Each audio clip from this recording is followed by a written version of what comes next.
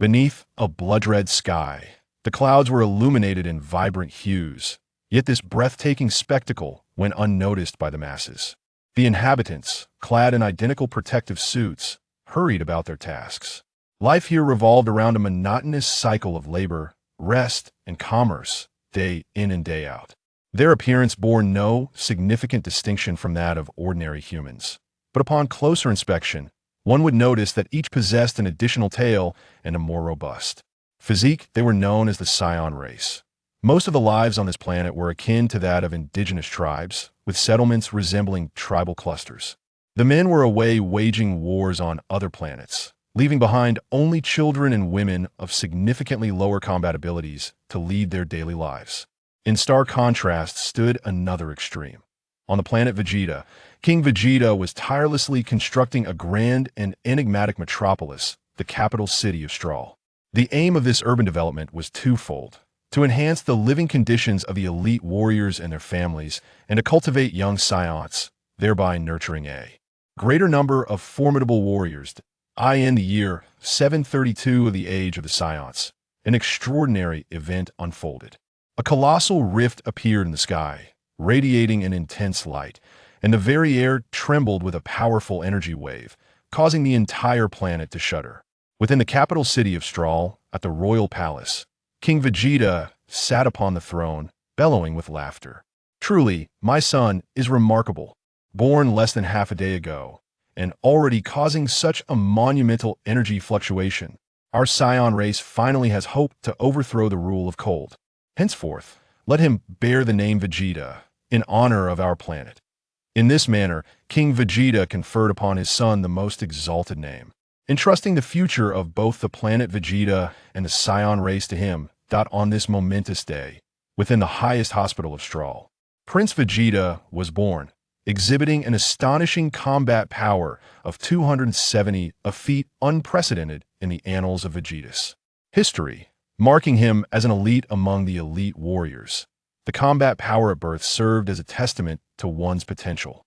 Those born with combat power below 100 were deemed lower-class warriors. Those reaching or exceeding 100 were classified as upper-class warriors.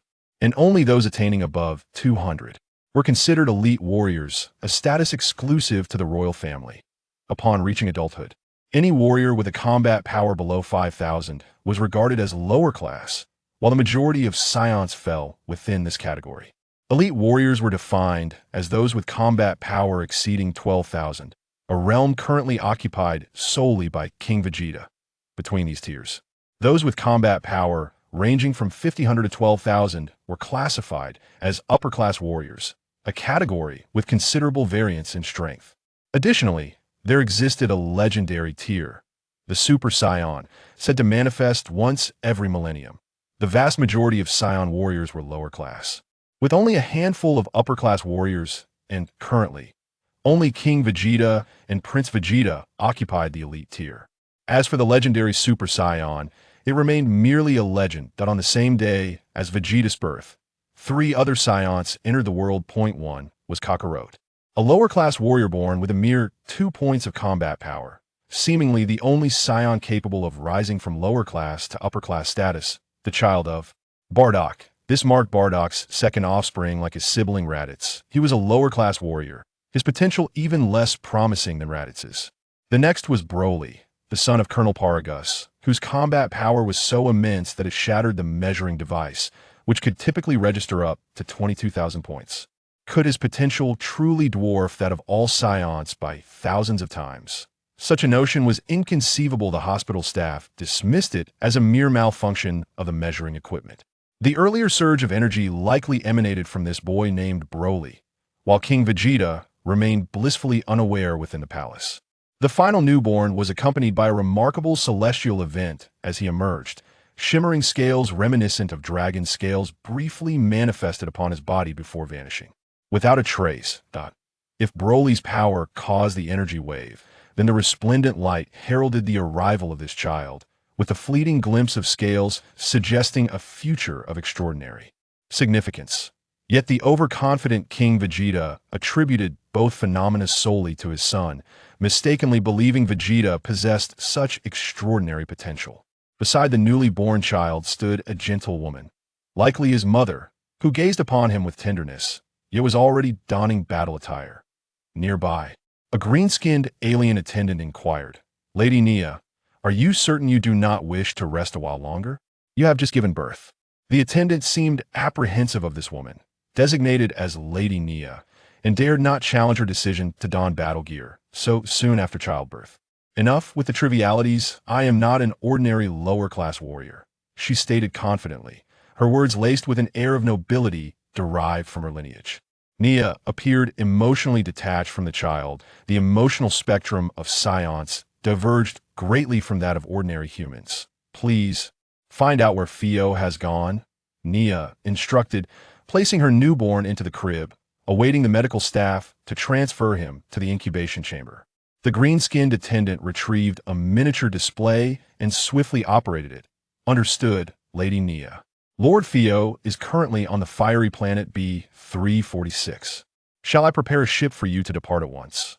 Upon receiving a nod from Nia, the attendant promptly arranged everything for her journey. By the way, do not assess my son's combat power just yet. As for his name and all formalities, let Fio handle them upon his return. Nia donned her combat gloves, feeling adequately equipped as she flexed her wrists, assessing her readiness. "Of course, everything will be as you wish," the attendant replied respectfully. "I trust you will care for our son until Fio and I return victorious," Nia remarked before casting one last glance at her child and departing. 10 minutes later, a small spacecraft departed from the planet Vegeta, heading towards the fiery planet. Soon after, once the vital signs of the 4 newborn Scions stabilized, the staff transferred them to the incubation chamber, with particular care extended towards Vegeta. Today, the incubation chamber was under special scrutiny, housing the child of King Vegeta, 2 noble offspring from Colonel Paragus and the noble Fio, as well as Bardock's child, who had the potential to elevate from lower class to upper class warrior. For those non-combat personnel serving the Scions, these were undoubtedly individuals of significant stature. Chapter 2. The Exile of Broly. Upon their birth, all Scions are required to remain in their incubation chambers for a duration of 3 months. Despite their inherently aloof nature, the Scions exhibit exceptional care for their newborns, especially for the offspring of prominent figures. These incubation chambers are equipped with the latest technology in the universe, providing a gentle and nurturing environment.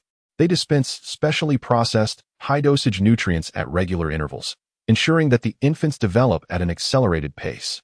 After a fortnight, King Vegeta, accompanied by a host of ministers and nobles, arrived at the breeding facility for inspection, along with Colonel Paragus, the father of the young Broly.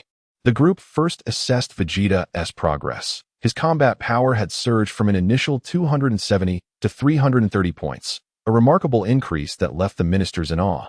Heralding the rise of planet Vegeta, attention soon shifted to Cockaro and Broly, 2 neighboring infants. For reasons unknown, Cockaro was in a state of distress, wailing uncontrollably, which in turn influenced Broly to whimper softly. King Vegeta, disturbed by the ruckus, activated the combat power scouter he wore over his eyes. Upon examining Cockaro, he noted that Bardock's son possessed a mere 3 points of combat power, a testament to the inferiority of lower-class warriors, regardless of Bardock's prowess. Eliciting laughter from the entourage of nobles, who were all esteemed members of the lower-class warrior elite, with their offspring typically achieving combat powers of 70 to 80 points at birth. Then, King Vegeta directed the scouter towards Broly. In an instant, the readings skyrocketed, causing the device to explode, startling Paragus. Stepping back, King Vegeta furrowed his brow, contemplating the implications of Broly's potential growth. What if his son could not surpass him? The royal family embodied the pinnacle of Saiyan strength, and any unforeseen challenges to their authority were unacceptable. Losing interest in the remaining infants, King Vegeta ordered the assembly to proceed to the palace for an important announcement, while a sense of unease began to brew within Paragus. In the grand hall, seated upon his throne, King Vegeta was flanked by 2 rows of nobles, notably excluding Paragus, who was left standing outside, listening to the endless chatter within.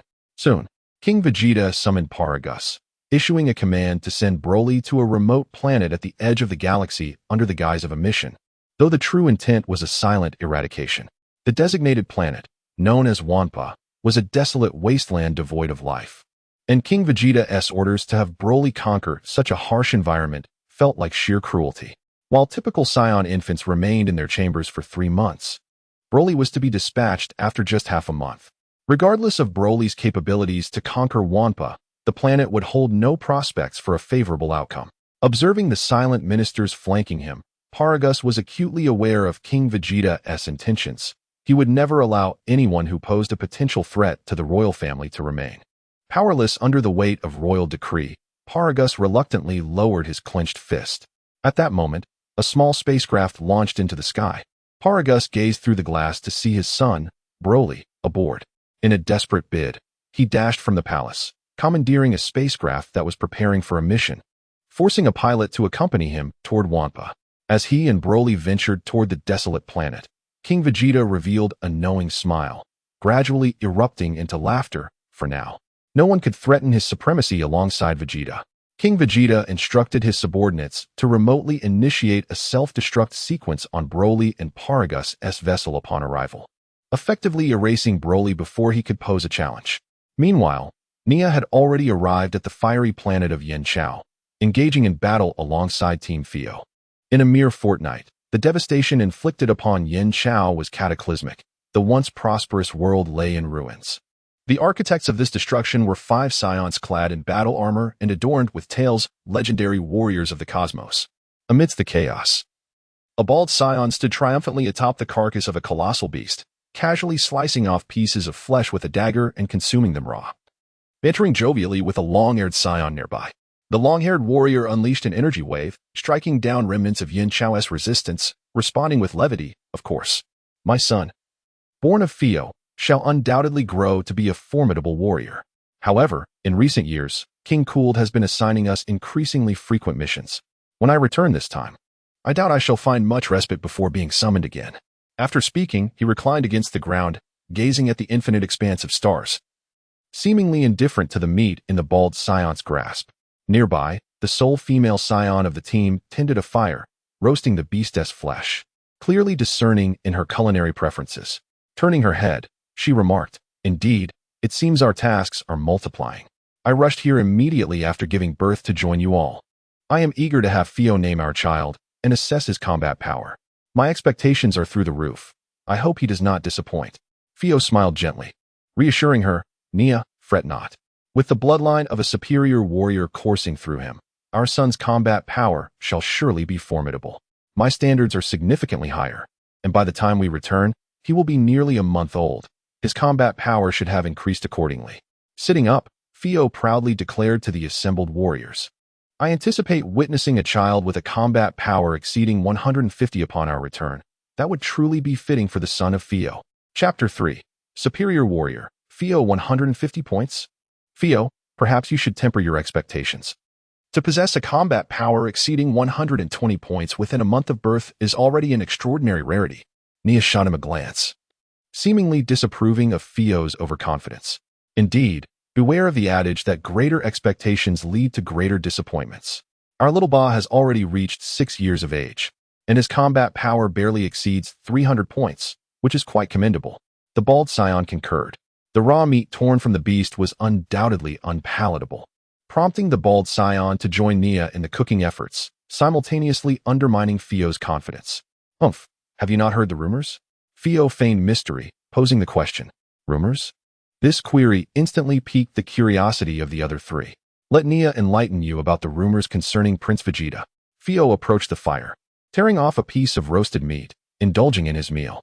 Thus, the responsibility of recounting the tales of Prince Vegeta fell upon Nia. "On the day my child was born, Prince Vegeta also entered the world, and it is said that he possessed a terrifying combat power of 270 points right from birth." Nia revealed the astonishing news he had overheard at the prestigious hospital in Strand. 270 points? Are you jesting, Nia? That is utterly impossible. Such a formidable talent, exclaimed a shorter Scion, who had been reclining nearby, now springing to his feet, his face a mask of disbelief and shock, barely stopping short of exclaiming incredible. The revelation landed like a bombshell, silence enveloping the group, the only sound being the crackling of the firewood.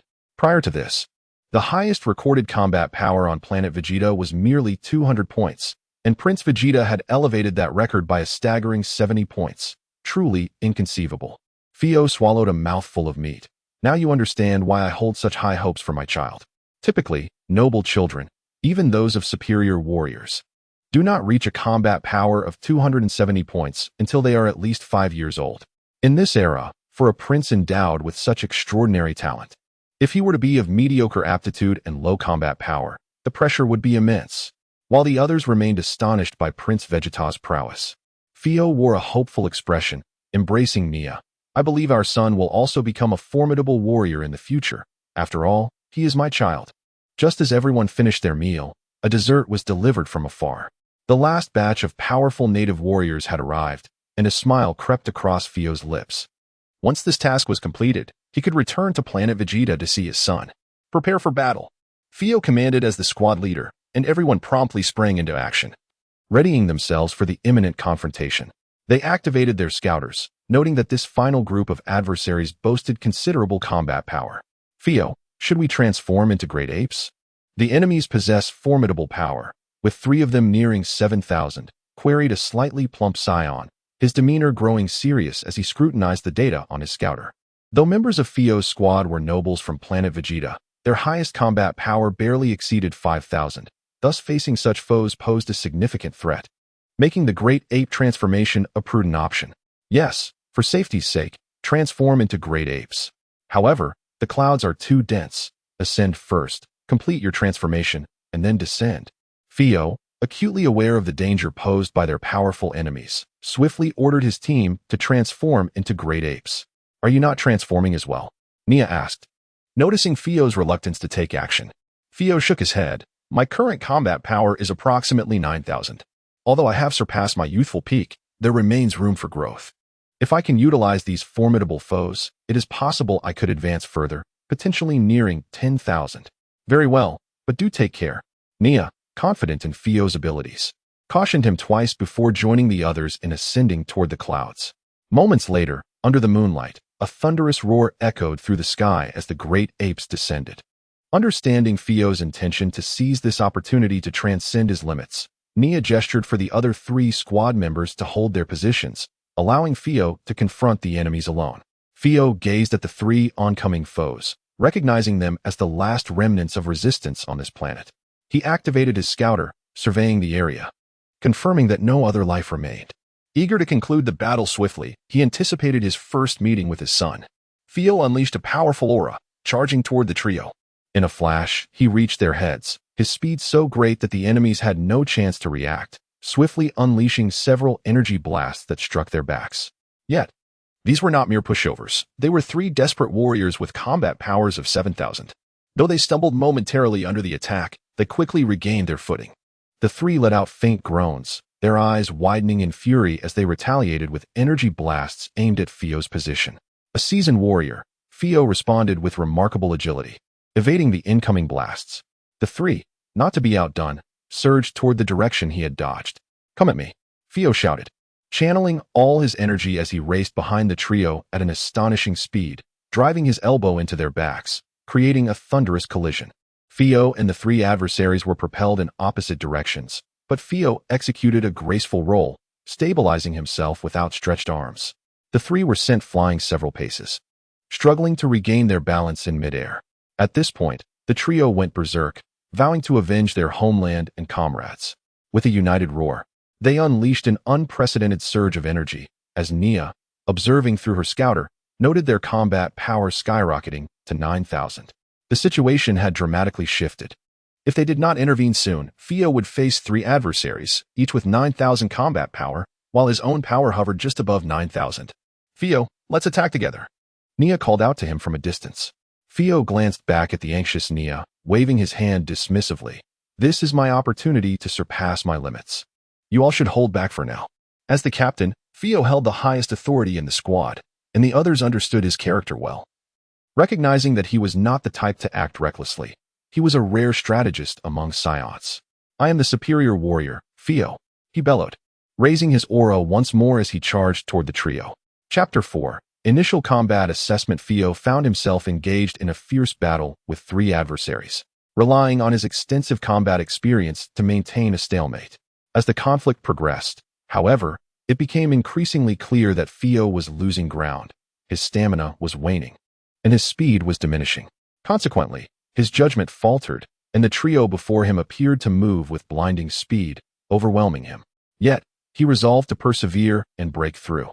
At last, Theo's energy was completely depleted, and he was unexpectedly struck hard on the head by one of his opponents, his body hurtling downward like a meteor from the sky. With a thunderous crash, the ground was gouged into a deep crater. In this chaotic scene, the other members of the team, including Nia, remained remarkably calm, for the Scion physiology was exceptionally resilient. True to this, in the very moment the crater was formed, Theo's figure flashed as he leaped out, evading multiple energy blasts aimed at him, and ascended to perch atop a towering stone pillar. At this point, Theo appeared quite disheveled. One arm hung limply, suggesting a broken bone, and blood continued to seep from his head. The combined might of the three opponents was now nearly equal to his own, their tremendous force leaving Theo feeling dizzy. Ignoring his injuries, he moved with increasing speed, constantly shifting his position to evade their relentless onslaught. However, this could not continue. He would surely be defeated. It seemed he had been pushed to the brink, when suddenly, a new surge of power welled up within him. Utilizing his flight technique, he soared higher, unleashing an unprecedented aura. The others behind him, through their scanners, noted that Theo's combat strength had reached a staggering 10,000, igniting a wave of excitement among the group, as this indicated that Theo's team could now undertake high-level planetary invasion missions. As several energy waves were unleashed towards him, Theo deftly deflected them with a wave of his hand. Clenching his fists, he felt the surge of his newfound strength invigorate him, and with a serious expression, he regarded his three adversaries. The rhythm of battle shifted dramatically. With a whoosh, Theo vanished from sight, moving with unparalleled speed and leaving behind a flurry of afterimages around the trio. The onlookers could only hear the sounds of his movement, unable to pinpoint his exact location. Even his teammates could only glean his position via their scanners. The three opponents, now relying on each other, turned their backs to one another, six eyes darting about in an attempt to track Theo. Seizing the opportunity, Theo stealthily capitalized on their moment of distraction, accelerating his speed until he stood before them in an instant, launching a powerful kick.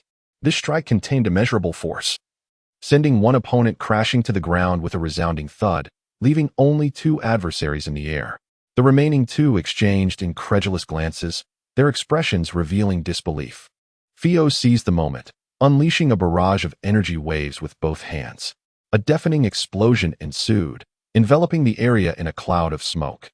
After a considerable time, the haze of dust and debris began to dissipate, revealing the remaining two combatants, now battered and bruised. Theo sensed that victory was within reach, but he remained vigilant to avoid a counterattack. As fate would have it, Theo's previously exhausted energy was now completely depleted, and he began to descend slowly from the sky. Nia, quick on her feet, caught him just in time.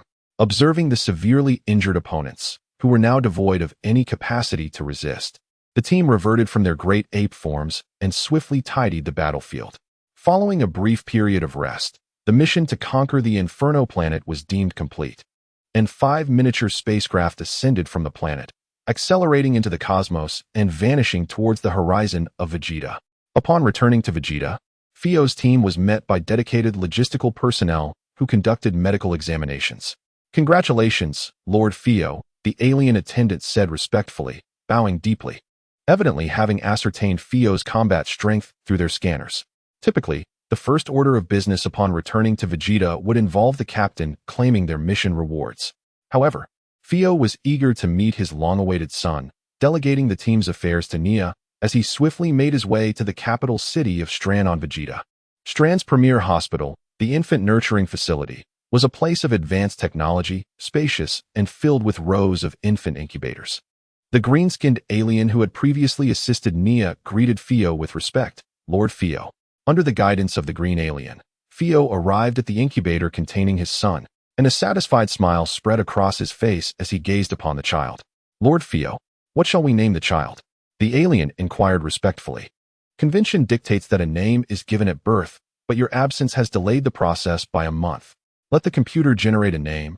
I shall take a look," Theo replied, as naming a child seemed a daunting task for a Scion. The computer's naming algorithm began to randomly display options, and soon, It presented the name Kafi. Theo repeated the name softly, finding it quite agreeable and satisfactory. He activated the scanner on his eyes, aiming it at Kafi. For this would be the first assessment of his son's combat strength since birth. Anxious yet exhilarated, Theo began the measurement. As the numbers surged, 200, 1, 0, 0, 0, 2, 0, 0, 0, continuously climbing even beyond 10,000, 20,000, the scanner suddenly exploded, mirroring the phenomenon witnessed with Broly. The singular difference was a fleeting flash of dragon scales that flickered across Kafi's form, vanishing before Theo could even register it. The scanner's destruction was an occurrence that even King Vegeta could scarcely achieve. Good heavens! This is utterly impossible. The scanner must be malfunctioning. Theo was left in a state of shock, his mind racing. It cannot be. It must be broken. Yes, that's it. He murmured, fetch a new scanner. Ordinary scanners were not rare commodities, and soon, the green alien returned with a new device. Theo took it, affixed it to his eyes, and initiated a second combat assessment. 100, 150, 200, 240, it has stabilized. I knew it was a malfunction. In the brief moment that followed, Theo remained oblivious to the cold sweat trickling down his body from sheer fright. Chapter 5. Astonishment among the crowd, my lord Theo. Are you satisfied with your son's combat power? The green-skinned creature inquired softly. Theo's earlier reaction had been rather unusual, and the green-skinned one feared that any dissatisfaction might be directed at him, prompting his cautious query. If parents were pleased with their child's combat prowess, they would receive a commendable bonus as caretakers. Conversely, a lack of satisfaction could result in dire consequences. Overwhelmed by astonishment, Theo, whose combat power exceeded 10,000, did not initially hear the green-skinned creature's words. However, he soon regained his composure and responded, satisfied. Of course I am. Reflecting on the fact that the green-skinned caretaker had served him well for a month, Theo added, you shall receive 100,000 berries for your diligent care of my son, Kafi. It appeared that Theo was exceedingly pleased with Kafi's combat abilities, and the green-skinned one had narrowly escaped disaster. Thank you for your generosity. May I inquire about Lord Kafi's combat power? You seem quite elated. I would like to record it, the green-skinned creature remarked, not forgetting his professional duties while praising Theo and Kafi. Appropriate flattery could elevate the spirits of these scions, especially when Theo was so generous. This reward could equate to a year's salary for him. Record it as 240, Theo declared, sharing his recent measurement of combat power. The green-skinned creature was equally astonished by Kafi's prowess. To achieve 240 combat power within just a month of birth suggested that a month prior, he must have been close to 200 points, surpassing even the potential of some of the less gifted kings of Vegeta. Even if he had not yet reached the elite warrior tier, he was undoubtedly among the upper echelon of warriors. I shall make it known to all that my son Kafi possesses extraordinary talent. Theo was immensely satisfied with the value of 240, especially since he had previously only hoped for Kafi to achieve over 150 points, a goal that had been far surpassed. Reflecting on his own combat power at just over 100 points a month after birth, Theo marveled at the brilliance of his offspring. At that moment, Nia and the other members of Theo's team had completed their task formalities and arrived at the nursery to see Theo's little one. How is it? Nia eagerly asked before even approaching. Theo remained silent, gesturing for Nia to come closer and see for himself. Kafi, Nia whispered, repeating the name several times. Theo wondered if Nia disapproved of the name. Is there a problem? If you dislike it, I can have them change it, he offered. Nia shook her head, asserting, naming is always troublesome, but it's fine. My son shall be called Kafi. Hey, Theo, you must have measured Kafi's combat power already. Your reaction suggests it's impressive. Don't say anything. I'll check myself, Nia said, lightly tapping her device, revealing Kafi's combat power to be 240. Nia gasped, causing the three members of Theo's team behind her to freeze in disbelief. This combat power, had he not been born alongside the current prince of Vegeta, he would undoubtedly be regarded as a prodigy. Theo placed a reassuring hand on Nia's shoulder and smiled gently, calm down, as my son. Kafi could never be an ordinary genius. To achieve 240 combat power in just 1 month speaks volumes of his innate combat talent. Yet, Theo silently acknowledged the significant gap between Kafi and the Prince of Vegeta, though he remained content with Kafi's impressive abilities. We must celebrate this achievement, Nia exclaimed, producing a card and presenting it to Theo. This is the reward for conquering the flame superplanet, totaling 70 million berries. I allocated 10 million to each of the 3 members, and we shall use the remainder for team expenses. Furthermore, let us set aside a sum to celebrate my son. Theo wholeheartedly agreed with Nia's suggestion. Scions were known for their extravagance. Very well, arrange everything as you see fit. I, Theo, shall host a grand banquet for my son. It must be flawless, and all nobility must be present. Ensure they are properly notified. As for the prominent nobles and the Prince of Vegeta, I shall extend the invitations myself. After Theo exchanged a few more words with his team, he took his leave, for as the captain, he had many responsibilities to attend to. Once Theo departed, the others began to recover from their shock regarding Kafi's combat power. Say, did you hear that? The bald scion from the team asked the shorter one. Did Theo just say his son's combat power is 240 points? Indeed. He said Kafi achieved 240 points at 1 month old. The 2 scions exchanged incredulous glances, utterly astounded. Another, slightly plump scion remained calm and promptly activated his device to measure Kafi's power. As expected, it confirmed Theo's claim of 240 points. Though somewhat prepared for this revelation, the reality of the measurement left them utterly astonished. Nia laughed heartily, patting the bald scion's shoulder to alleviate his shock. Well, Kafi is indeed remarkable, isn't he? You'd best not let your son, Naba, slack off when you return. After all, you are a noble. If he fails to reach the minimum standard of an upper-class warrior upon maturity, it will be quite embarrassing. Feeling disheartened, the bald scion acknowledged that while Naba had potential, the gap between him and prodigies like Kafi and Vegeta was vast. The primary issue was that he had spent years on the battlefield, rarely mentoring Naba personally, while Naba, despite his talent, was inherently lazy and seldom trained independently, resulting in only average combat power. Observing Kafi's exceptional talent, the bald scion felt a surge of determination. Rest assured, Naba will no longer indulge in idleness. It seemed he was poised to initiate rigorous training for Naba. If Naba continued to squander time, he would not qualify to stand alongside Kafi in the future. Kafi's potential might even lead him to become an elite warrior. Currently, aligned with Theo, Naba could easily attach himself to Kafi's success if he dedicated himself to hard work, leveraging their familial connections. Recognizing the contemplative expression on the bald scion's face, the others understood his thoughts. They began to silently pray for Naba, knowing that his days of ease were numbered. Chapter 6. Kafi Lu Wei. The traveler of Earth in the year 732 of the Age of AI, the planet Vegeta witnessed the birth of numerous prodigies. Upon his arrival, Prince Vegeta possessed an astounding battle power of 270, which escalated at an extraordinary rate, even inciting 2 celestial phenomena.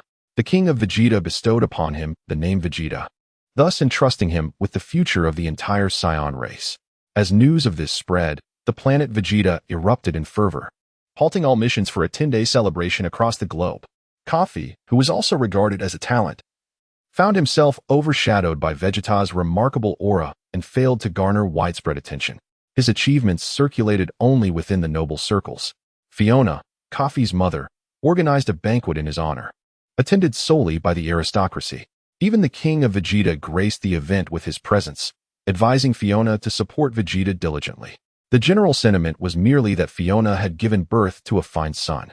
Alas, being born in the same era as Vegeta was a tragic fate for the prodigies, leaving Kafi with only a reputation of moderate talent. Meanwhile, beneath the brilliance of these prodigies, a small creature endured a life of hardship. Poor Naba, unaware of his shortcomings, found himself subjected to grueling training by his father, Sindar. Children of Scion nobility, along with those of decent potential, would attend the Scion Academy in the capital, while those deemed lacking in aptitude were dispatched to low-power planets at the age of 3, destined to conquer them upon reaching adulthood for sale to interested buyers. Naturally, Naba was enrolled in the Scion Academy, yet Sindar's recent missions left Naba largely absent from training over the past couple of months. As a child of nobility, the alien staff serving the Scions dared not reprimand him too harshly, especially since Naba's battle power was slightly above the average for his age, allowing him to evade scrutiny. Sindar was now set to conduct an impromptu assessment of Naba's training progress, but after a prolonged period of neglect, Naba could hardly meet his father's expectations.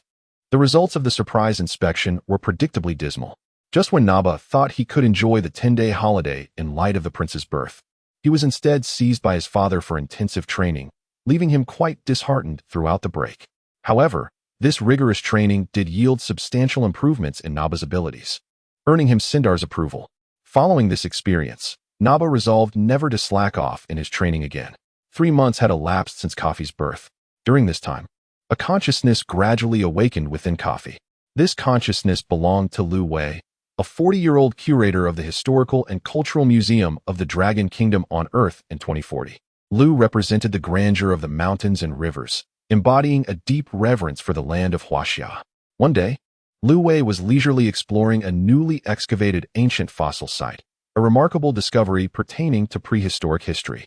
At the forefront of this fossil cluster lay an extraordinary specimen, measuring several meters long with short limbs, resembling the mythical Huaxia dragon.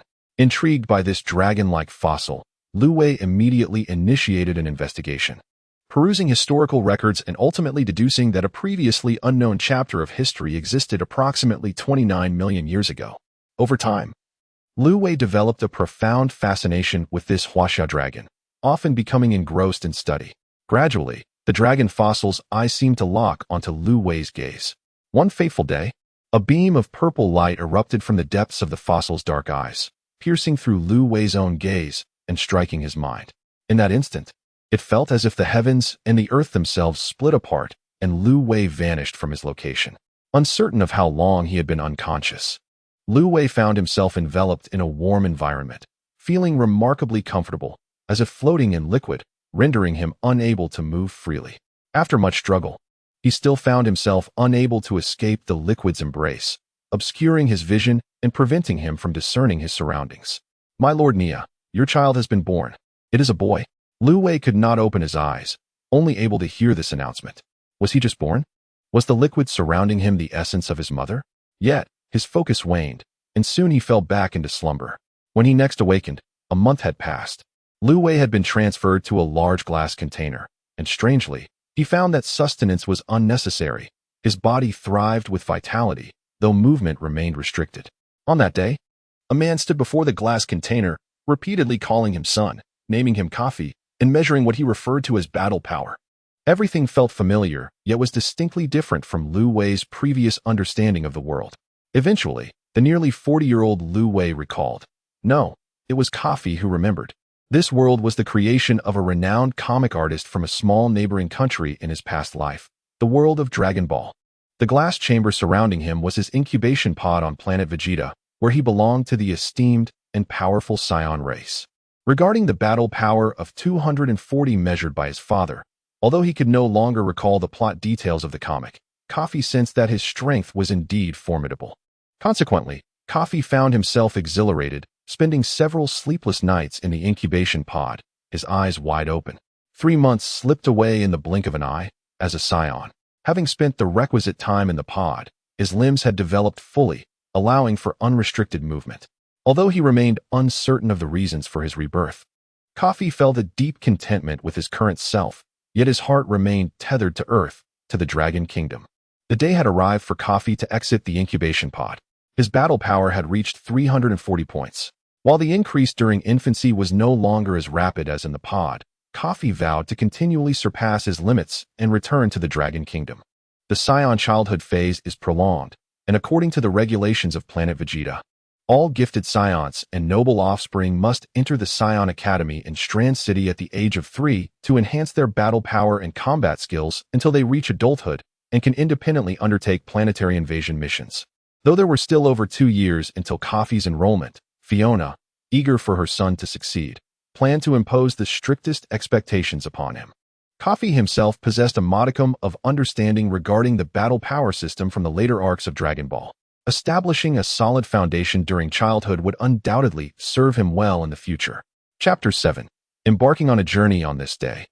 All low-level warriors who had reached the age of 3 months within the year were to be sent to remote, lesser planets, where they must strive to survive amidst various extreme environments. Upon reaching maturity and acquiring a certain level of combat prowess, they would attempt to conquer these worlds. Kafi, possessing a combat power of 340, was not initially subject to this fate. He merely needed to reside on planet Vegeta until he turned 3, after which he would undergo training at the Scion Academy, sufficient to become a formidable warrior. However, Fio held a different perspective. He believed that rather than relying solely on superficial combat power, it was essential for Kafi to cultivate a superior battle awareness from a young age. Thus, he proposed to King Vegeta that Kafi be dispatched to relatively less hazardous low-level planets to hone his resolve. Are you certain, Fio? Kafi is also one of my esteemed subjects. Have you truly considered placing him in peril? King Vegeta was perplexed by Fio's suggestion. To him, remaining on planet Vegeta would effectively mitigate the risk of a prodigy's untimely demise and ensure Kafi's growth into an excellent warrior. Especially since Fio's son was no ordinary genius. Had it not been for Vegeta, Kafi would undoubtedly be hailed as the foremost Saiyan talent. Such a remarkable individual would serve Vegeta well if nurtured properly. Your Majesty, Fio knelt respectfully. This is my conviction regarding Kafi's development. Only through battle can he truly grow and one day serve the prince. Fio's words were not mere flattery. Within Saiyan culture, strength was revered, and serving the royal family was a matter of pride. Seeing that persuasion was in vain, King Vegeta ultimately acquiesced to Fio's request, albeit with one stipulation. A companion must accompany Kafi to ensure his safety. Upon returning home, Fio shared his training plan with Kafi, expecting to elaborate further, yet was pleasantly surprised by Kafi's remarkable understanding and willingness to comply. Father, I too believe that practical experience is necessary for strengthening one's abilities. Kafi mused, aware that to keep pace with the universe's evolution over the next 30 years, he must maximize his combat potential. With Kafi's consent, Fio decided against taking on a mission at the task hall, opting instead to accompany his son personally on this journey. Initially, Nia planned to join Kafi, allowing Fio to lead his team on missions, given his formidable combat strength, which would ensure their safety. Yet, Fio remained unconvinced, believing that his own guidance was paramount. Thus, he resolved to accompany Kafi himself. Nia, along with Shinda and others, proceeded to accept some conquest missions, albeit at a lower level due to the absence of Fio's unparalleled strength, resulting in reduced rewards. Nevertheless, the others held no grievances, for among the Scions, earning money came second to the thrill of continuous combat and the pursuit of strength. On the day of departure, the spaceport buzzed with the ascending and descending of numerous small spacecraft. To facilitate some training during their journey, Fio selected a medium-sized spacecraft, which, aside from consuming a bit more resources, posed no significant drawbacks. According to the classification of combat power, planets with a maximum combat power of under 1,000 were deemed low-level. Considering Kafi and Appo's capabilities, Fio chose a target planet with a maximum combat power of merely over 500, thus providing an appropriate challenge without excessive danger.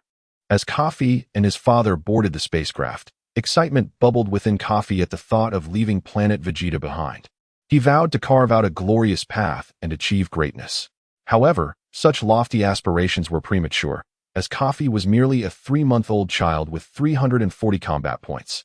Observing Kafi's exhilaration, Fio gently cautioned him, "Kafi, do not rejoice too soon. The universe is fraught with peril. Though you possess exceptional talent, you must remain vigilant."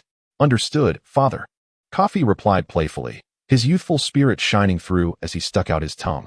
As the spacecraft descended and accelerated away from planet Vegeta, Kafi marveled at the beauty of his home world.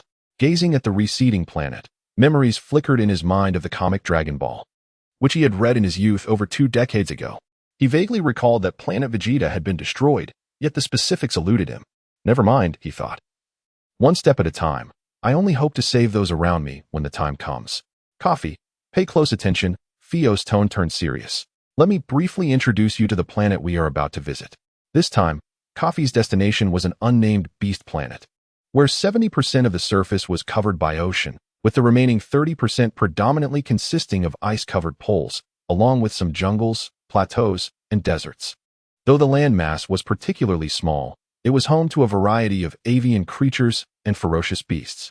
While lacking intelligent life, the strongest beasts boasted combat power exceeding 500, making them ideal for Kafi's first battle experience. Through Fio's insights, Kafi gained a rudimentary understanding of this planet.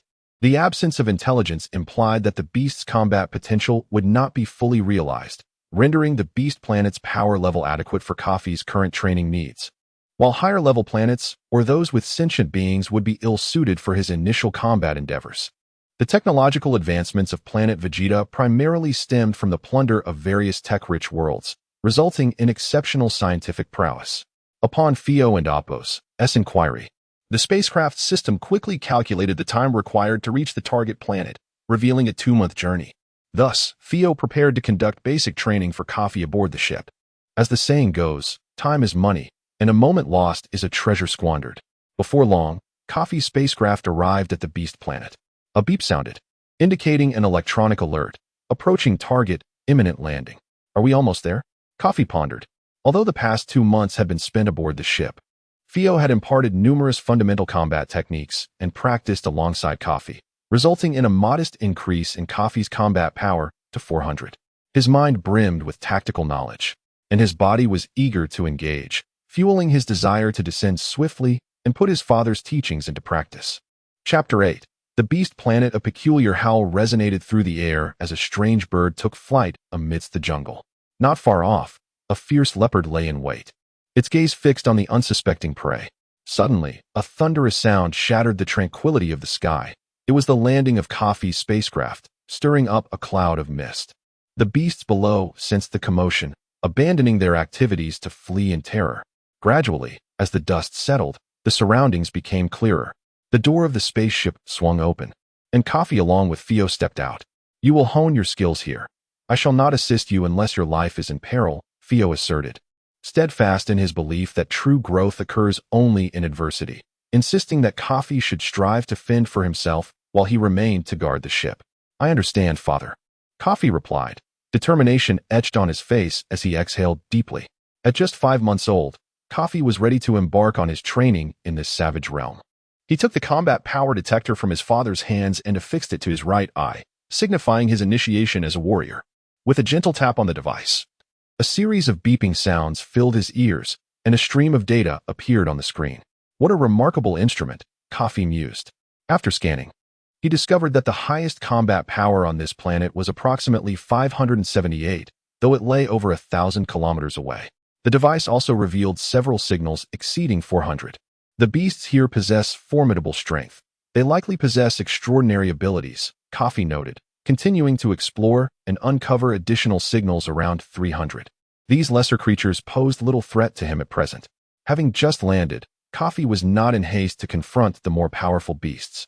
Instead, he utilized the detector to assess his own combat power. With a beep, the data flashed, 397 points. This was Kafi's current strength. A significant improvement after 5 months of nurturing and 2 months of rigorous training aboard the ship. However, he understood that progress would inevitably slow. Lacking real combat experience, Kafi refrained from challenging creatures of similar strength, opting instead to seek out weaker beasts to refine his combat techniques. Soon, Kafi pinpointed a target, a creature with a combat power of merely 267. Without hesitation, he dashed toward it, swiftly vanishing from sight. As he approached within a few hundred meters, he concealed himself behind a large rock, observing his surroundings. He discovered that he was encircled by massive stones, where a dinosaur-like creature lay resting. The creature's keen senses detected him. It abruptly rose, scanning the area. Within moments, it seemed to lock onto Kafi's position, roaring twice before sprinting toward him. Kafi was taken aback by the creature's surprising agility. Seizing the opportunity, he darted to the side of the dinosaur, propelled himself off the ground, and delivered a powerful punch to its head, sending the beast crashing to the ground, raising a cloud of dust. The dinosaur emitted a pain cry, instinctively swinging its tail toward Kafi, showcasing its fierce combat prowess. Kafi, startled, narrowly evaded the tail's strike with a swift movement, reappearing on the creature's back in an instant. "Ha!" he shouted, delivering several fierce blows to the back of the dinosaur's head.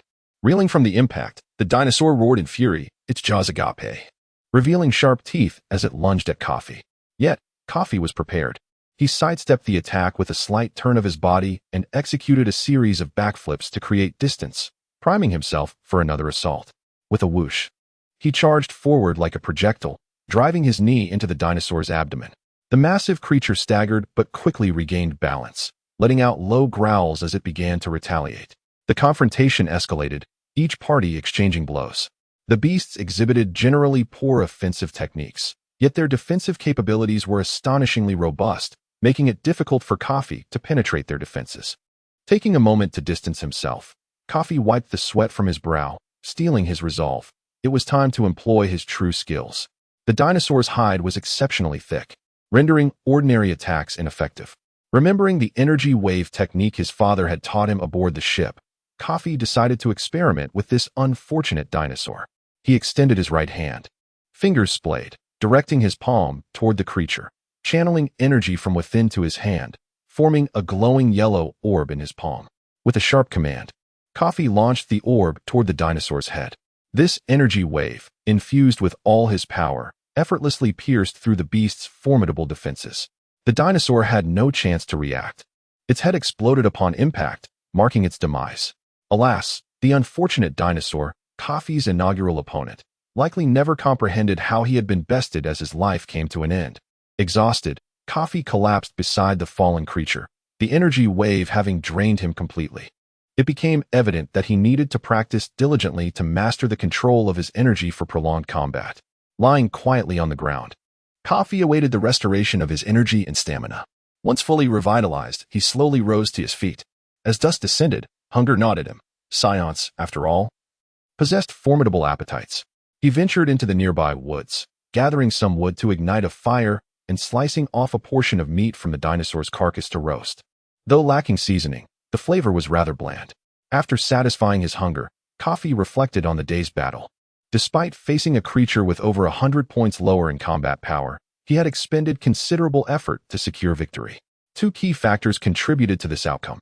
Firstly, Kafi had misjudged the type of opponent he faced, wasting time against a creature with remarkable defense that drained his stamina. Secondly, his control over his internal energy was lacking, as evidenced by the energy wave that had consumed all his reserves in a single shot. He resolved to refine his mastery over his energy. As night fell, Kafi found a large stone upon which to rest, preparing for the challenges that awaited him come dawn. Chapter 9. The fierce battle with the fire-breathing dragon. As dawn broke on the second day, Kafi awoke with determination. Possessing the soul of an adult and the Scion bloodline that craved strength, he disciplined himself to commence physical training. He leapt continuously into the air, deftly altering his direction while delivering a series of rapid punches, each strike resonating with explosive sounds. His movements were so swift that they left only fleeting shadows in the air. After an entire morning of relentless practice, Kafi finally exhausted his stamina. Panting heavily and drenched in sweat, such fundamental physical training proved invaluable for any race. Feeling the pangs of hunger after his rigorous morning, Kafi's stomach grumbled audibly. Glancing at the large dinosaur he had defeated yesterday, he decided against consuming its tough and unappetizing flesh.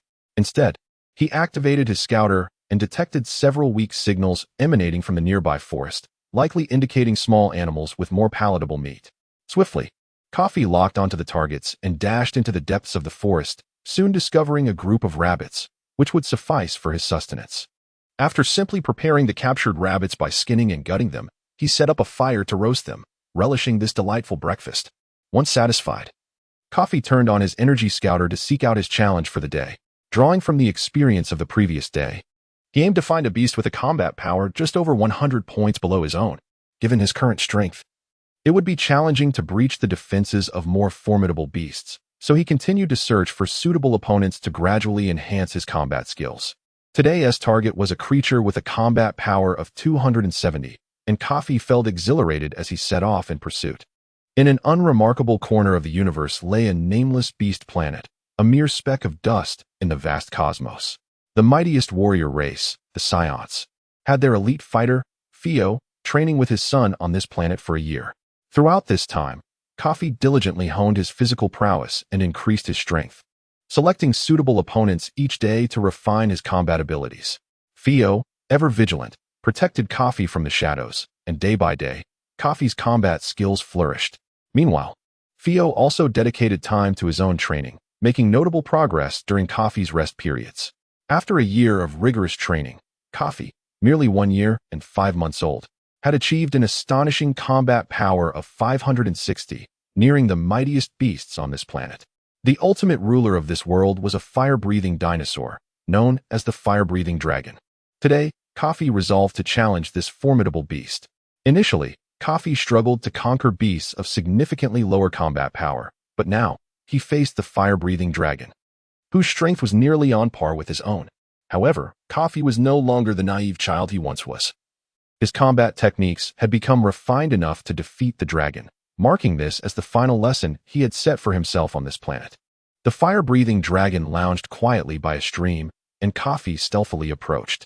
Over the course of the year, he had mastered the art of breath control and moved with a newfound lightness, enabling him to evade detection. With a swift motion, he positioned himself directly above the dragon and unleashed a barrage of energy waves, exclaiming with vigor. The energy waves struck the dragon's back with explosive force. Although the dragon appeared to possess a natural resistance to high temperatures, its skin ruptured slightly, yet it seemed largely unscathed. The dragon let out a furious roar, its eyes blazing with rage as it glared at Kafi and took to the skies with alarming speed. "Come at me," Kafi shouted, undeterred by the dragon's massive form. He deftly dodged to the side and executed a powerful kick aimed at the dragon's abdomen. The impact sent the dragon hurtling several meters away. Seizing the moment, Kafi pressed his advantage, launching himself at the reeling dragon for another decisive blow. Dazed and disoriented, the fire-breathing dragon began to rage, shaking its head violently to regain composure. With renewed ferocity, it soared towards Kafi, claws outstretched for an attack. The dragon's speed was overwhelming. Kafi barely had time to react before he was struck, plummeting uncontrollably from the sky. With a thunderous crash, he landed, creating a massive crater and enveloping the area in dust. Hidden nearby, Theo activated his scouter. Relieved to see Kafi's life signs were still strong, indicating his combat power remained intact. "This boy's physical resilience is impressive," he mused. As the dust began to settle, Kafi emerged from the crater, determined. The dragon, quick to respond, unleashed a massive fireball towards him. Now fully aware of the dragon's capabilities, Kafi evaded the attack and took refuge behind a large boulder. Although wounded and appearing somewhat battered, his arm seemingly broken and bleeding, he recognized the sheer power behind the dragon's previous strike. Ignoring the pain radiating from his arm, Kafi faced the frenzied dragon, which continued to fireball after fireball in his direction. He adeptly maneuvered, dodging the onslaught of attacks. But the earlier moment of overconfidence had cost him dearly, resulting in a fractured arm and a loss of momentum in the battle. Frustration welled within him. It was clear that despite their comparable combat powers, he was the one suffering injuries and being outmatched. Kafi realized there was still considerable room for improvement in his fighting skills. With a steely resolve, he took a deep breath and focused. In an instant, Kafi vanished from his position, moving with blinding speed to close the distance with the dragon. As the beast prepared to unleash another fireball, Kafi seized the opportunity, gathering energy into a concentrated sphere. Just as the fireball erupted from the dragon and Appo's jaws, Kafi launched his energy sphere, resulting in a tremendous explosion as the two forces collided. Chapter 10. A new training. Initially believing that this fierce assault would significantly wound the fire dragon, one could hardly anticipate the creature's remarkable vitality. Although its life force remained intact, the damage inflicted by the explosion was undeniably real. The fire dragon swayed in agony, visibly suffering. Capitalizing on the fire dragon and Appo's fireball, and clashing it with his own energy wave, while not directly vanquishing the beast, Kafi became increasingly confident of his impending victory. The remaining battle hinged on a singular objective. If Kafi could breach the fire dragon's defenses, he could eliminate his foe. The fire dragon was the mightiest beast on this planet, and Kafi could not afford to underestimate it. He realized that only by channeling all his energy could he hope to overcome the fire dragon. Retreating to a safe distance, Kafi summoned every ounce of his energy, concentrating it in his right hand, gradually amassing power, and then unleashed a relentless barrage of energy waves toward the fire dragon. This marked Kafi and Appo's first attempt at sustaining such a prolonged energy wave. Under the continuous assault, the wave pierced through the fire dragon and Appo's body. Thus, Kafi had triumphed over all the formidable beasts on this planet. Yet, despite his victory, Kafi bore grievous injuries. His body was riddled with wounds, and his left arm was even fractured. He slowly shifted his position, but the intense pain rendered each movement excruciatingly difficult. Enduring the agony, Kafi lay down, utterly exhausted. Finally able to rest, he couldn't believe he had sustained such severe injuries. With a bitter smile, Kafi reflected on the past year. In every battle, against foes slightly weaker or of comparable strength, he invariably sustained injuries, as if it were an immutable law. At that moment, Fiore, who had been absent for a year, appeared beside Kafi. Overcome with excitement at his father's sudden arrival, Kafi exclaimed, "Father, Although Fiore had not provided direct assistance during Kafi's training, Kafi understood that it was only with Fiore's presence that he dared to fight with unrestrained fervor. Otherwise, in a state of utter exhaustion, even a moderately strong beast could easily overpower him without Fiore's covert protection. Thus, Kafi felt immense gratitude for his father's safeguarding. "Kafi, your progress truly astonishes me. You are indeed my son," Fiore commented, clearly pleased with Kafi's advancements. "What do you think? Shall we seek out a more formidable planet for your training?" Notably, at just 1 year and 5 months, Kafi had achieved a combat power of 560 points, surpassing many scions of his age. Kafi was elated by his father's praise. Yet he felt an inherent inadequacy and humbly sought guidance. "Father, although my combat power has steadily increased and my fighting skills have become more refined, I often find each battle strenuous and frequently sustain injuries. How can I grow stronger?" Fiore felt a deep sense of pride. Kafi, at such a tender age, had the awareness to recognize this issue, proving his immense potential and formidable combat instincts. "Your body remains too fragile. While your combat power has escalated rapidly, your physical strength has not kept pace. Without a robust physique, you cannot unleash your full combat potential." With just a few words of insight, Kafi grasped the concept and even extrapolated further. This realization likely stemmed from Fiore's own dedication as a superior warrior who continued to exercise daily. If your body were stronger, you would not only master your combat power with ease, but also harness energy for defense, enabling you to withstand more formidable attacks.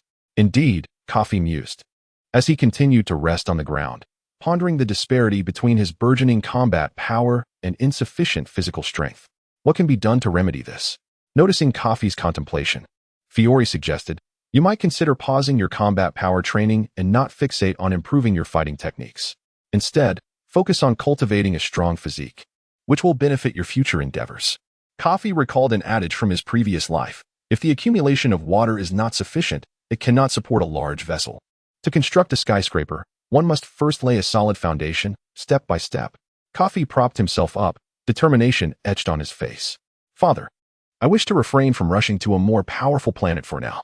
I intend to strengthen my body first, preparing myself for future battles. While we Scions do relish combat, I am delighted you comprehend this principle. Then let us return to planet Vegeta for physical training." Compared to most planets in the universe, planet Vegeta possessed tenfold gravity, greatly enhancing the Scions and Appo's physical prowess. In Fiore and Appo's eyes, planet Vegeta was an excellent locale for fortifying one and Appo's physical strength. Upon reflection, Kafi realized that remaining on planet Vegeta might only elevate his physique to his father's level. He needed to devise alternative methods to enhance his physical strength to transcend the Scion limits. "Father, I will contemplate this further before deciding whether to return to planet Vegeta." Kafi temporarily declined the suggestion. "All right, take your time to rest," Fiore acquiesced. Feeling disheartened by the lack of viable solutions, Kafi took to the skies, treating his flight as a means of distraction. As he traversed forest after forest, smaller beasts scurried away upon sighting him, fearing they would become his next meal. Eventually reaching the coastline, Kafi gazed out at the vast expanse of the ocean, feeling a wave of tranquility wash over him. Suddenly, inspiration struck. The ocean. This planet was comprised of 70% water, presenting a wealth of resources. Kafi envisioned a method to bolster his physical strength, utilizing the ocean's pressure to enhance his body, progressively increasing his diving depth. The greater the water pressure, the more his entire body would be subjected to its force. This undoubtedly seemed a promising approach, allowing Kafi to control his descent in accordance with his progress. The more he contemplated this idea, the more convinced he became of its efficacy. Thus, he swiftly activated his locator, pinpointing his father's location, and flew at maximum speed to relay his discovery. Given that planet Vegeta lacked oceans, Fiore approached Kafi's proposal with skepticism. Nevertheless, after personally testing the method, he found it not only feasible for someone with a combat power of 10,000 and years of physical training, but also effective for enhancing physical strength. Consequently, he resolved to linger on this beast-laden planet for a while longer, permitting Kafi to leverage the ocean's pressure to fortify his physique. Thus, Kafi embarked on a new chapter of training. Chapter 11. Space Distress. Once fully recuperated from his injuries, Kafi officially commenced his underwater training. He soared directly towards the heart of the ocean, where the depths were considerably greater. Taking a deep breath, he plunged into the sea. As he descended, 10 meters, 20 meters, 50 meters, he gradually began to feel the immense pressure of the water. Fortunately, the Scion physiology endowed him with formidable organ function, allowing him to hold his breath for an extended period. However, as the descent continued, his body began to struggle under the increasing pressure. With every meter deeper, the water's weight magnified geometrically, and by the time he reached approximately 400 meters, Kafi found his limits nearly reached. At this depth, he could hear his bones creaking under the strain of the ocean's embrace.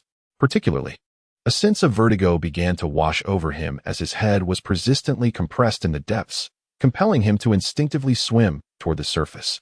Emerging from the water, Kafi gasped for air, his body trembling as he regained his composure. Realizing that his progress was too rapid, he understood the need to gradually acclimate to the water pressure. Adjusting his strategy, he sought a balance in depth that would both fortify his body and minimize adverse effects. Choosing a depth of 340 meters, he felt merely the weight of the ocean pressing upon him.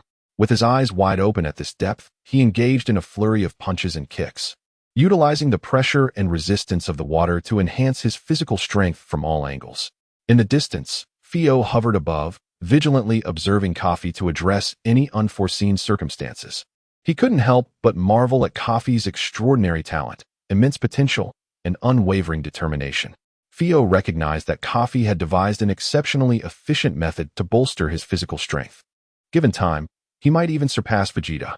However, Kafi seemed to be reaching his limits once more, surfacing for air, this time with significantly less struggle.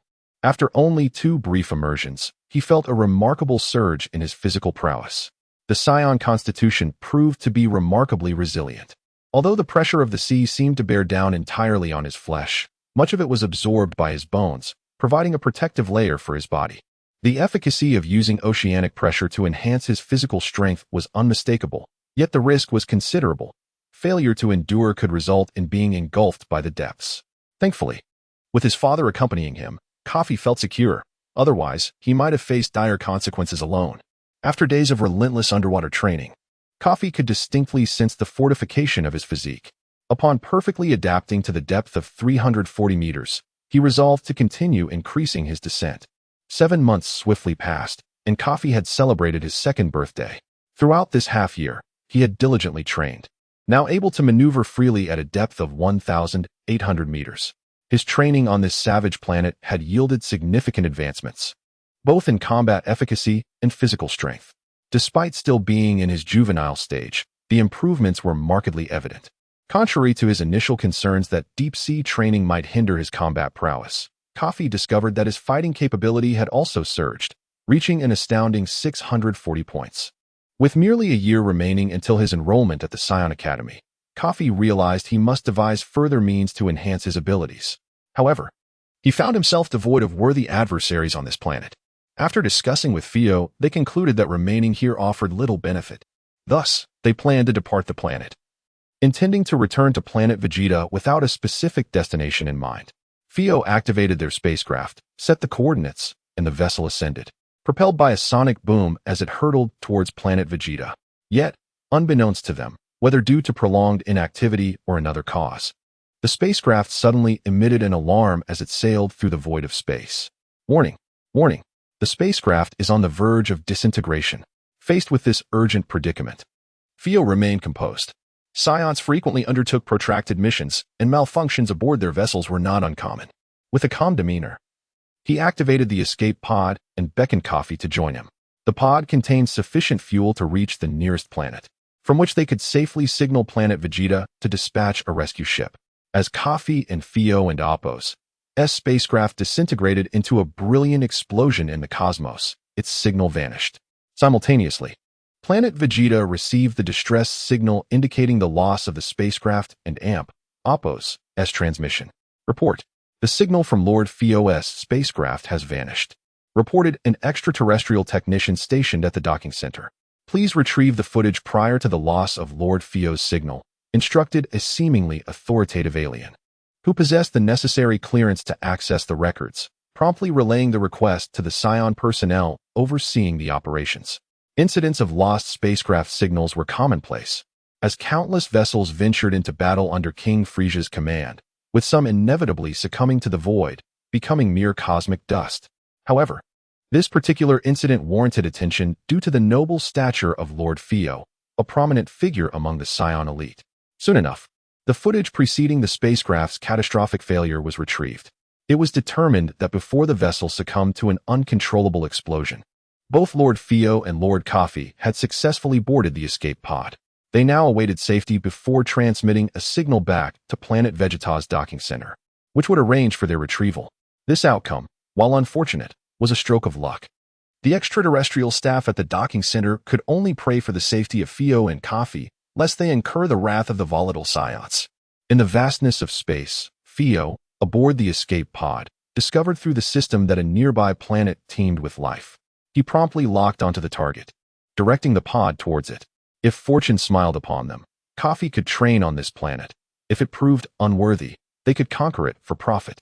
Kafi, rest now. The pod's space and resources are limited. We anticipate reaching the target planet in 10 days. We need to enter hibernation mode. The technology possessed by the Scions was at the forefront of the universe. During long missions to distant worlds, hibernation was customary to conserve energy and resources. All right, father. Kafi complied without further inquiry, closing his eyes as he awaited their arrival at their destination. Chapter 1. The fleeting dragon scales beneath a blood-red sky. The clouds shimmered with vibrant hues, yet this breathtaking spectacle went unnoticed by the hurried inhabitants below. Clad in identical protective gear, the people scurried along their monotonous routines, trapped in a relentless cycle of invasion, rest, and commerce, day after day. Their forms bore no distinction from that of ordinary humans, but upon closer inspection, one could discern that each individual possessed a tail, their physiques more robust. These were the Scion race. Life on this planet remained largely primitive, resembling tribal clusters, with men off waging wars on distant worlds, leaving only children and the considerably weaker women to maintain the homestead. In stark contrast stood the thriving metropolis being constructed by King Vegeta on the planet known as Vegeta, its capital, Strand City. The purpose of erecting this grand city was twofold: to enhance the living conditions of the elite warriors and their families, and to cultivate the young Scions, nurturing a new generation of superior fighters. In the year 732 of the age of the universe, an extraordinary event transpired. A colossal rift appeared in the sky, radiating a blinding light and saturating the atmosphere with intense energy fluctuations that sent tremors throughout the planet. In Strand City, within the palace of King Vegeta, the king sat upon his throne, erupting in boisterous laughter. Truly, my son, born less than a day ago, and already he has sparked such tremendous energy waves. The Scion race finally has hope to overthrow the regime of cold. Henceforth, I shall name you Vegeta, after our planet. King Vegeta bestowed upon his son the most exalted name, entrusting the future of both the Vegeta planet and the Scion race to him. In the highest hospital of Strand City, the day marked the birth of Prince Vegeta, who astonishingly exhibited a combat power of 270 upon his arrival, an unparalleled feat in the history of Vegeta, solidifying his status as an elite warrior among warriors. The combat power at birth served as a testament to one's potential. Those born with less than 100 were deemed lower-class warriors. Those achieving 100 and above were recognized as higher-class warriors, while only the royal family could attain levels exceeding 200, categorizing them as elite warriors.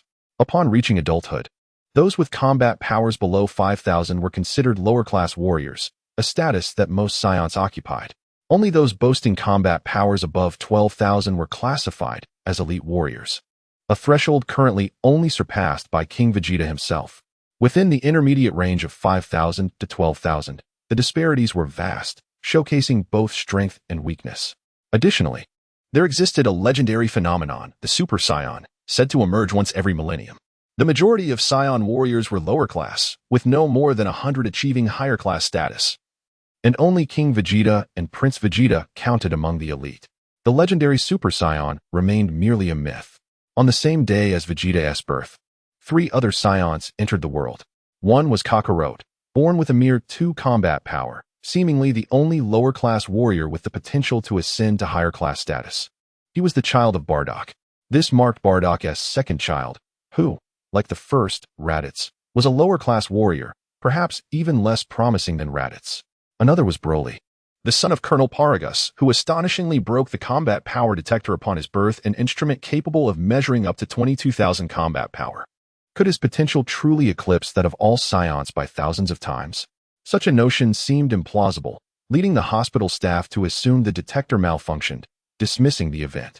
The earlier powerful energy fluctuation likely emanated from this child named Broly, unbeknownst to King Vegeta, who remained in the palace, oblivious to the happenings outside. There was yet another newborn, appearing simultaneously with the celestial anomaly, whose body briefly exhibited scales reminiscent of dragon scales before vanishing without a trace. If the mighty energy wave originated from Broly, then the intense light heralded the birth of this child, and the ephemeral dragon scales seemed to foretell an extraordinary future. However, the confident King Vegeta attributed both phenomena solely to his son, mistakenly believing that Vegeta possessed such remarkable potential.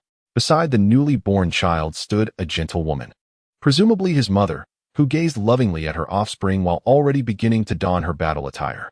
Nearby, a green-skinned alien worker, fearful of the woman referred to as Lady Nia, dared not question her decision to put on combat gear so soon after giving birth.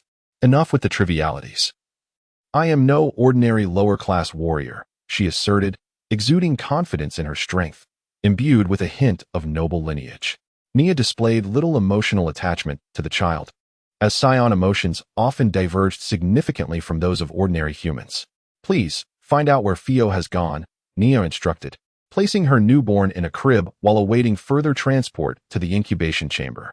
The green-skinned alien retrieved a miniature display, performing a few quick operations. Fio is currently on the planet Yin Chao in Sector B-346.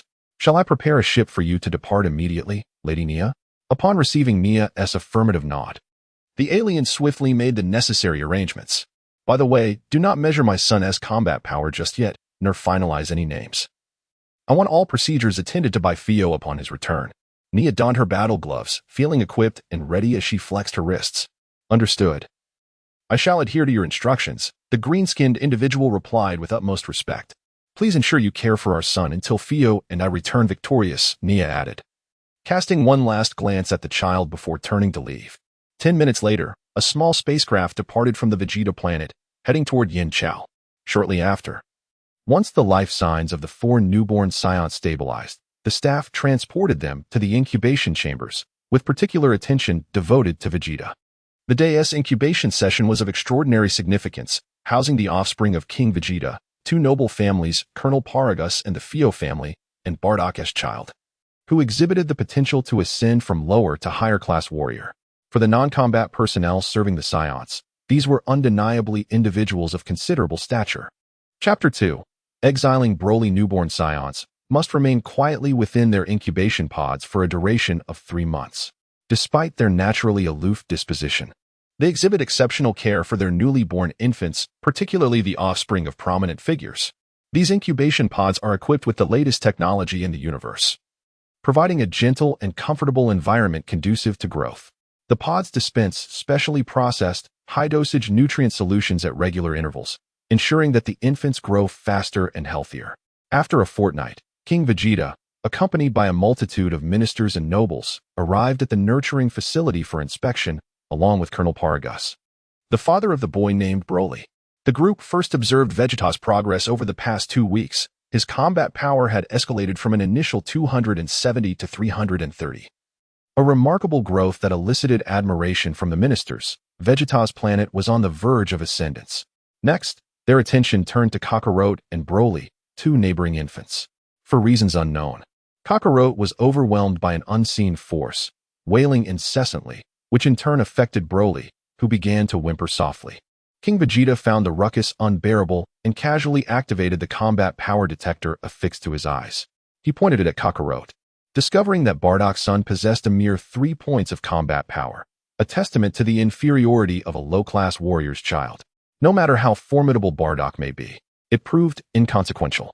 Laughter erupted among the entourage, all of whom were nobles of Vegeta's planet, primarily distinguished low-class warriors whose offspring typically boasted combat powers of 70 or 80 at minimum.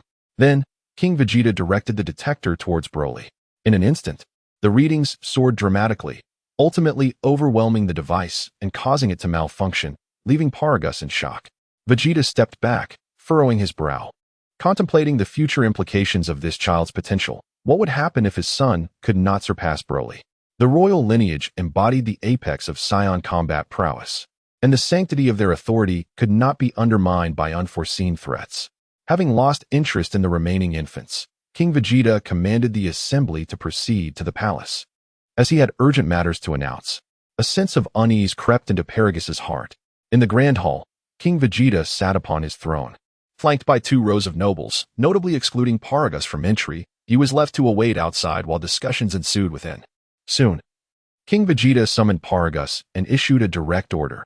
Broly was to be dispatched to a distant planet at the edge of the galaxy. Ostensibly, this was a mission, but in truth, it was a covert execution.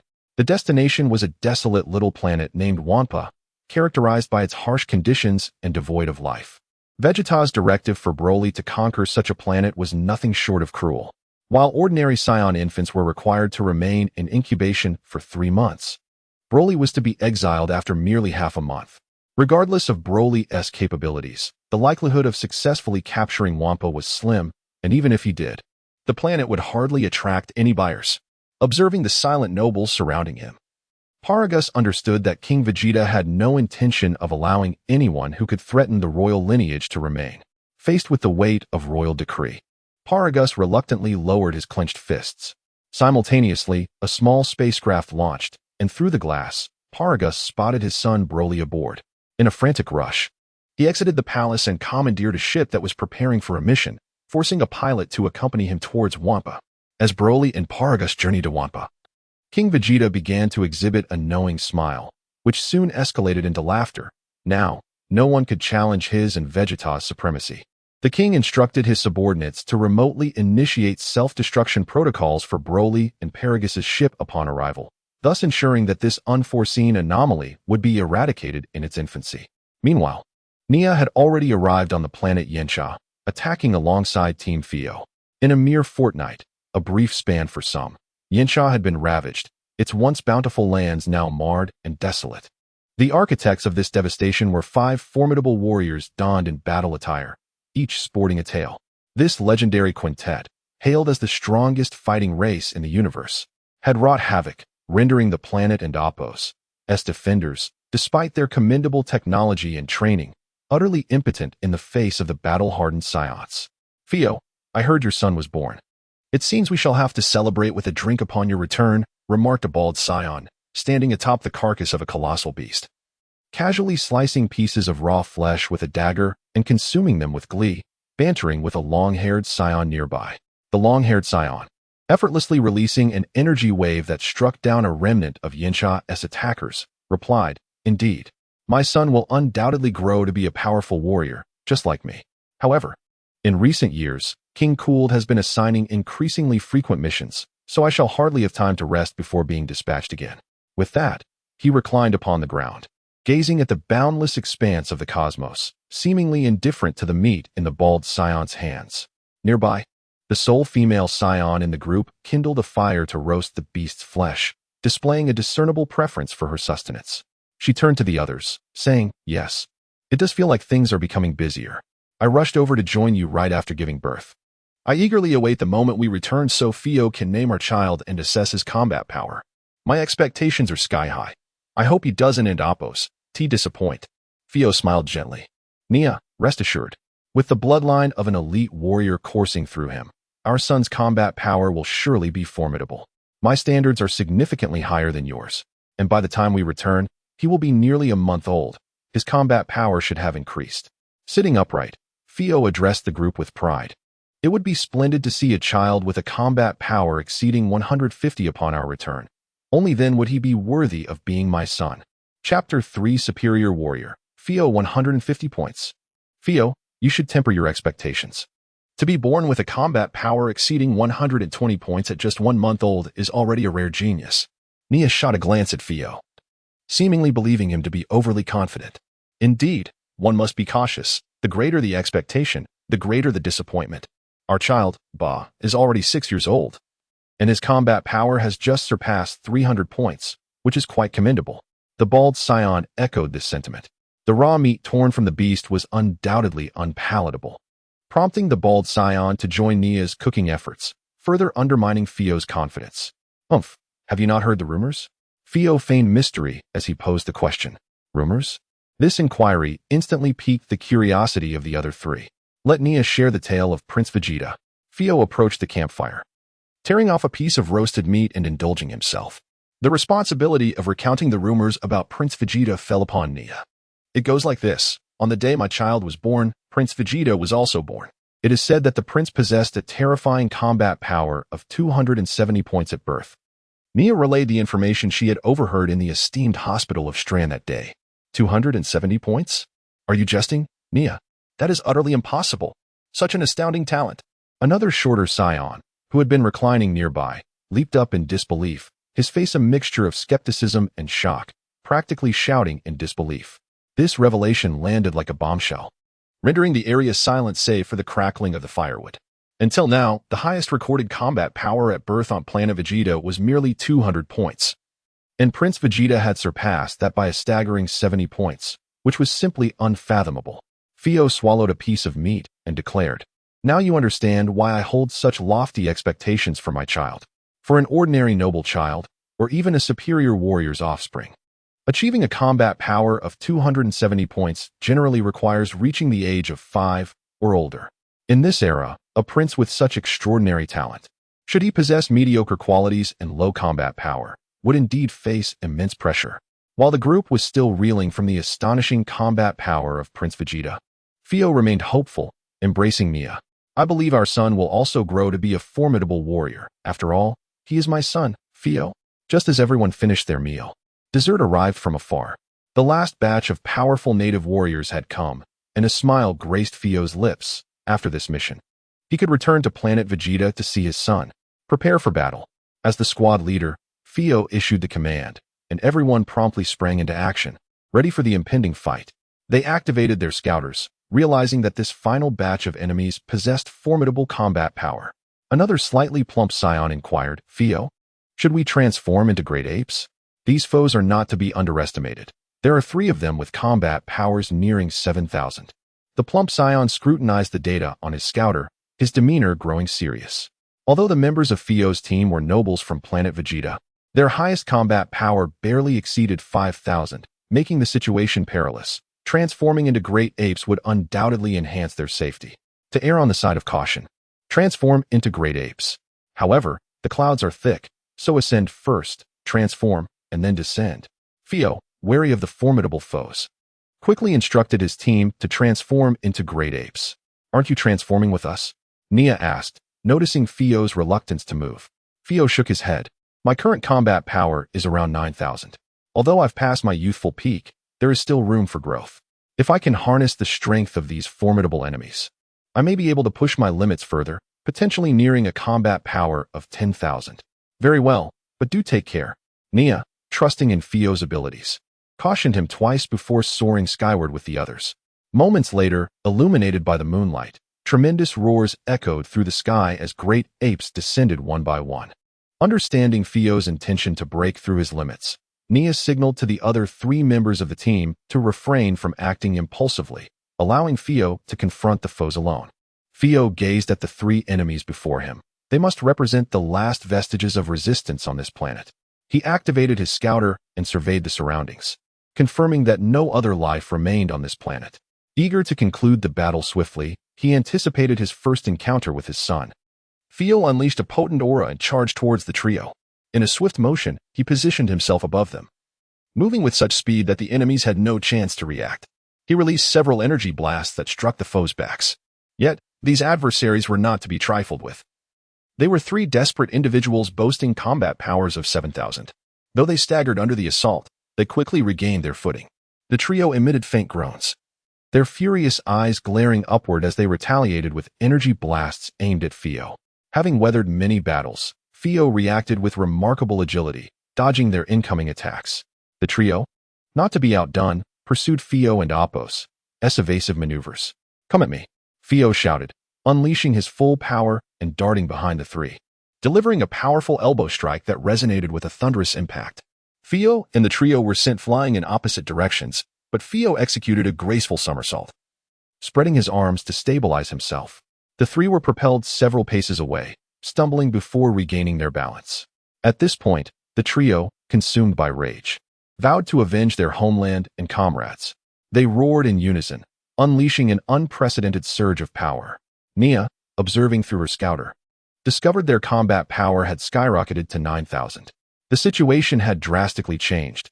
If they did not intervene soon, Fio would face 3 foes, each possessing 9,000 combat power, while he stood at just over 9,000. Fio, let's attack together. Nia called out to him from a distance. Fio glanced back at the anxious Nia, waving his hand. It is better this way. This is my opportunity to transcend my limits. You all should hold back for now. As the leader, Fio wielded the highest authority in directing the squad, and the others understood his character well. They knew he was not reckless, rather. He was a rare strategist among Scions. I am the superior warrior, Fio. Fio bellowed, once again amplifying his aura as he charged at the trio. Chapter 4. Initial Combat Assessment. Fio found himself entangled in a fierce struggle with 3 opponents, relying solely on his extensive combat experience to achieve a stalemate.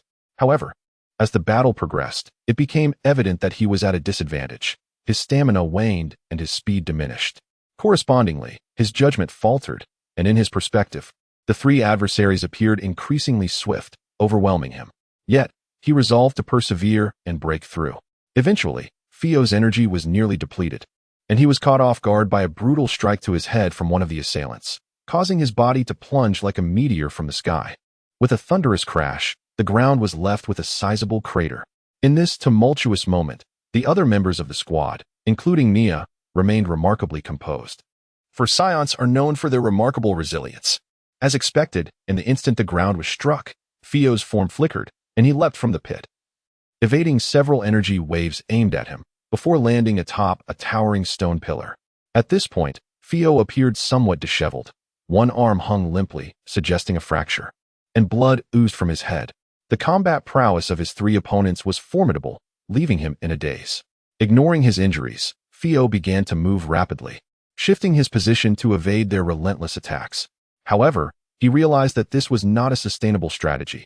He was cornered and on the brink of defeat. In a desperate moment, a surge of new strength seemed to awaken within him, propelling him upwards with his flight technique and unleashing an unprecedented aura.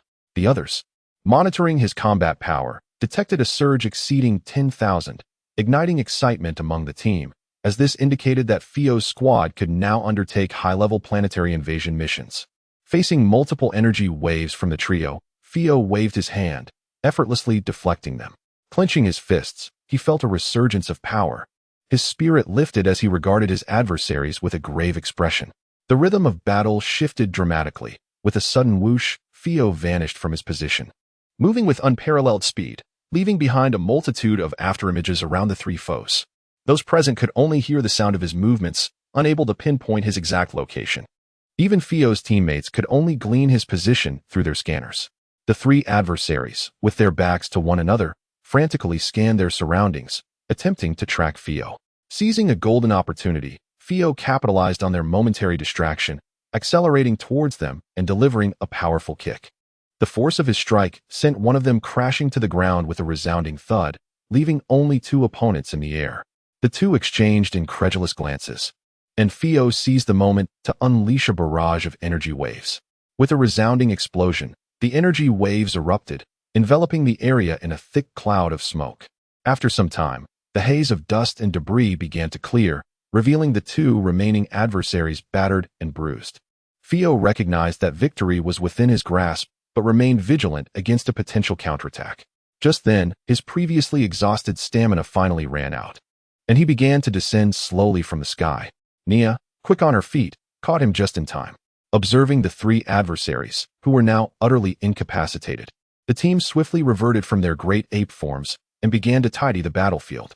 After a brief period of rest, the mission to conquer the Inferno planet was deemed a success, and 5 miniature spacecraft took off, swiftly vanishing into the cosmos, heading back towards planet Vegeta. Upon their return, Fio's squad was greeted by dedicated logistics personnel who conducted health checks for the team. "Congratulations, Lord Fio," one of the extraterrestrial attendants said, bowing respectfully. Having discerned Fio and Appo's combat power of over 10,000 through their scanners. Ordinarily, the first order of business upon returning to planet Vegeta would be for the captain to collect the mission rewards. However, Fio, eager to meet his long-awaited son, entrusted the team's affairs to Nia and hastened towards the capital city of Strand on planet Vegeta. In the highest-tier hospital of Strand City, specifically the Infant Cultivation Center, Theo entered a technologically advanced facility featuring a vast space filled with rows of baby incubation pods. The green-skinned alien who had previously assisted Nia greeted Theo with deference. Lord Theo, guided by the green-skinned attendant, Theo arrived at the incubation pod housing his son. Gazing at the infant, a satisfied smile spread across Theo and Appo's face. Lord Theo, what shall we name the child? The attendant inquired respectfully. Under normal circumstances, a name is given at birth, but your absence has delayed this by a month. Let the computer generate a random name. I shall take a look. Naming a child was a daunting task for a Scion, so Theo delegated this responsibility to the machine. The computer's naming algorithm began to whir, and soon a name appeared. Kafi. Theo quietly repeated the name, finding it quite agreeable. Satisfied, he activated the scanner on his eyes, directing it towards Kafi, as this marked the first combat power test since the child's birth. A mixture of anxiety and excitement coursed through him. After a tense moment of internal deliberation, Theo initiated the measurement. He watched in astonishment as the numbers soared, 200, 1,000, 2,000, and beyond, even surpassing 10,000 and 20,000. Suddenly, with a loud bang, the scanner exploded, mirroring the phenomenon witnessed with Broly. The only difference was that as Kafi's power shattered the device, a glimmer of dragon scales briefly flickered across his body before vanishing in an instant, unnoticed by Theo. The scanner and Appo's destruction was something even King Vegeta had never achieved. My heavens, this cannot be real. The scanner must be faulty, Theo exclaimed, his expression frozen in shock. It can't be. It must be broken. The device malfunctioned. Yes, indeed.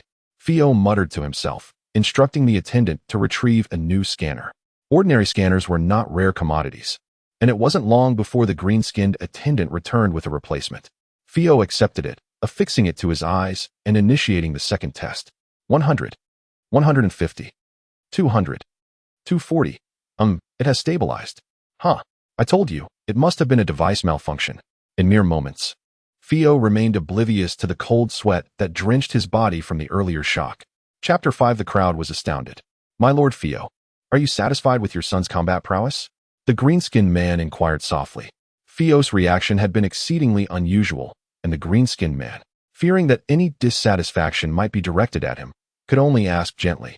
If parents were pleased with their child and Appo's combat abilities, they could expect a generous bonus. Conversely, discontent could lead to their abrupt demise.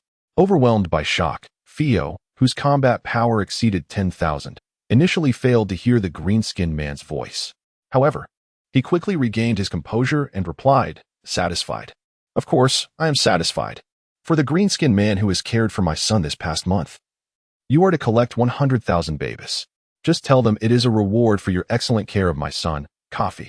It appeared that Theo was immensely pleased with the combat capabilities of his son, Kafi. The green-skinned man, having narrowly escaped a calamity, sighed in relief. Such instances of powerful warriors punishing caregivers for their children's perceived inadequacies were not uncommon. Thank you for your generosity. I am curious, what is Lord Kafi's combat power? You seem quite delighted. I shall make a note of it, the green-skinned man continued, ensuring to praise both Theo and Kafi while remaining diligent in his duties. A well-timed compliment could elevate the spirits of these Scions. Besides, Theo's lavishness could equate to a year's salary for him. Recorded as 240 points. Theo disclosed the recently measured combat power to the green-skinned man. The latter was equally astonished by Kafi's prowess. To achieve 240 points at just 1 month old was remarkable. Even a month prior, Kafi must have been close to 200 points, surpassing even the potential of some less gifted kings of Vegeta. Though not yet at the elite warrior level, Kafi was undoubtedly among the upper echelons of warriors. I shall ensure that all know the exceptional talent of my son, Kafi. Theo was thoroughly pleased with the 240-point measurement, having initially hoped for a mere 150 points. This far exceeded his expectations. When Theo himself was just a month old, his combat power had barely exceeded 100 points. Kafi truly was a prodigy. At that moment, Nia and the rest of Theo's team finished their task formalities and arrived at the juvenile nurturing facility to see Theo's little one. How is it? Nia eagerly asked before even approaching. Theo remained silent, gesturing for Nia to come closer and see for himself. Kafi. So this is my son's name, Nia murmured, repeating the name several times. Fio initially thought Nia might be displeased with the choice. What? Do you not like it? It was generated by the computer. If you desire a different name, I can have it changed. Nia shook her head. Naming is always troublesome. It's fine. Let it be Kafi. My son shall be named Kafi. Hey, Fio, you must have measured Kafi's combat power already. Judging by your reaction, it should be impressive. Don't say anything. I will check myself. As Nia spoke, he gently activated the detector, revealing Kafi's combat power. 240 points. Nia exclaimed, inadvertently raising his voice. The three members of Fio's team stood frozen in disbelief. Such power. Had Kafi not been born in the same generation as Prince Vegeta, he would surely be recognized as an extraordinary genius. Fio patted Nia on the shoulder, smiling gently. Calm yourself. As my son, Kafi cannot be an ordinary talent. To possess 240 points at just 1 month old speaks volumes of his innate combat prowess. Fio held back a thought, acknowledging that Kafi still fell short of Prince Vegeta's caliber, though he was nonetheless impressive. Then we must celebrate, Nia declared, producing a card and handing it to Fio. This is the reward for conquering the Flame Superplanet, totaling 70 million babas. I allocated 10 million to each of the three, and we shall use the remainder for team expenses. Additionally, let us set aside a sum for a proper celebration for your son. Fio readily agreed to Nia's suggestion. As Scions, we are naturally ostentatious. Arrange everything.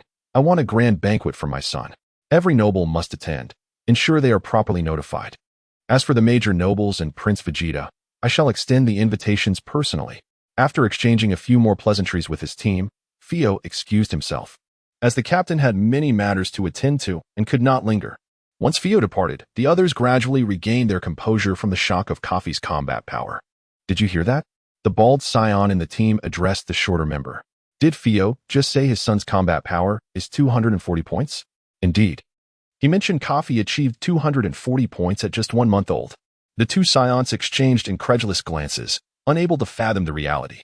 Another, more portly Scion, remained calm and promptly activated his detector to measure Kafi's power, confirming 240 points, just as Fio stated. Despite being somewhat prepared for the news, the reality still left him astounded. Nia laughed heartily, patting the bald Scion's shoulder to snap him out of his stupor. Kafi is indeed impressive, isn't. When you return, ensure that your son, Naba, does not slack off. As a noble, he must achieve at least the minimum standard of an upper-tier warrior upon maturity. Feeling dejected, Cinda acknowledged the disparity in talent. While Naba possessed potential, he paled in comparison to Kafi and Vegeta. The main issue was Cinda's prolonged absence from home, which hindered his ability to train Naba effectively. Naba, inherently lazy, rarely took the initiative to train, resulting in his consistently mediocre combat power. Witnessing Kafi's exceptional talent ignited a spark within Cinda. Fear not, Naba shall not continue in idleness. It appeared Cinda was determined to initiate a rigorous training regimen for his son.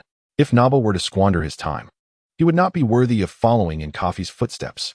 With Kafi's potential, he might even grow to become an elite warrior. Currently, as Cinda followed Fio, he recognized that if Naba aspired to keep pace with Kafi, diligent effort and their familial connections would make it easier for him to align himself with such a formidable ally. Observing Cinda's contemplative expression, the others understood his thoughts, and they began to silently pray for Naba, knowing that the young one would face a more rigorous future. Chapter 6. Kafi Lu Wei. The traveler of Earth in the year 732 of the Aikiju era, planet Vegeta witnessed the birth of numerous prodigies. Upon his arrival, Prince Vegeta possessed an astounding battle power of 270, exhibiting rapid growth that sparked two extraordinary phenomena in the cosmos. The king of Vegeta named him Vegeta, thus placing the weighty future of the Scion race upon his shoulders. As this news spread, the entire planet Vegeta erupted in jubilation, halting all missions for a 10-day celebration across the planet. Amidst this fervor, Kafi, who was also regarded as a gifted individual, appeared rather unremarkable in comparison to Vegeta's brilliance, failing to create a significant stir beyond the noble circles. To honor Kafi, Fio held a banquet attended solely by nobles, where even King Vegeta graciously came to offer his congratulations, advising Fio to support Vegeta diligently in the future. Consequently, the attendees merely regarded Fio as a proud mother of a fine son. Alas, it was a lamentable fate to be born in the same era as Vegeta. relegating Kafi to the mere reputation of possessing decent talents. Simultaneously, under the radiant glow of these prodigies, a small figure endured a life of hardship. Poor little Naba, oblivious to his shortcomings, faced rigorous training under the relentless watch of his father, Sindar, the offspring of Scion nobility, alongside those with commendable innate abilities. Attended the Scion Academy in the capital, while those deemed lacking in talent were dispatched to low battle power planets at merely 3 months old, destined to conquer these worlds upon reaching adulthood for sale to prospective buyers. Naba found himself enrolled in the Scion Academy. Yet Sindar had been occupied with missions for the past few months, leaving Naba to evade classes and neglect his training. As a child of nobility, the extraterrestrial staff serving the Scions dared not reprimand him too harshly, especially since Naba's battle power slightly exceeded that of his peers. Thus, the Academy turned a blind eye to his truancy. Now, Sindar intended to conduct a surprise inspection of Naba's training progress, but after a prolonged period of neglect, Naba could hardly meet his father's expectations, and the results of the inspection were predictably dismal. Initially, Naba had hoped to enjoy a carefree holiday due to the prince's birth and the subsequent 10-day break, yet he found himself caught in his father's stringent training regimen, leaving him disheartened throughout the holiday. Nevertheless, this intense training ultimately led to a notable enhancement in Naba's capabilities, fulfilling Sindar's hopes, and instilling in Naba a newfound dedication to his training. 3 months had passed since Kafi's birth. During this time, an awareness gradually awakened within Kafi. This consciousness belonged to Lu Wei, a 40-year-old curator of the Historical and Cultural Museum of Longhua in 2040. His name symbolizing the majestic landscapes of Huaxia and an expression of reverence for the land. One day, Lu Wei strolled through a newly excavated site of ancient fossils, a significant discovery related to prehistoric history. Among the fossils was a peculiar specimen, measuring several meters in length, with short limbs reminiscent of the legendary Huaxia dragon from ancient mythology. Lu Wei immediately initiated an investigation into this dragon-like fossil, consulting relevant historical records, and ultimately concluded that there existed an unknown chapter of history dating back 29 million years. As time passed, Lu Wei developed a profound fascination with this Huaxia dragon, often becoming engrossed in his observations. Over time, the eyes of the dragon fossil began to converge with Lu Wei's gaze. One fateful day, a violet beam of light suddenly emanated from the dark eyes of the fossil, penetrating Lu Wei's own eyes and striking deep into his mind. In that moment, it felt as though the very fabric of reality had split and Lu Wei vanished from his location. Uncertain of how long he had been unconscious, Lu Wei found himself enveloped in a warm space, feeling immensely comfortable as if floating within a liquid medium, unable to move freely. After much struggle, he realized there was no escape. The liquid cocooning him obscured his vision, rendering him unable to discern the world around him. Lord Nia, your child has been born, a boy. Lu Wei could not open his eyes and could only hear this announcement. Was he just born? Was the liquid surrounding him the essence of his mother? However, his focus wavered, and he succumbed to sleep once again. When he next awoke, a month had elapsed, and he found himself relocated to a large glass container. Strangely, he felt no need for sustenance. His body brimmed with vitality, yet he remained restricted in movement. One day, a man stood before the glass container, referring to himself as Kafi, measuring his so-called battle power. Everything felt oddly familiar, yet diverged from Lu Wei's understanding of the world. After a prolonged period of reflection, Lu Wei, now Kafi, recalled that this world was one depicted by a renowned comic artist from a neighboring nation in his past life, Dragon Ball. The glass enclosure was, in fact, his nurturing chamber on planet Vegeta, and he was a member of the Scion race, famed throughout the universe for their unparalleled combat prowess. Although his father had just measured his battle power at 240, and despite his hazy recollection of the narrative, Kafi sensed that his strength was indeed formidable. This realization filled Kafi with excitement, leading to sleepless nights in the nurturing chamber, his eyes wide open in anticipation. The 3 months passed swiftly, and as a Scion, having spent this time in the nurturing chamber, his limbs had developed adequately, allowing for unrestricted movement. Though he remained unsure of the reasons behind his rebirth, Kafi felt a sense of contentment with his current existence, yet his thoughts remained tethered to Earth and Longhua. On the day he was to exit the nurturing chamber, Kafi's battle power had reached 340. The growth rate of his battle power during infancy had slowed compared to that within the chamber. But Kafi was resolute in his vow to continually surpass his limits and return to Longwa. The Scion childhood is notably lengthy, and according to the regulations of planet Vegeta, all Scion children with promising talents and noble lineage are required to enroll in the Scion Academy in Strand City at the age of 3 to enhance their battle power and combat skills until they reach adulthood, at which point they can undertake planetary invasion missions independently. Although Kafi still had over 2 years before entering school, Fio was determined to impose the strictest standards upon him. Kafi, meanwhile, possessed a modicum of understanding regarding the battle power system from the later arcs of Dragon Ball. Establishing a solid foundation during childhood would prove invaluable for his future endeavors. Chapter 7. Embarking on a journey on this day. All low-level warriors who had been born for 3 months within the year were to be dispatched to distant, lesser planets, where they would strive to survive in various extreme environments, awaiting their coming of age when they could conquer these worlds with their burgeoning combat prowess. Kafi, possessing a combat power of 340, was not among those destined for such a fate. He merely needed to reside on planet Vegeta until he turned 3, after which he would undergo training at the Scion Academy, sufficient to become a formidable warrior. However, Fio held a different perspective. Rather than focusing solely on superficial combat power, he aspired for Kafi to cultivate superior combat awareness from a young age. Thus, he petitioned King Vegeta to send Kafi to some lesser planets with relatively lower dangers, believing such experiences would forge Kafi and Apos' will. Are you certain, Fio? King Vegeta questioned. Kafi is also an important subject of mine. Have you truly considered placing him in peril? The king could not comprehend Fio's suggestion, as he believed that remaining on planet Vegeta would significantly mitigate the risk of extraordinary talents meeting untimely ends.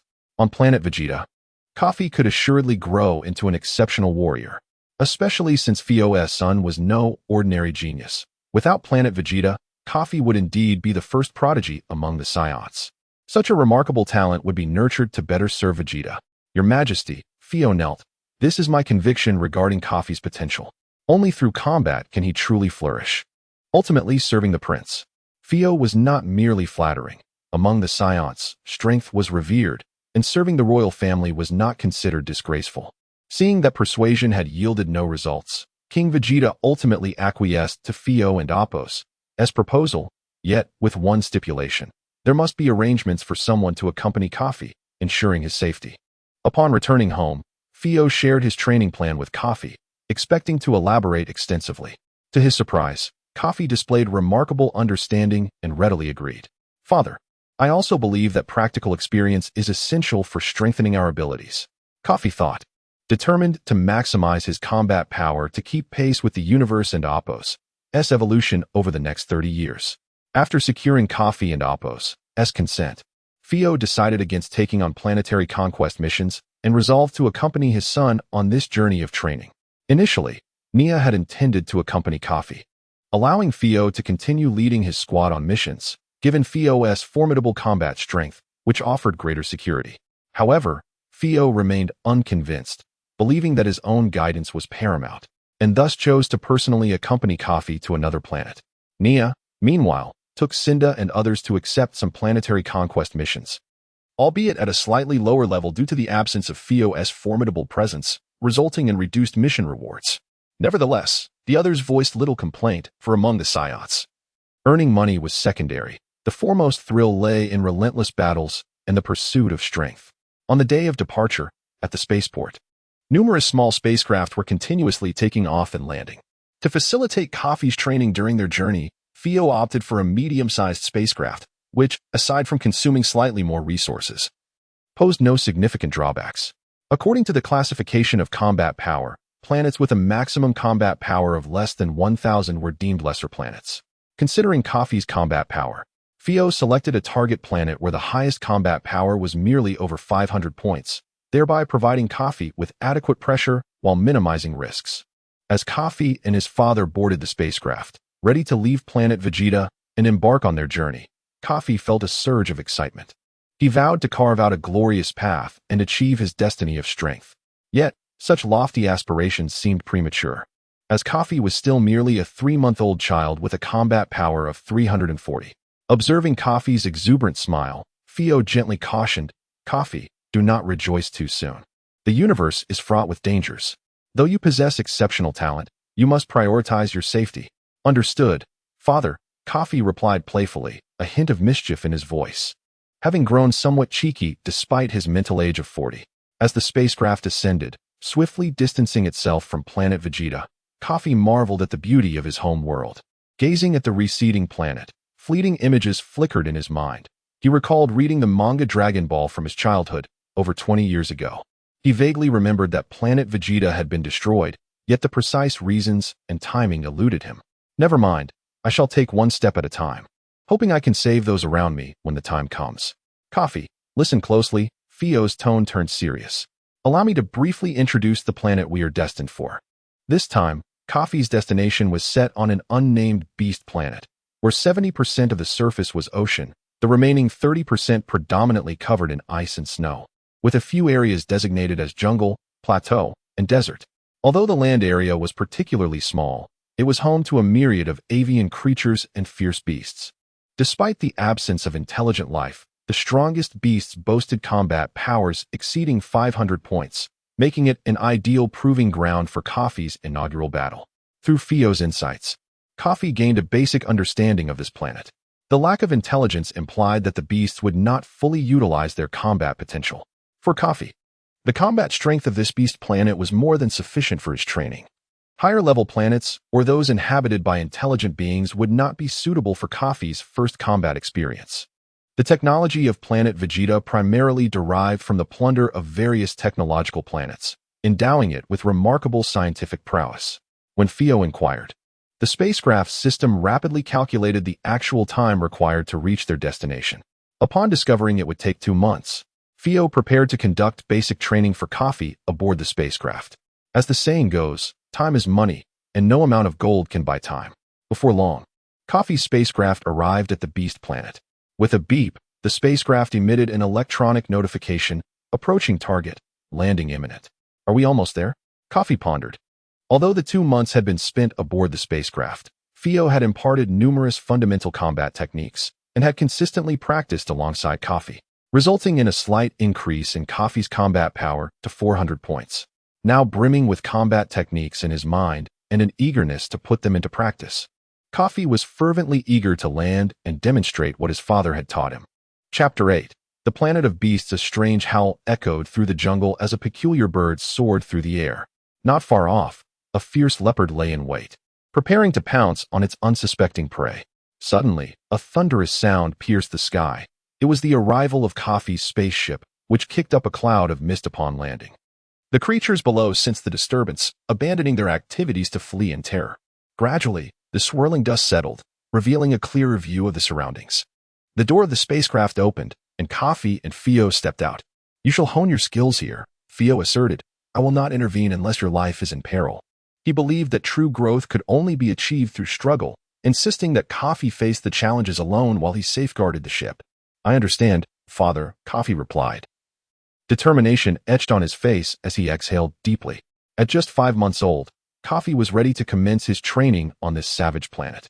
Receiving a single-framed combat power detector from his father, Kafi affixed it to his right eye, marking his initiation as a warrior. A gentle tap activated the device, emitting beeping sounds as a stream of data appeared on the screen. This instrument is quite remarkable, Kafi mused. His scans revealed that the highest combat power on the planet was approximately 578, but it was over 1,000 kilometers away. Several signals exceeding 400 also appeared. The beasts here possess formidable strength, Kafi noted, surmising that they likely possessed unique abilities. Continuing his scans, he identified several signals around 300. These lesser creatures would not pose a significant threat to him at present. Upon landing, Kafi chose not to rush into battle with the more powerful beasts.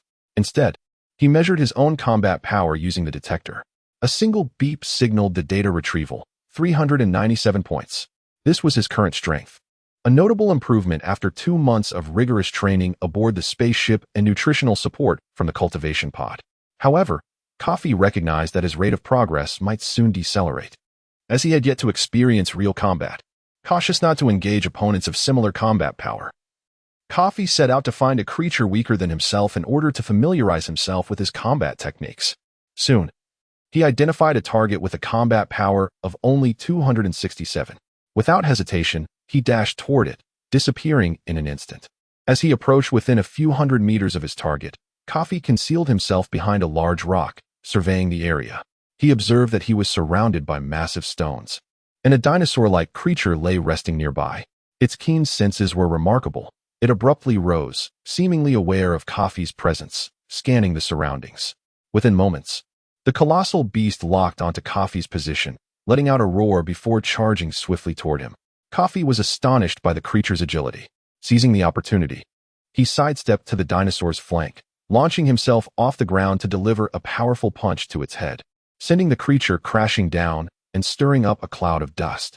The dinosaur emitted a pained cry, instinctively swinging its tail at Kafi in retaliation, showcasing its fierce combat prowess. Startled, Kafi evaded the tail swipe with a swift movement, reappearing on the creature's back in an instant. "Huh!" he shouted, unleashing a flurry of strikes to the back of the dinosaur's head. The repeated blows enraged the creature, which roared in fury, baring its sharp teeth as it lunged at Kafi. Yet, Kafi was prepared. He tilted his body aside to evade the attack and executed several backflips to distance himself, readying for another charge. With a swift motion, Kafi propelled himself like an atomic bomb toward the dinosaur, delivering a knee strike to its abdomen. The massive beast staggered but steadied itself, letting out low growls as it prepared to counterattack. The battle commenced in earnest, with both combatants exchanging blows. While the dinosaur's offensive techniques were lacking, its defensive capabilities were astonishing, preventing Kafi from breaking through its guard. Taking a moment to distance himself, Kafi wiped the sweat from his brow and steadied his racing heart. It was clear that he needed to employ his true skills. The dinosaur's hide was remarkably thick, rendering ordinary attacks ineffective. Recalling the technique his father had taught him aboard the spaceship, how to release energy waves, Kafi decided to test it on this unfortunate dinosaur. Extending his right hand, he opened his fingers, directing his palm toward the creature as he summoned energy from within. A yellow orb began to form in his palm. With a firm shout, Kafi launched the energy sphere toward the dinosaur's head. The wave, infused with all his strength, effortlessly penetrated the dinosaur's defenses. The creature had no chance to react as its head exploded, ending its life instantaneously. Alas, the poor dinosaur, Kafi and Apos, S. inaugural adversary, likely never comprehended how it had been bested in its final moments. With the defeated creature lying motionless, Kafi found himself drained. The energy wave had exhausted his reserves. Recognizing the need for diligent practice and mastery over his energy control for sustained combat, he reclined on the ground, awaiting the restoration of his strength. As dusk descended, Kafi's hunger began to gnaw at him. Scions are known for their immense appetites. He scavenged for wood in the nearby forest, constructing a fire and slicing some meat from the fallen dinosaur to roast, though the lack of seasoning rendered it rather bland. After satisfying his hunger, Kafi reflected on the day's battle. Despite facing a creature with over 100 points less combat power, he had expended considerable effort to achieve victory. Two factors contributed to this outcome. Firstly, Kafi had misjudged the nature of his opponent. Against such a defensively formidable foe, he had squandered precious time, depleting his stamina. Secondly, his control over the energy within him was insufficient.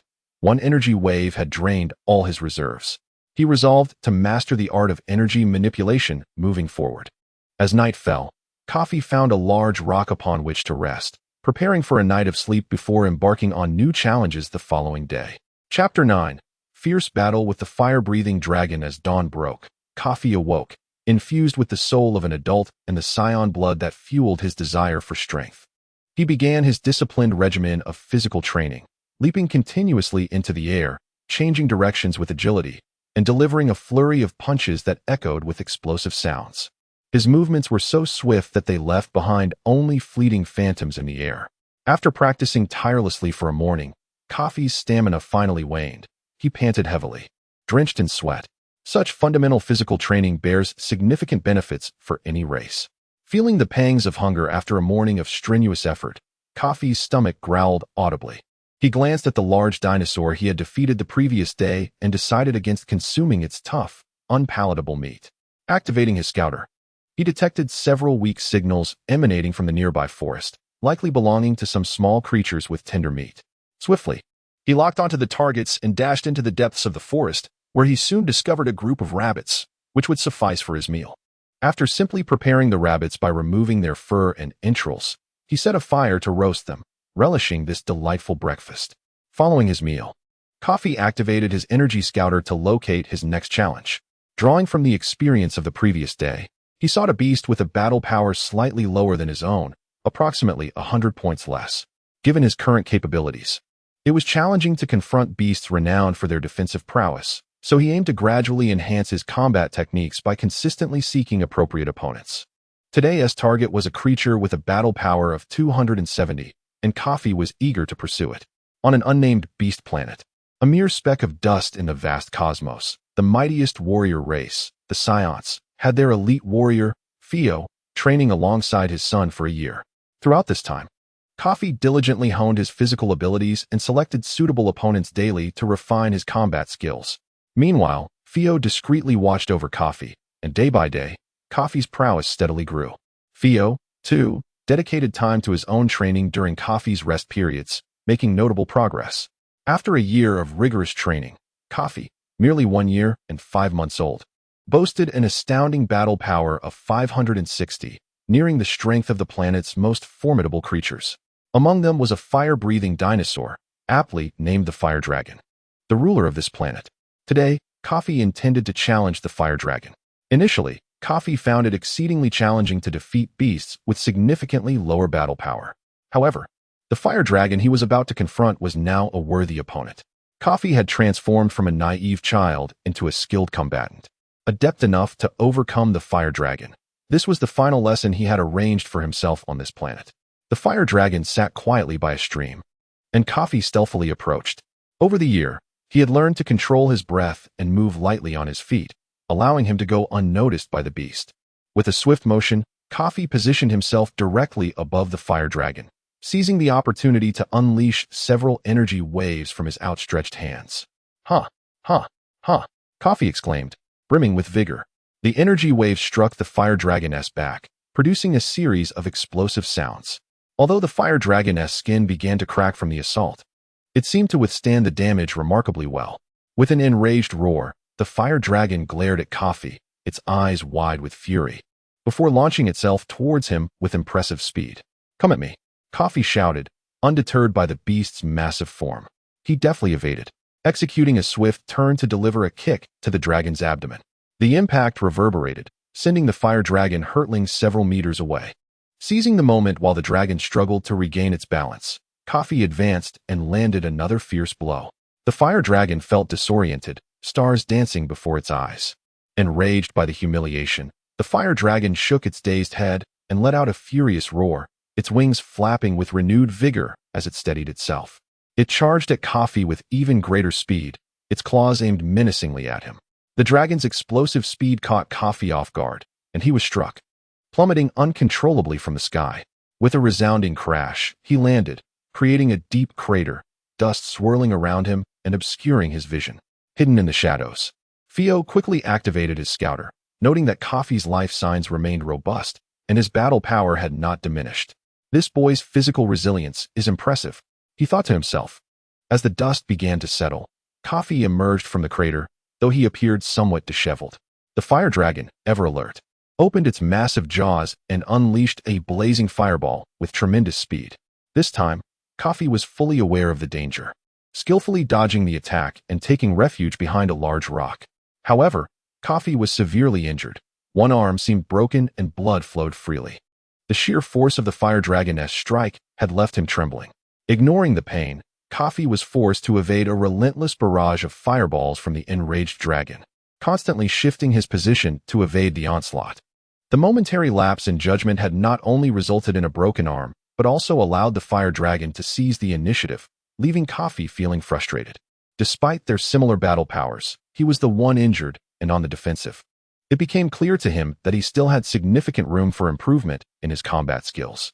Kafi's expression grew serious as he steeled himself, taking a deep breath. With a sudden burst, he vanished from his spot, moving at lightning speed to reappear beside the Fire Dragon, continuously adjusting his position. When the dragon next unleashed a fireball, Kafi seized the opportunity, gathering energy into a sphere and launching it just as the fireball erupted from the dragon's jaws. With a thunderous explosion, the energy sphere collided with the fireball, creating a spectacular display of power. Chapter 10. a new training initially. It was believed that this fierce assault could significantly weaken the fire dragon. Yet who could have anticipated the tenacity of its life force? Although its vitality remained unscathed, the damage inflicted by the explosion was undeniably real, causing the fire dragon to tremble in agony. Utilizing the fire dragon and Apos' fireball and colliding it with his own energy wave. While not directly vanquishing the beast, Kafi was already aware that victory was within his grasp. The remaining battle was singular. If Kafi could breach the fire dragon's defenses, he would secure its demise. The fire dragon was the mightiest creature on this planet, and Kafi could not underestimate it. He had to summon every ounce of his energy to stand a chance against the formidable foe. Kafi retreated, distancing himself from the fire dragon and Apos' position. He then channeled all his energy into his right hand, gradually concentrating it before launching a relentless torrent of energy waves towards the fire dragon. This marked Kafi's first attempt at unleashing such a sustained energy wave. With continuous impact, the energy wave pierced through the fire dragon's body, and thus, Kafi had defeated all the powerful beasts on this planet. However, despite this triumph, Kafi bore severe injuries. His body was riddled with wounds, and his left arm was even fractured. He slowly shifted his position, but the intense pain rendered each movement arduous. Enduring the agony, Kafi lay down, utterly exhausted. Finally able to rest. He had not anticipated such a severe injury. A bitter smile crept across his face as he self-deprecatingly reflected on the past year. Every battle, regardless of whether he faced foes slightly weaker or evenly matched, seemed to leave him injured, as if it were an immutable law of nature. At that moment, Fio, who had been absent for a year, flew to Kafi's side. Upon seeing Fio, Kafi was overwhelmed with excitement. Father. Although Fio had not provided tangible assistance during Kafi's training, Kafi understood that it was only with Fio and Apos' presence that he could fight with all his might. Without Fio and Apos' covert protection, a single beast with even a modicum of combat power could easily overpower him in such a weary state. In his heart, Kafi was profoundly grateful for Fio and Apos' guardianship. Kafi, your progress truly astonishes me. You are indeed my son. Fio expressed his satisfaction with Kafi's advancements. Not only had Kafi reached a combat power of 560 at the age of 1 year and 5 months, but he had also surpassed his peers among the Scions. Elated by his father's praise, Kafi felt an underlying sense of inadequacy and humbly sought advice. Father, although my combat power steadily increases and my fighting techniques become more refined, I find each battle exceedingly strenuous, often resulting in injury. How can I grow stronger? Fio felt a surge of pride. Kafi's ability to recognize this issue at such a tender age was a testament to his immense potential and formidable combat awareness. Your body remains too fragile. The rapid increase in combat power has outpaced the strengthening of your physique. Without a robust body, you cannot fully harness your combat capabilities. With just a few words, Kafi grasped the essence of Fio and Apos' advice and was able to extrapolate further. This might also explain why Fio, as an elite warrior, continued to dedicate time to physical training every day. Indeed, if your body were stronger, not only would you have greater control over your combat power, but you could also channel energy for defense, thereby withstanding more formidable attacks. Fio's mentorship proved effective, and Kafi quickly understood his weaknesses.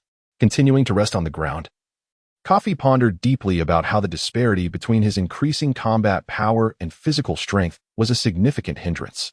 Suddenly, Fio noticed Kafi's perplexity and suggested, you might consider pausing your combat training and not fixate on enhancing your fighting techniques. Instead, focus on building a solid physique, which will benefit your future endeavors. Kafi recalled a saying from his previous life, if the accumulation of water is not substantial, it cannot bear a great vessel.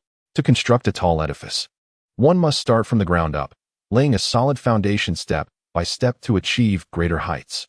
Kafi propped himself up, his demeanor resolute. Father, I wish to delay my journey to more powerful planets. I want to strengthen my physical endurance first to prepare for future battles.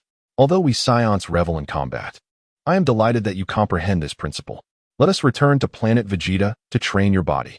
Compared to most planets in the universe, planet Vegeta boasted tenfold gravity, significantly enhancing the Scion's physical prowess. To Fio, planet Vegeta was an ideal environment for fortifying one's physique. Kafi reflected that merely training on planet Vegeta would bring him no closer to surpassing his father. He needed to devise other methods to elevate his physical strength to transcend the limits of a Scion. Father, I need to contemplate this further before deciding on a return to planet Vegeta, Kafi replied, temporarily declining the suggestion. Very well, take your time to rest, Fio acquiesced. Unable to conceive of a viable solution, Kafi soared through the air in a state of dejection, seeking solace in the skies. He traversed one forest after another, and upon encountering smaller beasts, they scurried away, fearing they might become prey. Eventually, he reached the edge of the ocean, where the vast expanse of water uplifted his spirits considerably. Suddenly, an idea struck him: the ocean. With 70% of this planet covered in water, Kafi realized he could enhance his physical strength through the pressure of seawater, gradually increasing his diving depth. The greater the water pressure, the more his entire body would be subjected to its force.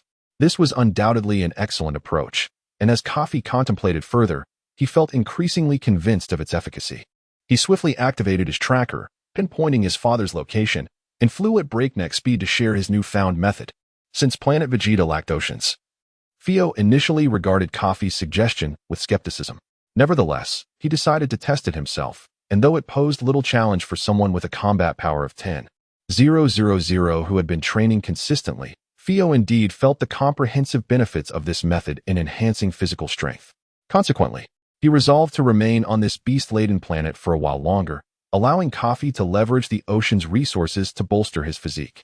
Thus, Kafi embarked on a new phase of training. Chapter 11. Space Distress. After fully recovering from his injuries, Kafi officially embarked on his journey of underwater training. He soared directly to the heart of the ocean, where the depths promised a more profound challenge. Taking a deep breath, Kafi plunged into the water. As he descended to depths of 10 meters, 20 meters, and eventually 50 meters, he gradually began to feel the pressure of the sea enveloping him. Fortunately, the Scion physiology endowed him with exceptional resilience, and the breath he took before diving was sufficient to sustain him for a considerable duration. However, as he ventured deeper, his body began to feel overwhelmed. With each additional meter, the pressure of the water increased exponentially, and by the time he reached around 400 meters, he found his limits nearly reached. At this depth, he could hear the creaking of his bones under the relentless pressure. Particularly troubling was the sensation in his head. The profound depths induced a faint dizziness, compelling him to instinctively swim towards the surface. Emerging from the water, Kafi gasped for air, greedily inhaling the fresh atmosphere as his body trembled from the exertion. It was evident that his pace had been too rapid. A gradual acclimatization to the pressures of the ocean was necessary. Adjusting his strategy, Kafi ceased his relentless descent and sought a balanced depth that would fortify his body without overwhelming him. He settled at a depth of 340 meters, where he felt only the pressure of the ocean. With eyes wide open, he threw punches and kicks, utilizing the resistance of the water to enhance his physical strength from all angles. From a distance, Fio hovered above, observing Kafi to ensure he could intervene in case of an emergency. He marveled at Kafi's formidable talent and immense potential, noting his unwavering perseverance and his ability to devise such an efficient method for enhancing his physical prowess. Given time, Kafi might even surpass Vegeta. Eventually, Kafi surfaced again, clearly more composed than during his previous attempts. In just 2 brief immersions, he sensed a remarkable advancement in his physical capabilities. The Scion constitution proved resilient. While the pressure of the sea seemed to act solely on his body, a significant portion of it was absorbed by his bones, providing a protective layer. The efficacy of utilizing oceanic pressure to augment physical strength was strikingly apparent, yet the risks were substantial. Failure to withstand it could result in being consumed by the sea. Thankfully, Kafi had his father by his side. Otherwise, he could have easily encountered unforeseen dangers alone. Through relentless underwater training day after day, Kafi felt his body growing stronger. Upon perfectly adapting to the depth of 340 meters, he began to incrementally increase his descent. 7 months swiftly passed, and Kafi was now 2 years old. Throughout this half-year of rigorous training, he had honed his strength to a point where he could maneuver freely at 1,800 meters beneath the surface. After more than a year of training on this savage planet, Kafi had made remarkable progress in both combat prowess and physical endurance. As he remained in his early Scion years, yet to experience a significant surge in battle capability, the improvements were still notably evident. What Kafi initially presumed would result in a decline in combat strength due to his underwater training instead led to unexpected gains. His combat power had astonishingly reached 640 points. With only a year remaining until his enrollment in the Scion Academy, Kafi realized he needed to devise further methods to amplify his strength. However, on this planet, there were no remaining challengers to test himself against. After deliberating with Fio, they concluded that remaining here would no longer be beneficial. Thus, they resolved to depart from this planet, with no specific destination in mind, intending to return to planet Vegeta. Fio activated their spaceship, setting the coordinates for their journey. The vessel ascended from the ground with a thunderous boom, hurtling at incredible speed towards planet Vegeta. However, unbeknownst to them, the ship had not been utilized for an extended period, and as it traversed the cosmos, it suddenly emitted alarming sirens. Warning! Warning! The ship is about to disintegrate. Faced with this dire situation, Fio remained composed. Scions often embarked on protracted missions, and malfunctions in their vessels were not uncommon. Maintaining his calm, he deployed the escape pod and called for Kafi to join him. The pod contained sufficient fuel for them to reach the nearest planet, from which they could safely notify planet Vegeta to dispatch a rescue ship. Following the disintegration of their spaceship into a brilliant flash of light that faded into the void of space, its signal vanished. Simultaneously, planet Vegeta received the notification of the lost signal from the ship. Report: the signal from Lord Fio's vessel has been lost. Reported an alien responsible for monitoring the ship's status at the docking center. Please retrieve the footage prior to the signal loss, instructed the apparent leader among them, who possessed the authority to access the records, swiftly relaying the information to the scions managing the operations. The loss of a spaceship signal was a frequent occurrence. As subordinates of King Frieza, scions dispatched thousands of ships daily on their conquests, with some inevitably being shot down and reduced to cosmic debris, a normal part of battle attrition. However, this incident was particularly noteworthy due to the status of Lord Fio as a prominent Saiyan noble, warranting heightened attention from planet Vegeta. Before long, the footage prior to the ship's disintegration was retrieved. Analysis confirmed that both Lord Fio and Lord Kafi successfully boarded the escape pod just before the ship's catastrophic failure. Now, they awaited a signal from the pod to confirm their safety, after which the docking center would arrange for their retrieval. This outcome was a stroke of fortune amidst misfortune. The aliens working at the docking center could only pray for the safety of Fio and Kafi, lest they incur the wrath of the notoriously volatile Scions. In the vastness of space, Fio, aboard the escape pod, discovered through the onboard system that a nearby planet harbored life. He locked onto the target, propelling the pod towards that direction with all its might. If fortune favored them, Kafi might even have the opportunity to train on this new planet. Otherwise, they could conquer it and sell it for profit. Kafi, you should rest now. The pod space and resources are limited, and we estimate it will take 10 days to reach our target planet. We must enter hibernation mode. The technology mastered by Scions remained at the forefront of the universe. When embarking on long journeys to distant planets, they often entered hibernation to conserve energy and resources. All right, father, Kafi replied without further inquiry, closing his eyes and awaiting their arrival at the destination. Chapter 12. Adrat. 10 days had passed in the blink of an eye. A beep resonated within the escape pod as the computer announced, Target Adrat star is approaching, expected to arrive in 30 minutes. Repeat, Target Adrat star is approaching, expected to arrive in 30 minutes. With the sound of the alert, the pod's hibernation mode gradually deactivated, awakening Kafi and Fio. Are we almost there? Kafi pondered, experiencing hibernation for the first time. It was an indescribable sensation, one devoid of life, yet oddly comforting. He truly wished to avoid a second experience. Fio, however, awoke with a furrowed brow, contemplating the implications of Adrat star. In the vast galaxy, aside from exceedingly remote planets or those of formidable power, the Scion system had no record of this location. Planets suitable for Scion conquest were always noted in the mission system. As for those that were beyond their grasp, a specialized Jinyu force operated under Frieza to execute invasion tasks. The imminent destination, Adrat star, was unfamiliar to Fio, a seasoned operative, indicating that it harbored undisclosed secrets. This realization infused him with a sense of foreboding. 30 minutes swiftly elapsed, revealing a planet before them, situated in the northern quadrant of the galaxy. The escape pod, on autopilot, descended onto Adrat star, where a highly mechanized city came into view, its technological prowess and civilization seemingly among the most advanced in the universe. Before Kafi and Fio could exit the pod, they were encircled by a throng of aliens, scrutinizing them intently.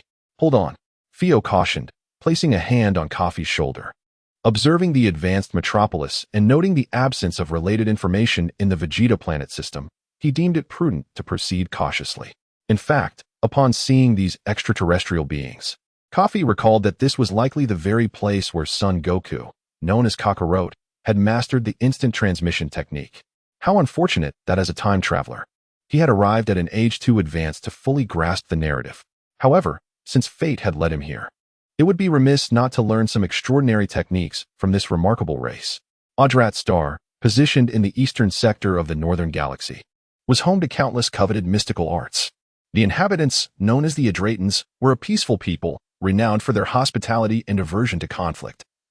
Yet they had developed an array of incredible techniques. While their individual combat prowess was commendable, they refrained from initiating hostilities, contributing to the relative tranquility of the region bordering Adrat Star.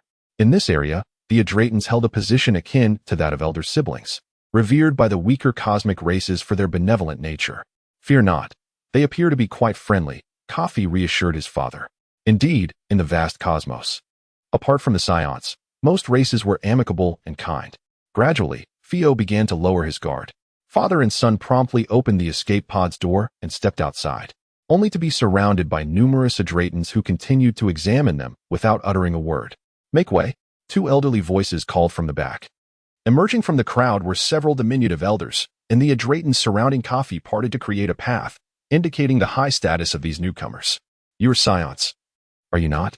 One elder declared, immediately identifying Kafi and Fio. Although Kafi was puzzled as to how their identities were discerned, he nodded in acknowledgement. This Scion appears to possess a pure nature and an exceptionally strong spirit, the elder remarked, focusing on Kafi. He then turned his gaze toward Fio, smiling slightly. As for this one, I can only say he currently lacks aggression. Clarify your words. How do you know our identities? Fio challenged, his voice raised. In the universe, few dared to speak to Scions in such a manner, save for the Frieza family. You may call me Elder Good, the elder replied confidently. Your tales reveal everything, and we have our own methods to discern information about others. He showed no signs of fear toward Fio. Kafi understood this was likely a form of mystic ability. Fio activated his combat power detector, pointing it at Elder Good. The displayed readings were not notably high, yet they conveyed an enigmatic depth. Then let us engage in a contest to ascertain your true strength, Fio thought, ready to strike, but Kafi's voice interrupted him. Elder Good, we have come seeking to learn some of your advanced techniques. With no ulterior motives, Kafi stated respectfully. That is acceptable. But your aptitude will determine what skills you may acquire, Elder Good replied, his dark eyes deepening, showing no intent to refuse. I can see you harbor no hostility. I will arrange for you to learn whatever skills you desire. Indeed, that is the purpose of our visit, Kafi lied effortlessly. Had it not been for this unforeseen event, he might have entirely forgotten about the Adratans. Fio was astonished by their exchange, wondering why Kafi seemed so well-versed in this planet's affairs. Father, let us refrain from sending information back to Vegeta for now. Let us remain here a bit longer, Kafi suggested, seeking Fio's approval. For 2 years since Kafi's birth, he had never caused Fio any worry, displaying a maturity beyond his years. Though Fio did not fully comprehend Kafi's intentions for learning here. With a year remaining until Kafi's enrollment in the Scion Academy, he consented to the request. Very well, there is ample time. You may hone your skills on this mysterious planet, Fio agreed. The combat power of Scions typically saw little change after maturity, and with Nia responsibly managing household affairs, Fio found no pressing concerns about their location. The only downside was the absence of combat, leaving the desire for battle unfulfilled. Chapter 13. The Art of Instant Transmission. Indeed, the combat power of Scions undergoes little change upon reaching maturity. The primary reason for this lies in their tendency to target weaker foes during planetary invasions, seldom encountering grave injuries. A significant characteristic of Scion physiology is their remarkable ability to experience a substantial increase in combat power when on the brink of death, a trait they have historically failed to fully comprehend. Elder Good interrupted their conversation, stating, however, young Scion, your emotions are remarkably calm, and your mind is stable, allowing you to adapt and learn our intricate secret arts. As for the other one, their unstable mindset and excessive aura of slaughter make it unlikely they will learn anything of value. The inhabitants of Adrat Star remain elusive, yet they are not oblivious to the outside world, They possess a profound understanding of the Scion race, thus finding Kafi's humility particularly commendable. It's fine. I can learn from you alone.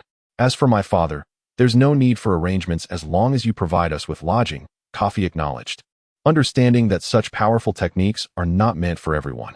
Yet, Good appeared to see through both of them. He turned to Fio and said, I will also arrange for a suitable opponent to accompany you in training. I believe you will learn much. Fio scoffed at the elder's arrangement, remarking, Don't boast. I've already assessed you. Your highest combat power barely reaches a few thousand. He was merely accompanying Kafi for his studies, and the thought of benefiting from training alongside was beyond his imagination. You'll see soon enough, Elder Good replied mysteriously, gesturing for them to follow. With that, he turned and departed, prompting Kafi and Fio to hastily follow suit. As Elder Good led the way, the two scions trailed closely behind, their figures a blur as they moved with astonishing speed. Kafi had unleashed his maximum velocity yet still lagged behind Elder Good, who seemed to vanish and reappear rather than fly, creating the illusion of rapid movement. Indeed, the Adrat star people possess many practical secret techniques, Kafi murmured. Fio, witnessing this extraordinary ability, grew curious about this enigmatic race. Noticing Kafi and Apos' increasingly strained expression, he extended a hand, asking, How about it, Kafi? Can you keep up? Do you want me to assist you? No need. I'll manage just fine, Kafi replied, shaking his head. He continued to push his limits, his stamina depleting rapidly. But just as he neared exhaustion, Elder Good came to a halt. We have arrived. Surrounded by swirling yellow sand, scattered stones, and sparse grass, the arid temperature hinted at a desolate landscape. Is this a desert? Kafi inquired, perplexed. Watch closely, Elder Good chuckled softly, raising his hands above his head and reciting an incantation that Kafi could not comprehend. Instantly, the scenery transformed dramatically. The scattered tufts of grass flourished into a dense tapestry, and water surged from the ground, turning the arid desert into a lush oasis. Structures materialized seemingly out of thin air, rendering Kafi unable to discern reality from illusion. What a bizarre place, Fio remarked, unimpressed. Make yourselves at home here, Elder Good instructed. The newly appeared buildings were evidently arranged for Kafi and Fio. Soon, I will have someone teach you the secret arts, but I must insist on one condition. Whatever you learn here must not be shared with others. It was clear that the Adrat star people exercise stringent control over their techniques. While they permit individuals from other races to learn, they prohibit the casual dissemination of their knowledge, implying that anyone wishing to study their arts must pass their scrutiny. The secret arts of Adrat star are mysterious skills that are wielded through mental strength. If they fall into the wrong hands, they could lead to devastation. Elder Good elaborated on the rationale behind such restrictions. Understood, Kafi replied, acknowledging his comprehension. Suddenly, two young Adrat star inhabitants appeared behind Elder Good, pointing their fingers towards their foreheads, startling Fio. In an instant, Kafi recognized the technique. Elder Good, I wish to learn the art of instant transmission, he declared, expressing his desire. This technique, akin to magic, allows one to lock onto the life force of another and teleport oneself or another person, proving invaluable in both combat and daily life. Oh, it seems the young one is well acquainted with our secret arts, Elder Good smiled slightly. In truth, the techniques of the Adrat star are numerous, but Kafi only knew of instant transmission. Since he had learned from comics that Cockaro had mastered this art, he decided to focus solely on it for the time being. Scion, I shall teach you instant transmission. You may call me Bora. A refined young man stepped forward from behind Elder Good, evidently informed by some secret technique about Kafi's intent to learn. Just Kafi is fine. Thank you. Kafi politely introduced himself, surprising Bora with his courteous demeanor. Is there such a polite scion among them? Bora thought to himself. Though he said nothing more, and simply nodded before seizing Kafi's body and executing the instant transmission, transporting them away. In an instant, they materialized in a grand location, an expansive plaza surrounded by towering stone columns. In the center stood a small stone chamber that exuded an aura of mystery, igniting Kafi's curiosity. Observing Kafi's wonder, Bora explained, this chamber serves as the entrance to our Adrat star's secret palace, where you may learn the techniques. However, individuals from other races are permitted to learn a maximum of 2 techniques. Since you have chosen to study instant transmission, I will take you to observe the stone carving of it, so you may absorb its essence. Kafi directed his gaze towards the stone chamber, and under Bora's guidance, they entered.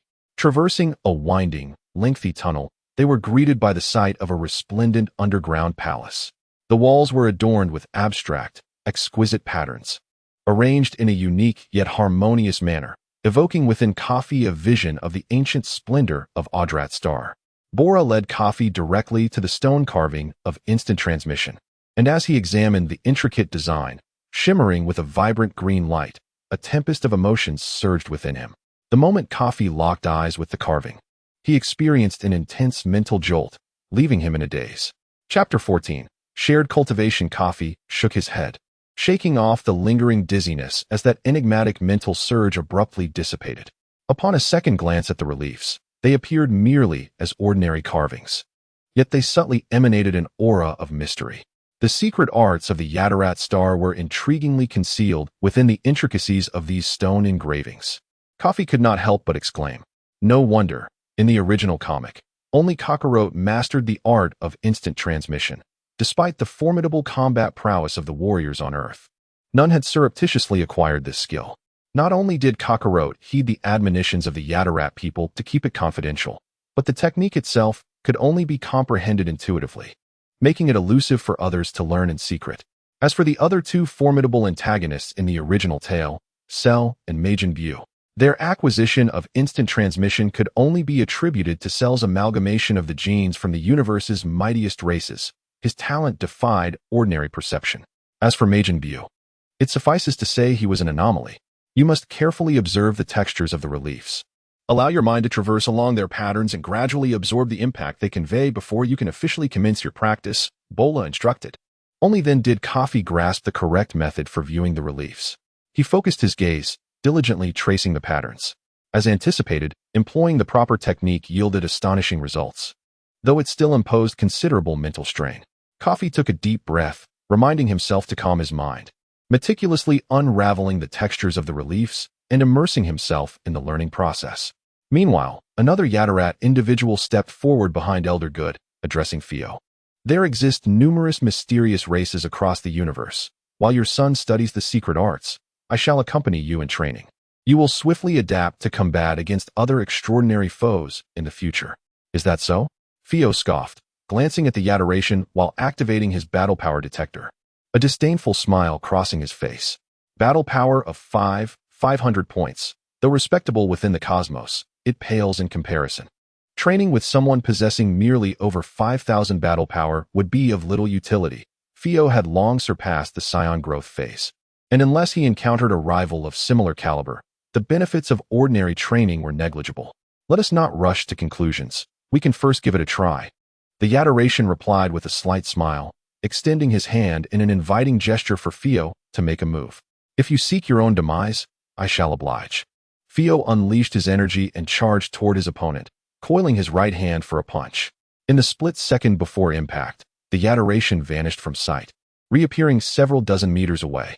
Fio could hardly believe that his fist had struck nothingness. The opponent had simply disappeared into thin air. Such a technique applied in combat was exceedingly vexatious. How about now? Do you still underestimate me? The Adoration laughed heartily, addressing Fio. Humph. If you possess true skill, refrain from employing such tricks of vanishing at will. Fio derided this style of combat. As a warrior race, the Scions valued direct confrontation, despite their inherent brutality. As you wish, I shall remain here for you to strike. In this brief encounter, Fio had garnered an initial understanding of the Adoration. The individual had promised not to utilize any peculiar techniques, implying a direct contest was imminent. Fio planted his feet firmly, fixing his piercing gaze upon his opponent. After all, if the enemy remained still, he would too.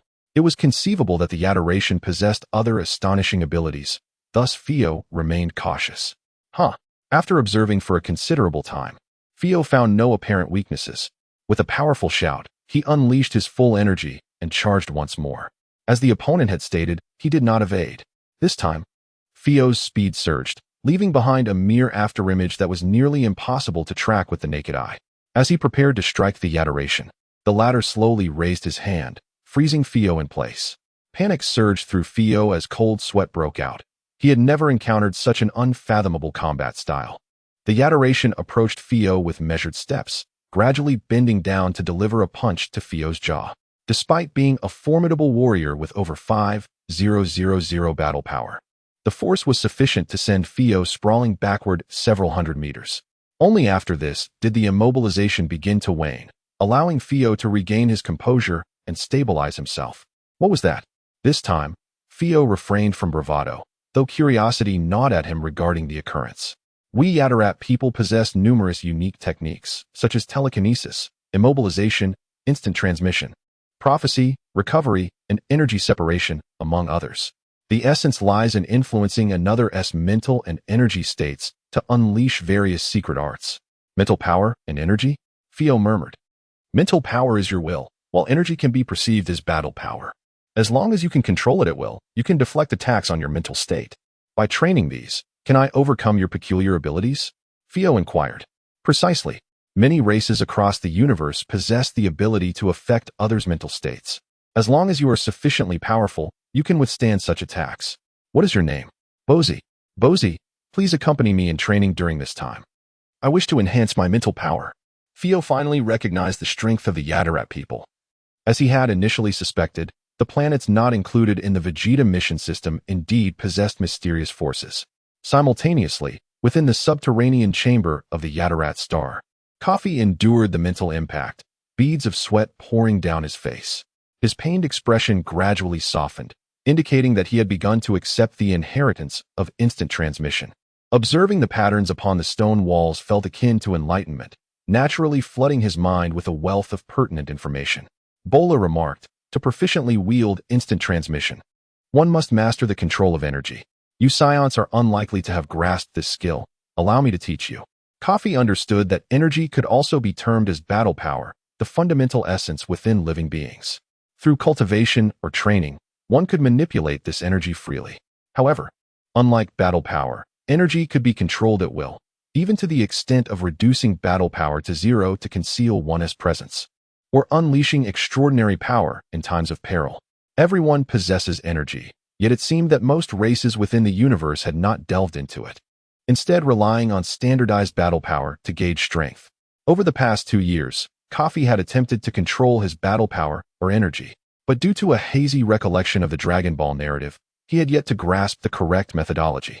Chapter 15. The cultivation of Chi. Bola led Kafi out of the underground palace, returning to the plaza at the entrance. To grasp the concept of Chi, one must first understand its essence. Bola initiated a teaching mode, adopting a serious demeanor as he solemnly stated, regarding Chi, Kafi had only a vague understanding from his memories. Initially, it was a power mastered by Earthlings, which, as the narrative unfolded, was also acquired by Vegeta through combat. Kafi had spent the last 2 years with his father and had not observed others wielding Chi, hence he remained oblivious to its underlying principles. Bola continued, Chi is the fundamental energy within living beings. Through cultivation or training, one can learn to manipulate this energy freely. The hidden energy within life forms encompasses righteous Chi, sinister Chi, courage, and vital energy, all of which fall under the domain of Chi. Chi can empower the body to transcend its limits, and its potency can be measured by combat power. We must now strive to control Chi. With the right methods, we can master this energy. The physical body has its limits, but we can continually enhance our Chi to grow stronger. Additionally, we need to learn to control the magnitude of Chi at will, which will enable us to perform instantaneous movement techniques. Mastery of Chi will significantly bolster your combat abilities. In his past life, Kafi, a middle-aged man of 40, had a fondness for traditional Dragon Kingdom martial arts, particularly Tai Chi, which elaborated on the definition and principles of Chi. Although true martial artists were nearly extinct in the Dragon Kingdom, Kafi had conducted some research on the subject. With this theoretical foundation from his previous life, Kafi quickly grasped Bola's explanation. However, he remained perplexed by the training methods for Chi. What Bola was about to convey was the crux of Kafi's focused attention. Now, I will teach you how to control Chi. Sit cross-legged and follow my lead. Kafi complied, mimicking Bola's posture, closing his eyes and extending his hands, palms facing each other. Begin with a deep breath, allowing your consciousness to travel from your head to your torso, and then to your limbs, sensing the energy within your body. Gradually gather this energy in your palms, Bola instructed, still with his eyes closed. After a moment of deep breathing, he continued, Scions inherently possess immense combat power. This should pose no challenge for you. In an instant, before Kafi could fully scan his body, An energy sphere formed in his hands.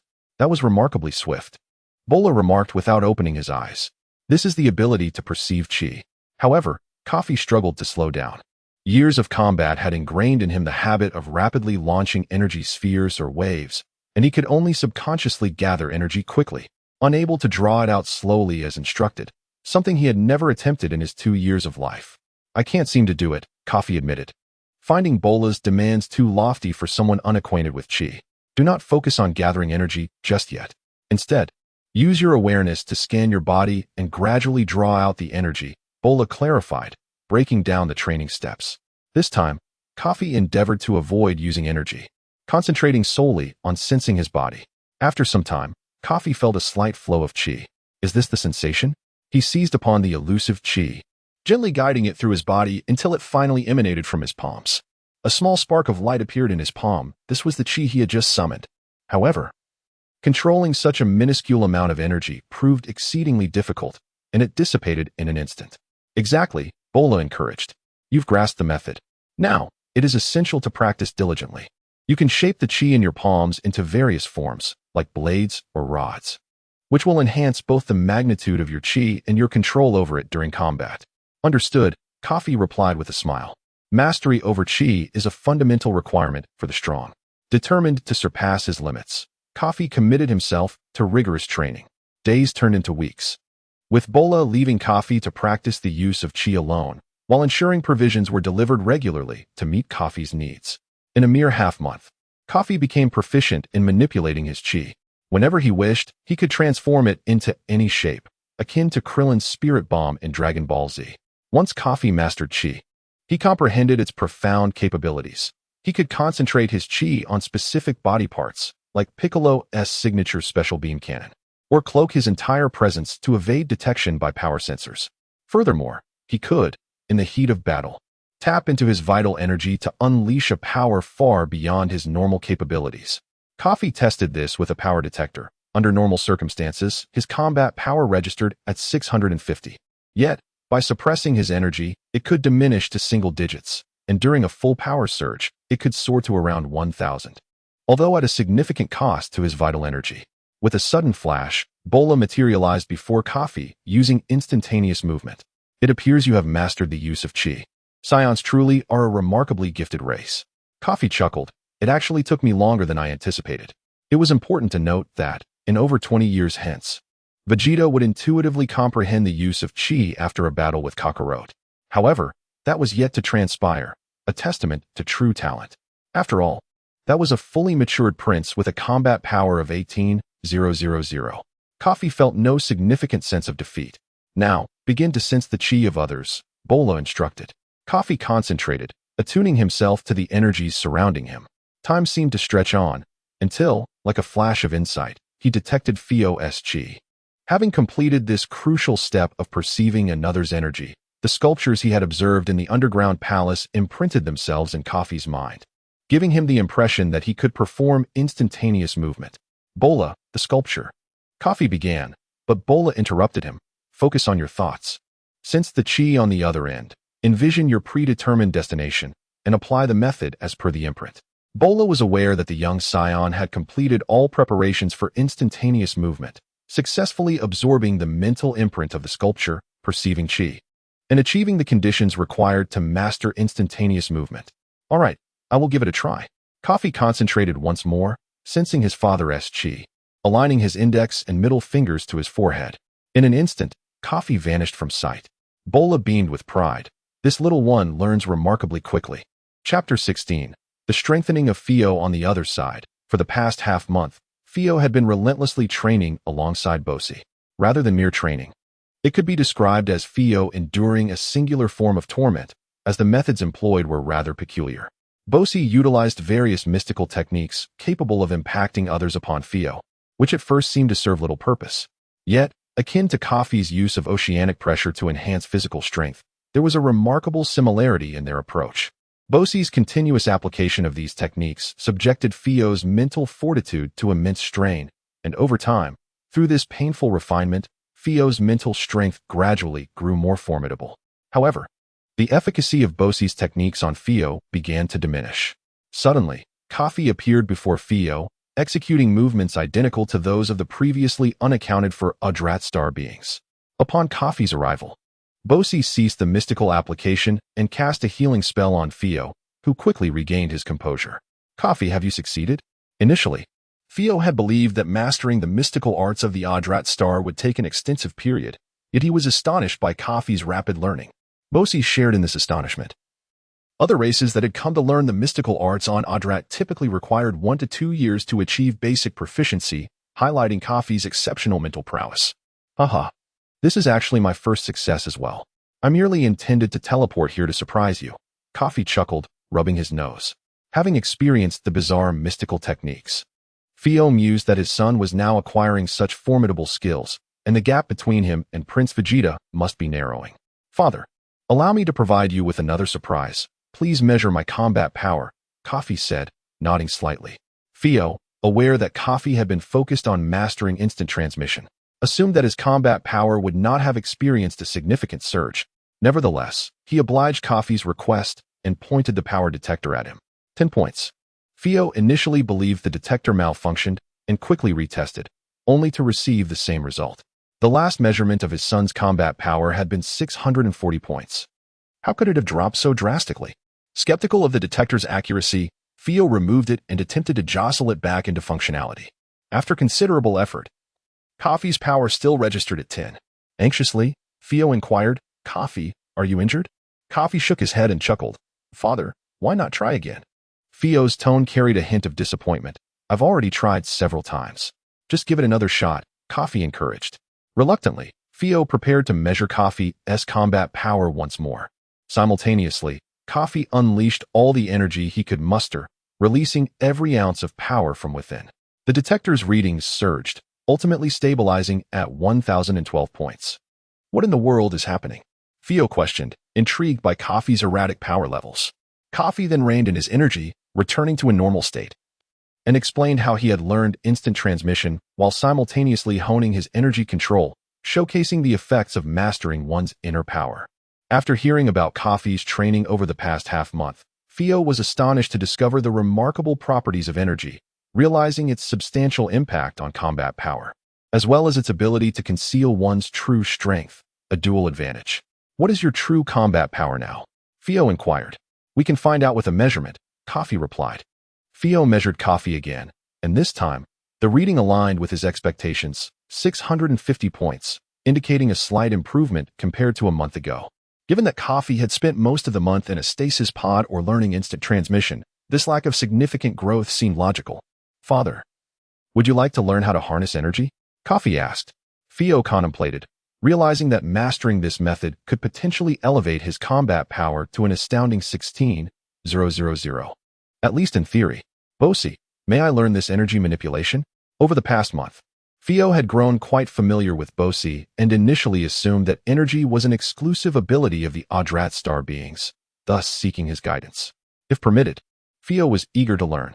Upon hearing Fio's inquiry, Bosi erupted into laughter. Fio, many races across the universe can harness energy. It is not a proprietary skill of the Adrat star people. If you wish to learn, you certainly may. Indeed, Father. There are even some races with combat powers of only a couple hundred that can proficiently use energy, Kafi added. Fio was left bewildered. Why had the Scion race never mastered this combat technique?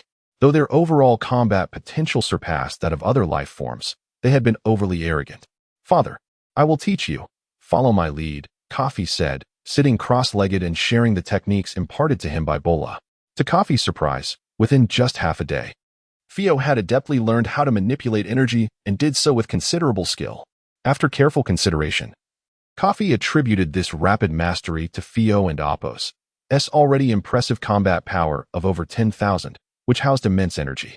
With over 20 years of battle experience, Fio had a natural aptitude for energy control. He simply had never attempted to master this specific method. With this newfound ability, Kafi utilized the detector on Fio once again, revealing a baseline combat power of 10,345. When harnessing energy, his combat power could even soar to 15,000, rivaling that of King Vegeta. Fio laughed joyfully, realizing he was now a formidable warrior in his own right. Father, the more energy you possess, the stronger you become, and consequently, the greater your combat power. There are many strong beings in the universe. Let us strive together. Kafi extended his hand, explaining the nature of energy. From that moment on, the duo's dedication to training intensified. Kafi understood well that countless powerful beings existed in the universe, not to mention the potential for combat powers exceeding 100 million in the coming decades. Presently, formidable entities such as Cooled, Frieza, and Gula from the Frost Demon race, along with the likes of Sabo, Dodoria, and the Ginyu Force, posed significant challenges, as did many planets, including Namek, which housed beings far superior to King Vegeta. Kafi's memory was also haunted by the destruction of planet Vegeta by Frieza, though he could not recall the exact timing. If possible, Kafi aspired to grow even stronger, striving to save his father. Over these past 2 years, Kafi had come to regard Fio as true family. Chapter 17. Crisis of the Future. Fio erupted with an immense surge of energy, a commotion so pronounced that it summoned Elder Good to their side. In an instant, Elder Good materialized beside them, a smile gracing his features. It appears that both of you have made considerable progress, he remarked. Indeed. I never anticipated acquiring such extraordinary abilities on this planet, Fio replied, still reveling in the joy of mastering energy manipulation. Among the Scion race, who held combat prowess and lineage in the highest regard, Fio could now be considered the foremost among the royal descendants. Elder Good turned his gaze towards Kafi. Kafi, though I cannot fathom the reason, your mental fortitude is remarkably potent, surpassing even our Adration kin. What say you? Would you care to learn all our arcane techniques? Kafi was puzzled. Isn't it said that individuals from other races can typically learn no more than 2 techniques? That is true, for the Adration race possesses an innate aptitude for mental prowess, enabling the creation of such remarkable techniques. Other races, in comparison, lack sufficient mental strength to grasp them. However, you are different. This was the second time Kafi had heard of his formidable mental capacity, although Elder Good could not see through it. Kafi vaguely suspected that it was a consequence of his transmigration. I shall defer further learning for now. Mastering the instant transmission technique has already proven quite beneficial. Kafi politely declined Elder Good's offer for further instruction. With a combat power of 650 points and only 11 months remaining until the entrance to the Scion Academy, Kafi had gained insight into Vegeta's early years. Rumor had it that Vegeta was born with a staggering combat power of 270 points, and his growth in the incubation chamber had been rapid, further accelerated by royal training over the past 2 years. Conservatively, by the time Vegeta turned 3, his combat power would likely exceed 1,500 points. Kafi found himself at a considerable disadvantage. If he could not even catch up to Vegeta, his future would be fraught with challenges. Thus, Kafi resolved to pause or even suspend his study of Adration techniques, intending to gradually solidify his mastery of instant transmission through practical combat experience. Given his strong mental fortitude, he believed he could eventually gain complete control over it. Elder Good, I sincerely appreciate your care for my father and me over the past month. For now, I wish to focus on my training and set aside the matter of techniques. Kafi expressed his thoughts while conveying his gratitude. Very well. When do you plan to depart? Elder Good inquired. As soon as possible. I wish to journey to a planet inhabited by powerful beings to hone my skills in battle. It was indeed time to leave, for remaining on Adrat would yield little practical benefit to his combat growth. Although the environment was pleasant and the powerful techniques alluring, the Scion blood coursing through his veins, with its inherent warrior spirit, ignited a desire in Kafi to engage in combat with formidable opponents and relish the thrill of battle. However, our spaceship is damaged. Could you lend us one? Kafi sheepishly inquired, scratching his head. Kafi, haven't you already mastered instant transmission? Can't you simply take me back to planet Vegeta directly? Fio asked curiously, reasoning that they need not trouble themselves with a spaceship anymore. He even began to envision Kafi's future, teleporting to various planets with efficiency to undertake missions. Father, I am not yet proficient, and my combat power is too low to sense energy from afar, rendering instant transmission unfeasible, Kafi explained.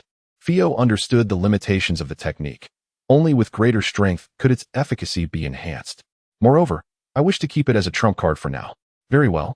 I assure you that even your mother is unaware, Elder Good said, sharing a knowing smile with Kafi. Elder Good observed Kafi intently, concentrating to employ a technique, his expression shifting to one of gravity before he regained his composure. As for the spaceship, it holds little utility for us. You may have one outright. After all, Adratians could utilize instant transmission, making interplanetary travel considerably more convenient than relying on spaceships. Yet, as a highly civilized planet, they had manufactured some surplus spaceships, which they generously offered to Kafi. That would be splendid. Thank you. Kafi expressed his heartfelt appreciation. During the past month, both father and son had mastered the manipulation of energy, with Kafi acquiring instant transmission and Fio significantly honing his mental fortitude. As they prepared to depart, Elder Good employed a technique to reinforce the durability of their protective gear, ensuring that ordinary attacks would leave no mark. Ultimately, Kafi took his leave, pledging that he would lend his utmost assistance to the Adratian people should peril arise in the future. As Kafi and Fio boarded the spaceship prepared by Elder Good, they vanished into the horizon amidst the warm farewells of Elder Good and the others. On planet Adrat, Elder Good finally exhaled a sigh of relief.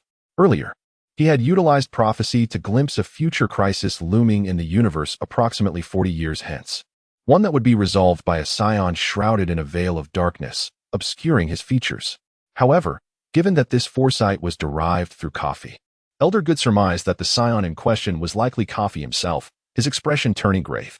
To avoid influencing the course of future events, Elder Good chose not to disclose this revelation, hoping for the best outcome. Within the spaceship, Fio activated the communication channel, inputting the frequency for planet Vegeta, expending considerable effort to establish contact. At the docking center on planet Vegeta, a duty-bound alien received the incoming transmission from an unidentified vessel. Is anyone there? This is Fio. Please respond, he called out through the intercom within the spaceship. The news of Fio's vessel's disintegration had reached planet Vegeta a full month prior. While it was confirmed that they had successfully boarded a lifeboat, the authorities had assigned personnel to monitor Fio's communications around the clock. Lord Fio, are you and Lord Kafi safe? The alien inquired, his voice growing increasingly animated. We were terrified upon hearing of your incident. To know you are unharmed is a relief beyond measure. The duty officer's demeanor grew increasingly subservient, a result of their long-standing encounters with the irascible Scions. Becoming accustomed to a position of deference, especially given that Lord Fio belonged to the noble class of the Scion race and was among the elite warriors. Where are you now? Your fuel must be running low. I will report immediately and arrange for a ship to retrieve you, the officer stated, promptly shifting his focus to his responsibilities. Chapter 18. The Gula Mecha Corps. You may report directly to the higher-ups. I have procured a spacecraft. Please send me a location, and I shall return to planet Vegeta shortly. Fear did not elaborate on how he acquired the ship, as he and Kafi had resolved to keep the knowledge gained on planet Adrat a closely guarded secret. Very well, please ensure your safety. The duty officer did not inquire further, nor did he possess the authority to do so. After confirming their safety with planet Vegeta, Fear inquired, Kafi, are there any planets you wish to visit? After all, this journey primarily centered around training Kafi. To be honest, I have no idea. Kafi chuckled, and Fia soon joined in, realizing the absurdity of his question. After all, Kafi was still quite young and had little understanding of the universe. Fear and Appo's inquiry was thus rather futile. However, the spacecraft provided by the Adrat people lacked the sophisticated mission systems found on planet Vegeta. Their navigation through the cosmos was limited to the knowledge of planet Vegeta's location, with nothing else at their disposal. As a Scion, Fear had little to fear in this vast universe, so he decided to choose a target and take a chance on that planet. They randomly locked onto the location of a planet that harbored life and activated the spacecraft's autopilot, setting course for their chosen destination.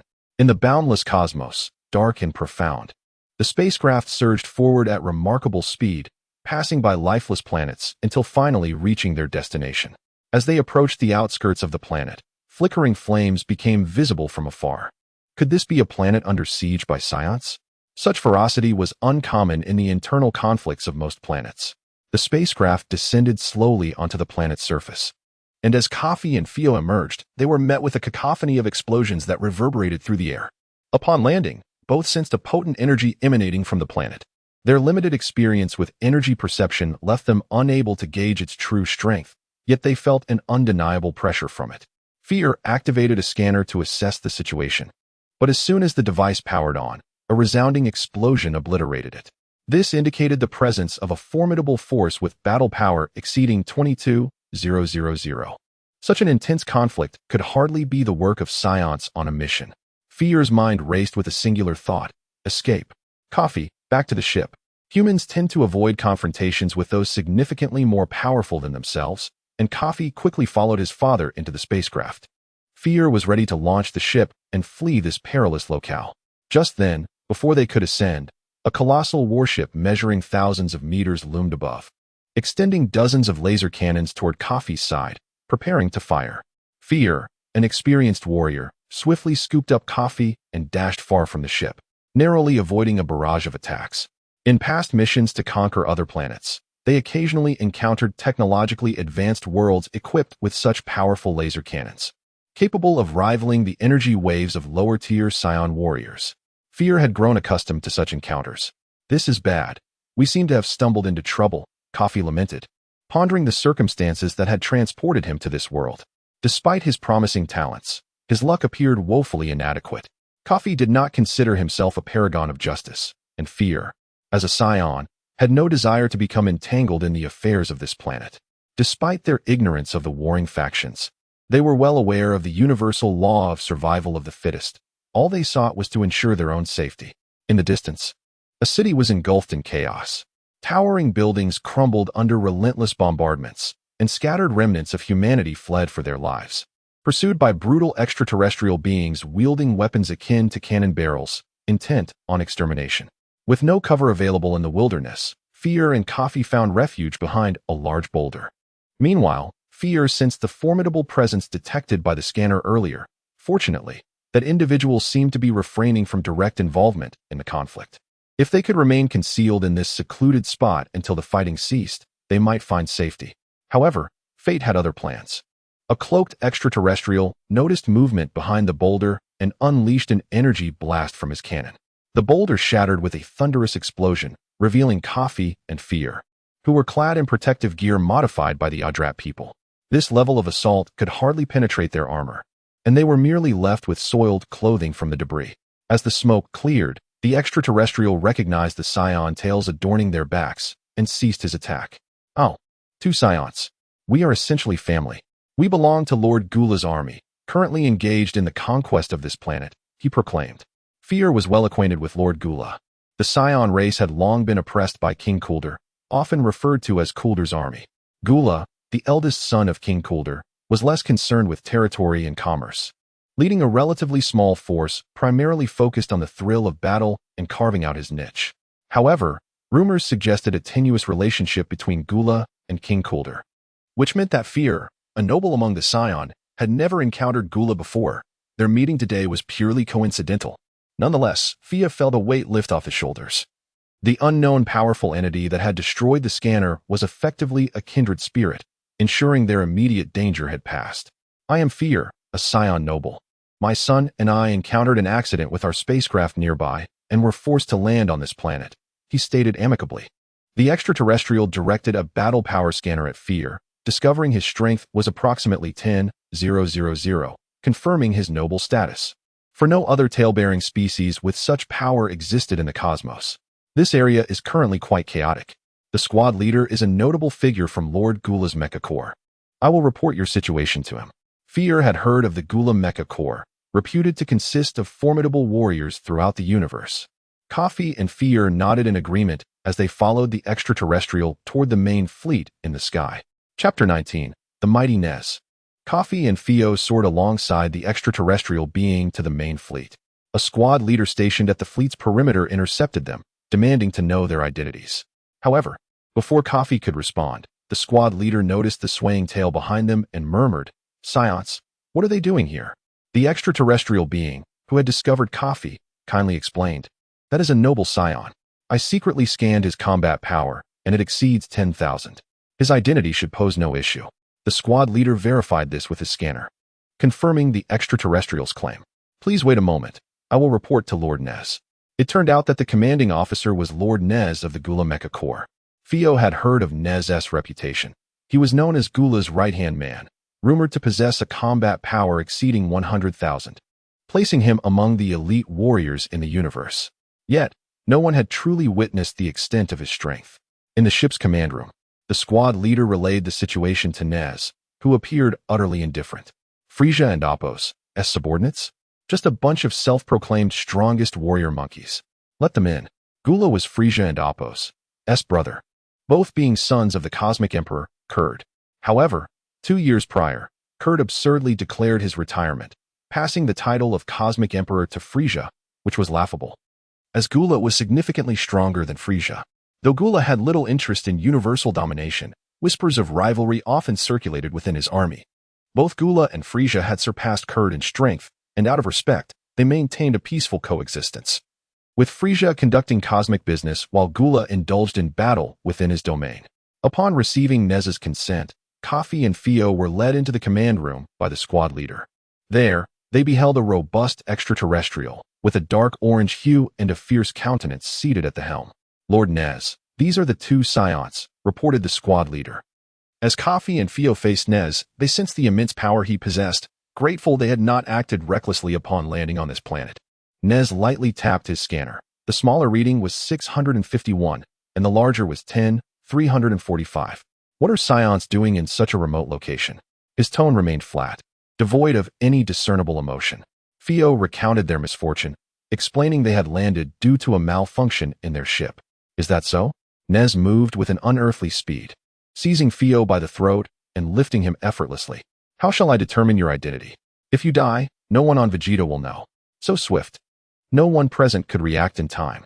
Fio struggled to voice a sound, only managing a faint groan, his expression one of disbelief. Recovering from the shock, Kafi launched a series of punches and kicks at Nez, but the disparity in their strengths rendered his attacks mere tickles, akin to striking a steel plate.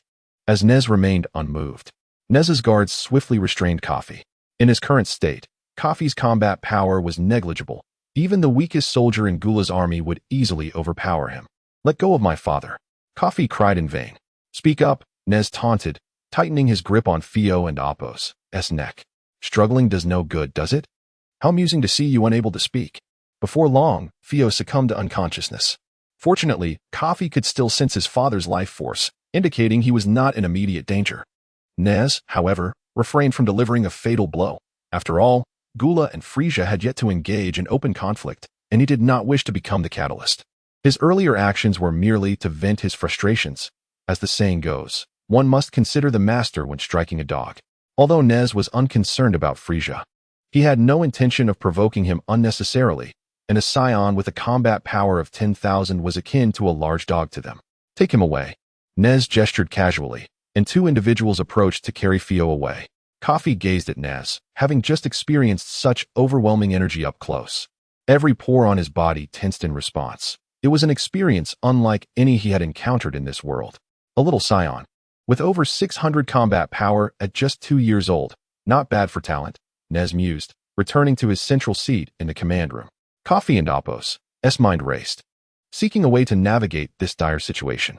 Lord Nez, I wish to join the Gula army, he declared resolutely, believing this to be his best option. Kafi was aware that in a few years, planet Vegeta would meet its demise, aside from a few Scions like Cockaro. Only Vegeta's squad would survive by aligning with Frieza's forces. If he could join the Gula army, it could be a fortuitous turn of events. Nez erupted in laughter at Kafi's proposal. You Scions belong to Frieza's army. I dare not accept you. Yet, his words carried no hint of trepidation, sounding more like sarcastic banter. Nez seemed to recognize Kafi's concerns. He feared for the safety of himself and his father. I intended merely to frighten you and relieve some of my own irritation. Once your father awakens, you can accompany us. I have business in the southern galaxy. The 2 extraterrestrials who had previously taken Fio away returned. Lord Nez, the Scion has been placed in the recovery chamber. With confirmation of his father's safety, Kafi's doubts began to dissipate. In truth, compared to Kurd and Frieza, Gula rarely engaged in large-scale invasions of other planets. He preferred to relish the thrill of battle. Incidents like today could hardly be classified as anything other than a means to sustain his troops. Thus, the formidable warriors of Gula's army could not be deemed entirely virtuous, but neither were they malevolent. Coupled with their eccentric personalities, there was little reason to eliminate Frieza's subordinates outright. Without a ship at present, accompanying Nez to the southern galaxy, the location of planet Vegeta seemed a prudent arrangement. Moreover, aboard the ship, Kafi would have access to fighters of various strengths, allowing him to train and efficiently utilize his time. During our journey aboard your vessel, I wish to diligently enhance my combat skills. Could you provide me with access to a training room and suitable opponents? Nez found no offense in this earnest and industrious young scion. His earlier actions demonstrated that clearly. The journey to the southern galaxy would take approximately 6 months, with several stops along the way. You may use our training facilities. Our Gula army consists of warriors who relish battle. Feel free to select opponents with comparable power for your training. I believe they would be more than willing. Thank you, Lord Nez. Kafi expressed with a slight bow of gratitude. Enough, enough. You may go. Nez waved dismissively, arranging for Kafi and Fio to have a place to rest. Kafi followed one of Nez's subordinates out of the command room. Chapter 20. The Ascension of Frieza. Approximately 2 hours later, within the healing chamber of the Nez spaceship. Where am I? Fio gradually opened his eyes, awakening under the nourishment of the nutrient solution. You were just knocked out by Lord Nez. Do you remember? The alien in the healing chamber inquired. With the reminder, Fio recalled the events that had transpired in the command room. In a fleeting moment, Nez had seized him by the throat, rendering him unable to struggle against such formidable force. By the way, Kafi. Fio grasped the collar of the nearby alien, his voice rising in a frenzy. Where's my son? Calm down. The alien swiftly recounted the events that had unfolded in the command room, explaining that per Lord Nez's instructions, the fleet was to head to the southern galaxy, and they had decided to bring Kafi and Fio back to planet Vegeta along the way. Kafi was already settled aboard the Gula army's ship. Upon learning that Kafi was unharmed, Fio's grip on the collar loosened, allowing the alien to breathe freely again. At that moment, Fio recalled the incident in the command room and felt a wave of trepidation wash over him. By the way, why are you Scions here? Hasn't Frieza recently intensified the number of missions? You don't seem like a small team on a mission, the alien casually inquired. Frieza? Fio's face contorted with confusion. The Scion race had always been under the governance of King Cooled, executing various missions to invade planets. As for Frieza, he should be another son of Cooled. What's wrong? The alien failed to comprehend the expression of bewilderment on Fio's face. Aren't we under the leadership of King Cooled? Why are Scions being assigned missions by Frieza? How long have you been away from planet Vegeta? Almost 2 years. No wonder. Upon hearing this, the alien finally understood the source of Fio's confusion. The Scion race had long since come under Lord Frieza's command. He then proceeded to explain the events from 2 years prior. That was when Kafi was merely 4 months old. Shortly after Kafi and Fio had departed from planet Vegeta for training. On that day, Cooled led his forces to the palace of planet Vegeta, and unlike previous occasions, he brought along his younger son, Frieza. Frieza bore a striking resemblance to King Cooled, descending from an oval spacecraft beside him. Following closely were numerous formidable warriors, such as Zabo, Dodoria, Kuei, and the Jinyu Force. Frieza let out a cold chuckle, gracefully descending from the craft to stand behind Cooled. King Vegeta, accompanied by a throng of nobles, came forth to welcome them, kneeling respectfully as they proclaimed, King Cooled, welcome to planet Vegeta. It has been a long time, King Vegeta. Cooled greeted amicably, introducing his son, Frieza. Frieza stepped forward, revealing a sinister smile, casting a piercing gaze at King Vegeta. With just that one glance, Frieza had successfully intimidated numerous Scions. Acknowledging the intensity of Frieza's gaze, King Vegeta quickly lowered his head, fearful of uttering a misstep. It is an honor to meet you, Lord Frieza. Likewise, please take good care of us. Frieza's voice held an eerie charm, laced with a hint of provocation. King Vegeta, with his head bowed, felt an inexplicable tension rise within him, his expression contorting into one of distress. Though unexpected, I have decided to step down, and Frieza shall inherit the army. Cooled's forces are now Frieza's. Cooled stated directly, his hand resting on Frieza's shoulder, revealing the purpose of his grand entrance. King Vegeta was taken aback, lifting his gaze to Frieza. Nothing will change. The Scions must simply adhere to Frieza's commands. Should you dare to defy him in the future, know that Frieza is even more merciless than I am. Cooled had scarcely finished his arrangement when Frieza brushed aside Cooled's hand resting on his shoulder, letting out a chilling laugh. Please take good care of me. I am very much looking forward to all of you Scions. Frieza casually pointed at King Vegeta, who was engulfed in an abyss of fear, instinctively gasping. To commemorate my ascension today, I have brought a new type of combat gear. This is a newly developed power level detector. Frieza continued in his sharp voice as a nearby guard opened a portable vault. Frieza took one from the box and donned it over his eyes. It was an enhanced version of the old model, boasting greater capabilities, a higher power level detection limit, more precise localization, and the ability to communicate in real time. As he spoke, he prepared to demonstrate its prowess. Soon, the nearby concealed scions were all laid bare before Frieza's gaze, many of them aiming their weapons at him. Though his tone remained calm, King Vegeta was thrown into a panic, desperately attempting to explain. Before he could utter a word, Frieza continued, "That scion over there has a power level of 2000. Quite impressive." With a casual flick, he unleashed an energy ball that accurately struck and killed that scion. This grim display repeated itself, and soon, all the ambushed scions met their demise, unable to escape. How does it feel to use? Quite convenient, isn't it? Frieza's actions ostensibly showcased the might of the new detector, but in reality, it served to establish dominance and intimidate King Vegeta. As expected, King Vegeta knelt, scarcely daring to breathe, his teeth clenched in impotent fury. "In any case, I will grant you 500. If that is insufficient, simply ask for more." Frieza leaned closer to King Vegeta, locking eyes with him, shattering the latter's psychological defenses entirely. From that day forth, the Scion race officially fell under the command of Frieza's army. In comparison to Cooled, Frieza was undoubtedly far more ruthless. "I see. This does not significantly affect us Scions, aside from a tighter arrangement of missions. After all, we Scions have always reveled in battle, so it makes little difference."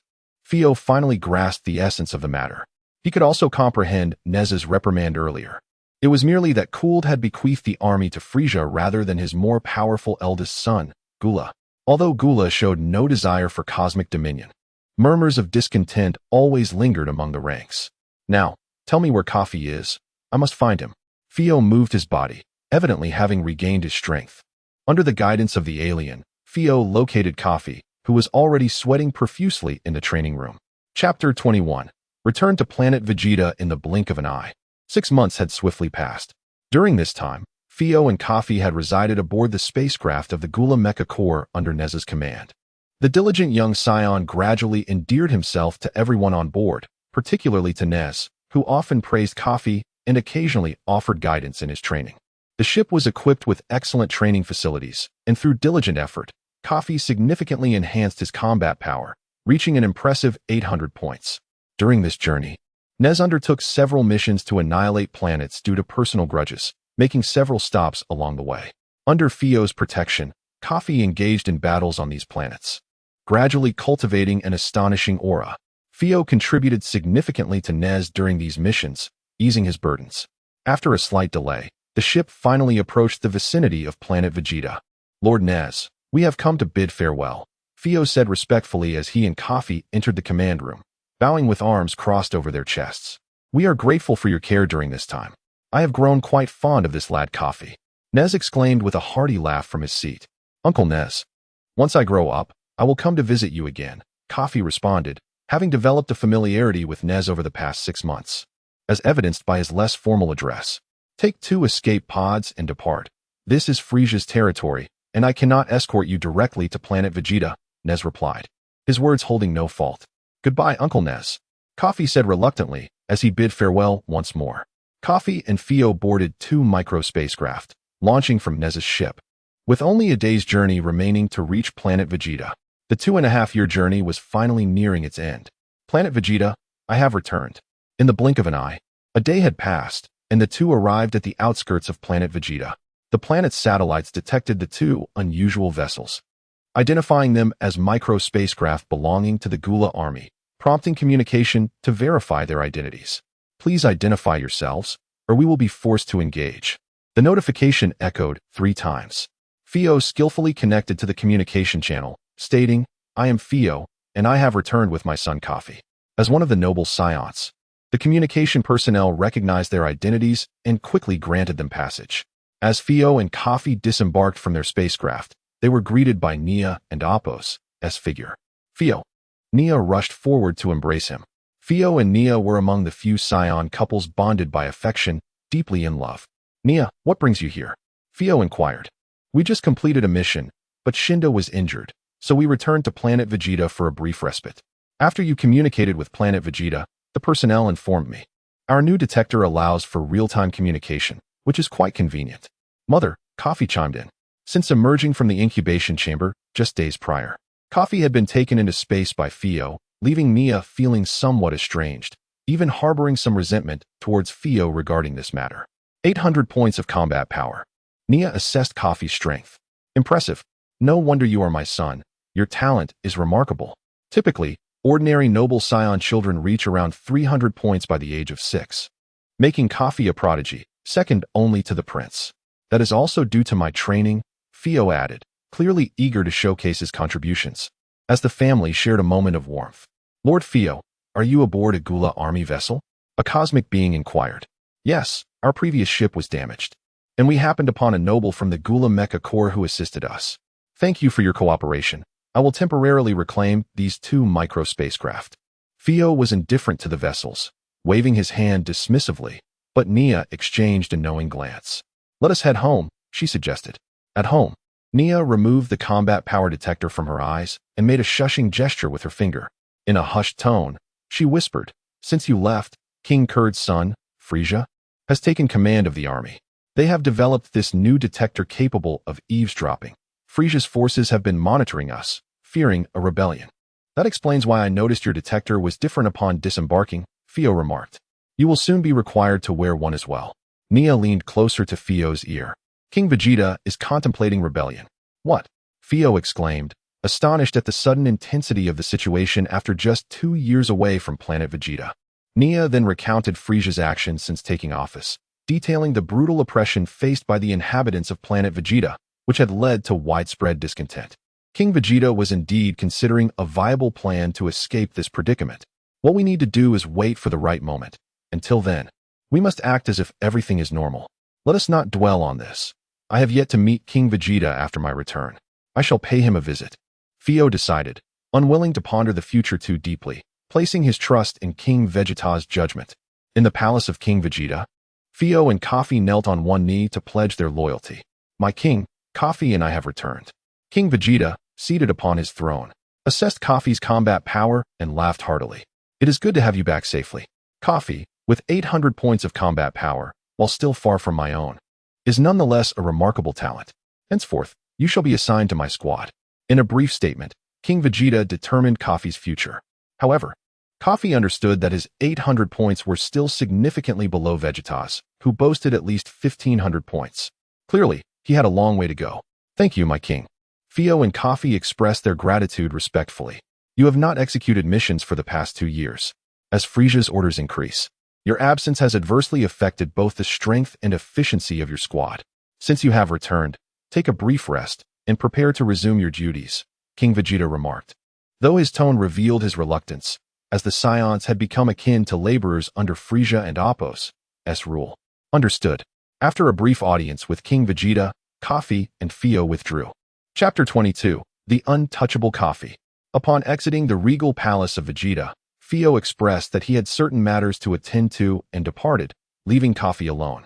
Since his birth, Kafi had not taken the opportunity to explore planet Vegeta in depth, so wandering around the bustling city of Stran would be a delightful diversion. Stran was not particularly large, as the entire Scion population barely exceeded 1 million, with the number of nobles and elite warriors being exceedingly scarce. The city primarily served as a residence for nobles, elite warriors, and their families, boasting well-established facilities. However, due to the frequency of missions over the past 2 years, the city was predominantly inhabited by young Scions and non-combatants.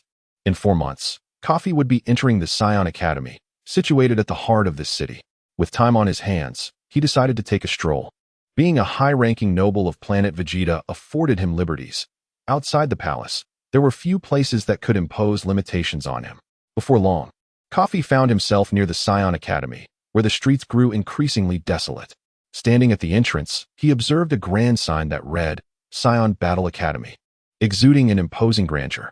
Just as Kafi was about to step inside, a small figure suddenly shoved him aside. Get out of the way, brat. This is no place for you. The boy, presumably around 7 or 8 years old, was clad in a battle suit adorned with the Academy's emblem, clearly a student there. After pushing Kafi aside, he disdainfully spat, trash, and strode toward the entrance without a backward glance.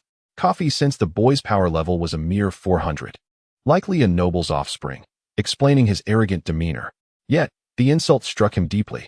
Kafi, possessing the maturity of a soul from Earth, usually maintained a calm temperament. But that last remark was intolerable. "Stop," Kafi demanded, his voice firm. The young Scion paused and turned around. "Are you talking to me? Apologize, and I might let you off." Kafi regarded him coldly, showing no signs of intimidation. With a battle power of 800, he knew no child under 10, save for Prince Vegeta, could rival him. In terms of status, Kafi was aware that while the Scion nobility was numerous, only a handful could be considered high nobles, with his father, Fio, being among the esteemed. Given the Scion culture's fondness for combat, scuffles among children were common, and as long as no one was seriously harmed, accountability was seldom pursued. It was merely a matter of skill. "Apologize? Do you even know who I am?" The boy dismissed Kafi with arrogance. Having never lived on planet Vegeta, Kafi was a name known in noble circles, but not a face recognized. To the boy, he appeared as a mere child, not even 3 years old, incapable of posing any threat. Despite Scions maturing rapidly, their combat power developed slowly, often witnessing a significant increase between the ages of 10 and 20. Thus, a boy of 7 with 450 points of battle power was already among the elite of the ordinary nobility. "I'll count to 5. If you don't apologize, you'll feel my power, you trash." Kafi returned the insult with equal fervor. Despite the boy's years of training, the gap of over 300 points in battle power and the techniques he had accumulated were insurmountable. The boy, unable to maintain his composure at Kafi's brazen words, finally snapped. "You're asking for it." He leaped forward, swinging a punch directly at Kafi's face. The punch, though seemingly powerful, appeared to Kafi as if in slow motion, approaching him languidly. Unfazed, Kafi wore a smile, thinking, has this little brat been frightened into inaction? Calmly observing the incoming fist, Kafi felt its energy. The boy, growing increasingly excited, was determined to teach Kafi a lesson. As the fist drew closer, a hand suddenly emerged from nowhere, catching the punch effortlessly, rendering the boy immobile. "Is this all the strength you possess? Is this what the Scion Academy produces?" Kafi laughed, his demeanor increasingly mocking, as he casually tossed the boy's fist aside. The boy, along with his body, was flung several meters away, his hand feeling as if it had shattered from the impact. Although he now understood the disparity between their strengths, his emotions spiraled out of control as he unleashed energy blasts in desperation. Kafi stood still, gathering energy to form a protective shield in front of him, reinforced by his battle suit. No matter the boy's attacks, they failed to inflict any harm, not even a tear in his clothing. Realizing his efforts were futile, the boy fell into despair. Confused, he activated his battle power detector, only to discover that this seemingly infantile child possessed a staggering 800 points of battle power. In a swift motion, Kafi closed the distance, delivering a powerful kick to the boy and Appo's abdomen, sending him hurtling once more. "Ugh!" The boy clutched his wound, gasping in pain. "This is impossible. Remember this, trash. My name is Kafi." Upon hearing this, the Scion boy recalled Kafi's identity. He was the son of the high noble Fio, rumored to be the foremost genius beneath Prince Vegeta. In disbelief, the boy succumbed to unconsciousness, his eyes filled with resentment. Kafi entered the academy, quickly informing a staff member of the incident outside. Soon, assistance arrived for the fallen Scion boy.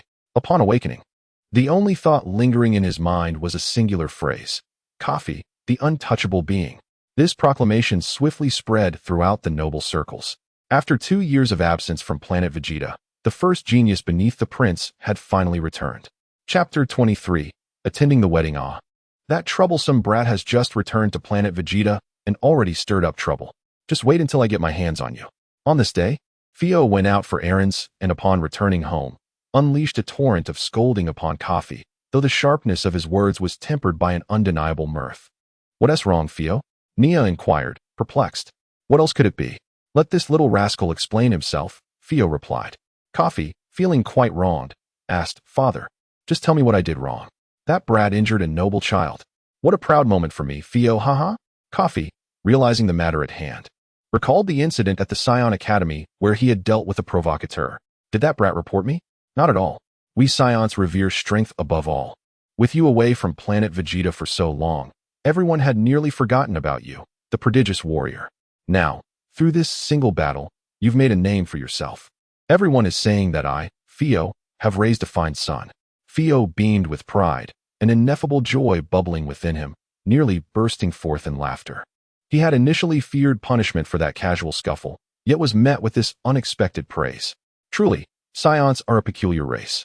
By the way, tonight Celiba is getting married. The three of us should go and offer our congratulations. Since Cinda has just recovered, we'll wait until after the banquet to embark on our next mission, Theo suggested. Eager to introduce Kafi to more of planet Vegeta, especially as he would eventually inherit his noble title. As a Scion noble, Theo had the liberty to manage his time, even amidst the most demanding of tasks. Celiba? I don't recall hearing that name before, Nia murmured. She is a lower-class warrior from Bardock's team. Bardock has invited us nobles to gather. As you know, Bardock's reputation has soared recently. Bardock, Kafi exclaimed, having heard whispers of the name. He was the warrior who fought valiantly until the very destruction of planet Vegeta, a lower-class warrior who ascended to greatness. Having only recently returned to planet Vegeta, Kafi listened as Nia elaborated. Bardock is a combat genius. Though he was born with low power and progressed slowly, he astonishingly improves his strength after every mission. He is now nearing your father's level and has become quite renowned among the nobility. Kafi pondered this, realizing that Bardock's near-death experiences in battle had likely spurred his remarkable growth. All right, let us hurry and freshen up. We need to arrive early. We nobles can no longer afford to underestimate Bardock, Theo urged, as Kafi, who had been training daily, was in need of a wash. Kafi quickly tidied himself and followed Theo and Nia to the banquet hall prepared by Bardock for Celiba's wedding. The Scion wedding customs were relatively simple. Rather than a celebration for the newlyweds, it was more a grand feast for all attendees. Look over there, a throng of lower-class warriors, Nia remarked, spotting a group of Scions with power levels around 2,000 to 3,000 indulging in merriment. All right. The bride is from Bardock's team, and many of those present are invited nobles, Theo chuckled, revealing that they held no particular disdain for those of lesser lineage. Kafi, uninterested in their trivial banter, sat alone in a corner of the banquet hall, sipping his drink. As he surveyed the lively scene, he was suddenly reminded of the impending doom when Frieza would obliterate planet Vegeta. What was he to do then? With the king's battle power around 15,000, transforming into a great ape would yield a formidable force of 120,000. Yet, if that was insufficient to withstand Frieza, how formidable must Frieza's power be? At least over 200,000. It had been over 20 years since he last perused the Dragon Ball manga. Had he known he would become a Scion, he would have diligently studied the lore. Forget it. That's a distant concern. Even if I cannot defeat him, surely I can flee with my parents. I have not incurred Frieza's wrath. He wouldn't hunt me across the galaxy, Kafi mused. Kafi, startled from his thoughts, Kafi turned to see a Scion child, around 6 or 7 years old, standing before him. Sensing the child's power level at approximately 400, he realized he had no recollection of this boy. Such occurrences had become frequent. Wherever he went, challengers appeared, eager to test their might against him. What is the matter? Kafi asked. Nothing much. I've heard that many of our noble peers have fallen to you, so I wish to see if your rumored power of 800 is true. Kafi deduced this child was likely a student from the Scion Academy. Generally, Scion children did not wear power-level scouters, as they were primarily utilized by warriors in the field. Hence, the boy was unable to discern Kafi's true strength. Is that so? It seems there are many like you who cannot accept my formidable prowess, Kafi retorted, his pride swelling. He was quite fatigued by these encounters. You speak well, but I shall see if your strength matches your bravado. In truth, a power level of 400 at such a young age was commendable, and he could very well attain upper-class status as an adult, yet he had chosen the wrong adversary. Before Kafi could respond, the child charged at him. Bored, Kafi decided to play along. As the boy threw a punch that left a blur in its wake, Kafi opted not to retaliate, evading effortlessly. The child grew increasingly frustrated, even resorting to insults. If you're capable, strike me. Running away is no skill. With the provocation laid bare, Kafi ceased his playful dodging and struck decisively. The boy was sent crashing into the wall on the opposite side of the banquet hall, eliciting laughter from the crowd.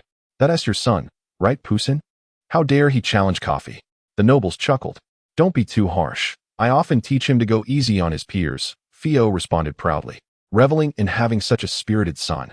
Pusin, the ordinary noble, flushed with embarrassment, lamenting the disruption his son had caused amidst such an esteemed gathering. Chapter 24. Cockaro. As Kafi watched his opponent being sent flying by a powerful kick, he refrained from pressing the advantage. However, the tenacity of the young warrior was remarkable. Despite his injuries, he managed to rise and audaciously challenged Kafi to come at him. Fortunately, the medical facilities on planet Vegeta were highly advanced, and the adults present were unconcerned, allowing Kafi to approach that young fighter to deliver another punch and teach him a lesson. With a swift movement, Kafi arrived in front of the boy, ready to unleash his massive fist. Just as he was about to strike, a figure suddenly appeared beside him, firmly grasping his fist. "Today is my team's match. I would prefer if no one causes a disturbance, or I might get angry, ha ha ha." Although the tone sounded friendly, Kafi dared not test the temperament of this Scion and withdrew his fist. Upon looking up, he recognized the iconic hairstyle. It was unmistakably Bardock. Seeing the real Bardock was quite a surprise. "All right, Bardock, Don and Oppos, to intimidate my son," Fiona interjected protectively. I was worried you might be too busy, Lord Fiona." "You truly honor me," Bardock chuckled, scratching the back of his head in greeting. "Don't call me Lord. Your battle power is nearly on par with mine." "It and Oppos. It's hard to believe you were just a low-class warrior in your youth," Fiona praised. While the two exchanged pleasantries, Fiona noticed that behind Bardock stood a small boy clad in battle attire, sporting the same hairstyle as Bardock. Kafi's memories became jumbled. Goku. No, it should be Cockaro. Kafi vaguely recalled that Cockaro was born just as planet Vegeta was about to be destroyed, and he had been sent to Earth. How could it be that planet Vegeta had not yet perished, and this boy was the same age as him? Was it his journey through time that caused this anomaly? Kafi still struggled to comprehend these questions. As Kafi gazed at his son, Bardock introduced the boy. "This is Cockaro. Coincidentally, you share the same birth date, Kafi. However, his potential is rather lacking. I have been training him, yet his battle power has yet to reach 100 points, not comparable to your genius.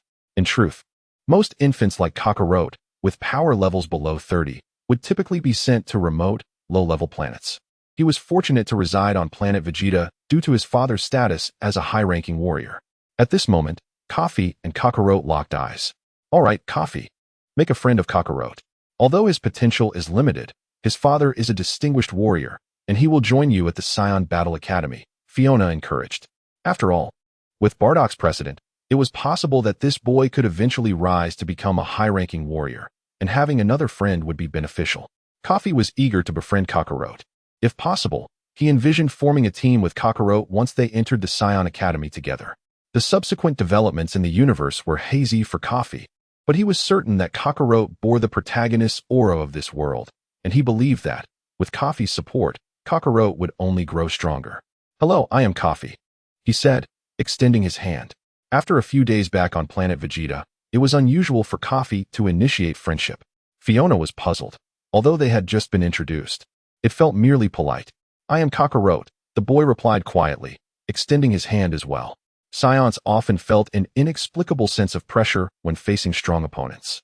At that moment, Cockaro was neither the mischievous character from the comics nor the compliant version after his head injury and amnesia. Their handshake symbolized the establishment of a friendly bond.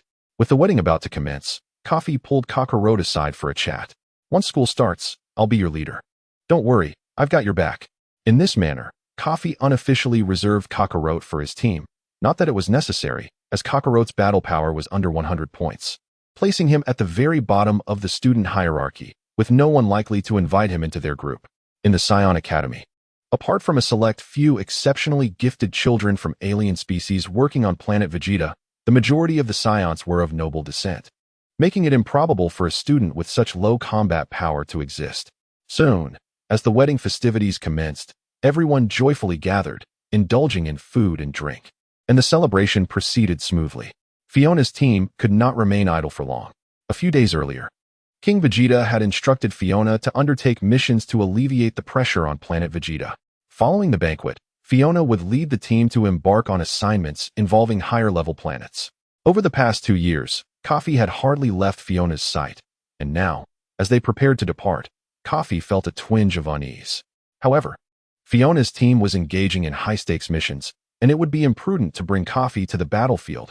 Regulations on planet Vegeta forbade such actions. "My son, Kafi." Fiona's team had gathered at the spaceship docking center, where staff members were preparing their mini spaceships. "Father, we've been assigned several missions, and I may not return for some time. Do you have confidence in becoming stronger?" Fiona held high expectations for Kafi. Playfulness was a child's nature, and he was uncertain if Kafi would remain diligent without his supervision. I will become the strongest warrior, Kafi declared loudly at the docking center, startling the passing scions with his sudden proclamation. Yet, no one doubted Kafi's words. After all, he was the foremost genius beneath the prince. Fiona handed Kafi a card, saying, "All right, I believe in you, my dear son. This card holds enough funds for you to live comfortably on planet Vegeta. When you start school in a few months, you must work even harder and find suitable companions." A hint of reluctance flickered in his eyes, but no one noticed. Perhaps this was the tenderness beneath a tough exterior. "Father, I will not let your expectations go unfulfilled." Kafi rushed to Nia, hugging her legs due to his smaller stature. Although he had not spent much time with his mother, he still felt a pang of reluctance. "Mother, please stay safe." Thus, the 5 members of Fiona's team boarded the mini spaceship, vanishing into the distant sky. Kafi remained in place for quite some time before finally leaving the docking center. Alone at home, Kafi felt a wave of boredom wash over him. Although the Scion household boasted a state-of-the-art training facility, he still felt a tinge of loneliness. He remembered that Bardock's team had also left to undertake missions after the wedding. Perhaps he could invite Cockaro over to train together. Seizing the opportunity to befriend the protagonist of Dragon Ball could only be advantageous. Resolutely, Kafi located Bardock's residence and set off without hesitation. Chapter 25. Can Cockaro not fly?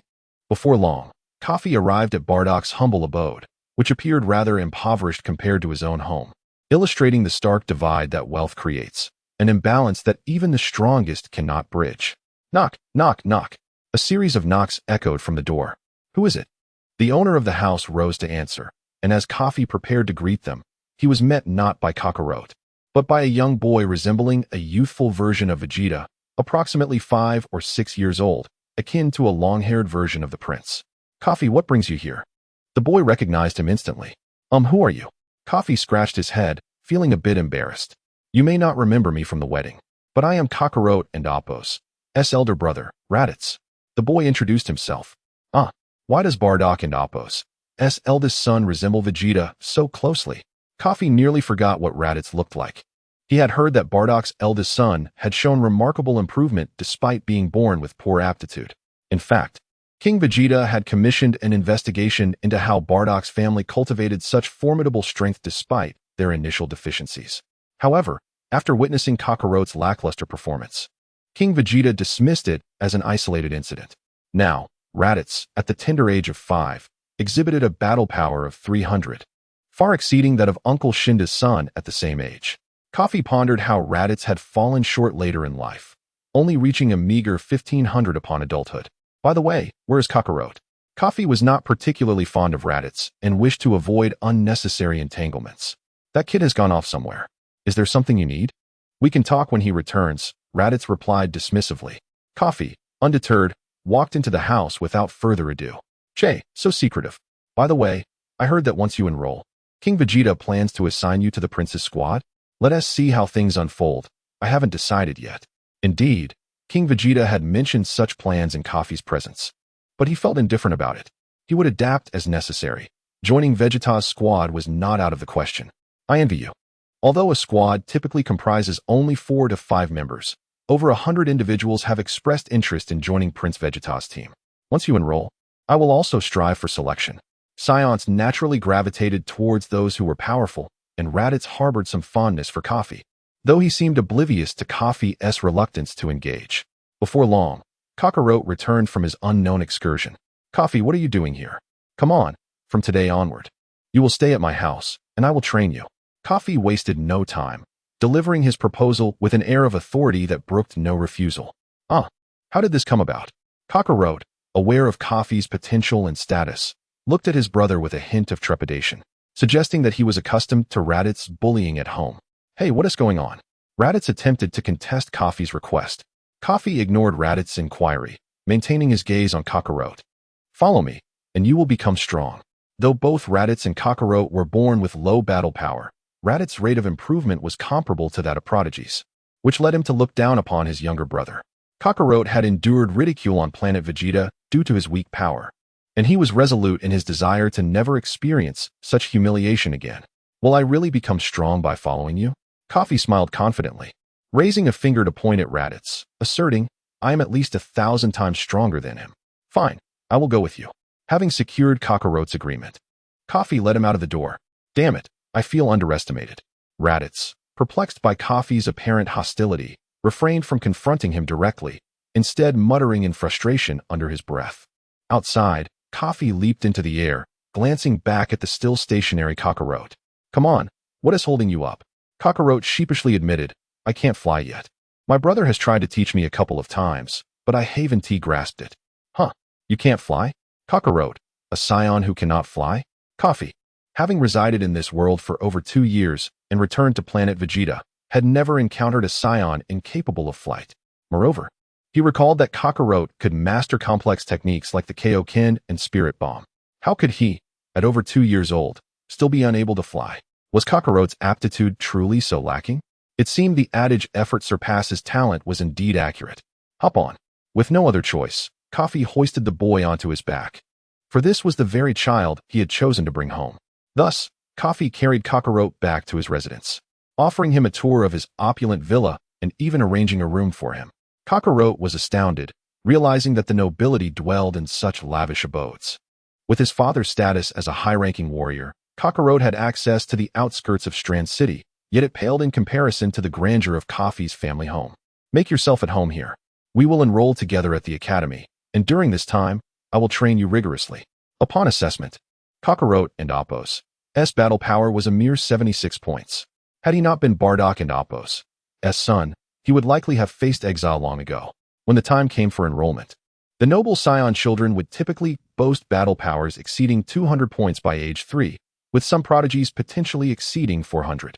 Cockarote, however, would inevitably fade into obscurity under the shadows of Vegeta and Kafi. Before we begin formal training, let me teach you how to fly. This is a significant issue. Kafi had assumed that all Scion children could fly upon birth, as he had never explicitly learned. He simply concentrated his energy in his feet, overcoming gravity instinctively with practice. Kafi could hardly fathom that a Scion could not fly. Inquiring with Cockarote revealed that although Scions possess inherent combat abilities, flying techniques still require instruction. However, it was rare to find a child who, after 1 or 2 lessons, had yet to master the skill. At the entrance of Kafi's villa, there was a spacious courtyard, perfect for practicing flight. That's fantastic, Cockarote exclaimed with joy, but his spirits soon dampened. My brother always says I'm clumsy and that I learn slowly. Don't worry. You can consider me your real brother. Even though we are the same age, haha. Kafi thought it a bargain not to pass up. Chapter 26, The Scion Academy. Kafi and Cockarote arrived in the courtyard, where the sky remained as serene as ever, with wispy clouds drifting lazily at the horizon. A perfect day for practicing flight techniques. Cockarote, how did your brother teach you? What was the issue that prevented you from taking off? Cockarote replied, my brother merely demonstrated once. He mentioned that everyone learns on their own. Our father was always occupied with missions, and when he returned home, he was too busy recovering to train me. Cockarote's observation was indeed accurate. Scions possess an innate understanding of combat-related matters. Recognizing Cockarote's lack of aptitude, Kafi decided to guide him step by step. Are you capable of controlling your power effectively? Kafi casually tossed an energy sphere towards a stone in the corner of the yard, but just before impact, he deliberately detonated it, the explosion contained and leaving the stone unharmed. You need to manage the energy you summon and manipulate its properties at will. I'll give it a try, Cockarote said, mimicking Kafi's actions as he hurled an energy sphere at the same stone, but the power was far inferior to Kafi's. With a loud bang, the stone shattered into fragments. It seems I can't do it like you yet. Cockarote chuckled sheepishly, gazing at the scattered debris. Kafi reminded himself to endure. This is Cockarote after all. Forcing a smile, he reassured, take your time. First, concentrate on gathering the energy sphere. Then maintain control over it in your hands. One step at a time. Cockarote attempted once more, swiftly forming an energy sphere that floated between his hands, visibly pulsating with volatile energy as he exerted control over it. With persistent practice, Cockarote soon mastered the ability to command the energy freely, even controlling the trajectory of the launched energy spheres. Now, concentrate the energy at your feet to create a force against the ground, allowing you to overcome gravity and float. Following Kafi's instructions, Cockarote focused his limited energy in his lower body, emanating a slight aura. Gradually, he succeeded in levitating. I'm floating. I'm floating. Cockaro exclaimed with excitement. Why was it so simple? My brother didn't teach me properly. Kafi is much better. In truth, it was not entirely Radit's fault. Scions generally lacked finesse in controlling their power. Kafi's teachings, grounded in the principles of energy manipulation, allowed Cockaro to learn rapidly. Before long, Cockaro became increasingly adept at flying, even circling above the villa. However, due to the high gravity of planet Vegeta and Cockaro's low battle power, he could not maintain this for long. Future training would require him to strive diligently to enhance his strength. A long and arduous journey lay ahead. With less than 4 months until the annual enrollment date at the Scion Academy, Cockaro settled comfortably at Kafi's residence, and the time passed swiftly. During training, Kafi took on the role of a stern mentor, demanding much from Cockaro while also dedicating himself to hard work. However, during their downtime, they bonded like brothers. Thanks to Kafi's noble status, their lives were quite comfortable, with alien attendants managing their daily needs, allowing them to focus entirely on their training. In addition to fundamental physical conditioning, Kafi often suppressed his own battle power to match Cockaro's level, engaging in sparring sessions that significantly sharpened Cockaro's combat skills through rigorous practice. After 4 months, Kafi's battle power stabilized at 950 points, while Cockaro made notable progress, reaching 120 points. However, such power was still insufficient for the competitive environment of the Scion Academy. As for Raditz, he had shown no concern for his younger brother throughout this period. The enrollment notification from the Scion Academy arrived just before the start of the school year. Although the spots had already been predetermined, the official ceremony still held significance. The academy typically accepted around 300 students each year, predominantly the offspring of nobles and elite warriors, along with children of aliens working on planet Vegeta who exhibited strong combat potential. Such children would typically possess at least 200 battle points by the age of 3. Cockaro, however, remained the sole exception, the only underperformer. On the day of enrollment, the campus was bustling with activity, as it was the most crowded day of the year. To maintain an air of solemnity, all flying was prohibited over the city of Strand. Kafi had arranged for a vehicle to transport the two to school. Although Kafi lived close to the Scion Academy, he had not revisited since his initial fame upon returning to planet Vegeta, as he had been too occupied with challenges.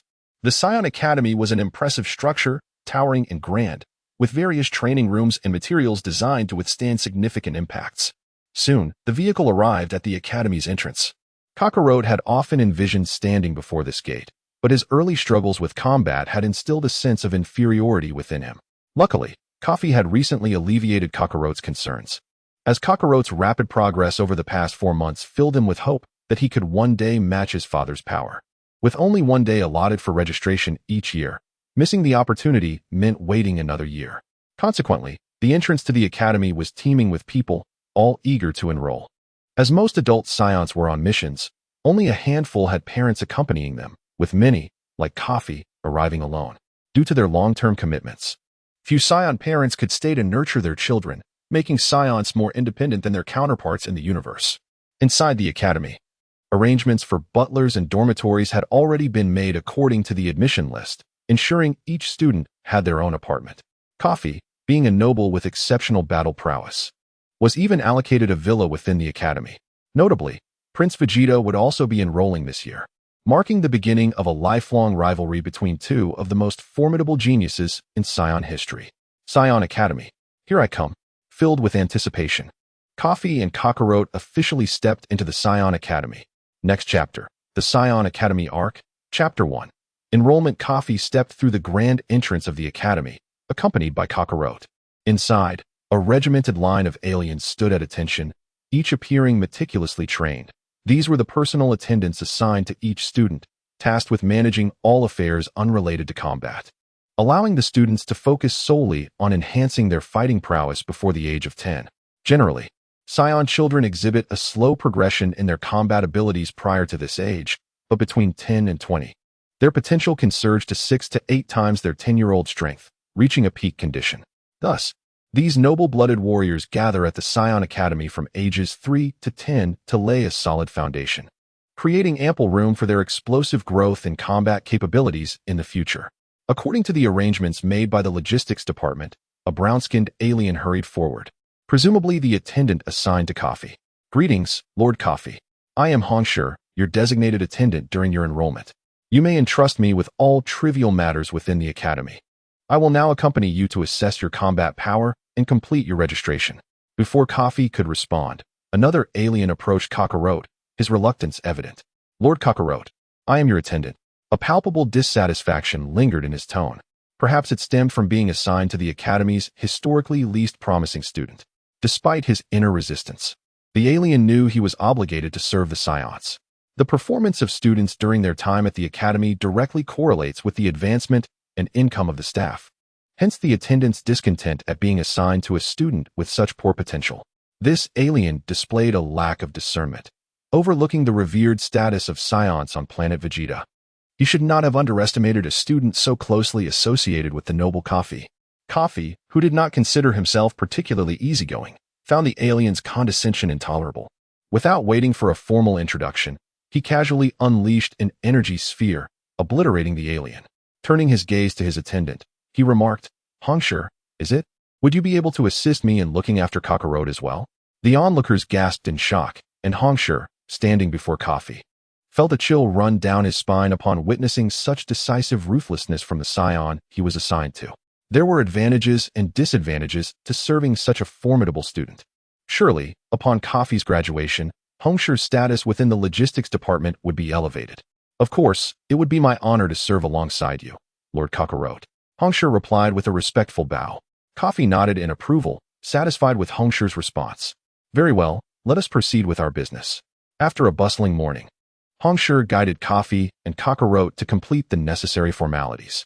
It became apparent that the Scion Academy was not merely a haven for nurturing nobility, but operated under a stringent system. Such orderly management could not have originated from the Scions themselves. The alien staff residing on planet Vegeta was primarily tasked with the duties the Scions were ill-suited for. Lord Kafi, we are now left with the final step of the enrollment process. We shall proceed to the Academy's specialized combat power assessment chamber, where we will evaluate your and Lord Cockaro's overall combat abilities and record your foundational statistics, Hongshi instructed, gesturing for them to follow. Ordinary scouters could only measure the immediate combat potential of a body at a given moment, failing to provide a comprehensive analysis. Young Scions, lacking practical combat experience, exhibited disparities in fighting techniques, energy control, and physical strength, rendering the actual combat power they could unleash difficult to ascertain. The final combat power assessment would synthesize evaluations from these three dimensions. The chamber housed a colossal combat power detector, equipped with wires capable of connecting to the human body and brain, stimulating nerves through electric signals to simulate various extreme scenarios. This virtual examination allowed for more precise evaluations of each individual's reactions under different conditions, thus tailoring targeted improvement plans based on their weaknesses. By understanding each scion's vulnerabilities, they could engage in focused training to bridge these gaps, establishing a stronger foundation during their formative years. For adult scions, continuous task execution and accumulated combat experience would naturally enhance their physical condition and energy control.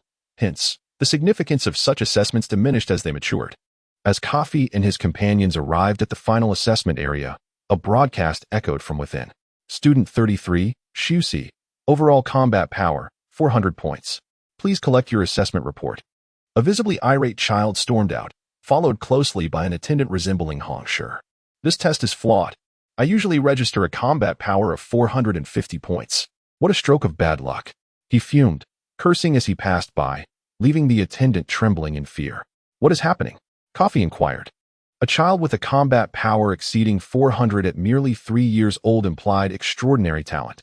Absent the influence of Vegeta and Kafi, he could have easily claimed the top spot among the new students. Such an individual would never fabricate their combat power. The only plausible explanation was a malfunction in the testing process. Lord Kafi, the final assessment evaluates multiple aspects comprehensively. The individual you just witnessed appeared physically robust, and such a formidable combat power suggests exceptional energy control. It is possible that their overall evaluation was diminished due to a lack of combat technique.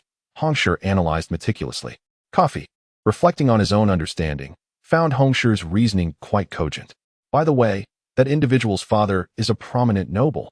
Is that so? Intriguing, Kafi mused. As a seasoned logistics officer, Hongshire had long served the young Scions and was well acquainted with the challenges faced by newcomers, enabling him to swiftly identify the issue with student 33, Shusi. Kafi did not presume every attendant possessed such insight. It was evident that the academy had assigned him a remarkably competent caretaker due to his status and prowess. Let us proceed. We shall also partake in the assessment. Kafi declared confidently, while Cockaro felt a twinge of apprehension within. Chapter 2. Assessing Combat Strength. Greetings. I am the steward of Lord Kafi and Lord Cockaro, here to facilitate their testing. Hongshire stepped forward to register their basic information. Please fill in their details first. Unlike other reporting procedures, the person in charge of assessing combat strength was surprisingly a Scion. Since entering the hall, Kafi and Appo's gaze had been fixated on this Scion. There was no particular reason for this, except for the numerous scars marring the Scion's face, the unmistakable prosthetics replacing his legs, and the emptiness of his left sleeve. Contrary to his physical impairments, he emanated an inexplicable, formidable aura that made Kafi feel as though he were struggling to breathe under its weight. What is it? The Scion in charge seemed to have noticed Kafi and Appo's gaze and smiled slightly. It and Appo's nothing. Kafi swallowed hard, uttering 2 words.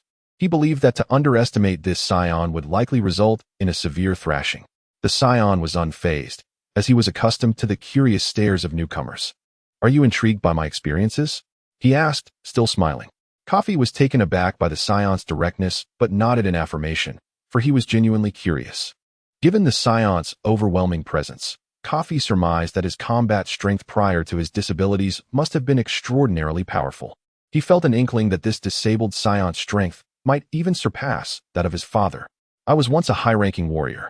During a mission, due to erroneous intelligence, I encountered 3 extraterrestrials, each boasting a combat strength of 13,000. After a fierce battle, I miraculously emerged victorious, but my body was left in this state, rendering me incapable of returning to the front lines, the Scion recounted, a hint of regret threading through his words. To have triumphed over 3 opponents of such strength suggested that this elder's own combat prowess was nearly 15,000, a level that could rival King Vegeta. Moreover, his combat techniques must also be top tier. Even Kafi's father might struggle to overcome him at full power. Through his words, Kafi gleaned how vibrant a warrior this Scion must have been in his prime, yet now he faced the greatest anguish of all for a Scion, the inability to fight. Perhaps this Scion had once experienced despair, yet serving the next generation at the Scion Academy was a commendable endeavor. You are truly formidable. I shall strive to surpass you, Kafi declared resolutely after absorbing the harrowing tale. All right, enough of the past. Who shall go first? The Scion interjected, shifting the topic. What? Kafi was momentarily taken aback. Who will undergo the combat strength assessment first? He shall go first, Kafi indicated towards Cockaro, who was already quite tense. However, he had no choice but to steel himself for the test. 2 staff members emerged from the adjacent testing chamber to escort Cockaro inside. The glass of the testing room was transparent, allowing those outside to witness the procedure. Inside, the chamber was devoid of extravagance, featuring only a large energy detector at its center and a sophisticated-looking bed nearby. The staff instructed Cockaro to lie down and fitted him with a helmet that connected to his brain. However, Cockaro lay there, visibly anxious. To mitigate any emotional disturbances that might affect the accuracy of the test, a staff member reassured him, "Do not be nervous. This is a very safe procedure." Numerous wires on the helmet adhered automatically to Cockaro's head, while additional wires were clipped to his limbs. These wires utilized electrical signals to simulate various scenarios, assessing his physical strength, energy control, and combat skills. Under the stimulation of the current, the colossal detector initiated its function. In addition to measuring combat strength, it integrated the 3 aforementioned dimensions to yield a final value, indicative of Cockaro's combat ability in real-world scenarios. Through the glass, Kafi observed the myriad expressions crossing Cockaro's face, revealing his agitation. Soon, the assessment concluded, and Cockaro emerged, taking a deep, involuntary breath as if he had just escaped a perilous situation. What did it feel like? Kafi inquired, partly to gauge the experience for himself. It's hard to describe. It felt like being immersed in a vivid dream where a powerful adversary constantly adapted their strategies against me. There were moments I thought I might be defeated, Cockaro explained. Kafi realized that the test simulated a realistic scenario, monitoring the subject's physiological state in real time to derive precise values. At that moment, an announcement echoed. Student number 34, Cockaro. Overall combat strength is 130 points. Please collect your assessment report. Cockaro's previously anxious heart finally eased, relieved that his combat strength had not diminished further. Hongsher hurried to collect Cockaro's report from the window, placing it in Cockaro's file. This was the final step in the enrollment process. If memory served correctly, the combat strength detector had indicated only 120 points for Cockaro. However, the overall combat strength being higher signified that Cockaro could perform beyond his measured capabilities in actual combat, excelling in aspects such as physical resilience, energy management, and combat techniques. The rigorous training Kafi had provided for Cockaro over the past 4 months had evidently borne fruit. "It's my turn now," Kafi announced as he entered the glass chamber, lying on the bed in the same manner as Cockaro had. The staff prepared for his assessment, while the disabled Scion watched intently from outside, replaying Kafi's earlier words in his mind. "You are truly formidable. I shall strive to surpass you." The unwavering determination reflected in Kafi and Appo's eyes was something the Scion had never witnessed in any other warrior, and he felt an unusual aura emanating from the young man. He was eager to discover the true extent of Kafi's strength. As the machine's word to life, Kafi's assessment commenced. In stark contrast to Cockaro's anxious demeanor, Kafi appeared calm, even beginning to exude an air of confidence. Chapter 3. Kafi's test. Kafi reclined upon the examination bed, and the moment the wires connected to his body, he seemed to drift into a slumber, as if his consciousness had instantaneously transported him to a virtual realm. Surrounding him was a tempest of yellow sand, littered with the remnants of shattered edifices, resembling a desolate battlefield after a grand conflict. Kafi wandered through the ruins, acutely attuned to any anomalies in his surroundings. According to Cockaro, this testing procedure would simulate a formidable adversary that would continually adapt its strategies during combat. Yet, at that moment, Kafi felt no presence of energy.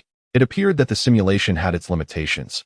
The machine was merely capable of generating a programmed opponent that adjusted the intensity of the test based on the collected data. Suddenly, a robust Scion appeared before Kafi as if conjured from thin air, launching a fierce punch that sliced through the air with a deafening sound, aimed directly at Kafi's face. Such a surprise attack was trivial for Kafi. He deftly tilted his body to evade the blow. However, he soon realized that the assailant had seamlessly altered his trajectory, propelling himself towards Kafi's retreating form. Another resounding sonic boom erupted as Kafi found himself caught off guard. The adversary unleashed a rapid succession of punches, each imbued with a ferocious power that struck Kafi with unrelenting force. The speed of the opponent's assault left Kafi no opportunity for retaliation, compelling him to summon all his energy for defense. Though he could still feel a sharp pang of pain coursing through him, this virtual test was remarkably realistic. The pain was unbearable. Yet Kafi was grateful for the robust physique he had developed through years of training. After what seemed to be an adequate collection of data, the Scion ceased his brutal onslaught, vanishing into thin air. Moments later, another figure materialized at a distance, displaying no intention of closing in. This new opponent radiated an aura of power akin to a war god, poised to unleash an energy wave. Recognizing the purpose of the subsequent test, Kafi summoned his own energy, causing the air around him to shimmer with a palpable heat. The two combatants concentrated their energies, each forming a significant sphere of power in their hands, sizing each other up. As their energies reached a crescendo, two waves of energy erupted from their palms, slicing through the air like arrows, colliding with a force that trembled the very ground beneath them.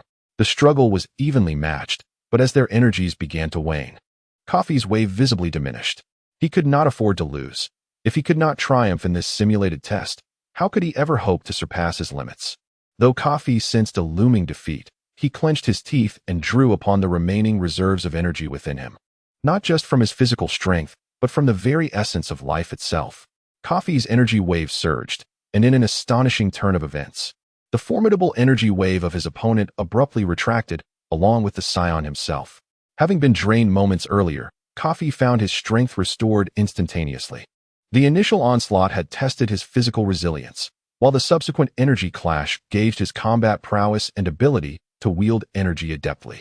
Following this line of testing, Kafi anticipated the next assessment would evaluate his combat techniques. Before Kafi could rest for even half a minute, a masked Scion appeared as abruptly as the previous two. Clad in combat attire that accentuated his formidable musculature, exuding an overwhelming aura of battle readiness. Kafi locked eyes with him, and the air around them felt thick with tension, a silence enveloping the space, punctuated only by their synchronized breaths and heartbeats. As if bound by an unspoken agreement, they launched into action simultaneously, eschewing energy waves in favor of a raw display of martial prowess. They charged at each other with the speed of lightning, their fists colliding with the weight of hammers, producing a resounding crack. The immense force propelled both fighters backward, yet they quickly regained their footing, neither willing to concede. After a brief respite, they seized the opportunity to strike again, their fists raining down like a tempest.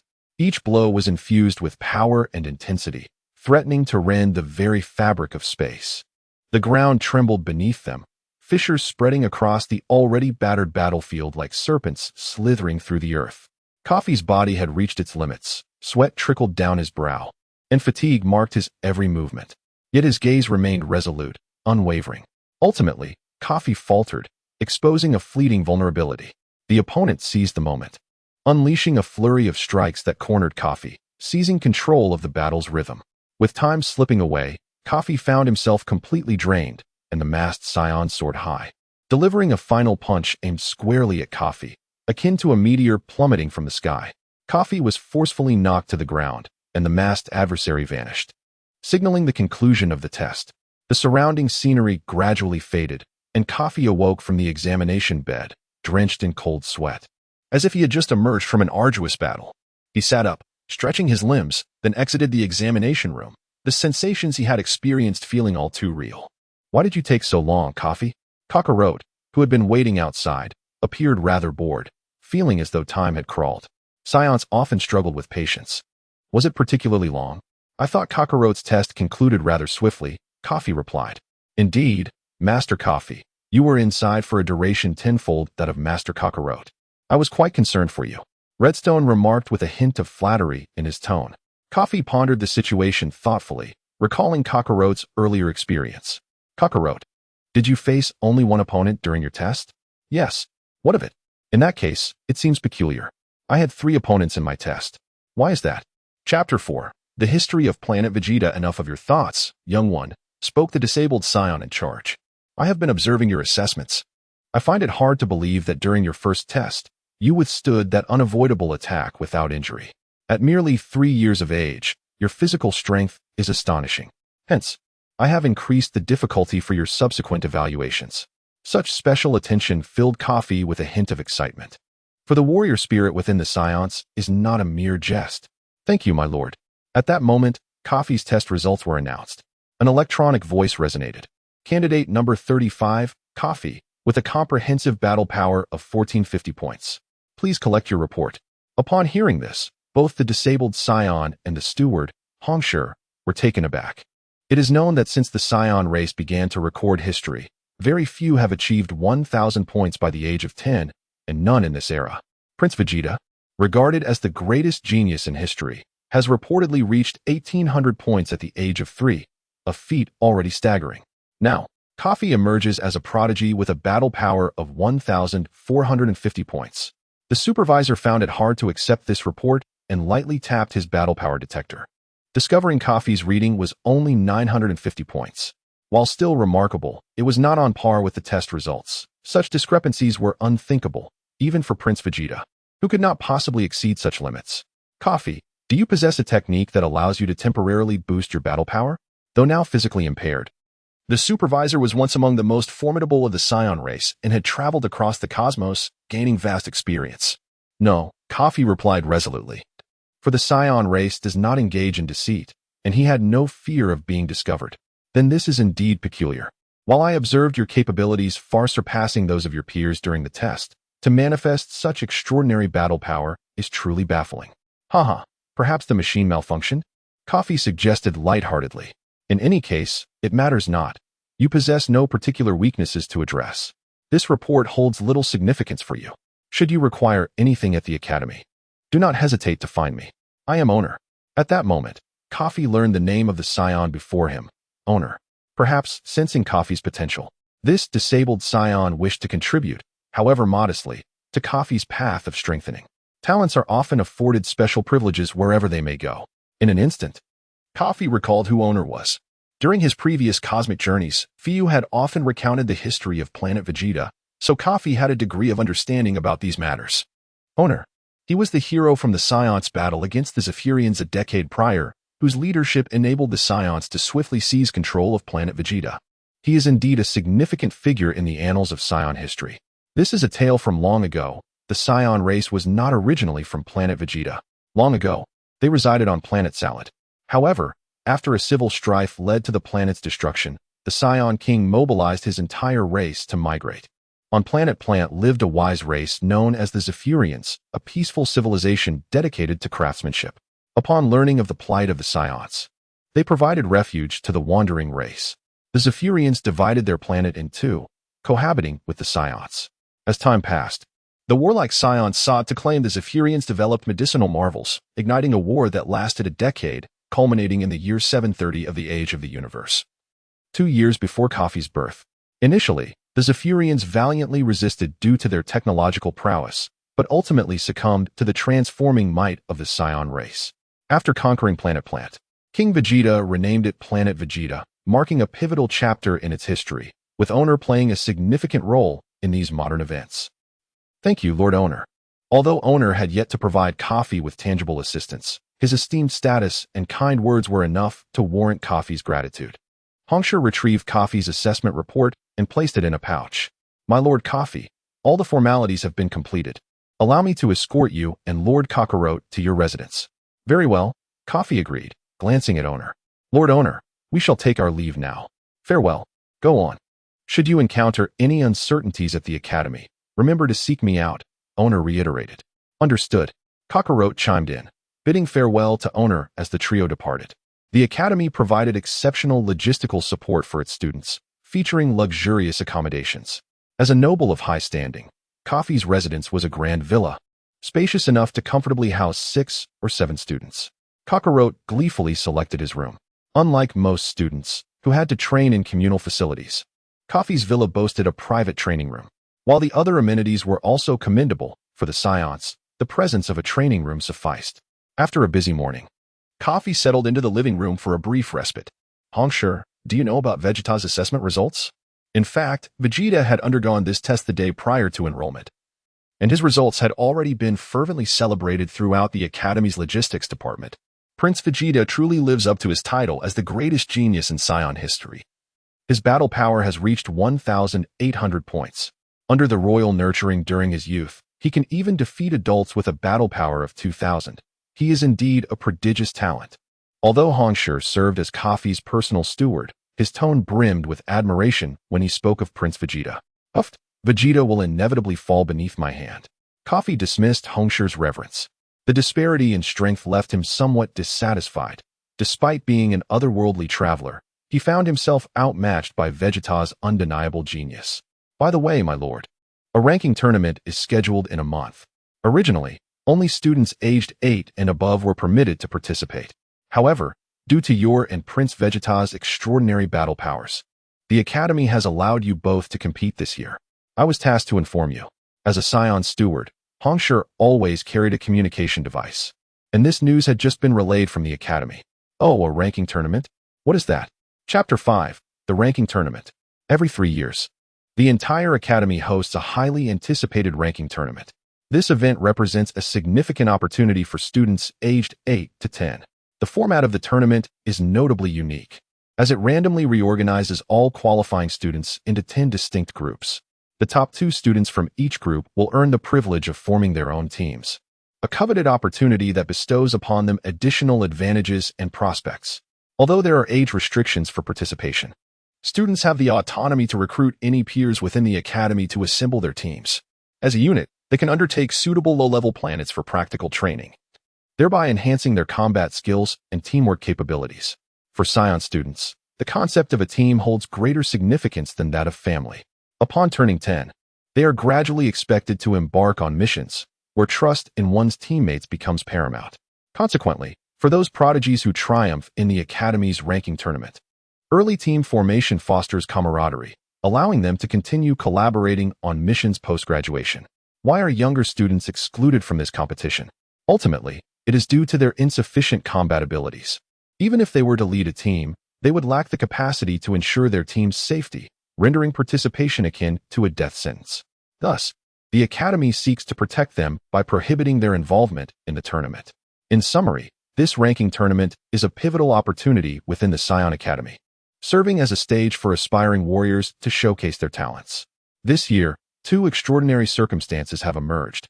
Prince Vegeta and the noble Kafi have risen like new stars, proving formidable even against the Academy's strongest warriors. After Redstone elucidated the tournament's significance to Kafi, he grasped its importance. There's still a month left. I can grow even stronger, Kafi mused to himself. He was confident that participating in the ranking tournament would yield no unforeseen complications for him or Vegeta. Regardless of their assigned groups, they would undoubtedly emerge as the top contenders. Months prior, King Vegeta had expressed his desire to join Kafi's team. Kafi welcomed this notion, as he intended to foster a relationship with Vegeta.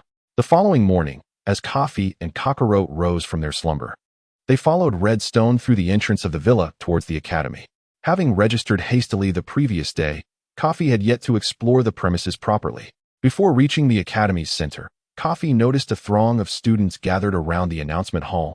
Piqued by curiosity, he approached to investigate. To his surprise, the grouping list for the tournament, set to occur in a month, had been released early. No wonder everyone was congregating here. The academy's efficiency was indeed remarkable.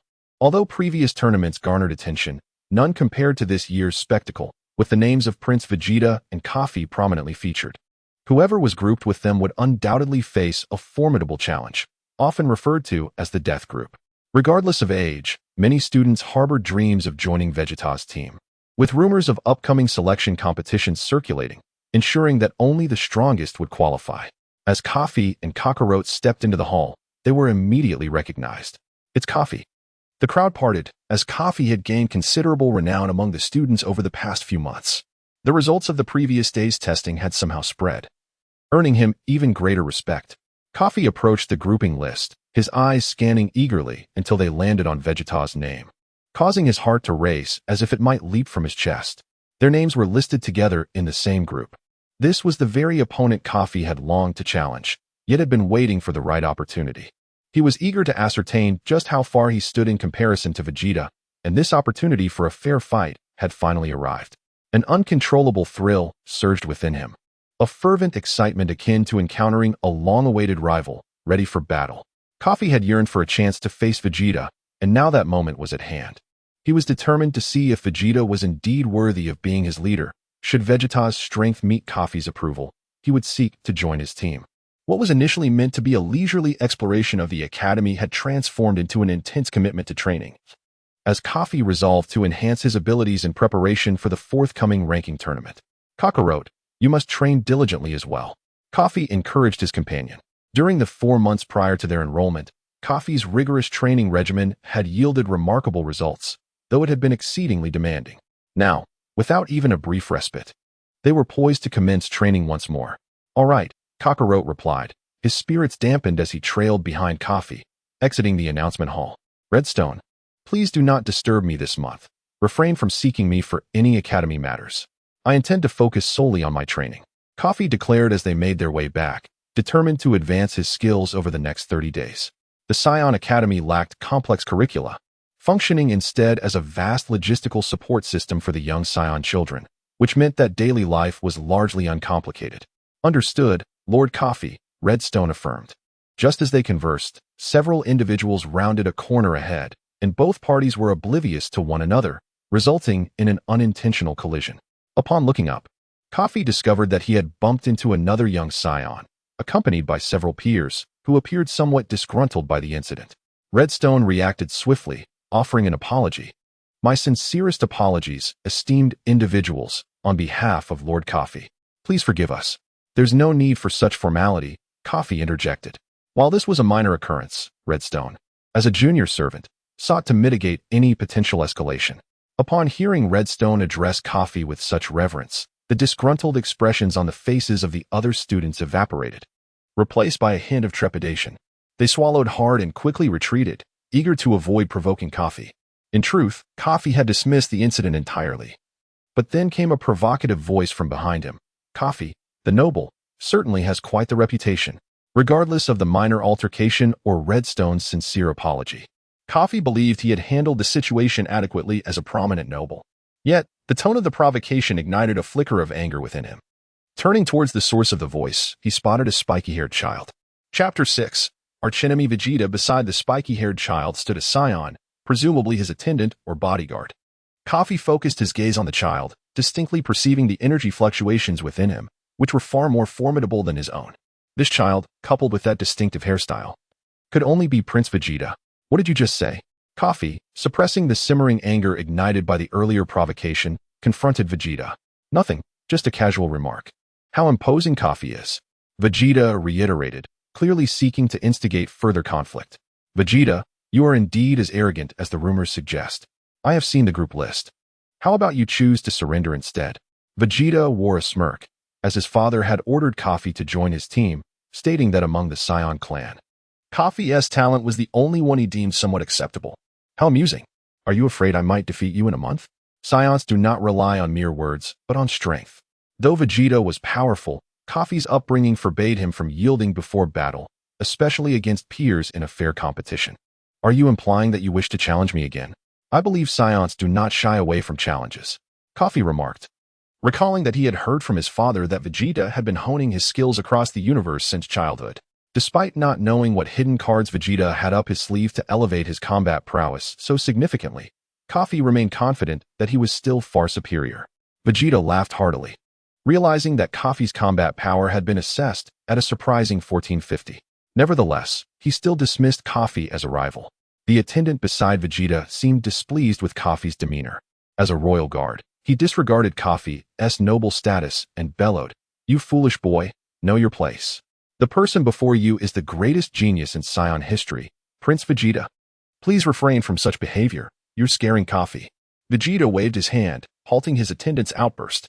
Kafi chose not to engage in further argument with Vegeta, recognizing that even if he unleashed all his energy to maximize his combat power, he would still be no match for Vegeta. Despite his confidence, he could not ignore the objective reality. In a month, during the ranking competition, we shall see. After a brief moment of silence, Kafi was the first to speak. I grant you a month to train. I wish to see what progress you can make. Should you fall short, I shall inform my father to dismiss you. Vegeta, in his current arrogance, likely could not foresee that the subordinate warrior, Cockaro, would someday surpass him. Vegeta, I advise you to take this seriously and not underestimate me. Losing to me in the ranking competition would be quite embarrassing. After delivering this statement, Kafi turned away, leaving with Hongshi and Cockaro. As the three walked several meters away, Cockaro glanced back, ensuring that Vegeta could not hear them. Kafi, how could you speak like that to the prince? You frightened me to death just now. Hongshi shared a moment of apprehension. While rivalries among Scions typically bore no grave consequences, as a steward, he could easily be caught in the crossfire and face dire repercussions. My lord Kafi, please do not act so recklessly in the future. I fear for your safety should Prince Vegeta take offense. Hongshi, I will be entering a period of seclusion for training. During this time, please oversee Cockaro. He won't take it out on you. And you have my permission to be strict with him, Kafi instructed, planning his upcoming training while not neglecting Cockaro. But my lord, is this wise? Hongshi timidly inquired. They had always existed to serve the Scions, and overseeing Cockaro felt like an overreach. Kafi sensed Hongshi's hesitation and offered a chilling smile, glancing at Cockaro. Is that acceptable? Cockaro? Why yes, it's fine, Cockaro stammered, seemingly sensing a hint of intimidation. Once everything was arranged, Kafi disregarded the two and dove into the training room. Immersing himself in rigorous training while fervently muttering, "Surpass Vegeta." Hongshi diligently prepared meals daily, placing them at the door. Aside from meal times, Kafi maintained intense training for a full 27 days, with only 3 days remaining until the ranking competition. As the date approached, Kafi, weary from training, decided to allow his body a moment of respite, preserving his energy for the impending challenge. Over the past month, Kafi's combat power had reached 1064 points, and he believed that upon unleashing his full potential, the gap between him and Vegeta would narrow. Although he acknowledged that Vegeta might have made significant strides during this time as well. My lord Kafi, you have emerged, Hongshi exclaimed as he noticed the training room door open, rushing forward to greet. Where is Cockaro? Kafi inquired. He has gone to a newly developed facility at the academy that measures various metrics. It seems he is there today. What kind of facility is it? It appears to be one designed to train reaction time. Would you like to check it out, my lord? Let us go take a look. In the public training hall of the Scion Academy, several new training rooms had been established, equipped with the latest devices developed by Frieza's army. Besides the main military divisions, a few were allocated to the Scion Academy. Upon arriving, Kafi and Hongshire saw that Cockaro was next in line to try the equipment. Although it was a training session, an electronic screen outside recorded each participant's performance, and a bulletin board provided information about the training rooms. Reaction Training Room. This facility features spherical robots that move unpredictably, firing high-speed beams of light. The trainee must do their utmost to evade these rays. As time progresses, the number of robots increases, and their speed and firing rate intensify, with scores recorded upon being hit. The description was straightforward, and Kafi grasped the purpose of this training.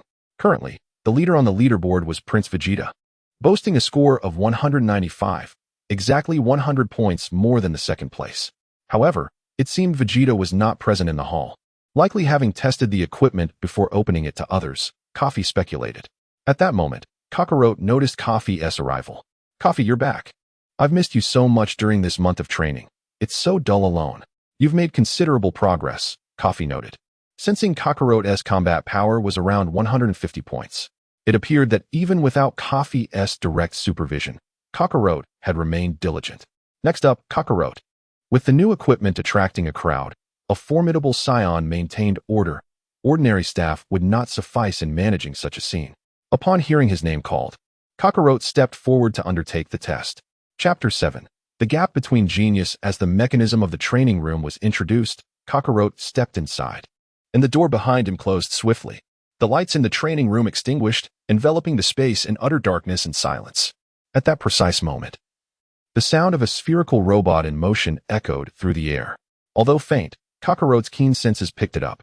The spherical robot whirled around him, and without any warning, a red laser shot toward Cockaro with a whoosh.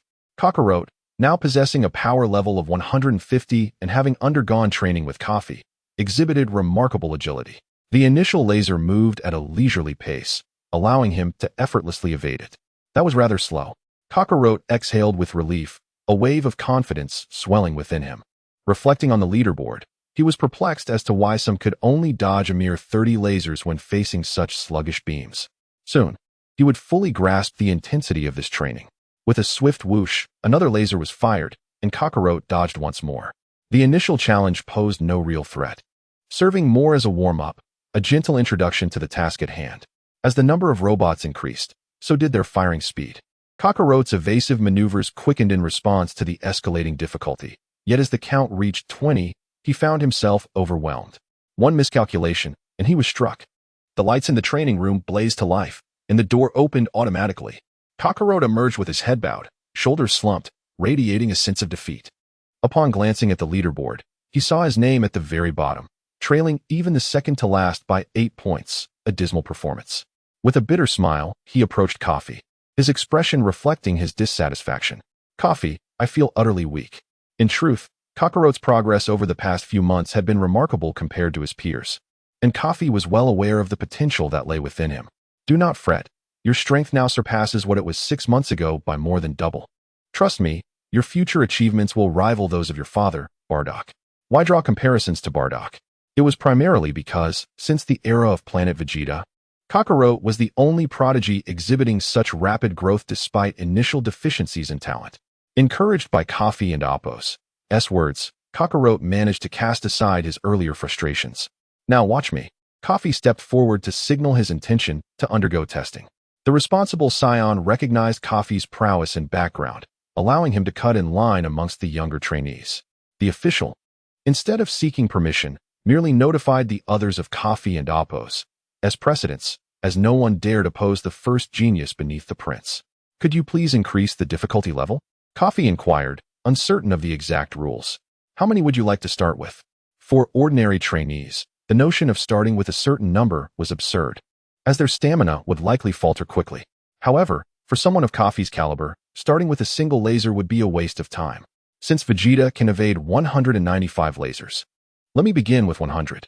100, that would place you second, meaning aside from Prince Vegeta, The next strongest in the academy could only manage to dodge 95. The revelation left the audience astounded. Are you certain? Let's proceed.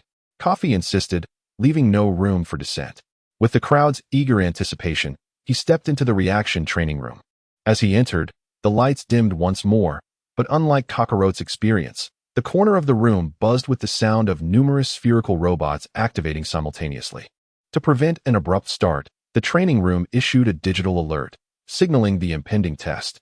Kafi inhaled deeply, focusing intently, prepared to confront the challenges ahead.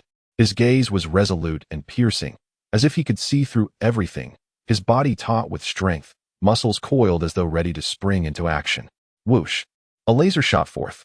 Following closely, whoosh, whoosh, whoosh. 99 more lasers surged from various directions toward Kafi. He darted across the arena, deftly avoiding the onslaught of lasers. Despite their sheer numbers and speed, they posed no threat to him. As the number of robots multiplied, Kafi's evasive speed escalated, leaving behind mere afterimages. The robots struggled to pinpoint his location, forcing them to hasten their firing rate. The intensifying difficulty heightened Kafi's tension, compelling him to unleash his full energy, pushing his combat power to its zenith and increasing his speed considerably. Onlookers outside the training room were left in awe at the soaring scores, yet Kafi maintained his composure, evading with remarkable ease. However, time wore on, and eventually, he was struck by an exceptionally swift laser, concluding the test. His final score settled at 160, just shy of Vegeta by 35. As Kafi and Apos' name illuminated the leaderboard in second place, gasps of astonishment filled the air. Previously, the Academy's strongest was a 10-year-old upperclassman with a power level of 900, who now found himself relegated to third place, only able to dodge 95 lasers. The door swung open, and Kafi emerged, his expression rife with determination. How infuriating. Am I still so far behind? He had anticipated that his current power level of 1064 would bring him closer to Vegeta, yet the results of this training revealed a significant gap. Although the figures suggested a mere difference of 35, the disparity in reflex speed between them was immeasurable. Even the slightest difference in battle could spell defeat. It became clear to Kafi that he still had much to learn from the genius, but having undergone this test, he surmised that Vegeta and Apos' power level must have also seen a considerable increase. Indeed, geniuses do not remain stagnant, waiting for others to catch up. That would not be the essence of genius. With only 3 days remaining until the ranking tournament, Kafi was determined. His typical power level of 1064 could surge to over 1,600 in moments of intensity, and combined with his well-honed physique from years of training under immense pressure, along with his accrued battle experience, he was far from being an inconsequential opponent for Vegeta. At the very least, he had the strength to contend. Chapter 8. The uninvited guest within the opulent confines of the villa. Despite having planned to rest thoroughly for 3 days, Kafi found little solace upon returning home. Instead, he immediately undertook 1,000 push-ups, breaking only a light sweat, far from the point of exhaustion. Just as he was about to exit the training room, Redstone appeared at the door, rapping gently. Kafi felt a twinge of annoyance. Typically, Redstone only intruded upon his solitude at Kafi's behest. What is it? Kafi opened the door, his tone betraying a hint of displeasure. He had made it abundantly clear to Redstone that unless it was of utmost importance, he preferred to be undisturbed during training. Having interacted with Redstone several times, Kafi was generally satisfied with the steward's demeanor, so he refrained from expressing outright anger and chose to hear him out. My Lord Kafi. Redstone bowed slightly. Though he had served Kafi for a month, he still seemed to struggle to grasp Kafi's character. Such a young man was a rarity. And this time Redstone had no choice but to disturb Kafi, as a Scion had arrived. A noble like Kafi's father, and Redstone felt it inappropriate to turn him away. Who is this fellow? Tell him to leave. Say it is my explicit command. Kafi had no desire for meaningless social interactions, especially since within the academy. Aside from himself and Vegeta, the most formidable individual was merely 10 years old, far beneath his prowess. Moreover, with the impending destruction of planet Vegeta uncertain, there was little need to become acquainted with these nobles. Understood, my lord. Though Redstone harbored a fear of the young Scion, he felt compelled to adhere to Kafi's wishes, bowing slightly before retreating. Very well, bring him in. Let him wait for me in the parlor. With little else to occupy his time, Kafi figured it would be harmless to meet the Scion child and discern his intentions. He changed out of his training gear into casual attire and made his way to the parlor. Redstone had already ushered the Scion into the parlor. "My Lord Kafi, this is Lord Vuz. Is there something you want?" Kafi recognized the boy. He was the one who had tested just before him in Cockaro on the day of enrollment. Vaguely, Kafi recalled the boy's considerable strength, a battle power of 450 that placed him at the top of the newcomers. "I wish to challenge you," Vuz declared straightforwardly. "May I inquire as to your reasoning?" Kafi found Vuz's request intriguing. "King Vegeta has acknowledged my talent and informed my father that I should join Prince Vegeta's team. As a fellow newcomer, I wish to see if you are as formidable as rumored." Kafi, having never lived on planet Vegeta since his birth, was aware of the whispers regarding his own prowess, yet it seemed this boy remained skeptical. "I'm sorry, I didn't quite catch that. Are you saying you wish to court disaster?" Kafi's tone was laced with an edge of mockery. "Humph, such arrogance. I won't hold back," Vuz retorted, brimming with bravado. In his 3 years of life, aside from Prince Vegeta, he had bested all his contemporaries on the planet and was rumored to have never sustained an injury. True strength, after all, was born from facing various challenges. Sensing Vuz's spirited determination, Kafi found the situation amusing, yet maintained a facade of calm. "How about this? If you cannot defeat me, you shall forfeit your place in Prince Vegeta's team and become my subordinate instead. What do you say?" Kafi was merely jesting, eager to see Vuz's reaction. Vuz frowned at the proposition. Joining the prince's team was an unparalleled honor, and he hesitated to use it as a bargaining chip. After contemplating, though he did not believe he would lose, he firmly declined. "No. What's the matter? Afraid of defeat?" "Of course not." Vuz bristled, his towering stature at least half a head taller than Kafi, and he could not allow himself to appear inferior. "Then it seems my conditions are insufficient. If I stand still and you manage to injure me, I will consider you my subordinate. Does that instill confidence?" Kafi could sense the energy of each individual and was certain this young boy posed no threat. However, Vuz, being a Scion, lacked the ability to sense energy and remained unconvinced of Kafi's reputed might. Vuz's fury reached a boiling point. Kafi's proposal felt like a challenge to his very limits. "Humph! What gives you the audacity to be so arrogant?" he roared. In a fit of rage, Vuz hurled an energy sphere directly at Kafi, leaving Redstone astonished at the audacity of the young boy to attack his master. "Impressive, this boy possesses strength," Kafi mused. Recognizing Vuz as the second most talented Scion he had encountered, next to Vegeta himself. As the energy sphere sped towards him, Kafi made no attempt to evade, choosing instead to absorb the impact for 2 reasons. First, the parlor's decor was too precious to destroy. Second, he sensed the energy sphere was merely a test of strength. Confident he could effortlessly neutralize it, and thus showcase his own formidable capabilities to this intriguing boy. With his right hand extended, Kafi released a fraction of his own energy just before the sphere made contact, perfectly dissipating Vuz's attack. Vuz realized his energy sphere posed no true threat, yet the ease with which Kafi neutralized it astonished him. Perhaps the rumors were not entirely unfounded.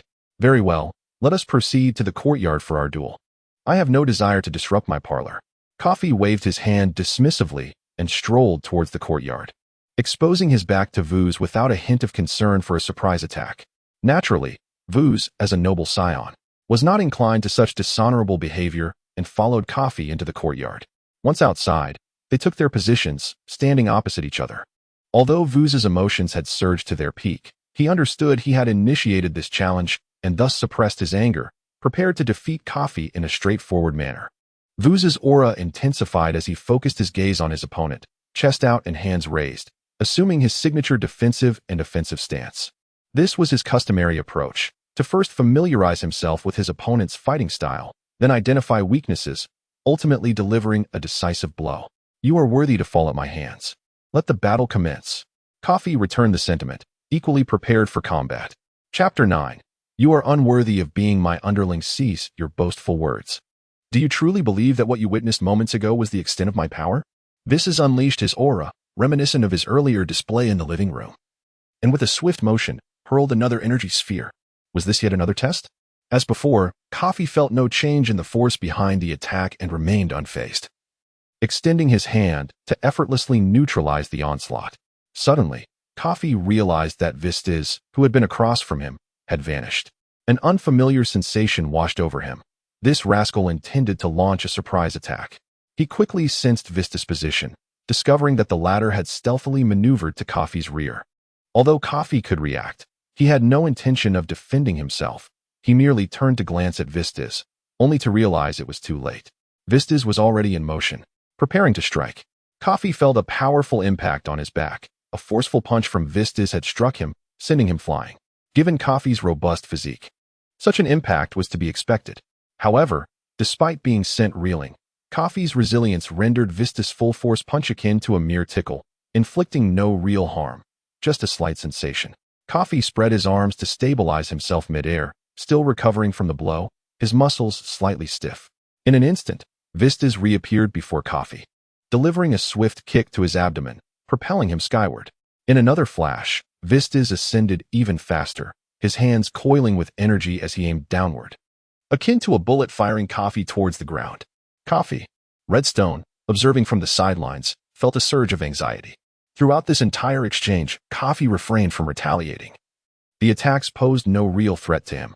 He intended to allow Vistas to fully exhibit his prowess before ultimately subduing this arrogant foe. Since one must commit to the performance, Kafi allowed himself to be struck to the ground, creating a significant crater in the yard, lying motionless at its center. Is this all you can muster? You dare to stand there, boasting, and ask me to be your underling? Dream on. The rumors were all false. You are nothing but trash. Vistas erupted into laughter, his confidence swelling as he believed his series of attacks, beginning with energy spheres to disrupt Kafi, followed by 3 consecutive powerful strikes, would leave Kafi severely injured. In truth, Vistas felt assured that even against moderately stronger opponents, he could inflict substantial damage. However, the subsequent events left him aghast as he witnessed Kafi slowly rise from the crater, brushing off the dirt as if he had suffered no severe assault at all. Having reviewed your assessment report, I suspected your combat skills were somewhat lacking, but it appears they are not merely lacking. Your fighting style is devoid of technique beyond brute strength, Vistas declared, his eyes wide with terror as he gazed at the unscathed Kafi, who was now grinning. By the way, what are the names of those techniques you employed? They were quite soothing. Next time, I shall request a massage using those names, Kafi jested. No, this cannot be. I am a genius warrior with a combat power of 450. There are no peers stronger than me on Vegeta. Vistas muttered in disbelief, his voice trembling. There is nothing impossible. Had you possessed my level of power, you would not have regarded a character like yourself with such importance. You agreed to stand still while I let you strike. Do you wish to continue? Kafi gently prodded. If you are done, I shall take my turn.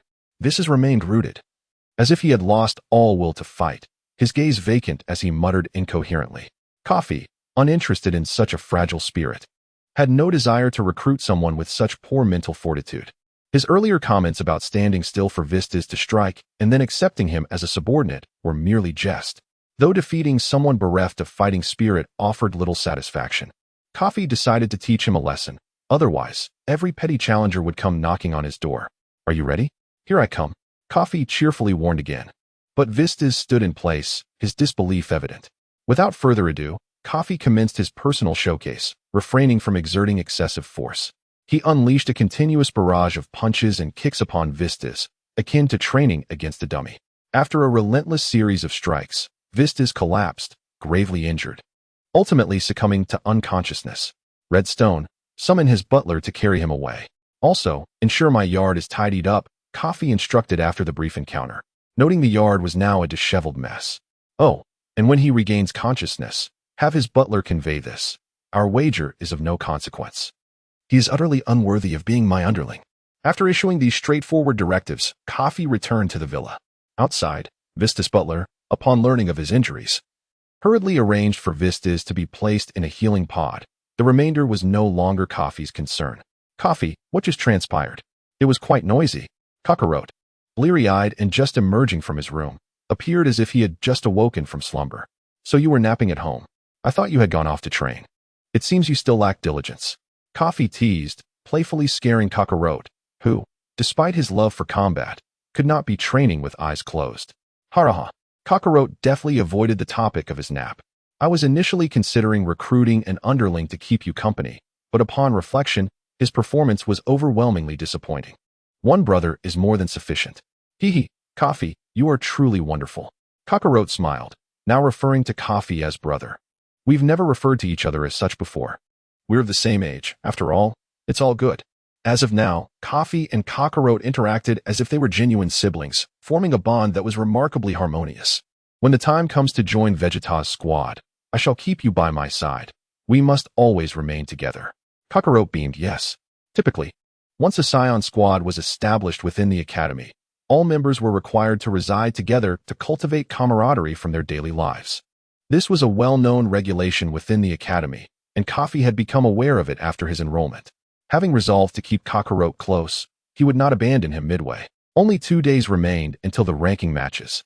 Although it was inevitable that he would join Vegeta's team, Kafi was determined to prepare his body for optimal combat readiness to face Vegeta in 2 days' time. He was uncertain how many competitors would be in each group or how many rounds would be necessary to confront Vegeta, as no one matched him or Vegeta's prowess. So he scrutinized the schedule. Redstone, please verify when I will encounter Vegeta in the brackets. Of course, Kafi. I shall look into it immediately, the butler. Redstone replied, bowing slightly before departing. Chapter 10. The Clash with Vegeta. Lord Kafi, I bear good news. It appears that Hongshire has discerned the arrangement of the ranking matches and promptly returned to report to you. Oh, pray do tell. Since you and Prince Vegeta have been grouped together, and given the overwhelming strength you both possess, all the other contestants in your group have chosen to forfeit their qualifications. Thus, the match will solely feature your duel with Prince Vegeta. How amusing. A gaggle of cowards, truly unworthy of the Scion warrior title. Yet, this does save me the hassle of wasting time with the weaklings.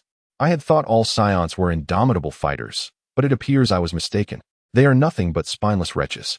However, I cannot entirely blame them, for my power, alongside Vegeta's, is indeed extraordinary. And so, only 2 days remained until the fateful clash between Kafi and Vegeta.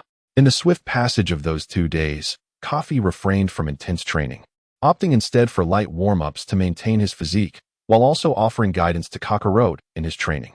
As noon approached, marking the commencement of the ranking matches, Hongshire had already ascertained the location of Kafi's designated arena.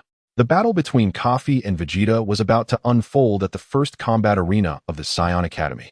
Though this year's ranking matches featured but a single contest in the first arena, nearly the entire academy had gathered to witness this anticipated confrontation between two prodigies. Hongshire, remember to bring me my battle suit, Kafi instructed, referring to the combat attire reinforced by the Adrathians, which significantly enhanced his defense. Fully equipped, Kafi, accompanied by Hongshire and Cockaro, exited the villa, casting his gaze skyward. The weather was splendid, and the moment to showcase his prowess had finally arrived. Vegeta, I come for you. Kafi eagerly anticipated this battle, throwing punches as he made his way to the arena, warming up his body with rapid movements. Releasing countless strikes in mere seconds, an ideal warm-up indeed. Cockaro and Hongshire trailed behind, their excitement palpable. While they knew of Kafi's formidable strength, they lacked a precise understanding of just how powerful he truly was.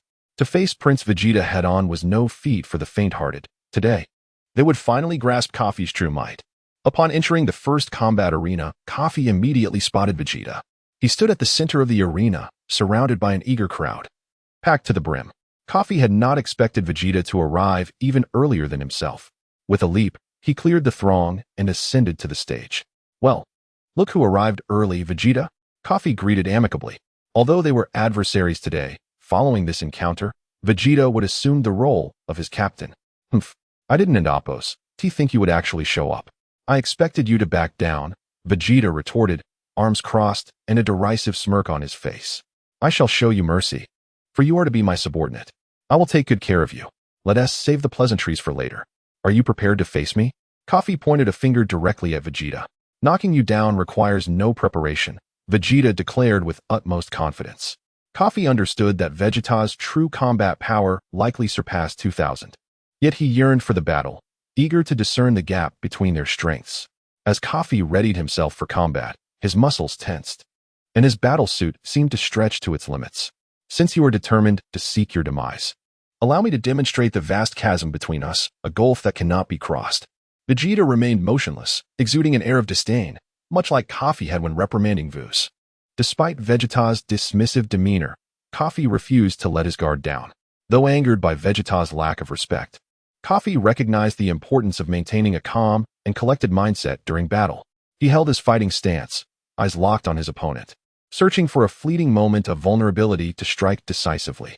Although Kafi was aware that victory was improbable, the Scion spirit was one of fervor and bravery. Regardless of the opponent and Appo's strength, they dared to engage in battle. As the saying goes, though defeated, still honored. Unable to perceive Vegeta and Appo's weakness, Kafi called out provocatively, "Vegeta, I advise you to take this seriously. Be cautious not to lose to me, for that would be quite embarrassing." While Kafi feigned counsel, he succeeded in stirring a flicker of emotion within Vegeta.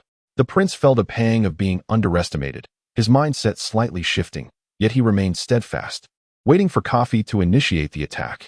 The assembled students sensed that Kafi was about to strike and erupted in cheers, anticipating the momentous duel that was about to commence.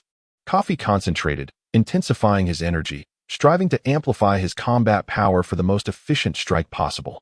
Wow, Kafi's aura is astonishing. I've never seen him display such might before. Cockaro exclaimed, astonished, as Hongshire stared in disbelief.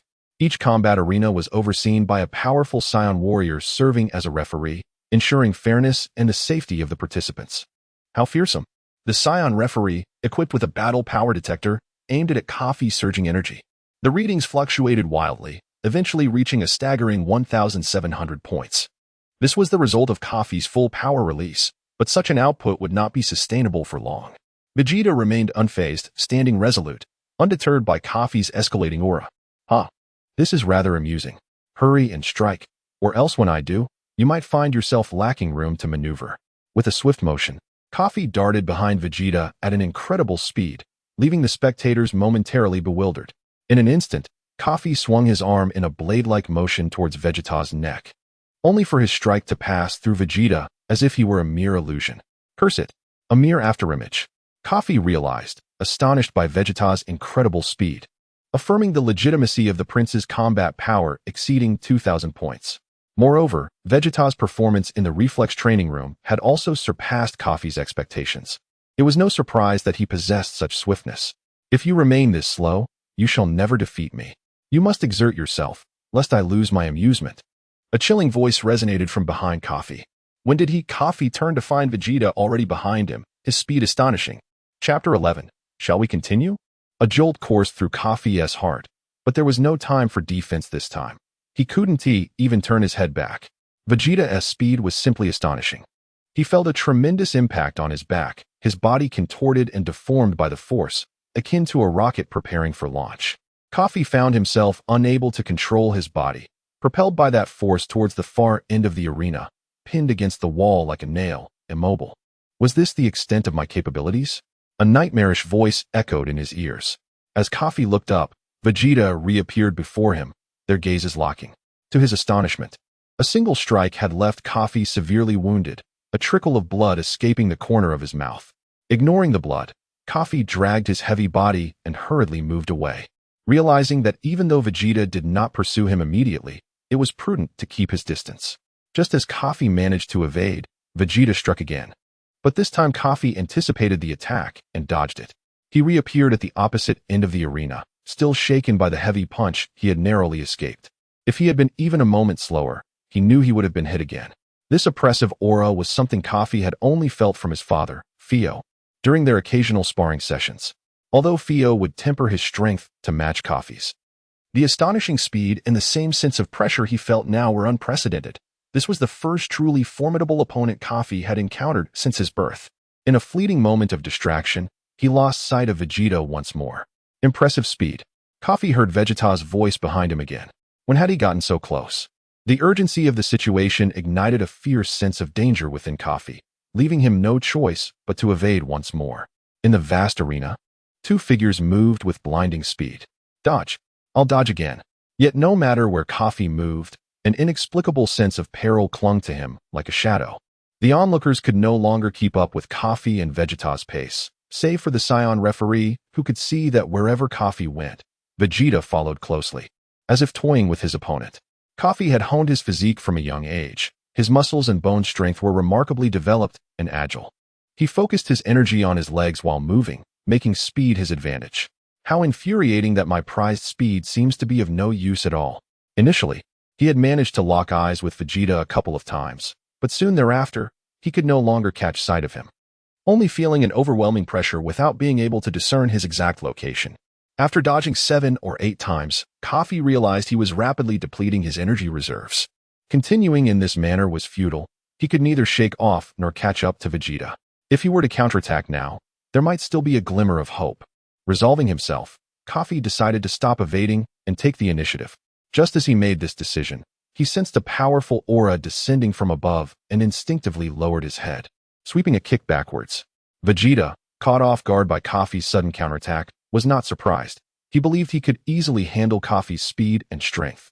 With a light leap into the air, Vegeta evaded the kick effortlessly, showing no signs of panic. He then extended his right hand, gathering a yellow energy sphere, indicating his intention to finish this swiftly. With a loud shout, the energy sphere surged towards Kafi at breakneck speed, imbued with tremendous power and an almost unfathomable velocity. Kafi felt the energy sphere hurtling towards him. His mind commanded him to evade, but his body refused to obey. Oh no, Kafi thought, unable to move in time, watching helplessly as the energy sphere struck him with ferocity. Boom! A deafening explosion reverberated, sending Kafi crashing to the ground, leaving a massive crater in the arena, enveloped in smoke. Facing this scene, Vegeta merely smiled faintly, as if what had just transpired was trivial. He refrained from delivering a fatal blow. After all, as a noble, Kafi would still be of service to him, and damaging him would be counterproductive. Though the arena remained shrouded in smoke, preventing Vegeta from seeing Kafi's precise condition. He deduced from the recent attack that Kafi would have no chance of rising again. Kafi had lost all combat capability. Well then, I can leave now. Vegeta glanced at the Scion referee, reminding him to record the results. Yes, understood. The referee replied respectfully. Just as Vegeta intended to depart, Kafi's voice emerged from within the thick fog. Wait, Vegeta. To his surprise, Vegeta hadn't anticipated Kafi would remain conscious after such an assault. It seemed Kafi's strength surpassed his expectations. Vegeta gathered energy and unleashed a punch, clearing the fog around the massive crater, revealing Kafi standing defiantly at its center. Though his battle attire was tattered, his body appeared largely unharmed, except for his arm, which bled profusely, likely a reflexive defense against the attack. Phew. Thank goodness for the reinforced protective suit the Ardatian had provided. It absorbed most of that energy, or I would have surely been knocked out. Kafi sighed in relief. Your protective suit seems quite sturdy, Vegeta remarked, catching on to the situation. Do you wish to continue fighting? This time, you won't have such a robust protective suit to shield you. Kafi gasped for breath, blood trickling from the corner of his mouth, indicating he had sustained significant internal injuries. The fatigue and pain weighed heavily on him, and without a formidable will, he might have succumbed to unconsciousness. Even with a fighting spirit, your physical condition seems dire. You cannot hope to be my opponent. I am the greatest genius among scions. Vegeta observed Kafi's state. Realizing he was no longer capable of continuing the battle, he pressed on with relentless intensity. So, what will it be? Shall we proceed? Chapter 12. A disastrous defeat. Vegeta. I concede that you are formidable, but if you continue to treat your opponents with such disdain, you will inevitably face elimination. Kafi fixed his gaze on Vegeta, displaying an unwavering determination. A true warrior does not surrender. Vegeta was momentarily taken aback, then a mocking smile graced his lips. It seems I must thoroughly defeat you before you relent. Is that so? Then behold my technique.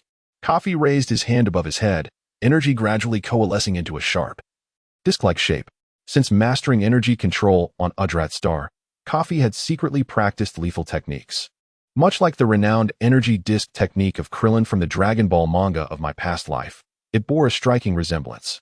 Once the disc was propelled, Kafi was confident that if Vegeta did not evade it in time, it would cleave him through, for its cutting power was extraordinary. However, due to the severe toll of his previous injuries, Kafi's energy accumulation required a moment.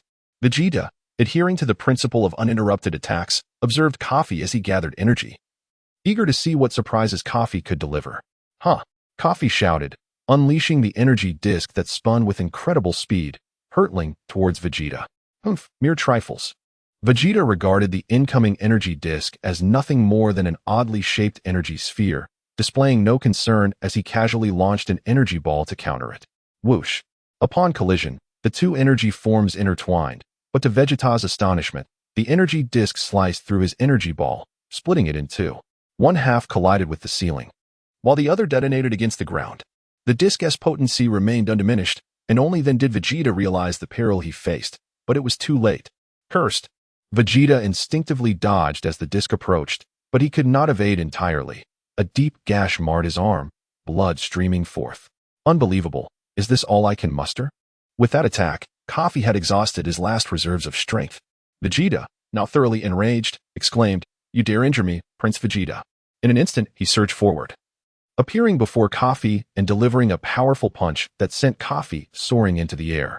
In a swift motion, he appeared at Kafi's side, landing another strike to Kafi's abdomen, forcing forth a mouthful of blood. Throughout this ordeal, Kafi lacked the energy to defend himself, resembling a mere ragdoll in Vegeta and Appo's grasp. With one final blow, Vegeta harnessed his remaining strength and struck Kafi with his unscathed arm, sending Kafi crashing into the corner, unable to rise again. The disparity between genius and supreme genius was stark. Vegeta refrained from delivering a fatal blow, pausing as Kafi lay unconscious, murmuring, "Vegeta. Kafi. Lord Kafi." Below the arena, Cockaro and Redstone anxiously sought to check on Kafi, only to be halted by the referee. The Scion referee swiftly assessed Kafi's condition and declared the match concluded. Match over. The victor is Prince Vegeta, due to Vegeta's injuries. The referee promptly arranged for assistants to escort him to the medical bay. The surrounding spectators and officials seemed indifferent to Kafi's plight in their eyes. The prince's well-being took precedence. Once all matters were settled, Redstone and Cockaro were finally granted permission to see Kafi. In a flurry of activity, the two hastened to the medical bay where Kafi lay, unconscious and battered, bloodied and bruised, clearly suffering internal injuries. Remarkably, the medical facilities at the Scion Academy were quite advanced. After half an hour in the medical bay, Kafi was largely healed. Slowly, Kafi opened his eyes to find Cockaro and Redstone waiting anxiously by his side, stirring a profound sense of gratitude within him. Although these alien workers held little value on Vegeta's planet, Redstone's concern touched him deeply. "Thank you, Redstone, and you too, Cockaro. It is my duty to serve Lord Kafi. There is no need for such gratitude," Redstone responded respectfully. "Kafi, please refrain from battling Prince Vegeta in the future. You cannot match his strength, and I cannot bear to see you injured again," Cockaro said, his innocent eyes glistening as if on the verge of tears. Though Cockaro spoke from a place of kindness, Kafi felt a pang of discomfort. As the saying goes, the speaker is oblivious while the listener is affected. "It's all right. Vegeta did not go all out. Otherwise, I surely would not have survived," Kafi reassured him, emerging from the medical bay and ruffling Cockaro's hair. "Yet, Vegeta is truly powerful. Although I suffered a devastating defeat, he is indeed a worthy goal for my current efforts." Regrettably, Kafi lamented the loss of his enhanced battle suit, though it had served its purpose in protecting him. Dressed in new attire, he declared, "Let us return home." Upon arriving home, Kafi eagerly retrieved a battle power detector to assess his strength. Based on knowledge acquired from the manga of his past life, he knew that Scions experience a significant boost in combat power after sustaining severe injuries, and he anticipated an increase in his own metrics. Kafi gently adjusted the detector to focus on himself. Before the battle, his standard combat power stood at 1064. He wondered how much it would rise. Beep. The detector emitted a sound, and the displayed numbers began to soar. Kafi watched in anticipation as the figures climbed. 1100. 1200. 1250. 1298. Finally stabilizing at 1298. Remarkable. Such an increase. Kafi exclaimed, astonished, for this was his first experience of such severe injury. He had not anticipated gaining so much from a single battle. It felt like a fortuitous gain. With this newfound strength, Kafi eagerly awaited the conclusion of the other group's matches, as it seemed the Academy would soon form teams for practical missions. He felt a thrill of anticipation at the prospect of joining Vegeta's squad for real combat endeavors. Chapter 13.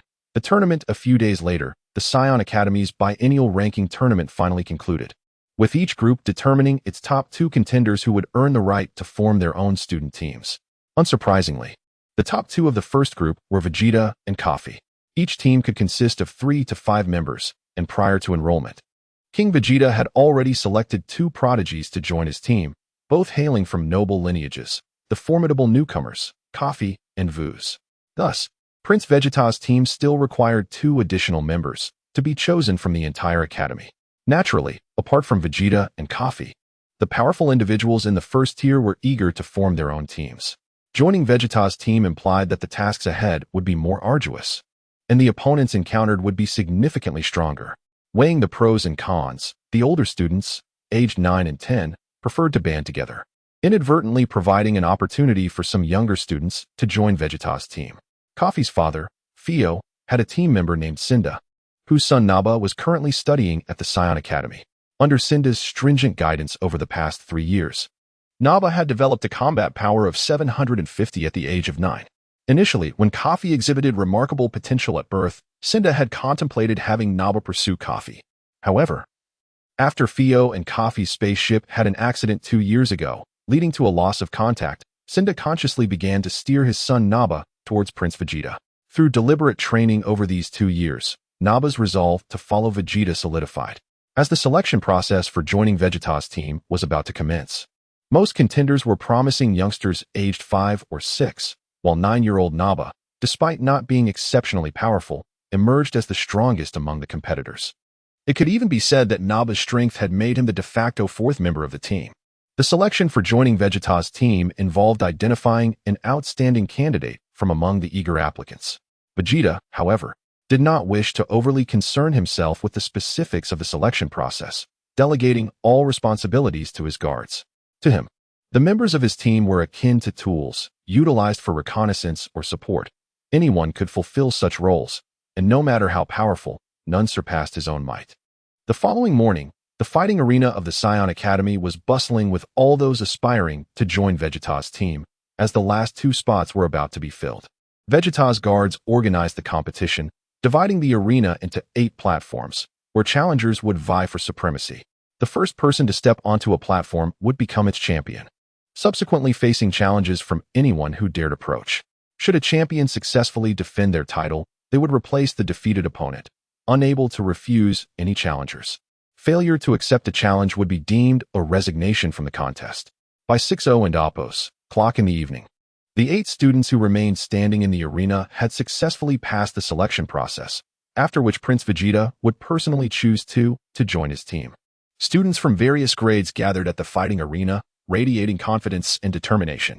Among the crowd stood a 6-year-old boy named Raditz, whose combat power had surpassed 400. He bore a slight resemblance to Prince Vegeta.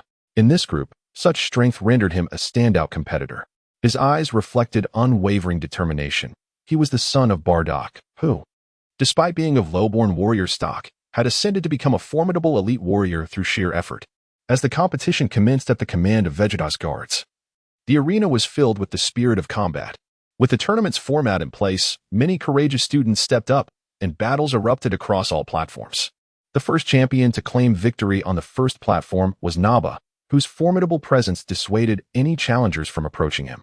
Raditz, however, chose to remain patient, observing the unfolding matches from the sidelines, preserving his strength.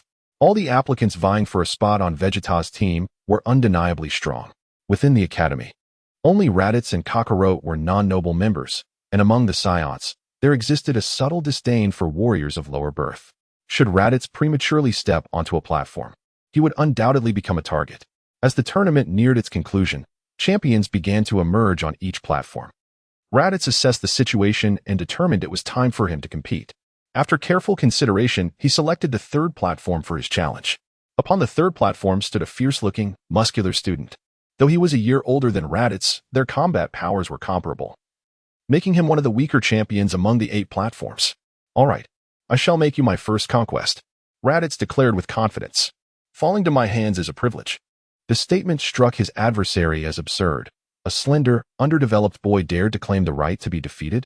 This robust student had already repelled numerous challengers, firmly securing his position as the champion of the 3rd platform. "Huh, if you're so arrogant, I won't hold back. Little runt, I'll make sure you regret this." The champion raised his hands, assuming a defensive stance, a habit of his to gauge his opponent's fighting style before seeking out weaknesses to exploit for a decisive blow. Sensing the fierce aura of his opponent, Raditz prepared himself. However, the champion had already endured several bouts, leaving him fatigued, making it all the easier for Raditz to triumph.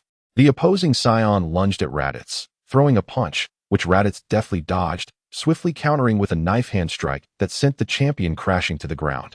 Raditz stood nonchalantly on the platform, glancing at Naba with a friendly smile. Over the next several minutes, few challengers dared to approach. The sporadic attempts by a couple of opportunistic opponents were swiftly thwarted by Raditz. Ultimately, Naba remained the unassailable champion of the first platform, while Raditz held his ground on the second, along with victors from the remaining 6 platforms. In the next round, Prince Vegeta would personally select 2 students from the 8 champions to join his team, the details of which remained a mystery to all present. Having secured the second platform position, Raditz gained a modicum of renown, being the youngest warrior among the 8 champions. His youth also implied greater potential for growth and development. Chapter 14. Formation of the Vegeta team. After the conclusion of the tournament, Vegeta's guards escorted the 8 victors to Vegeta's villa, where they awaited the final selection. Following the principle of prioritizing strength, the 9-year-old Nappa, with a battle power of 750, was the first to be chosen by Vegeta. "Yes, Captain Vegeta," Nappa replied, stepping forward to stand beside him. The remaining 7 individuals were anxious, uncertain of how Prince Vegeta would make his selections, their breaths quickening with tension. As for the others, Vegeta paused, sitting in contemplation before dismissing the complexity of the decision, settling on the young man who bore a striking resemblance to himself. Raising his arm, he casually pointed to Raditz, the victor of the 3rd arena. "Me? Is it really me?" Raditz exclaimed, incredulous, frozen in place, clearly astonished by this outcome. Though he had aspired to join Vegeta's team, the ease with which his dream was realized was astonishing. After all, several candidates present were stronger than he. Just moments ago, Raditz had chosen the weakest opponent to challenge, and now he had emerged victorious, an unexpected fulfillment of his hopes. Surely, his father Bardock would be overjoyed upon hearing this. "What's wrong? Are you unwilling?" Vegeta inquired, noticing Raditz's lack of response. "Shall I choose someone else?" This question jolted Raditz from his stupor, and he hurriedly replied, "Prince Vegeta, I am willing." Vegeta smirked wickedly. "You will now address me as captain." "Yes, captain," Raditz affirmed, quickly moving to stand on Vegeta's other side. "Take the rest away." Vegeta waved his hand, and the guards understood their cue. "You have been eliminated. You may leave," the guards commanded harshly. However, among the 6 remaining, one could not suppress his determination. "Prince Vegeta, I am stronger than Raditz. Why not select me?" This outburst seemed to irritate Vegeta, who nonchalantly cast an energy sphere that obliterated the challenger. "You all seem to misunderstand the situation. My team is for my service alone. I do not require powerful warriors. Or do you believe yourself stronger than me?" In that moment, Vegeta appeared cold and distant in the eyes of the others, perhaps due to their unfamiliarity with the Saiyan Prince's true nature. Nappa and Raditz, standing behind him, swallowed hard, forcing themselves to remain composed. They understood that defying the captain's orders was not an option. The fearsome demeanor of their new leader was truly terrifying. The 5 Scion candidates who were not selected retreated, no longer daring to voice any objections. The prospect of losing their lives outweighed the desire to join Vegeta's team. Once those individuals departed, the reception room of Vegeta's residence fell silent, leaving only Vegeta, Nappa, Raditz, and the guards. "From today onward, you 2 are members of my team. Remember to heed my commands. You will attain a status above all others," Vegeta declared, indifferent to anything else, as long as those who followed him were obedient. "You may freely access all the resources within the academy. With ample resources, you will surely progress more swiftly," a guard added. Unlike the typical team structure, Vegeta's guards were royal protectors, serving only him and attending to various matters on behalf of the prince. "Yes, Captain," Nappa and Raditz knelt on one knee, pledging their loyalty. "There are 2 additional members, Kafi and Vuis. You should be familiar with their names," Vegeta continued. The families of Kafi and Vuis were among the most prestigious in the Saiyan community, and rumors had long circulated that these 2 would become Vegeta's right and left hands. Notably, both Raditz and Nappa had connections with Kafi. "All right, you may leave now. Tomorrow, all teams will gather, and the academy will officially hold a formation ceremony. Remember to arrive at my residence early," Vegeta said, seemingly impatient, waving his hand for them to depart. "Yes, Captain," Nappa and Raditz replied in unison as they exited. At Kafi and Appo's residence, Hashir burst through the door. "Lord Kafi, what news?" "The results of the tournament are in, the members joining Prince Vegeta and Appo's team have been determined. Hongsha recounted the events of the tournament and the happenings at Vegeta and Appo's villa in detail. Well, I suppose we are on familiar terms. So there's no need to waste time getting acquainted with the team, Kafi murmured to himself. Tomorrow is the team formation ceremony. You need to gather at Prince Vegeta's residence first. Hongsha conveyed the prince's message. Understood. The following morning, Kafi rose early, maintaining his long-standing habit of training. His morning exercises invigorated him for the day ahead. Without bringing Hongsha or Cockaro, he set off for Vegeta's residence alone. Upon arrival, Kafi realized he might have arrived a bit too early, as he was the only one present. As Kafi approached the entrance, an untimely voice called out. You've come early. Just following the captain's orders to assemble. Kafi grinned. But then he shifted his tone, however. If there comes a day when you are no longer my rival, I shall never acknowledge you as my captain. I will strive to defeat you. Only those who are stronger than me are worthy of being my captain. Vegeta was taken aback. He had not anticipated Kafi would speak so boldly. Yet, it had no effect on him, for in Vegeta's eyes, no peer could ever surpass him. Moments later, Vui's entered, greeting Vegeta. Having lived on Vegeta's planet for 3 years, they were somewhat acquainted. Turning to Kafi, Vui's said, Boss, aside from the captain, I will heed your words. Vegeta raised an eyebrow at Kafi. Kafi waved dismissively, indicating it was not his concern, and sternly stated, Call me whatever you wish. I will never recognize you as my subordinate. As they exchanged words, Nappa and Raditz arrived. Thus, the Vegeta team was officially formed and assembled. Chapter 15. Team Formation Ceremony. The members of Team Vegeta gathered at the central square of the Scion Academy. Standing proudly at the forefront of the expansive area, the momentous team formation ceremony was about to commence. Unlike teams composed of adult warriors, the squads formed within the academy every 3 years, centered around exceptional students, are known as the backbone of the community, receiving particular reverence on planet Vegeta. The establishment of these teams during the student phase marks a significant milestone. Together, they will confront various challenges and overcome numerous obstacles, creating bonds that surpass familial ties. A connection that will last a lifetime. Consequently, the Scion Academy hosts a grand ceremony every 3 years to celebrate the formation of new student teams and express genuine hopes for their future. In addition to the newly formed teams, all students from the academy gathered to witness this grand occasion. On this day, King Vegeta himself attended the ceremony. Standing at the central podium with a commanding gaze sweeping over the students below, his face radiating pride and anticipation. Clearing his throat, King Vegeta began his opening remarks. Good morning, future warriors. I am King Vegeta. As the mightiest warrior race in the universe, we Scions revel in battle, yearn for conflict, and take pleasure in combat. Today marks our triannual team formation ceremony, during which 20 exceptional individuals have emerged from the rankings to serve as captains of our student teams. Due to the second-place student, Kafi, relinquishing his right to form a team to join the first-place team, the remaining students have thoughtfully deliberated and have now formed 19 combat teams. These teams consist of our finest students, who will face challenges together and grow as one. For those yet to form teams, I encourage you to utilize your time at the academy to continually strive for improvement, so that upon reaching adulthood, you too can become the pillars of planet Vegeta. As the royal family of the Scion race, I hope our students can fully harness the prowess of our warrior lineage in future battles, vowing to never abandon nor forsake one another in times of peril, fighting until the very last moment. Now, I invite the principal of the Scion Academy, Column, to announce the team roster. King Vegeta's impassioned speech stirred the crowd below, igniting their determination to enhance themselves and contribute to planet Vegeta. Kafi, however, merely scoffed, finding the words hollow. In Kafi's view, most Scions seemed devoid of emotion, endlessly chasing after the thrill of battle, as if slaughter and conquest were their sole purpose. Yet, as a people, they took pride in their identity as a martial race, maintaining a sense of belonging to planet Vegeta and the royal family. Principal Column, a high-ranking official of the royal court, typically did not manage the academy directly. His role mostly involved overseeing administrative decisions while the academy operated on a largely laissez-faire basis, providing students with necessary resources. Since the beginning of the term, Kafi had yet to encounter Principal Column.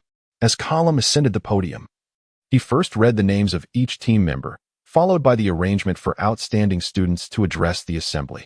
Next, I shall invite Prince Vegeta to speak as a representative of the students. Vegeta, though weary of such formalities, understood the weight of his responsibilities in this militaristic society where royal authority was paramount. As a prince, his every action and the strength he wielded reflected upon the royal family's image. Under this obligation, Vegeta reluctantly approached the podium with a spirited demeanor. The students below raised their heads in unison, eagerly awaiting his remarks. In their eyes, Prince Vegeta was an idol, perhaps due to his royal status or his formidable power. With a subtle smile, Vegeta stood beside the principal. "Greetings, students of the Scion Academy. I am Vegeta, captain of Team 1, and it is an honor to address you today. Our team shall embody the ideals of unity and collaboration as we face various challenges. We are committed to enhancing our combat strength to confront any crises that may arise in the future. We will support one another, grow together, and become a source of pride for Planet Vegeta." Vegeta's voice resonated throughout the square, filled with fervor and resolve, captivating the audience as they nodded in agreement. Upon concluding his speech, Vegeta stepped down from the podium and returned to Kafi's side. "Vegeta, are you serious?" Kafi remarked, amused by this side of Vegeta, which he had never encountered before, whether from reading comics in a previous life or from recent interactions. "Don't concern yourself. To me, you are merely a tool, a slightly more capable one among them," Vegeta retorted coldly without looking back. Principal Column nodded in satisfaction before continuing his address and proceeding with the subsequent ceremonies. The entire team formation ceremony was solemn and serious, concluding just before noon. Once the ceremony ended, students began to disperse from the square. According to the rules, team members must live together in the academy for training. "I can't be bothered with these details. If you wish to come, my guards will arrange accommodations for you," Vegeta instructed regarding the next steps. Naturally, Raditz and Nappa were eager to reside with him, as they were ordinary students and the housing conditions provided by the academy were subpar. Living with Vegeta would enhance their quality of life, and most importantly, they would have access to the academy's finest training facilities located within Vegeta's residence. They readily affirmed, "All right, we'll come over tonight." "And you too?" Vegeta turned to Kafi. "I'll pass. I prefer training alone, plus I have a younger brother to train," Kafi replied. "A brother? I wasn't aware," Vegeta responded. "He's Raditz's brother, staying with me. Sort of like my subordinate," Kafi added, trailing off. "I'll also decline. I perform better training solo," Vuis chimed in. "Suit yourselves." Vegeta shrugged, indifferent to their decisions. He departed with Raditz and Nappa but paused briefly to add, "If anything regarding the team arises, don't miss out. I want to remind you of these trivial matters." Chapter 16. The loyalty of vices. Concerning the matters mentioned by Vegeta, Kafi was well aware of their implications. The primary advantage of forming a team lies in the ability to undertake missions to conquer planets during the training period. However, to execute such missions, there exists a prerequisite. One must achieve victory in the team battle 3 months hence to gain priority for mission assignments. The team battle, as its name suggests, involves a competition among each combat team, with the last team remaining on the field declared the victor. Such battles are held monthly until the final team is allowed to undertake their missions. Upon returning home from the plaza, Kafi discovered that Cockaro and Redstone had arrived before him. Kafi promptly urged Cockaro to hasten his training. Cockaro, feeling somewhat aggrieved, retreated into the training room. Just as Kafi settled onto the sofa to take a brief respite, Redstone approached him, slightly bowing. "Lord Kafi, Lord Vices has come to see you again. He claims to have acknowledged you as his leader." Redstone endeavored to keep his tone gentle and submissive, fearing to provoke discontent. He understood that Kafi was reluctant to accept the Scion as his subordinate, yet he could not oppose Vices's wishes and could only timidly inquire of Kafi. "Let him in. I have no time to deal with that kid," Kafi replied impatiently as he reclined on the sofa. After facing Kafi's formidable strength, the once arrogant Vices had seemed transformed. Stripped of his fighting spirit, Kafi had no desire to take such a person as his subordinate, even though they were currently in the same team. He wished to avoid entangling himself in trivial matters with him. After a moment of contemplation, Kafi decided to grant Vices an opportunity. After all, those who excel in this academy are certainly not mediocre. Despite some minor flaws, Kafi was confident in his ability to reform him. "Never mind, bring him in." Soon, Redstone ushered Vices into the room. Vices, being quite familiar, showed no signs of intimidation. "Hey boss, from today onward, I'll be living with you, serving you loyally. Didn't your butler convey my message? Moreover, I made my intentions clear to Vegeta this morning, right? I do not wish to accept you as my subordinate." Your performance that day was profoundly disappointing. You lack the qualifications to be my underling. Kafi's tone was casual, yet it pierced Vices like a dagger. Vices was taken aback to learn that Kafi held such a poor impression of his challenge. His talent was deemed worthy enough by King Vegeta to be assigned directly to Vegeta's team, yet it appeared insignificant in Kafi's eyes. Among the Scions, strength is revered above all, and honor is akin to life itself. Initially, after being easily defeated by Kafi, Vices had respected him deeply, acknowledging Kafi's status from the bottom of his heart. However, being dismissed today was undoubtedly a psychological blow for Vices. Kafi, don't think I fear you. Vices, enraged by Kafi's words, declared, I challenge you to a duel, a fight to the death. His roar echoed throughout the villa, consumed by fury.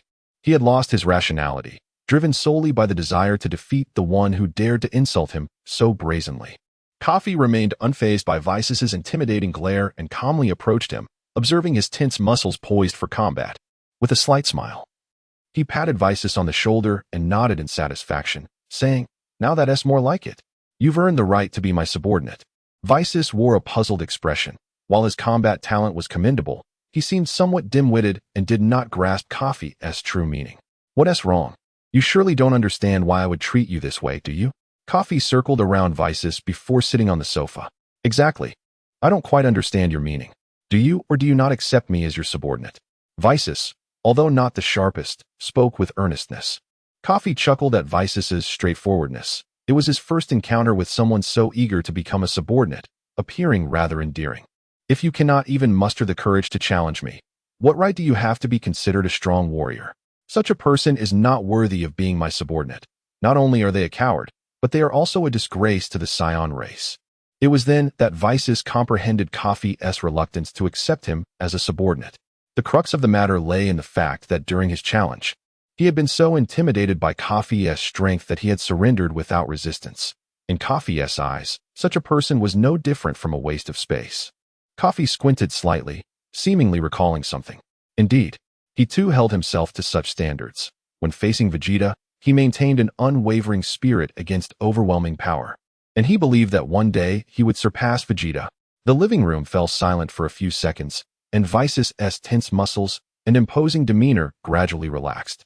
Then, Vices knelt on one knee, his left arm extended vertically toward the ground, his fist resting against the floor, while his right arm shielded his chest. He proclaimed loudly, Boss, please accept my loyalty. From this day forth, I shall pledge my allegiance to you. However, should the day come when you are weaker than I will still defeat you. For anyone who is not stronger than me is unworthy of being my leader. Kafi was taken aback by Vices' declaration. As a member of the Scion aristocracy, Kafi was well-versed in etiquette, and Vices' gesture was one that even nobles would not display before King Vegeta. Such homage is reserved for those who are regarded as the greatest warriors one has ever encountered. Taking a deep breath, Kafi's expression grew serious and solemn. I, Kafi, accept your loyalty. He then helped Vices to his feet, saying, Good brother, we shall grow stronger together. We shall defeat Vegeta, and our names will resonate throughout the universe. I shall become the mightiest Scion. Vices, without hesitation, stood tall and declared, So shall I. I am the strongest Scion. Very well, you may reside here. But I have one more request. Whatever you say, boss, I will face any challenge. Vices confidently thumped his chest. There's another lad inside. Although his combat prowess is lacking, do not hold it against him. Henceforth, the task of training him will fall to you. I'm not particularly keen on such troublesome endeavors. Why must I train a Scion with such poor talent? Do not underestimate him. Soon, few in the universe will be his match. Do you believe that? Kafi stated with discontent. Fine, Vices muttered begrudgingly before heading to the training room to join Cockaro. It was likely that Cockaro would endure a double dose of rigorous training after today. Kafi also entered his training chamber. He could not afford to pause for even a moment in his quest for greater strength. Chapter 17. The vulnerabilities of Kafi. 2 fleeting months passed in the blink of an eye, during which Kafi and his companions diligently honed their skills. Their combat prowess steadily increasing. Cockaro and Vuz had formed a harmonious bond. However, on this particular day, Kafi chose not to continue his training for just a day prior. He received the news that his parents were returning to take a brief respite.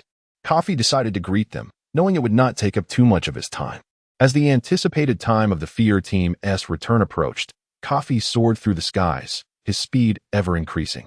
Despite the significant progress in his combat abilities over the past 3 months, he remained unable to gauge the extent of his disparity with Vegeta, as he sensed that during their previous encounter, the prince had not exerted his full strength.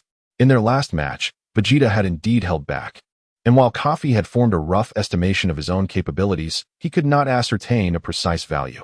The docking center for spaceships from planet Vegeta was immense, bustling with personnel arriving and departing at all hours. Fortunately, Fear had informed him of their designated landing area, and Kafi had arrived early to await their return. Most of the vessels coming in and out were small spacecraft, utilized primarily by combat personnel due to their speed and comfort for rest.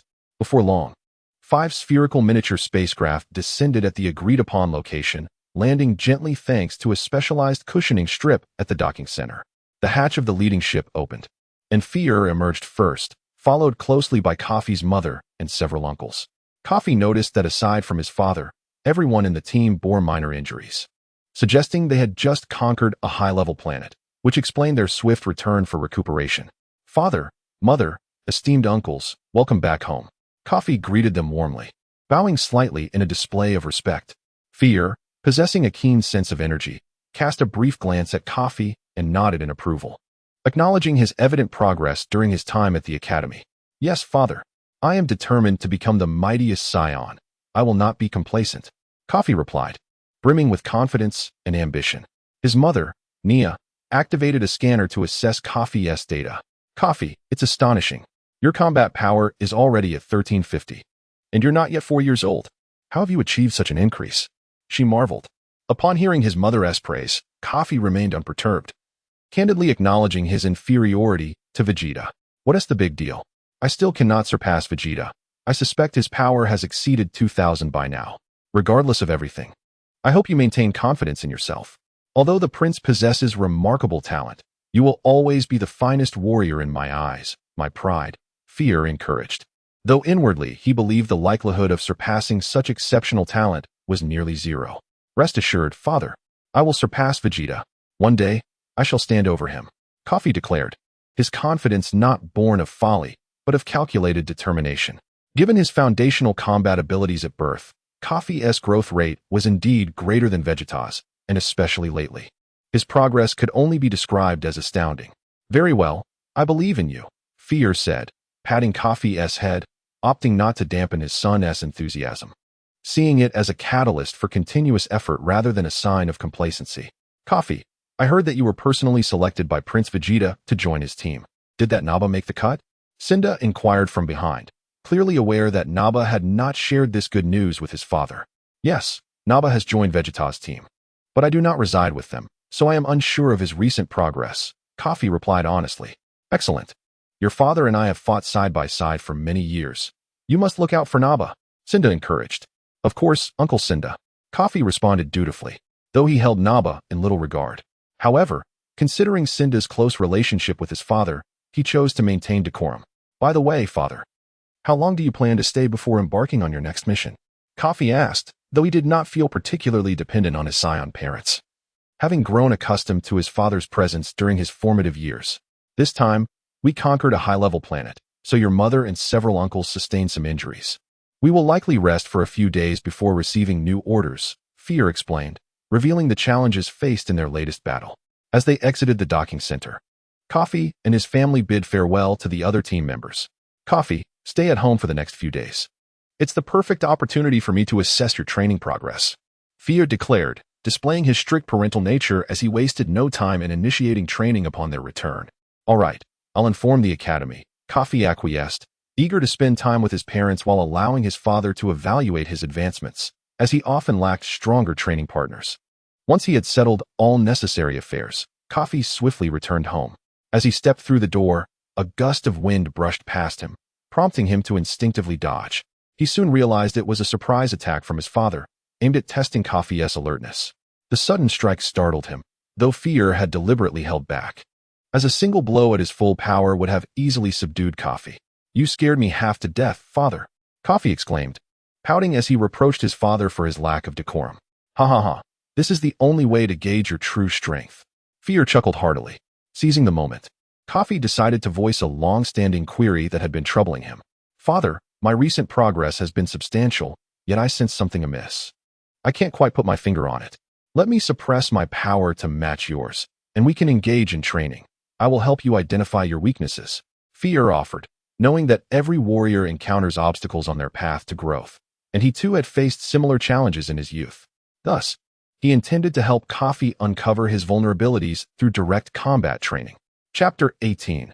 Lack of combat spirit. Let us begin. Father, Kafi exclaimed, brimming with eagerness as he prepared to engage in combat training with his father.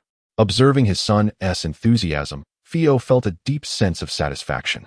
Very well, let us proceed to the courtyard where there is ample space to practice. The father and son made their way to the courtyard, standing opposite each other. Attack me first. I wish to gauge your current abilities, Fio proposed, aiming to assess Kafi's offensive prowess. As the adage goes, the best defense is a strong offense. A person with formidable attacking capabilities can indeed prevail in any confrontation. Be cautious, father.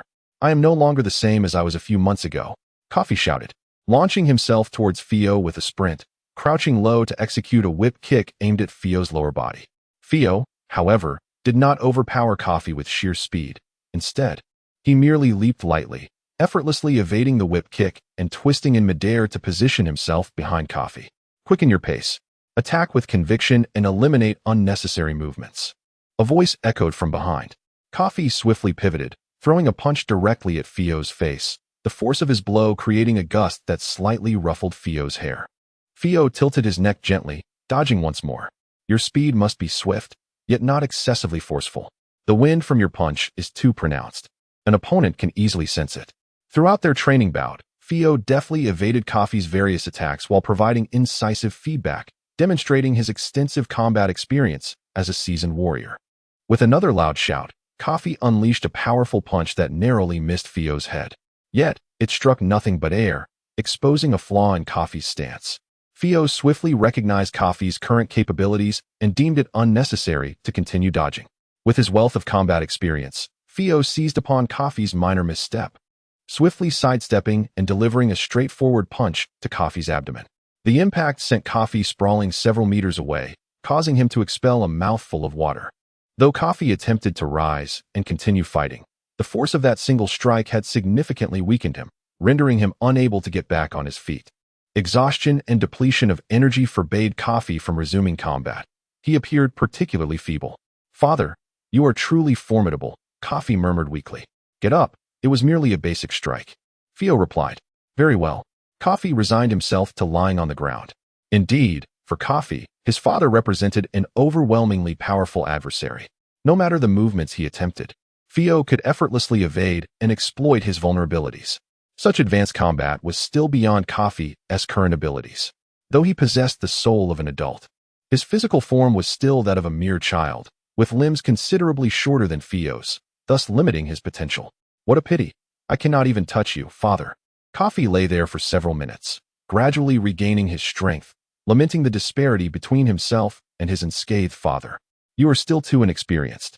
Our combat prowess is vastly different. And given your current height, it is quite normal that you cannot reach me. Fio felt a surge of joy. At his age, he had been no match for Kafi. Once you reach adulthood, I will certainly not stand a chance against you. From this training session, it was evident that Kafi's combat techniques were becoming increasingly refined, far surpassing those of his peers, though he still lacked some crucial elements. Father, what kind of training should I pursue next? Where do I still fall short? Kafi inquired, seeking clarity on his initial purpose for training, to understand his own limitations. You have already surpassed your peers in nearly every aspect. The only thing you lack is the combat spirit. You require real-world experience. Real-world experience? Did I not train outdoors during my childhood? The training you underwent as a child can hardly be deemed as real combat. It was merely practice against various opponents. True experience will come when you embark on missions to conquer planets, fighting under the pressure of formidable foes. That is the best way to cultivate your combat spirit. Fio remained untroubled by these matters, knowing that his son had joined Vegeta's squad. According to regulations, Vegeta's team was destined to emerge victorious in their skirmishes. Kafi and his companions would likely soon embark on their first conquest mission. Before long, Kafi would undoubtedly develop a robust combat spirit, an essential trait for every Scion. Now, go recover in the medical chamber. That will conclude today's training. Prepare diligently for your squad battle. Theo expressed his satisfaction with Kafi's performance. Kafi nodded and entered the medical chamber, where the healing liquid quickly filled the space, allowing his thoughts to flow freely. Combat spirit, indeed. Kafi recognized that he lacked this essential quality. Due to the lingering essence of his previous life on Earth, he had never truly embraced the spirit of battle. He realized the urgent need for a high-intensity mission to foster his combat spirit. Only then could he establish himself in this world. Considering the current combat prowess of Vegeta's squad, Vuz and Raditz possessed just over 400 battle points, while Naba had 750. Such power would be insufficient for undertaking missions. If they were to engage in real combat, for safety's sake, their opponents would likely not match Vegeta's caliber. Given Vegeta's temperament, he would undoubtedly take things lightly, which could provide Kafi with the necessary pressure to create more opportunities for real-world experience. Should Vegeta express interest in genuine combat, Kafi would request that he not take it too seriously. However, contemplating these matters was futile. In 3 days, the squad would face its first battle. If all went as expected, Vegeta's team would secure victory, paving the way for subsequent real-world missions. The immediate priority was to achieve victory in the squad battle. Only then could they proceed to execute actual missions. Beep beep. The medical chamber's alert chimed, signaling the conclusion of Kafi's treatment. Though he had only received a single punch from Theo, the precision of Theo's control meant that Kafi had experienced a significant injury without endangering his life. Kafi exited the medical chamber, donning a fresh combat uniform. In the following 3 days, he would engage in rigorous training with his father at home. Chapter 19. The God of Destruction?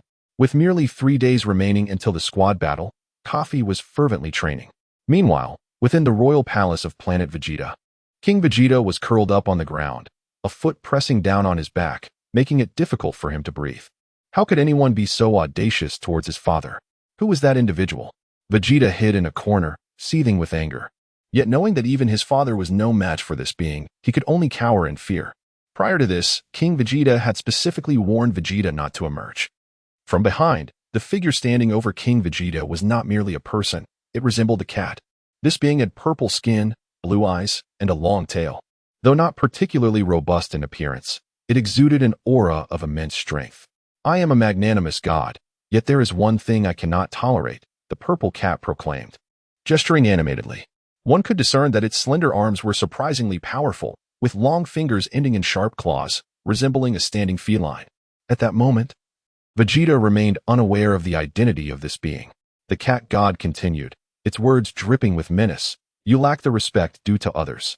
With a slight increase in pressure from the foot upon King Vegeta's head, the ground beneath him cracked, as if he were being forced into it. Do not treat my father this way. Unable to bear the sight any longer, Vegeta dashed toward the purple cat god. Yet, to the cat god, Vegeta's movements appeared to slow dramatically. With merely a glance, time seemed to freeze, and in an instant, Vegeta found himself collapsed, utterly immobilized. Lying on the ground, he struggled against an unseen force that pinned him down, rendering him incapable of rising. I tasked you with finding the most comfortable pillow in the universe to conquer that planet. Instead, you kept the best for yourself, leaving only the second best for me. Lord Beerus, I was wrong. King Vegeta's head was buried in the floor, and with great effort, he managed to squeeze out those few words. It became clear that this purple cat god was named Beerus, possessing power that far surpassed that of the Scions. Humph. Beerus snorted disdainfully. Choosing not to pursue the matter further, he departed the palace and soared into the skies above planet Vegeta. The father and son duo finally breathed a sigh of relief, allowing themselves to relax. Whis. Beerus seemed to call for someone suspended in the air, but received no response. Then he shouted, as if irritated. Whis. In an instant, a tall figure with blue skin appeared beside Beerus, sporting unique white hair that shot upwards. One hand held a long staff topped with a black magical orb, while the other was occupied with some unfamiliar food. Lord Beerus, the food of the Scions is truly unpalatable. Destroy it. Beerus summoned a hint of purple energy at his fingertips, an aura that felt profound. This it referred to planet Vegeta, indicating the powerful god's intent to obliterate it. The individual named Whis intervened, stating, the Scions have long been engaged in rampant conquest, contributing to our own destructive endeavors. Otherwise, if you slept for such extended periods, the universe would have long been thrown into imbalance. Are you questioning my judgment, Whis? Beerus's gaze sharpened, his voice stern. Not at all, merely offering a suggestion, my lord. Whis replied with an amiable smile. To an onlooker, it would seem as if they were discussing trivial matters. Very well. Beerus retracted the purple energy, deciding to observe their future behavior. However, that King Vegeta is truly arrogant, and I find him quite intolerable. Beerus appeared somewhat aggrieved, prompting an outsider to mistakenly believe that King Vegeta had bullied this seemingly adorable cat. Let us proceed and explore other planets. Whis crafted a barrier with his staff and flew into the distance. Inside the palace, King Vegeta arose and gazed towards the direction from which Beerus had departed, speaking meaningfully. Vegeta, should you ever encounter that god of destruction named Beerus, do not provoke him. Vegeta remained rooted to the spot, reflecting on the oppressive presence of the god of destruction, which would cast a shadow over him for decades to come. On planet Kurum, Frieza sat in his quarters, listening to a report from Zarbin regarding the business situation over the past few months. Having controlled the Curdle army for 3 years, Frieza had gradually grasped the entirety of the cosmic landscape, save for the territory of his brother Cooler. The name of Frieza's army echoed throughout the universe. With his eyes closed, Frieza leaned back in his seat, attentively listening, when suddenly 2 figures appeared before him. While Frieza could not sense the presence of gods, the sound of Whis' staff contacting the ground reached his ears. What insolence dares to intrude? Frieza asked without looking up. Am I the insolent one, Frieza? A commanding voice resonated. Although unfamiliar, it struck a chord in Frieza's memory. It was the voice of a powerful figure who governed the universe, a being he had encountered in his youth alongside his father. Frieza opened his eyes to see Beerus and Whis before him, and his jaw dropped in shock. Lord Beerus, please forgive my impudence. Filled with trepidation, Frieza immediately knelt before Beerus. I have heard that the Scion race is under your command? Beerus inquired. Uncertain of Beerus's intent, Frieza replied, yes. They have been rather idle lately. You should increase their workload. If they prove to be of no use, then destroy them. No wonder you have come here, Lord Beerus. Whis initially found it perplexing why Beerus would visit Frieza, as there was nothing palatable about the food here. It seemed a waste of time. It was evident that Beerus still harbored a slight annoyance regarding Whis' earlier intervention to prevent him from destroying planet Vegeta, prompting him to exert some pressure on Frieza. Ultimately, it stemmed from Beerus's disdain for King Vegeta's haughty demeanor, seeking to address it indirectly. After all, since Whis had thwarted his initial intentions, he would utilize another's hand to achieve his purpose. Chapter 20. Frieza's arrangement. Certainly, Lord Beerus. I shall complete your task with utmost urgency. Frieza replied, his tone laced with trepidation. Upon receiving the response, Beerus made no further delay and, accompanied by Whis, departed without revealing their next destination. Once the oppressive aura surrounding Frieza dissipated, he felt an immediate sense of relief. In recent years, he had indeed imposed an overwhelming number of tasks upon the Scions, yet the universe was replete with countless planets, and business was an endless endeavor. Before he annihilated planet Vegeta, Frieza intended to extract one last wave of exploitation.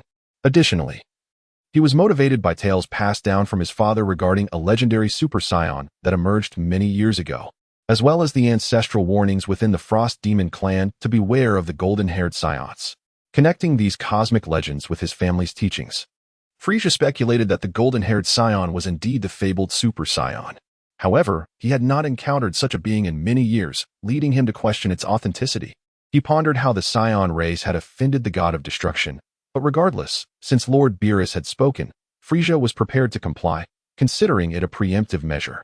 Moreover, the reason the Frieza clan had not completely exterminated the Scion race over the years was due to the fact that there were few races in the universe as formidable as the Scions. Currently, 60% of Frieza's army consisted of Scion warriors, and there were still numerous planets awaiting conquest. Thus, Frieza resolved to personally visit planet Vegeta to heighten the difficulty of the tasks assigned to the Scions and expedite the process. Once the interplanetary business stabilized, he would eradicate planet Vegeta. With determination, Frieza swiftly arranged his journey to planet Vegeta. This time, he did not intend to bring all his subordinates. Instead, he boarded a spacecraft with only Zarbin, Dodoria, and a few attendants to navigate towards the location of planet Vegeta. Possessing the most advanced military technology in the universe, Frieza's ship could traverse the vast distances in a mere day. As Frieza sat within his sleek oval spacecraft, He gazed through the window at the approaching planet Vegeta. The spacecraft gradually descended in front of the royal palace, where King Vegeta, having received prior notice, awaited Frieza's arrival alongside his ministers. This marked the second encounter between King Vegeta and Frieza since the day General Cold had entrusted the Scions to Frieza. The oppressive memory of Frieza's previous visit lingered in King Vegeta's mind, as it had heralded the beginning of the Science exploitation. With an unending stream of tasks assigned to him that he was forbidden to refuse. Over the years, many warriors had perished in the line of duty. As Frieza emerged from the spacecraft, flanked by Zarbon and Dodoria, King Vegeta and his entourage knelt in a blend of reverence and trepidation. "Welcome, King Frieza," King Vegeta greeted, his voice trembling with underlying fear. Frieza locked eyes with the Scion leader, his piercing gaze instilling a sense of unease in King Vegeta. Frieza then spoke, his tone icy and clear. "King Vegeta, the efficiency of your recent tasks has been rather lacking. Is there some difficulty you face?" He taunted, his voice cutting like a blade. "And no. Even if there were difficulties, I cannot voice them. Who knows what Lord Frieza might do?" King Vegeta stammered. "Well then, make an effort to improve the speed of your tasks. A thriving business benefits you as well, does it not?" Frieza maintained a disarming smile, concealing his true emotions behind a facade of geniality. A cruel smile flickered across Frieza's face as he recognized the weight of his commands upon King Vegeta, understanding that the Scion leader might wish to resist, yet felt powerless to do so. His only concern was his ultimate aim, exploiting this final wave before extinguishing the Scion race. "This is your opportunity. I do not grant you much time, but I believe in the capabilities of the Scions. You are the backbone of my Frieza force," he continued, his words resonating in the air, casting a shadow of oppression over King Vegeta and his ministers. The being known as the Galactic Emperor, Frieza, possessed a formidable power that rendered any dissent futile. King Vegeta gazed at Frieza, sensing a palpable threat in his eyes. He realized that this command was one he could not refuse, as he had no alternative. "Yes, Lord Frieza," he replied, his voice laden with reluctant determination. "I have heard your son is quite talented. Have him report to me in due time. I shall arrange for his special training to enhance his combat abilities. Under my tutelage, he will grow stronger," Frieza proposed next, seemingly recognizing the potential within Vegeta, his tone laced with an air of benevolence. King Vegeta hesitated, aware that Frieza's interest in Vegeta was merely a means of coercion, compelling him to assign more tasks to the Scions, akin to a hostage situation. He dared not to act against Frieza's will. "What is it? Are you unwilling to allow your son to grow stronger? Or do you doubt my intentions?" Frieza retorted, his voice taking on a serious tone. "If you are concerned, he may bring 2 attendants." "That is not the case." King Vegeta quickly lowered his head in submission, recognizing the futility of resistance against Frieza's regime. "In a few days, I will ensure that Vegeta reports to you." Frieza nodded in satisfaction, aware that he had achieved his objective. He turned and returned to his spacecraft, lingering little longer on planet Vegeta before departing. Yet, in that brief time, the ordinary Scion warriors were once again burdened with tasks, subjected to further exploitation. Once Frieza's ship receded into the distance, King Vegeta and his ministers rose, their fists clenched with rising tension. "Curse you, Frieza. One day, I shall slay you," he seethed through gritted teeth. Nevertheless, he acknowledged that rebellion was no simple matter, and careful planning was required. Summon Vegeta to the palace. Inform him that there is urgent business to discuss. King Vegeta instructed one of his ministers. Chapter 21. The Hostage. Vegeta. "Father, did you summon me?" Vegeta arrived at the Grand Hall late in the evening, unaware of the day's undertakings, and bowed respectfully. "Prepare yourself and head to Frieza for training. There is no need for you to remain on planet Vegeta." The King of Vegeta did not elaborate on the situation, his tone leaving no room for objection. "Why? I believe staying here is quite satisfactory, especially since our team is set to win the squad battle in a couple of days and embark on real missions." Vegeta felt a profound sense of confusion. In his understanding, his father's relationship with King Frieza was not particularly amicable. Why, then, was he being sent there? Do not question. Simply focus on your training there and follow King Frieza's directives. The king paused momentarily, adding, "Should any unforeseen circumstance arise, remember never to seek vengeance on my behalf. Your safety must come first." At that moment, Vegeta was utterly bewildered by his father's words. "Regardless, Scions ultimately belong to Frieza's army. It matters little where I train, for I shall remain a powerful Scion prince." With this thought, he accepted the situation. "When shall I depart?" Whenever you wish, just do not be too late. May I take my squad with me? Vegeta inquired, for the squad system was intended to be upheld for life. King Frieza has permitted you to bring 2 attendants. Would you prefer to select them yourself, or have them arranged from the royal guard? In truth, this arrangement was not primarily to assist Vegeta, but rather to assign 2 individuals to handle his daily affairs within Frieza's army, where no one would coddle the Saiyan prince. The king favored the latter option, believing that, although the royal guards were no match for Frieza's formidable warriors, they would at least possess some self-protection capability, which was more beneficial than having 2 trainees accompany Vegeta. Still, I shall decide for myself. Vegeta appeared disinclined to utilize the royal guards, perhaps finding the weight of his identity as the son of King Vegeta burdensome. In that case, your squad will be disbanded in 2 days. Please inform them. Understood. Once arrangements were complete, Vegeta returned to his residence within the Scion Academy. That evening, he summoned several squad members via communication devices, declaring an urgent meeting. Father, Prince Vegeta has called for an urgent announcement, Kafi said, preparing to rush to the academy. Go ahead. Fio's brow furrowed slightly but soon relaxed, unnoticed by Kafi. Today, when King Vegeta received Frieza, Fio, of his status, was undoubtedly present and already aware of Vegeta's impending transfer to Frieza, though he had yet to inform his son. Within Vegeta's villa, Vuis, Naba, and Raditz had already arrived, while Kafi, having been away from the academy for the past few days, was the last to join. What is this about an urgent meeting? The squad battle is still 2 days away, Kafi remarked while entering, presuming the meeting concerned the upcoming squad battle and whether the prince would strategize for them. Were they afraid? Inside, the atmosphere was hushed, with everyone keeping their heads down in silence. Kafi sensed the peculiar tension. All right, everyone is here. I shall be brief. From today onward, the Vegeta squad is disbanded. Kafi and Vuis, hailing from prominent lineages, accepted the news easily, despite not knowing the reasons. However, Raditz and Naba felt a pang of regret. Joining Vegeta's squad had undoubtedly been a significant leap in their status, yet now, without having achieved anything, it was being dismantled. Having spent considerable time with Vegeta since the squad's inception, they enjoyed certain privileges within the academy and were reluctant to part ways. What is your plan?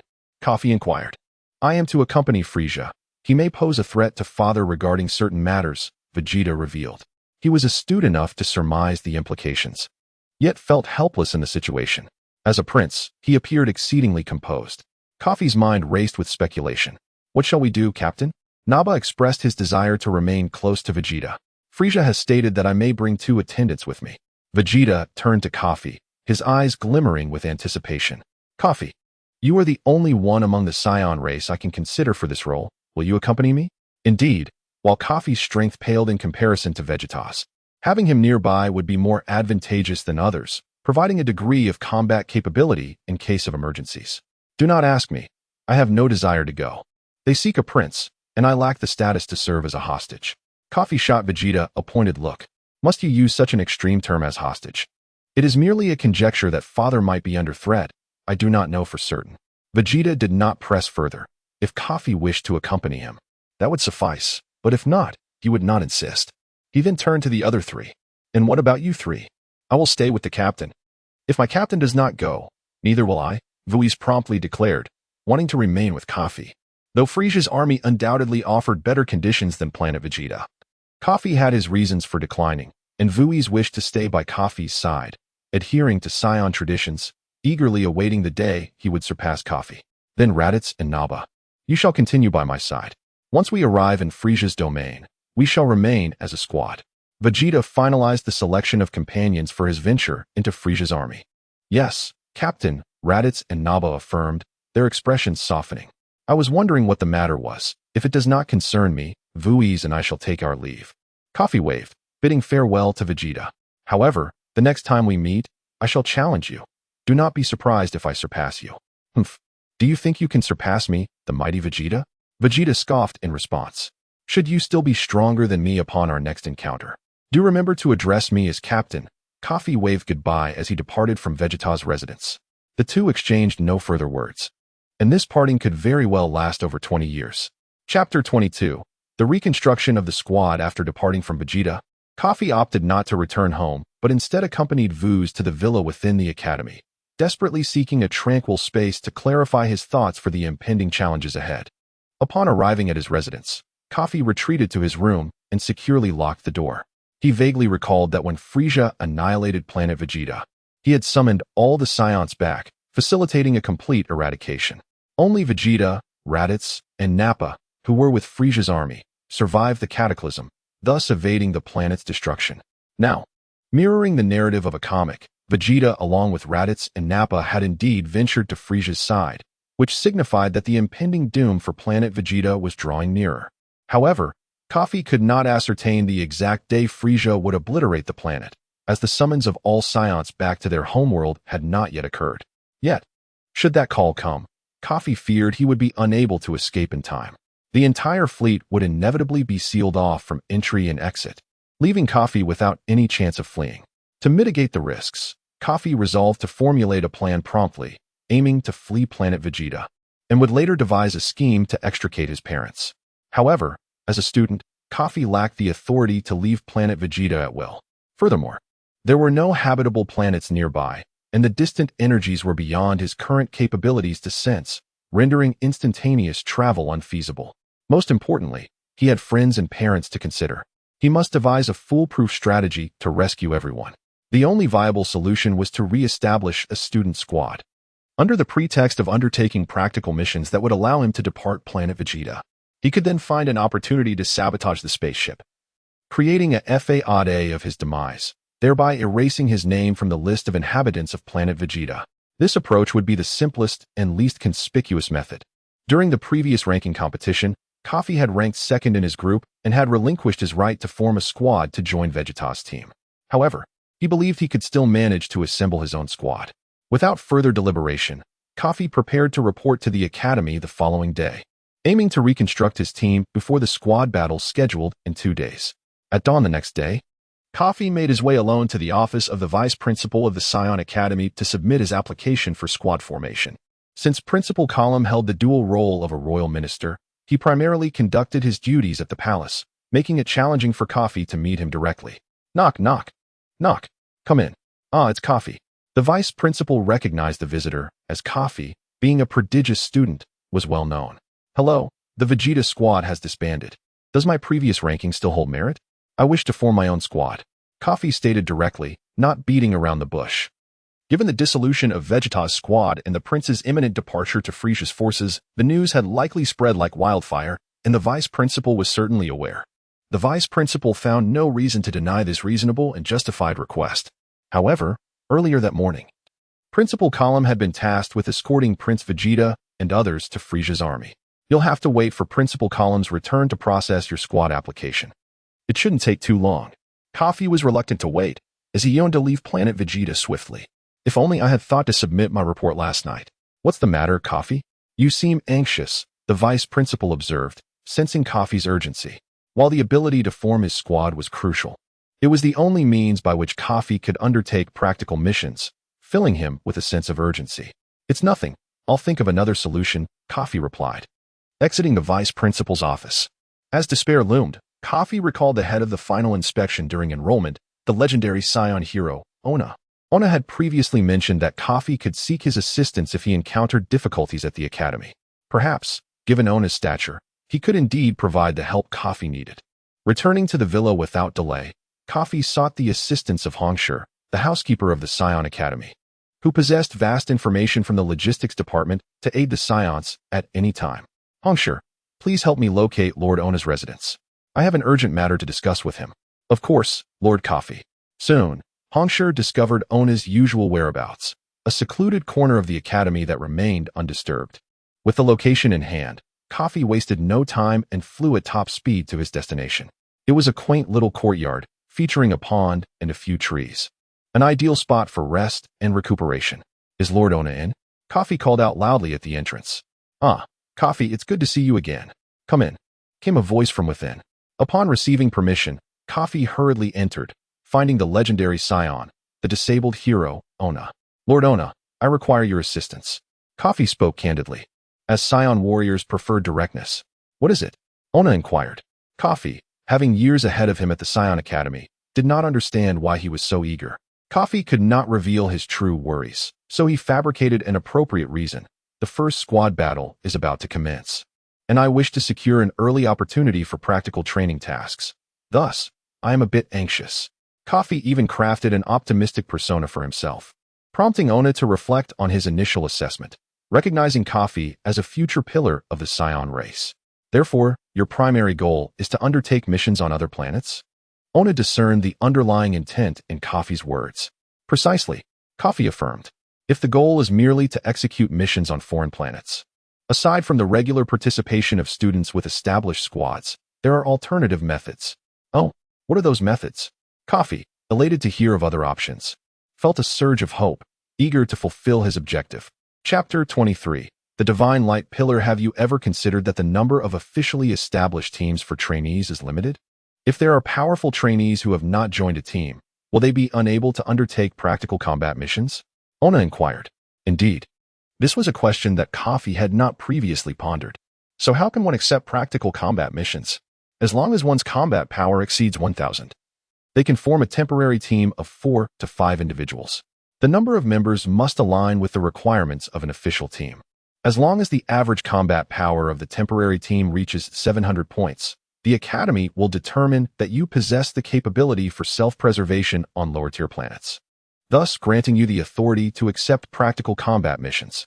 Upon hearing this, Kafi realized that his usual combat power was 1,450 points, and Vu's was nearly at 500 points, while Cockaro had around 200 points. It was imperative for Kafi to take these two with him when fleeing the planet. Now, he merely needed to find another teammate with a combat power of approximately 650 points to meet the basic requirements of the temporary team. Kafi was confident that, given his reputation, finding a fourth member among the upperclassmen, many of whom lacked teams and had moderate combat strength, would not pose a challenge. Once the temporary team is formed, can I directly go to the mission hall to accept tasks? Yes, but aside from the basic requirements, there is an additional special condition. Ona left his sentence hanging, leaving everyone in suspense. What is it? If there is a significant disparity in combat power among team members, the leader of the temporary team must master a unique skill that enhances practical combat ability and protects the teammates. Ona had a reason for withholding this information initially. He suddenly recalled that on the day of Kafi's registration, he had accompanied a rather weak individual, presumably Cockaro, whom Kafi would also need to take along for the mission. The disparity among team members was indeed significant, and it was essential for the leader to grow stronger to shoulder the responsibilities of leadership. What is this unique skill? Generally, the Academy only allows students to learn such skills upon graduating at the age of 10 to enhance their strength for better performance in battle. This is due to concerns that students might become overly reliant on unique skills, thus neglecting their combat training. Therefore, new students like you are not permitted to learn them. Does that mean I cannot take Cockaro with me? After all, Cockaro's combat power is currently too low, Kafi lamented, furrowing his brow. He had to weigh the importance of matters. While he wished to rescue Cockaro, he prioritized his own safety above all. Noticing Kafi's confusion, Ona proposed a solution. Become my disciple. With my status, I can facilitate your access to learn the unique skills. Become a disciple? Aside from his father, Kafi had never received formal training, primarily because the Scion race's combat techniques were somewhat rudimentary, far inferior to the martial arts legacies of some lower-tier planets.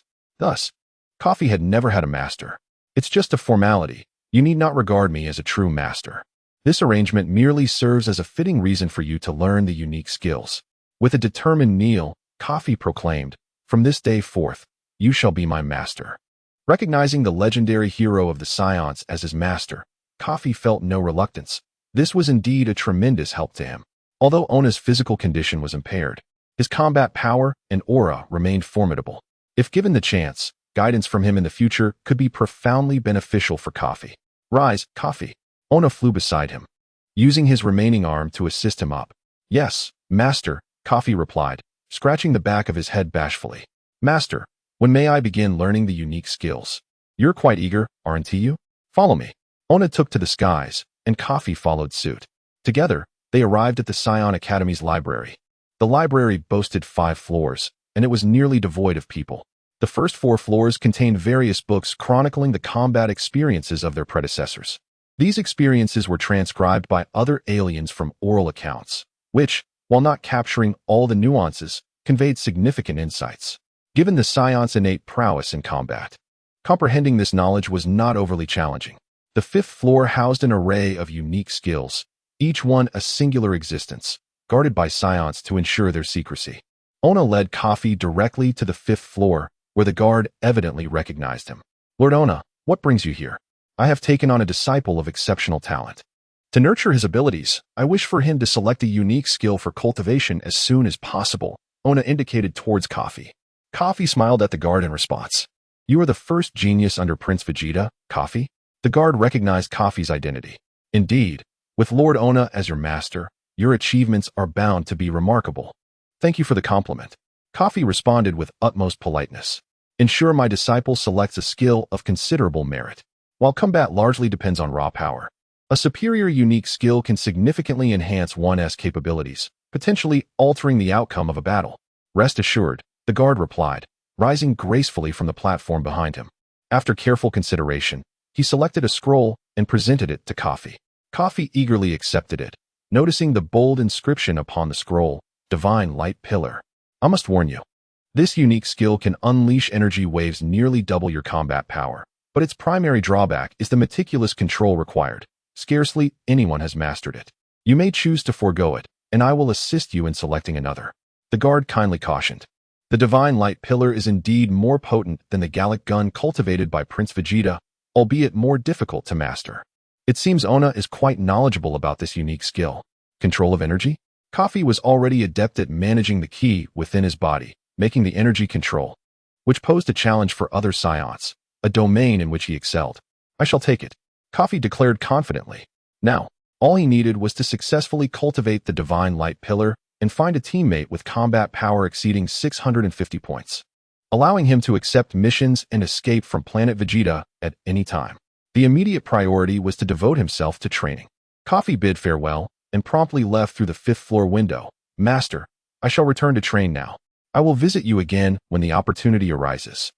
Chapter 24. The Female Scion. Chiron. Upon returning to the villa, Kafi plunged into the training room, initiating his regimen with 2,000 push-ups to invigorate his body.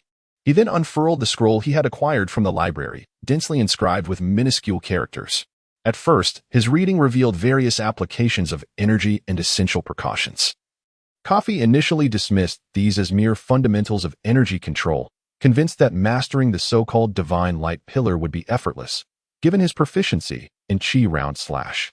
However, as he delved deeper, he increasingly recognized the Divine Light Pillar as a formidable technique. Kafi had already attained the ability to manipulate Chi at will, concentrating it in any part of his body and shaping it for more potent energy assaults. Yet, the Divine Light Pillar introduced a method of energy control he had never encountered before. To employ the technique, one must raise an arm, gathering energy before it to form a luminous pillar, and then infuse a delicate thread of energy with precision. The energy within the column would pulsate vigorously, amplifying its explosive power, allowing Kafi to release it at a moment of his choosing, a potential weapon of immense destruction. Perfecting the Divine Light Pillar became Kafi's paramount objective, and he reasoned that a few days and Appos delay in departing planet Vegeta would be inconsequential. Estimating his command over energy, he believed he could master the technique swiftly. Thus, he sequestered himself in the training room for 3 days and nights, abstaining from food and sleep, until at last he succeeded. However, the meager chi within him meant he would refrain from using it carelessly until a critical moment. During this period, the results of the team battle emerged, with his squad poised to undertake practical missions on lower-tier planets. Kafi, now unhurried, had acquired a remarkable skill and needed only to recruit one more member to form a temporary team eligible for tasks. Upon concluding his intensive training, Kafi emerged from the training room, where Redstone hurried to greet him. "Lord Kafi, you have returned. Redstone, arrange some food for me." 3 days without sustenance have been quite a trial, Kafi replied, craving nourishment to replenish his energy.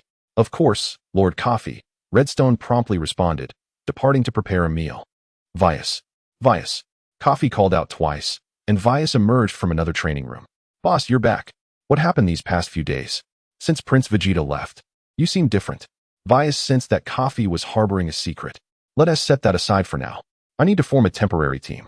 Find a student within the academy to join us, but they must possess a combat power of at least 650 points," Kafi instructed, his tone firm. All right, but your requirement for combat power is quite high.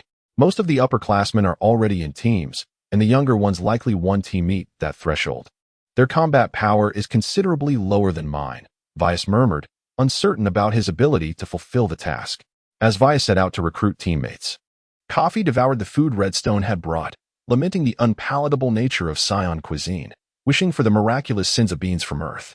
That evening, Vyas returned with a Scion warrior. Captain, I found someone, but what? Don't hesitate. Does their combat power meet my requirements? Kafi pressed. It does, but well. See for yourself, Vyas replied. To Kafi's astonishment, a graceful young woman entered, exuding confidence and determination, reminiscent of a splendid plum blossom, with long, flowing hair. She strode in with purpose, although Kafi could not ascertain her age due to the lengthy childhood of Scions. Her combat power of 650 points indicated she was certainly an upperclassman. Kafi was taken aback that Vyas had recruited a female Scion. He instinctively hesitated, as female Scions typically exhibited less combat potential than their male counterparts. However, it seemed Vyas had no other choice, so Kafi decided to inquire further. What is your name? Chiron, aged 8. Her response was succinct yet powerful. After articulating her name, she fell silent, leaving Kafi at a loss for words as he struggled to engage in conversation. May I ask why you wish to join our temporary team? Because you are recruiting, and my combat power meets your criteria. You may verify, Chiron replied, her gaze unwavering. Kafi sensed her energy and believed it indeed aligned with his requirements. Come here, he beckoned Vyas aside, speaking in hushed tones. Is there no one else? Why did you bring back a female Scion? Most Scions with higher combat power already belong to teams. She was available mainly because she is a girl, Vyas quietly explained, urging Kafi to accept the situation. Kafi turned his attention back to Chiron, feeling her latent strength and potential. Ultimately, he resolved to accept her, after all. He was a 40-year-old soul, and Chiron was merely a child. Are you aware of my intention to form a temporary team? I am not. Logically, given your performance in the ranking matches, you could rebuild your team despite the princess departure. Without resorting to a temporary one, Chiron answered, puzzled. Principal column is currently absent, and I must swiftly assemble a temporary team to undertake practical missions. It is my responsibility to inform you. If you are unwilling, you may refuse to join us, Kafi stated candidly. Why? Chiron inquired, perplexed by the urgency of a student barely over 3 years old to embark on missions. Trust me, I will explain in due time, Kafi assured her. Very well, I will join, Chiron replied earnestly, her decision unwavering. Kafi was pleasantly surprised by her prompt agreement. Thus, Kafi's temporary team was officially established, comprising Chiron, Vyas, Cockaro, with Kafi as the captain, all meeting the requisite criteria for undertaking practical missions. Chapter 25. The eve of the mission. Vuz, please summon Cockaro as well. Under the influence of Kafi and Vuz, Cockaro has subtly transformed into a diligent and industrious individual, spending most of his days immersed in the training room, hardly emerging except for meals and sleep, completely oblivious to the world outside. In the meeting room, Vuz brought Cockaro forth. This marked the inaugural gathering of Kafi's temporary team. Take some time to rest. We shall embark on our practical mission precisely 3 days from now. Is the timeline really that tight? Chiron remarked, having just entered. She was astonished that Kafi had accelerated the mission schedule so hastily. I have my reasons that necessitate this urgency, Kafi replied. Only he understood that this journey might mean never returning to planet Vegeta. If you wish to train, then train. Or if there are farewells to be made, do so now. At that moment, Cockaro and Vuz's families were engaged in missions far from planet Vegeta, leaving no farewells to be exchanged. Kafi, is it possible for me to abstain from this? I fear I may impede your progress. Cockaro, aware of his relatively weaker combat abilities among the group, also harbored a fear of battle. Is my strength still in doubt? Kafi reassured him. Since you call me brother, I shall certainly protect you. With those words, Cockaro acquiesced to the arrangement of joining the mission. Chiron, however, spoke nonchalantly. I have an older brother at home whose talent surpasses mine, thus my father pays me little mind. Very well, you 3 should remain here and train. Once our mission application is approved, we shall depart immediately. Kafi was also considering a way to subtly inform his father, contemplating an excuse to lure him out if necessary. The Fio team, for reasons unknown, had yet to accept their next mission and continued to linger at home. Father, mother, I am preparing to undertake a practical mission. How can this be? Wasn't he the Vegeta team disbanded? Logically, individuals cannot accept missions. I have formed a temporary team and taken Master Ona as my mentor, learning a unique skill that qualifies me to take on missions. Is that so? Master Ona is not known for aiding every student. You must cherish your mentor. The image of Ona loomed large among the Scion tribe, revered as a hero who prioritized the welfare of his people over personal gain. Father, when will you next embark on a mission? In just a couple of days. Why do you ask? Kafi pondered deeply, unsure how to broach the subject, as revealing that he hailed from another world might lead his father to question his sanity. Trust me, you and Mother should refrain from resting and remain engaged in missions outside. Even if Frieza calls all Scions back, you must find a way to delay your return. How do you know this, Kafi? Nia's eyes sparkled with surprise. Do not concern yourself with the details, just promise me. Very well, I shall comply. Faced with Kafi's resolute gaze and unyielding tone, Fio had no choice but to concede. However, do ensure your safety, Fio urged, emphasizing the importance of self-preservation. Understood. Kafi could only press on, aware that the devices carried by Scions were equipped with monitoring systems. Excessive discussion could attract Frieza and Apos' attention. Should his father still be on planet Vegeta at that time, Kafi would need to devise an alternative plan. Having secured his father and Apos' agreement, Kafi proceeded to Master Ona and Apos' courtyard. Master, I have successfully mastered the skill, Divine Light Pillar. The Divine Light Pillar is a formidable technique capable of unleashing energy attacks with double the combat power. Recognized as an exceedingly challenging skill to master. Prior to this, numerous talented students had failed to achieve proficiency, including the exceptionally gifted Prince Vegeta, who chose not to pursue this skill. Astonishingly, in a mere 3 days, Kafi's seemingly unremarkable apprentice had triumphed. Kafi, I never anticipated your comprehension would be so profound. I did not misjudge you. Ona inhaled deeply, expressing admiration. Do you wish to undertake a practical mission immediately? Have you assembled your team? I have. Now I require your endorsement to affirm my mastery of the skill so I may swiftly accept a mission. Since you are so eager to put your abilities to the test, let us proceed. Inside the Scion Academy's mission hall, unlike the bustling atmosphere of Planet Vegeta's mission hall, this place was nearly deserted, as only one team could accept missions each month. However, the review process for the practical missions of Scion students was notably more intricate compared to those of adult Scion combat teams, primarily to safeguard these potent young warriors. Kafi's temporary team met all the requirements, yet when it came to registering the combat power of team members, the staff member delivered a refusal. Lord Kafi, there is but one mission left on the student task list, although it is on a lower-tier planet. There are over 10 formidable warriors with combat powers around 8 to 900. Unfortunately, Lord Cockaro's power is insufficient, and for the safety of the students, you may need to forego this mission or adjust your team. When did this regulation come into effect? Why was I not informed? Kafi pounded the table, the sound echoing through the hall. He had anticipated an uncomplicated process, only to be rejected by the staff during the review due to his team's inadequacies. Lord Kafi, you are a nobleman and understand that we mere mortals cannot offend you. I beg for your understanding.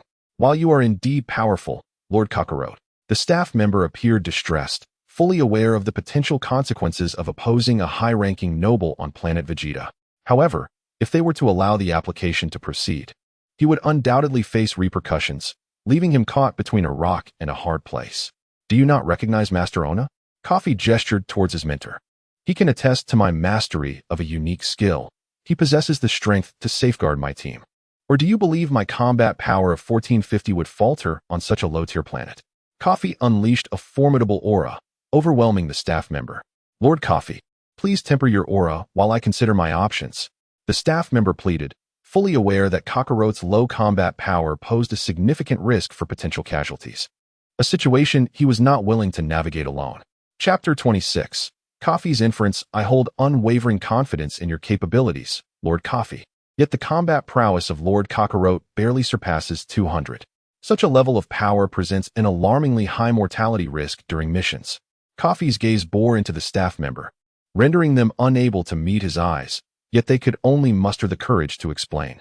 Master, Kafi was at a loss, unable to abandon Cockaro to such a fate. So he turned his attention to Ona. Very well, should any complications arise, I shall take full responsibility. I have faith that Kafi will safeguard his team. You may proceed with the task application as usual. If anyone inquires, simply state that I, Ona, have authorized the permit." With these words from Ona, the staff member had no choice but to comply, as Ona's authority far outweighed that of a mere noble child. Ona appeared to hold significant sway throughout the academy. After his statement, the previously anxious staff member regained their composure and promptly initiated the task application process for Kafi. "Thank you, Master." In merely a few days, Kafi had already received abundant assistance from Ona. "Kafi, remember this favor I extend to you comes with high expectations. Real combat missions are not to be trifled with. As the captain, you bear the responsibility of protecting your comrades, for they are your lifelong pillars of support." "Yes, Master.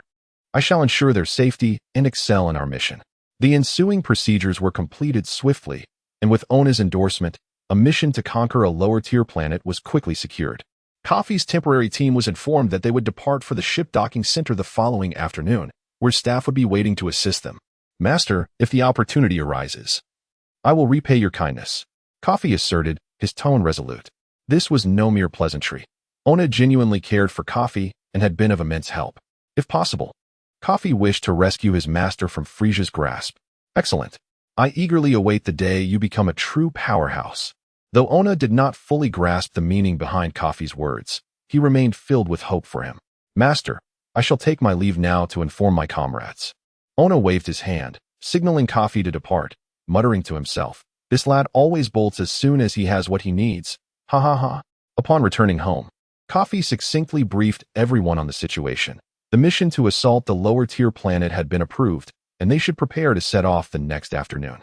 Urged by Kafi, his companions quickly readied themselves, arriving early at the ship docking center to await departure. Prior to leaving, the guide at the docking center would brief the team on the planet's basic conditions, yet Kafi's mind was elsewhere, wholly absorbed in his thoughts. They were also provided with combat power detectors and miniature spacecraft for the operation. As the time approached, having clarified the mission objectives and requirements, Kafi led the trio away from planet Vegeta without delay. Each of them boarded a miniature spacecraft, slicing through the atmosphere toward their destination. He now faced the pressing task of evading Frieza's surveillance and devising a plan to rescue Fio, Nia, and even Ona. Kafi, possessing the soul of an Earthling, had come to regard them as his true family through their shared experiences. The 4 miniature spacecraft flew in unison, despite the mission targeting a lower-tier planet. The mood among them was somber. The communication system remained silent, largely due to Kafi's reticence. Veers broke the silence first. "Boss, why the rush to undertake a combat mission?" Kafi's recent behavior had conveyed a sense of urgency, as if he were operating on fast-forward. Veers had been curious for some time, but had lacked an opportunity for a proper conversation, and the current voyage presented a perfect moment to inquire. Kafi was aware that Frieza's forces could intercept their communications, and while he had resolved to share some information with his companions, he would not do so aboard the ship. He merely deflected the question, urging them to rest and prepare for their mission while promising to discuss other matters later. "Haha, if you don't want to share, I won't pry. Regardless of your reasons, I shall follow you faithfully." Veers decided not to press further. As long as he was not Kafi's rival, he would remain loyal. "I trust you, brother. I will do whatever you ask." Cockaro, having endured scorn for his low power level, felt the warmth of Kafi's genuine care and thus vowed to follow him unwaveringly. As for Kalen, she had joined Kafi's temporary team solely to seize the chance for a combat mission, and since they were still getting acquainted, she opted not to ask too many questions. The planet for this mission was not far from planet Vegeta. With the speed of their miniature spacecraft, they would arrive in 5 or 6 days. Throughout this period, Kafi did not enter sleep mode like the others. Instead, he remained preoccupied with how to communicate the situation to his team effectively. As their spacecraft drew closer to the target planet, an electronic voice prompted them to awaken from sleep mode. Kafi then remembered to review the mission briefing and reminded the others, "We shall arrive in an hour. Prepare for landing. There are some formidable foes on this planet. Though the number of ordinary inhabitants is vast, tens of billions. Unless you encounter peril, I will not intervene." On the surface, Kafi's intention was to hone the overall combat capabilities of the team, but his primary objective was to buy time. The longer they delayed, the better. As the spacecraft descended, a large crater formed upon impact with the planet's surface, and the 4 emerged slowly. Before anyone could speak, Kafi swiftly removed the detector from his eyes and signaled for silence with a finger. He placed the detector at a considerable distance, and the others understood his intent. Following suit, Kafi then spoke, "You must be wondering why I hurried to bring you from planet Vegeta." "Indeed, I've been curious for days," Veers mumbled. With Kalen and Cockaro expressing their intrigue, Kafi had contemplated numerous excuses but ultimately chose to speak the truth, trusting that time would validate his words. "Based on my deductions, planet Vegeta is destined for destruction." Lowering his voice, he continued, "We cannot ascertain the monitoring range of the detectors." Chapter 27. Analysis of Kafi. What? Kafi's words were utterly shocking. This exclaimed involuntarily. Kylan and Cockaro, upon hearing Kafi's preposterous claims, found it difficult to suppress their laughter. Yet the serious demeanor on Kafi's face rendered them unable to do so. The Scions were the mightiest warrior race in the universe and belonged to the tyrant Frieza. How could they be so easily obliterated? A heavy silence fell over them as they grappled with the veracity of Kafi's statements. However, Kafi's undeniable conviction compelled them to regain their composure. Ultimately, it was Kylan who broke the awkward atmosphere. "Captain, is that true? Surely you jest." "No, I am not joking. In fact, I have never made a jest. I assure you, I am entirely serious," Kafi replied, shaking his head. He genuinely hoped that planet Vegeta would not meet its demise. "You can ask Vis and Cockaro. I have never been one to joke. I am quite earnest at this moment. But why would it be destroyed? Aren't the Scions incredibly powerful? My father, being so formidable, would undoubtedly protect planet Vegeta," Cockaro persisted. Still unable to comprehend, clinging to the hope that Kafi's reasoning was unfounded and eager for an explanation. "Since you wish to know, I shall tell you. But you must keep this confidential. Under no circumstances should this information reach planet Vegeta without my consent." Kafi paused, deciding to speak candidly.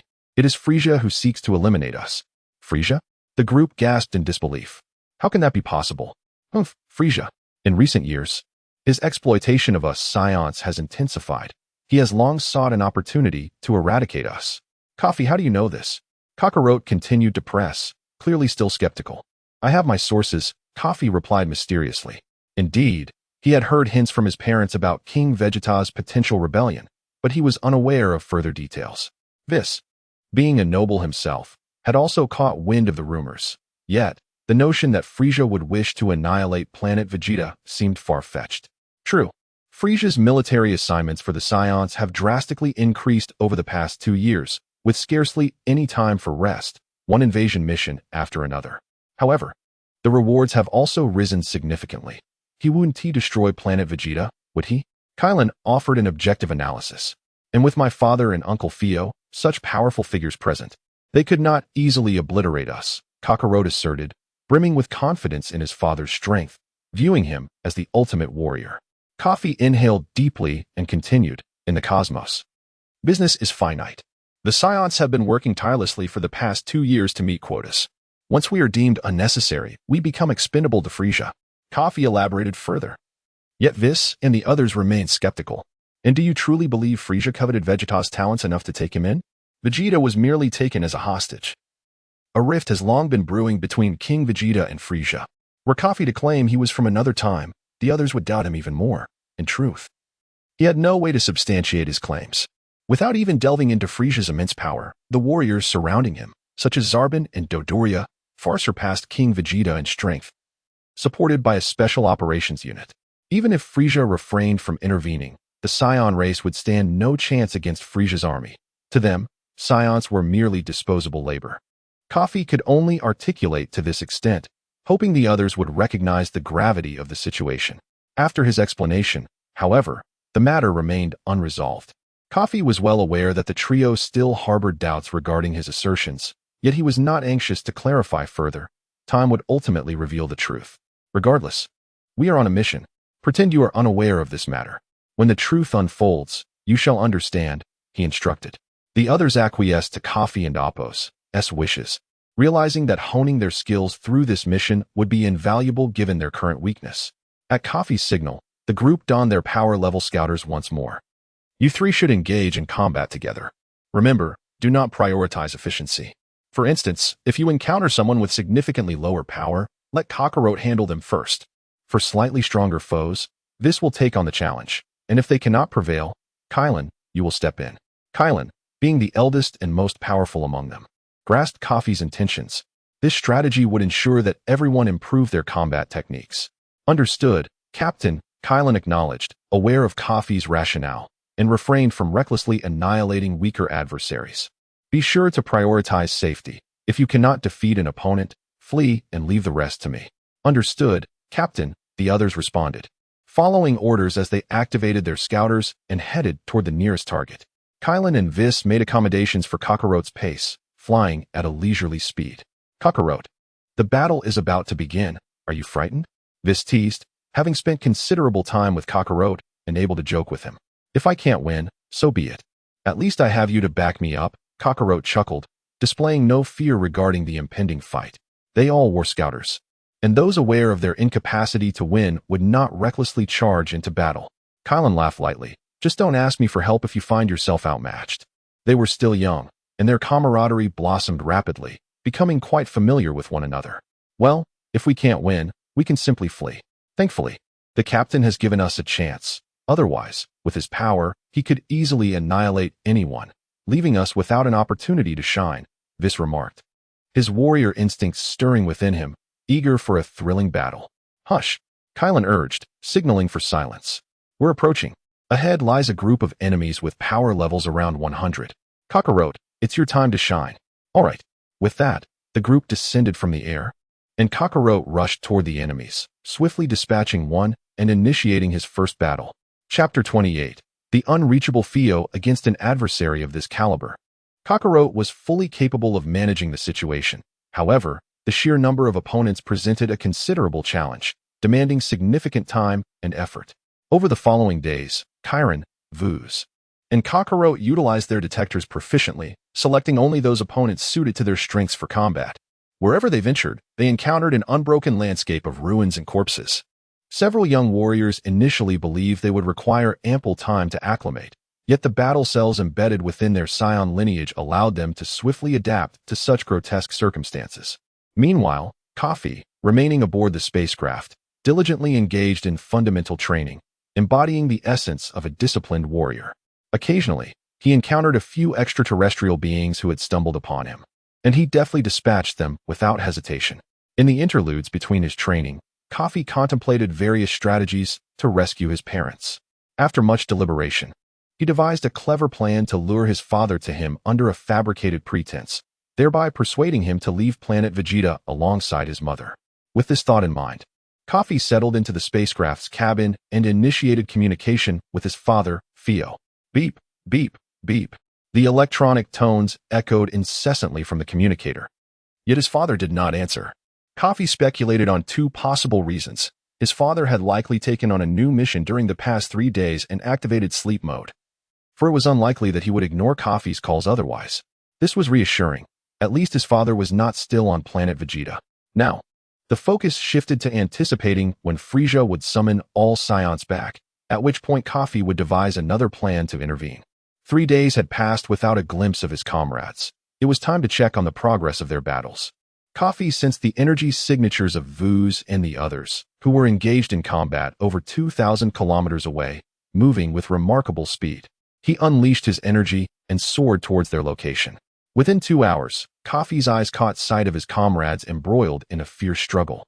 Chiron and Vuz were valiantly confronting an adversary boasting a battle power of 800, while Cockaro observed from a distance. Although the enemy's power exceeded that of the two fighters, their combined forces rendered the match evenly contested, with Vuz and Chiron sustaining only minor injuries. Kafi refrained from intervening directly, as he had yet to ascertain the true combat prowess of his comrades. This presented an opportune moment for observation. Noticing Kafi in the sky, Cockaro flew over and exclaimed, "Kafi, what brings you here? Were you not supposed to avoid stronger opponents? Why are they engaged in battle?" Despite Cockarote's words, it was natural for Scions to relish the challenge posed by even slightly superior foes. Moreover, while the opponent's power was indeed formidable, he displayed a slight deficiency in battle technique when faced with the combined assault of Chiron and Vuz.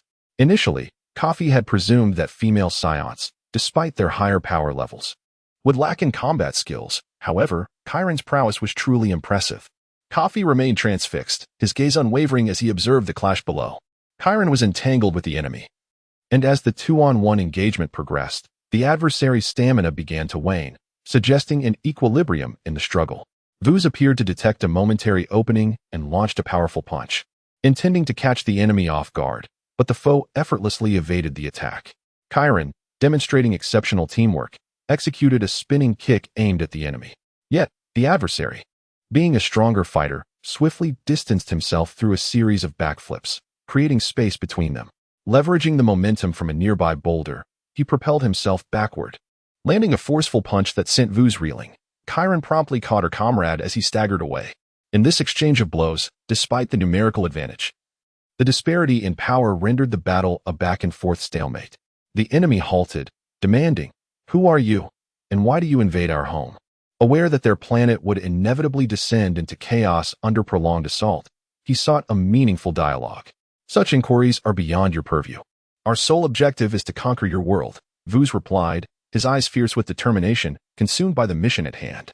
In the vastness of the cosmos, these warriors regarded their foes as mere insects, unworthy of concern. Remaining composed, Chiron seized the fleeting opportunity during Vuz's exchange with the enemy to stealthily position herself behind the foe and unleashed a powerful downward strike. Yet, the adversary was not so easily vanquished. He adeptly flipped in midair, regaining his footing. With a confident smile, he taunted, "You are truly despicable," and retreated to a safe distance, declaring, "You have forced my hand." A blinding aura enveloped him, and Chiron's detector indicated a dramatic surge in battle power, quickly stabilizing at 1200. "Vuz, Cockaro, flee. This warrior can amplify his strength," Chiron shouted urgently, attempting to pull Vuz away from the impending danger. This formidable opponent could not be overwhelmed merely by numbers. At that moment, Vuz realized Cockaro was nowhere to be found, but he could not dwell on it. He and Chiron swiftly ascended in the direction they had come from, while the empowered enemy began to pursue them. Who could have anticipated the enemy's incredible speed? In mere breaths, Chiron and Vuz found themselves overtaken. "This is your own doing," the enemy proclaimed, gathering energy into a sphere that he hurled towards Chiron and Vuz. Time seemed to freeze as they braced for impact, cursing their decision to confront a stronger opponent. As the powerful energy sphere neared, both warriors instinctively closed their eyes, awaiting the inevitable strike. Yet, a figure emerged before them, releasing a countering energy sphere that collided with the enemy's attack, nullifying it. As the explosion echoed, Chiron and Vuz realized they had survived and slowly opened their eyes, beholding the silhouette ahead. "Captain," they exclaimed in astonishment, having narrowly escaped what seemed an inescapable fate. "Now, witness my prowess," Kafi declared with a smirk, ready to demonstrate his true strength. Chapter 29. The Namekian. However, there was no verbal dispute or fierce battle, as one might have anticipated. In an instant, with a single breath, the perfect force overwhelmed the opposition. Kafi unleashed an energy wave that swiftly obliterated the enemy, who was left utterly astonished and vanished into the explosion, leaving no trace behind. In mere moments, tranquility enveloped the world once again. During the last peak confrontation between Kafi and Vegeta, Vuz was absent, and Kellen was competing in another group. Thus they were not witnesses to that encounter. This was the first time Vuz and Kellen personally experienced the sheer might of Kafi's combat prowess. Once the battle concluded, Cockaro descended from the heavens, joining the group. "Boss, it's a good thing you arrived. Otherwise, we might have been lost to you," Vuz exclaimed, his face a mask of relief. Though Scions are known for their fearless demeanor in the face of formidable foes, the moment of impending doom still instills a profound terror. "Thank you, Captain," Kellen expressed her gratitude to Kafi, having been thoroughly impressed by the strength of her leader, who was still under 4 years of age. "Kellen, you possess the highest combat power among your group. I had advised you to flee when confronted with danger. Why, then, would you challenge such a formidable opponent?" Kafi reprimanded sternly, addressing the matter directly. Had he not fortuitously arrived, Cockaro's life could have been forfeit. Indeed, Kellen had been overly confident, believing that teaming up with Vuz would allow them to test their limits. Unbeknownst to her, the inhabitants of this planet possessed techniques that could temporarily amplify their combat abilities. Ashamed, Kellen lowered her head, promising, "I won't do it again, Captain. All right, I was merely trying to scare you. It's not that severe. However, you must prioritize your safety in the future," Kafi reassured, though his concern for their well-being was genuine. "The universe is fraught with peril, and nurturing a solid foundation among his comrades is a crucial endeavor. The recent days of combat had left them quite exhausted. At Kafi's suggestion, they settled down to rest, lying back to recuperate, especially Vuz and Kellen, who needed to restore their stamina. During their respite, Kafi shared the earlier communication issues with the group. While a reasonable explanation could be surmised, something felt amiss in his heart. By the way, Captain, do you think your earlier deduction could be true? Kellen broached the topic of the destruction of planet Vegeta once more. If we conquer this planet a year from now and planet Vegeta remains intact, will we return? According to Kellen's assessment, given the size and combat capabilities of this planet, it would take them a full year to conquer it without Kafi's intervention, following their previous strategies. Certainly, but it's best if we don't return to the planet, Kafi replied confidently. Although he could not ascertain the precise timeline, he believed that the day would inevitably come. At present, however, Kafi felt utterly incapable of resisting the forthcoming event. As the group conversed, a streak resembling a meteor traversed the sky, a fireball hurtling rapidly toward the planet. With a thunderous crash, the fireball landed not far from them, creating a massive crater and kicking up clouds of dust that obscured their vision. Once the smoke cleared, Kafi focused his gaze and saw a uniquely designed spacecraft. Although he could not identify it, Kafi was certain it did not belong to Frieza's army or the Gula army. It appeared to be a vessel belonging to a stranded extraterrestrial. For safety, Kafi gestured for the group to conceal themselves to avoid being detected. With a whoosh, the spacecraft's door swung open, stirring up more dust, and a tall, green-skinned alien emerged. This figure seemed familiar to Kafi. Where had he seen it before? A moment of realization struck him as fleeting images flashed through his mind. Oh my, it was a Namekian. What could he possibly be doing here? Clapping his hands, Kafi finally recalled the identity of this individual, a member of the mysterious race capable of creating Dragon Balls. This was the first opportunity for Kafi to encounter the wondrous Dragon Balls since his arrival in this world. Curiosity swirled within Kafi as he pondered numerous questions, and he believed the dragon could provide the answers he sought. With this thought in mind, Kafi intended to engage in friendly discourse with the Namekian. Boss, that individual doesn't he appear to possess high combat power? I'll take care of him, Vuz declared, having gleaned this conclusion from his power detector, eager to engage. Kafi swiftly tapped Vuz on the head, admonishing, silence. Do not act rashly. He signaled for the others to remove their detectors to prevent their conversation from being overheard. Then, he stepped out from hiding, directly approaching the Namekian, who had noticed Kafi advancing toward him. Scion. The Namekian recognized Kafi's tail coiled around his waist and immediately became wary. Greetings, I am Kafi. Kafi extended a hand in a gesture of friendship, his voice exuding politeness. At that moment, the Namekian was filled with a multitude of questions, wondering how he had encountered a Scion. The Scion race was notorious throughout the universe. Not for their commendable reputation, they were associated with Frieza's army, infamous for their ruthless conquest of various planets. In stark contrast, there existed peaceful races, such as the Yardrats and Namekians. Most Namekians possessed limited combat abilities, leading to the Namekian's fearful expression upon seeing Kafi. Kafi's outstretched hand remained unanswered. What's wrong, sir? Kafi inquired, his age justifying the term of address. Hello, I am Tuli. Are you a Scion? Despite having deduced Kafi's identity, the Namekian Tuli felt compelled to inquire, fearing that a slight misstep could result in his demise. Come out, everyone. Noticing Tuli's apprehension, Kafi waved for Vuz and the others to step forward, adopting an innocent demeanor. We're just kids, quite different from those brutal adult Scions. Vuz, Kellen, and Cockaro emerged from their hiding spots, joining Kafi. Yes, Kellen and the others were puzzled, uncertain of Kafi's intentions, but nonetheless echoed his sentiments. Tuli was swayed by their words. After all, from any angle, they appeared to be a bunch of tail-bearing youngsters, and his wariness began to dissipate. Hey, how did you all end up on this planet? Chapter 30. Journey to Namek. From the moment of our birth, we were sent to this place, unable to find our way home, and thus we have lived on this planet. Thankfully, the area where we reside is a desolate wilderness, and no indigenous inhabitants have come forth to expose Kafi's deceit. Moreover, it is well known across the cosmos that Scions send their less gifted children to lower-tier planets, which the inherently kind-hearted Namekians naturally believe. And you, Uncle Turi, you do not seem to be from this planet? Kafi feigned ignorance of the Namekian. You must have seen it earlier. When I was returning to my planet, my spaceship's engine malfunctioned, forcing me to make an emergency landing here. If it cannot be repaired, I may never return. Turi expressed his sorrow as he recounted his predicament. According to the ship's computer, this planet's technological civilization is rather primitive and likely incapable of repairing his vessel. Uncle Turi, our spaceship is operational. Could we possibly use the engine from yours? Kafi concocted a very plausible excuse in his mind. Is that feasible? Although Kafi and his companions do not possess the coordinates to planet Vegeta, should they find it one day without a ship, they would have no means of returning. May we accompany you back to your planet? We feel exceedingly lonely on this one.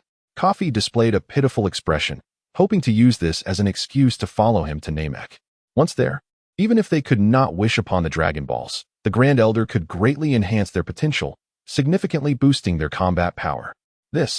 The majority of races in the universe harbor disdain for the bloodstained Scions. I fear for my kin.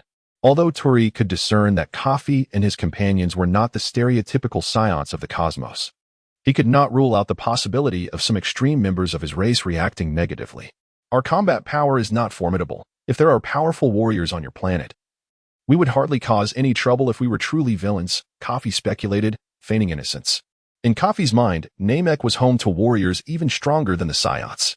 Well, I believe you. I am a Namekian, and if you can indeed lend me an engine, I will take you back with me. Turi reasoned that the strongest warriors among the Scions possessed combat powers of just over 10,000, while those beside the Grand Elder of Namek boasted strengths exceeding 30,000. With this thought, Turi felt reassured that Kafi and his companions would not engage in any excessive behavior, and he acquiesced. Very well, Uncle Turi. Please wait here with my friends while I retrieve our spaceship. Kafi signaled to Chiron and the others, imploring them not to act impulsively. Agreed, Turi and the others replied. Kafi unleashed his full energy, channeling it into his legs, and with a powerful thrust, soared into the sky at maximum speed. Chiron and the others remained behind, and after Kafi had been gone for 2 or 3 hours, Chiron had already grasped Kafi's intentions. The primary objective was to prevent Turi from wandering off and encountering the indigenous inhabitants, who might accuse them of aggression, thereby tarnishing the image Kafi had meticulously crafted. Kafi first flew to the location where he had concealed the power detector and crushed it to fabricate the illusion of an attack. Then he returned to the vicinity of his spaceship, severed communications with planet Vegeta, and, as before, used an energy wave to destroy several other ships, creating the appearance of having been attacked. With this, communications with planet Vegeta were completely severed.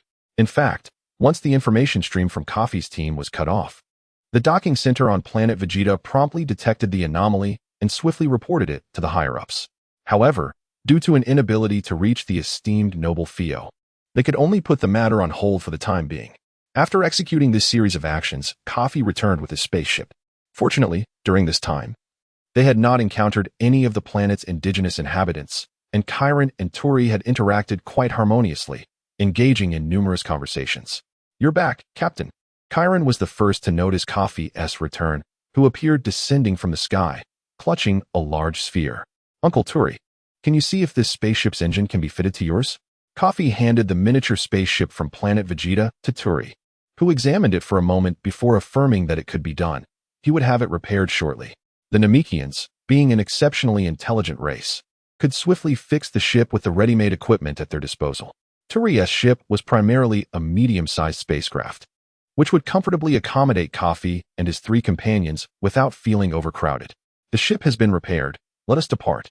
Turi beamed with joy, as he had initially feared he would spend his days in solitude on foreign soil, but now he could return home safely, which brought him immense happiness. Let us board the ship with Uncle Turi. Kafi waved his hand, beckoning the others. Boss, could you come here for a moment? Vuz approached Kafi, wishing to speak privately. Kafi smiled at Turi, then followed Vuz aside. Boss, what about our mission to conquer this planet? Was it not agreed that we would follow your lead? Missions are of little consequence. Our purpose for this outing was to seek refuge, so let us not dwell on tasks. Kafi snorted dismissively, insisting that Vuz abandon such thoughts. As a noble Scion, Vuz was fearless in his actions. Although he could not yet ascertain the truth of Kafi's words, he was willing to indulge in this escapade. Why must we follow that alien? Vuz questioned, perplexed. Trust me, by following him, our combat strength will increase exponentially. Kafi replied earnestly. Very well, you said it. If we do not achieve a significant increase, you shall owe me upon our return. Seeing Kafi's determination, Vuz discarded his doubts and even grew bolder. All right, let us depart. Kafi sighed, exasperated by Vuz's insatiable appetite for more. The conversation concluded, and the group boarded the ship with Turi, with an estimated 2-month journey ahead to Namek.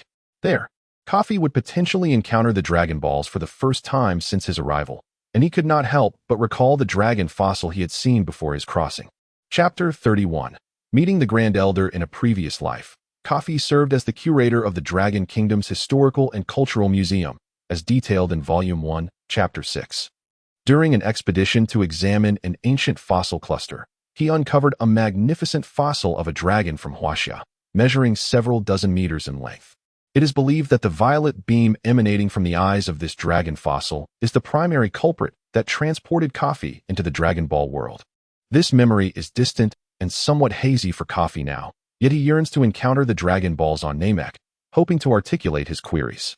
This remains the sole avenue available to potentially unravel the mysteries that dwell within his heart. 2 months swiftly passed. Within the confines of the spacecraft, Kafi and his companions did not cease their training, diligently engaging in fundamental exercises each day, albeit with a tedious monotony. Particularly, Shusi often lamented about feeling stifled aboard the ship, prompting Kafi to intervene and discipline him on multiple occasions. In contrast, Kellen and Cockaro managed to endure the solitude with relative ease.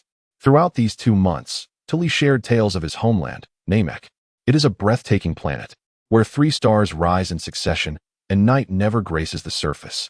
However, a cataclysmic event years ago left only one Grand Elder alive, rendering the remaining inhabitants, in a sense, the progeny of this elder. The Namekians possess an array of extraordinary abilities, with a select few distinguished by their exceptional talents, being referred to as the Dragon Clan. Among them, the most gifted individuals are chosen by the Grand Elder to be successors. Moreover, Tully introduced Kafi and his companions to the remarkable treasures unique to the Namekians, the Dragon Balls. Shusi and the others were immediately filled with anticipation for these mystical orbs. Can we make wishes with them? I aspire to be the mightiest warrior in the universe. Ha ha, they exclaimed. Tully chuckled. Typically, we reserve the Dragon Balls as a last resort, to be utilized only in dire circumstances concerning our race's survival. You may not require them. Though still young and malleable, Shusi and his companions coexisted harmoniously with Tully under Kafi's guidance. Kafi was resolute in his determination to utilize the Dragon Balls during this journey. Yet he was acutely aware of the formidable presence that accompanied the Grand Elder, necessitating careful contemplation on his part. Look, we are almost there. Tully pointed out the window, revealing a vast green planet. The spacecraft descended swiftly, and upon recognition of Tully's vessel, a Namekian rushed over to welcome him back. However, as the ship's door opened, a group of small children with tails emerged first, leading the Namekian to instinctively fear that Tully had fallen victim to the Scions. What have you done to Tully? He demanded loudly. Are you referring to Uncle Tully? Kafi laughed heartily. Yes, indeed. Have you killed him and stolen his ship? The Namekian appeared convinced of his assumption. What is going on? Tully, having just deactivated the ship's control systems, was perplexed by the commotion that ensued in less than half a minute after allowing Kafi and the others to disembark. Tully, you're alive. Why are you with the Scions? The Namekian inquired, curiosity evident in his tone. Tully recounted his tale of misfortune and how he had been aided by these Scion children, allowing him to return home and invite them as guests. After hearing the story, the Namekian's expression remained wary. Are you sure they are good people? Of course. Otherwise, they wouldn't have helped me. Besides, they are merely children. And didn't you say that Naru's combat power has exceeded 30,000 recently? Why are you still concerned for our safety? In Tully's eyes, the Scion children posed no threat whatsoever. The Namekian, not wishing to argue further, maintained his stance. The Namekians do not favor bloodstained Scions. You are not welcome here. While we appreciate your assistance to Tully, it would be best for you to return whence you came. Before Kafi could respond, Shusi erupted with indignation, ready to confront the Namekian. What do you mean? Are you looking down on us? Silence, Shusi. Did you forget my words? Kafi interjected. Greetings, I am Kafi, the captain of their team.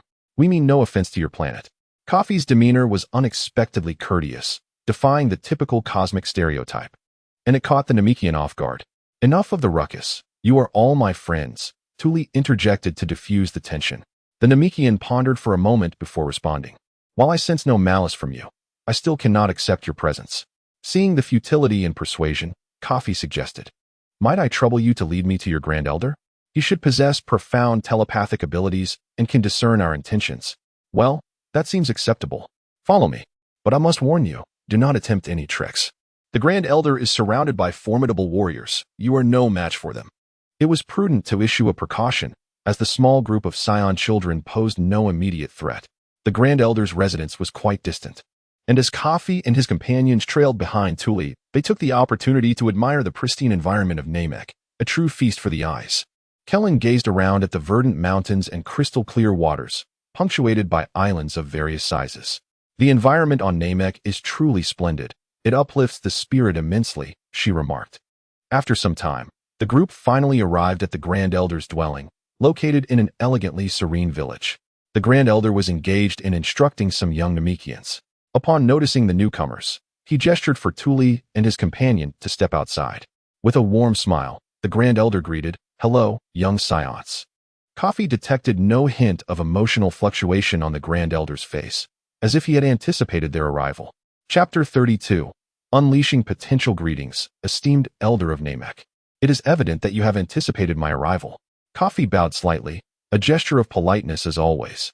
Indeed, young one, you are quite intriguing. The Elder, seated high above the others, emanated a warm and benevolent aura.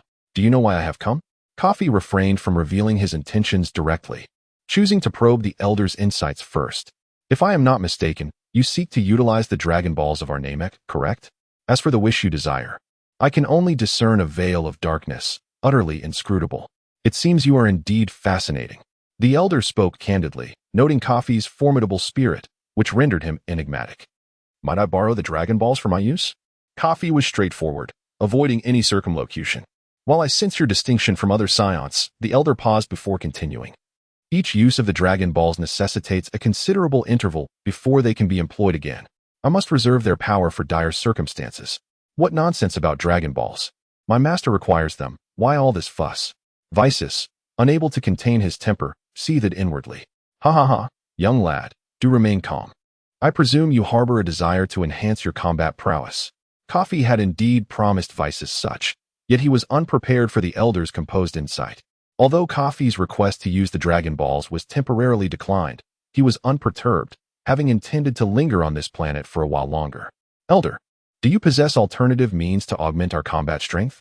Kafi once again restrained the impulsive Visus, respectfully inquiring. We Namekians possess numerous unique abilities.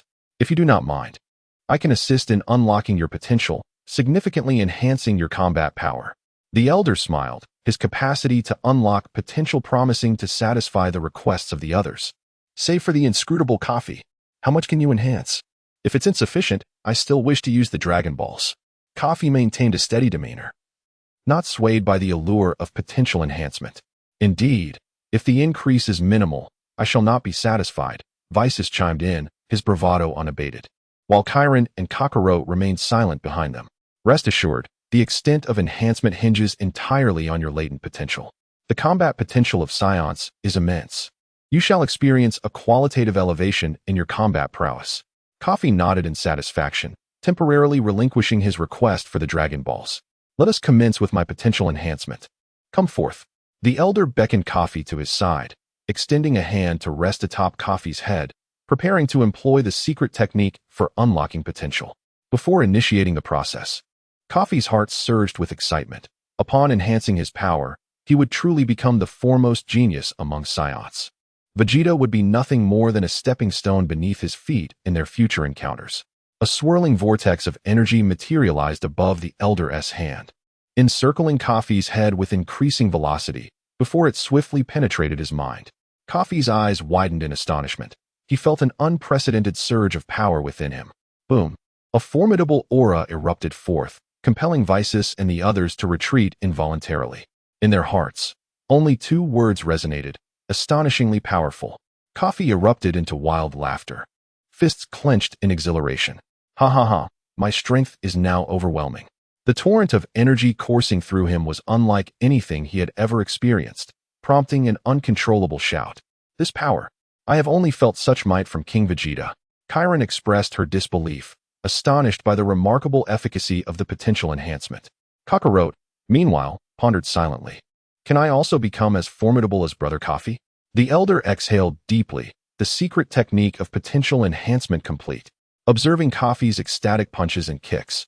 A smile crept onto his face. Truly astonishing. Your potential is remarkable. I have never encountered such a degree of latent ability. I eagerly anticipate what heights you will reach. Thank you, Elder. Kafi took a moment to sense his energy, feeling that his combat power might have neared 15,000 points. For this, I owe a debt of gratitude to Namek. Should you require assistance, do not hesitate to call upon me, Kafi. This was a promise Kafi made, as it is said that one should not forget the kindness received. He was not one to take advantage of others without reciprocating. You three may approach as well. I shall assist each of you in unlocking your potential. The elder nodded at Kafi, then addressed the others. Chiron, Cockaro, let me go first. I am eager to surpass my master. Vysis, having witnessed the miraculous effects of potential enhancement, was utterly awestruck. Had it not been for Kafi's and the elder's brief exchange, he would have rushed into the process long ago. Vysis was equally curious about his own potential. This could determine whether he would surpass Kafi on his journey ahead. Initially vexed by the elder's meticulousness, Vysis's respect grew upon witnessing the wondrous technique. Thank you, Elder. Please, begin my potential enhancement. The elder smiled gently, placing his palm atop Vysis's head, the same swirling energy entering his mind. After a brief moment, a powerful aura surged forth, though it paled in comparison to Kafi's transformation. Ha! My master was right. My combat power is now formidable. If we were to fight again, I would not be bested by you, master. Vysis reveled in his newfound strength, pride swelling within him. Captain, shall we engage in a spar right now? I trust you will not shy away from the challenge. Vysis's confidence surged, eager to seize the opportunity to best Kafi. Once Chiron and Cockaro complete their enhancements, I shall gladly accept your challenge. However, I hope you will not come to regret it. Kafi smiled slightly, amused by Vysis's overconfidence. Among those present, only he could sense the energy. Vysis's combat power was actually growing increasingly distant from his own, unbeknownst to him. Chapter 33, The Agreement with the Grand Elder subsequently. Kellen and Cockaro took a deep breath and stepped forward in turn, awaiting the Grand Elder's unlocking of their potential, perhaps due to a lack of confidence. The two of them, not as noble as Kafi and Vuz, underestimated their own potential. Although they were confident of significant improvements, they were certain it would not be as substantial as Vuz's. After both had their potential unlocked, Kafi burst into laughter, realizing that their squad's configuration could now rival that of his father. Vuz had around 5,000 combat power, Kellen, approximately 7,000, and Cockaro. You now possess around 3,000 combat power. Congratulations. Kafi sensed the energy of everyone present and provided a rough estimation. Vuz and Kellen had nearly tenfold increases, while Cockaro even experienced a boost of over 10 times, likely due to his initially lower combat power, which allowed for greater enhancement. Captain, without a combat power detector, how do you ascertain our strength? Kellen was previously unaware of the captain's extraordinary ability. I'll teach you that later. Kafi promised to share the method of sensing energy at an appropriate time. Grand Elder, thank you for this. May I inquire whether this secret technique for unlocking potential will affect our future combat power? Will we still be able to improve ourselves? Although in the original manga, Gohan and the others had undergone potential unlocking and subsequently became immensely powerful warriors, Kafi decided he must ascertain this for himself.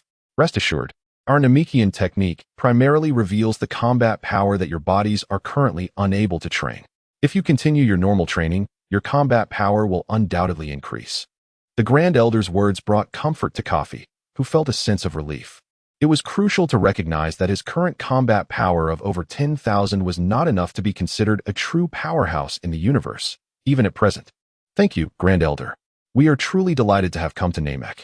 Although our combat powers have significantly increased, my main goal has yet to be achieved. I must make use of the miraculous Dragon Balls. I wonder if we might extend our stay to consolidate our strength. That's a good idea. I was just about to suggest that if there are no urgent matters, you should remain on Namek for a while. Your potential has just been unlocked, and there is still a great deal of energy stirring within you that has yet to be fully developed. If you train diligently over the next few months, a significant enhancement is certain. The Grand Elder's thoughts aligned perfectly with Kafi's. I wonder if the Grand Elder has suitable opponents arranged for us. We Scions are known for our combative spirit. Kafi rubbed his hands together, aware of a capable fighter among the Namekians who would serve as an excellent training partner for him at this stage. Nailu is the only combat-type Namekian we have. If you're looking for an opponent, I believe Nyla should meet your requirements. The Grand Elder appeared quite confident in Nyla's combat prowess. Upon entering the Grand Elder's chamber, Kafi had already sensed a formidable energy within the room, exceeding 30,000 combat power. Now that the Grand Elder had broached the subject, Kafi seized the opportunity to inquire.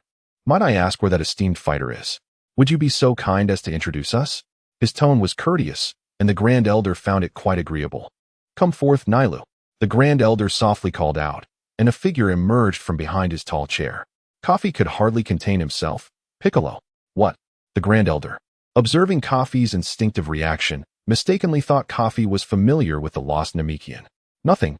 I just happened to encounter a green-skinned alien before named Piccolo, who bears a slight resemblance to Nylu. Kafi fabricated a reason to deflect, knowing that such claims were unverifiable in the vastness of the universe. Fortunately, Kafi narrowly avoided revealing too much. While all Namekians bore a resemblance to one another, Nylu's likeness to Piccolo was strikingly uncanny.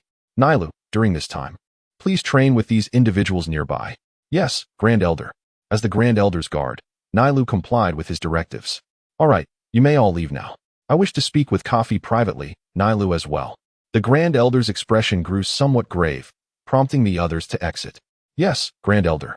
They responded in unison before departing.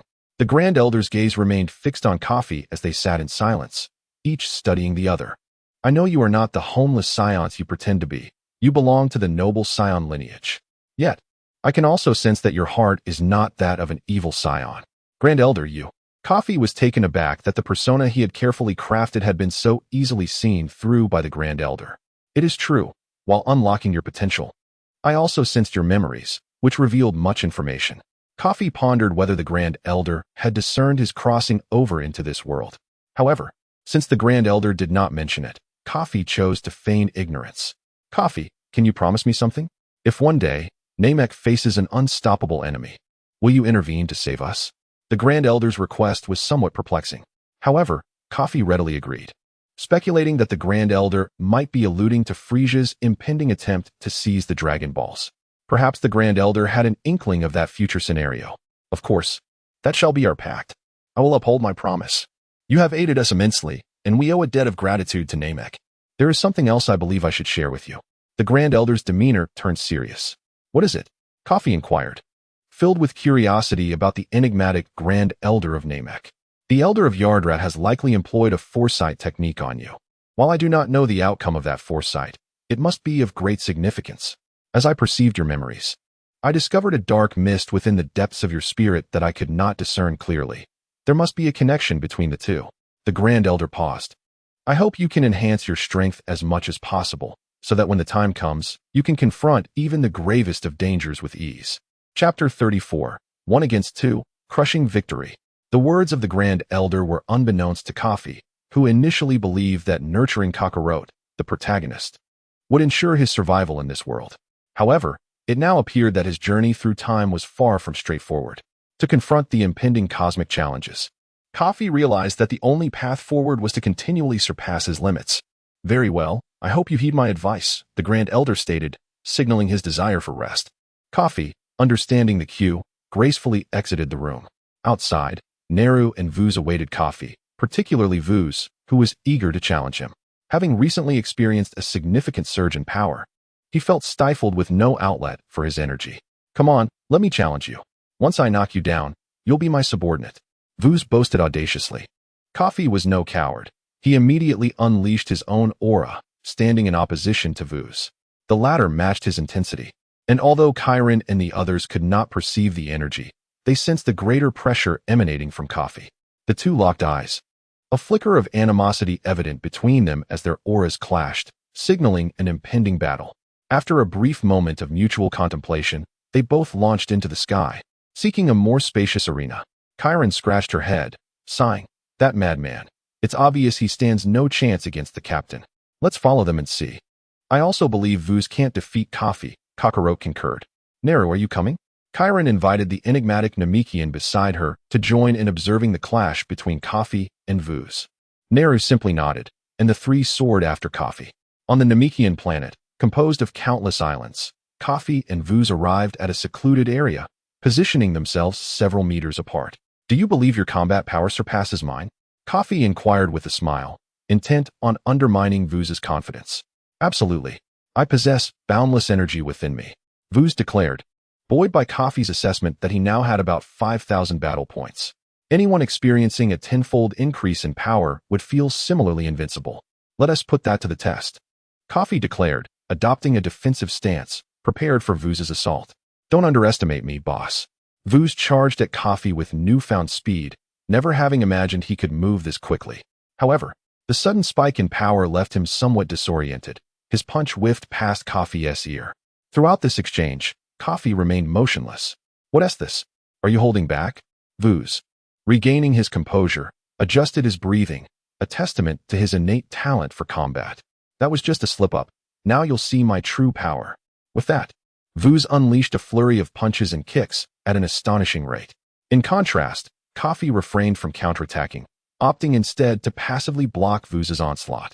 Vuz, riding high on his momentum, felt it essential to allow his subordinate a chance to shine.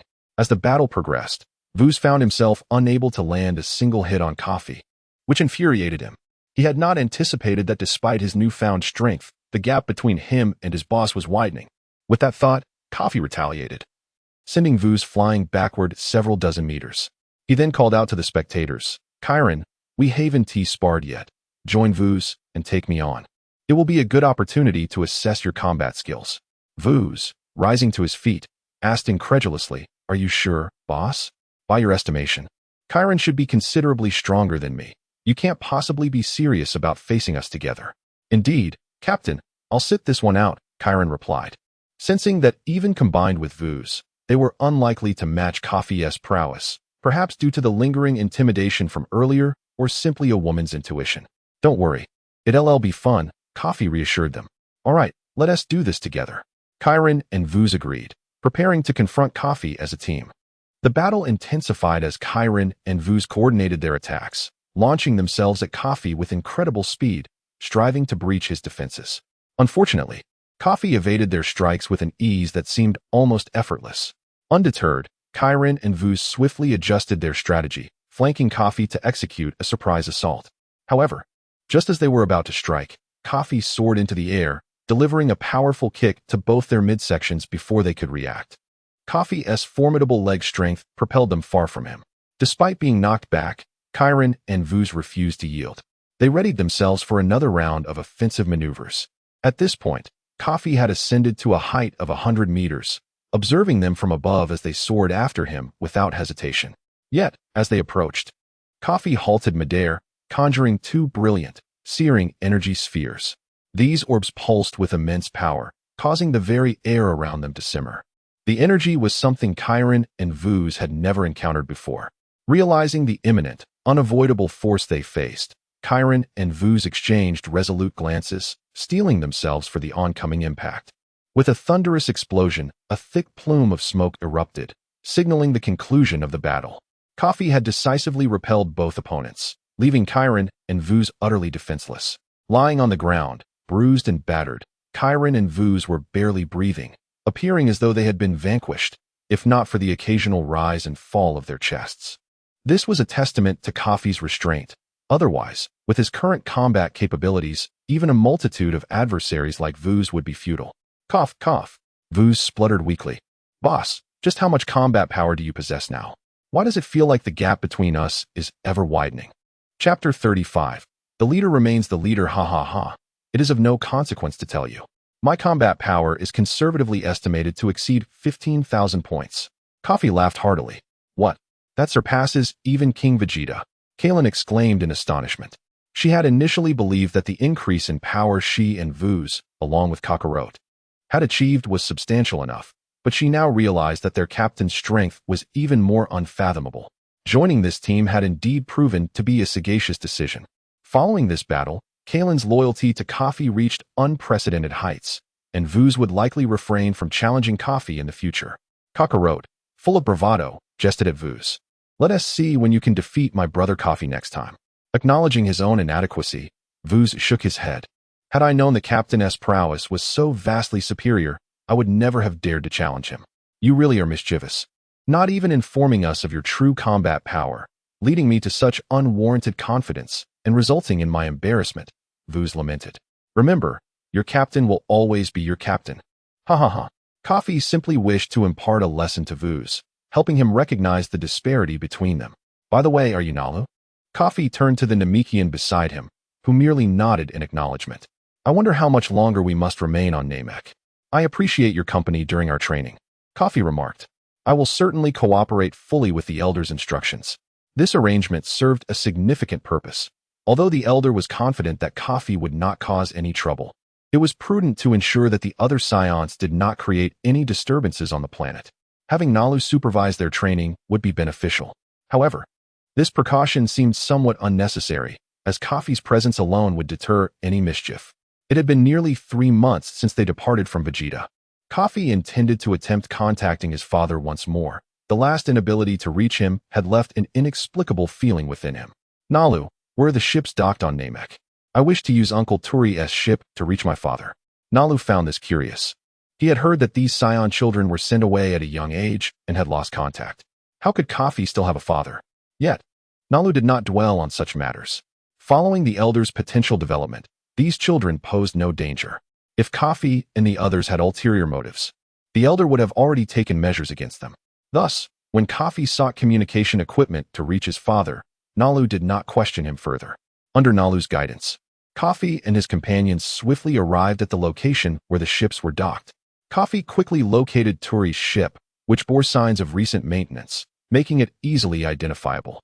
He initiated the communication channel, entering his father's ship's frequency to search, but for reasons unknown, he remained unable to establish contact. After several attempts, he finally succeeded in connecting with a number from his villa at the Scion Academy. Hello, is anyone there? This is Kafi. He repeated this several times, uncertain whether his voice was transmitting. Is this Lord Kafi? You are alive. The voice on the other end was that of Hongshur.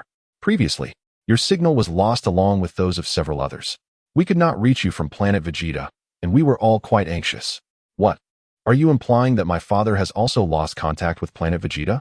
Kafi gasped in shock, a situation he had not anticipated. He had assumed that perhaps Fio had encountered some difficulties, but at the very least, planet Vegeta should have been aware of the truth. It now appeared that Fio was missing. Yes, my lord, are you safe? Do you require assistance from planet Vegeta? That won't be necessary. I have found a ship, and the fuel is sufficient. I will return to the planet in due time. Although Kafi was aware that all communications were monitored by Frieza's forces, he nonetheless cautioned. If no one inquires about it, please keep our communication confidential and do not mention it to anyone. What about Lord Ona? He has been quite concerned about your well-being and has been inquiring about you. Kafi was taken aback. His mentor cared so much for his safety. Just inform my master that I am safe. There is no need to spread this further. It will suffice to ease his mind. Very well, Lord Kafi. I eagerly anticipate your return. Though they could not see each other, Kafi could sense Hongshur's unwavering loyalty through his words. This was primarily due to the increasing demands placed upon the Scions. Planet Vegeta had been unable to allocate time to confirm Kafi's status, allowing him to retain his privileges at the Academy. I will contact you again if there are any developments. Should I receive any news regarding my father or Lord Frieza, please inform me promptly. After finalizing his arrangements, Kafi severed the communication. At the latest, when the Scions were to be fully recalled by Frieza, Kafi was determined to find news of Fio. However, with no immediate course of action, he could only await any favorable news from planet Vegeta. Nalu, let us engage in a match, Kafi declared, exuding an intense aura. Faced with an opponent whose power exceeded 30,000. He could not afford to treat this lightly as he had with Kalen and Vuz. Very well. Nalu, seemingly not particularly adept at conversation, seldom spoke, and when he did, it was often just a few words. As both unleashed their energy, Kafi struck first, dashing at an incredible speed towards Nalu, delivering a direct punch to his face. Contrary to expectations of a fierce battle, Nalu, demonstrating great honesty, did not toy with Kafi. He simply extended a hand to meet Kafi's punch, then swiftly grabbed Kafi's shoulder, swinging his arm to throw Kafi several hundred meters away.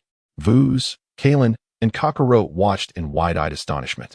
Was this the stark contrast between a combat power of 15,000 and 30,000? They swallowed hard, feeling the overwhelming strength of the Namekian named Nalu. Fortunately, when they initially landed on Namek, Kafi had intervened to prevent Vuz from acting aggressively. Otherwise, Nalu might have dealt with him as an intruder. Captain, that was rather underwhelming. Vuz joked, as this was the first time he had witnessed Kafi at a disadvantage in their time together over the past 6 months. Chapter 36. Training with Naru. Unbeknownst to anyone, Kafi had stealthily approached Vuz from behind, delivering a swift kick that sent Vuz sprawling. Even if I cannot defeat Naru, your master will always remain your master. Vuz, feigning submission, cried out, Boss, I was wrong. Please don't hit me. His antics elicited laughter from Kellen and Cockaro, creating a harmonious atmosphere among them. Before long, half a year had elapsed, during which Kafi and his companions had diligently trained on Namek.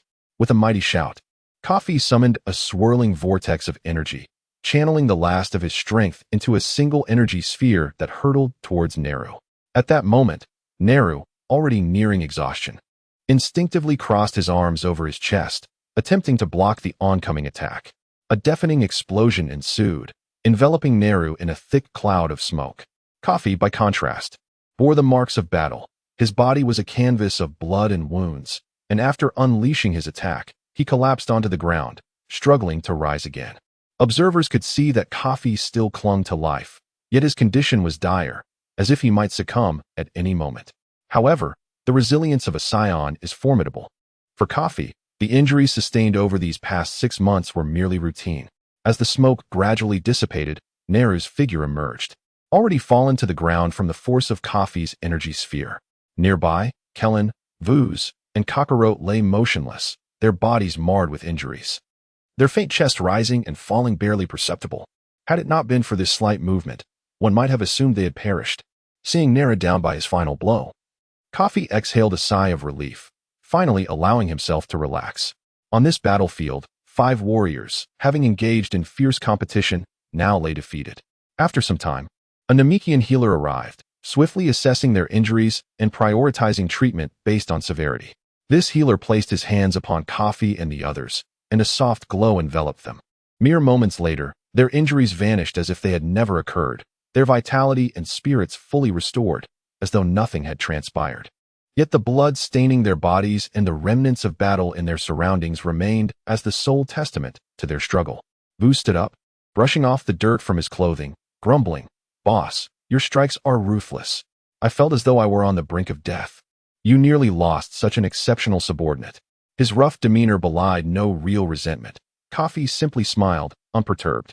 You always insist that I unleash my full power, Kafi replied, settling down beside Vuz. And yet, you claim I strike too hard. Serves you right. Vuz had no retort, acknowledging that it was he who had consistently urged Kafi to give his all, even if it resulted in a crushing defeat. His earlier complaints were merely a reflection of his own frustrations. Captain, you faced all 4 of us at once this time.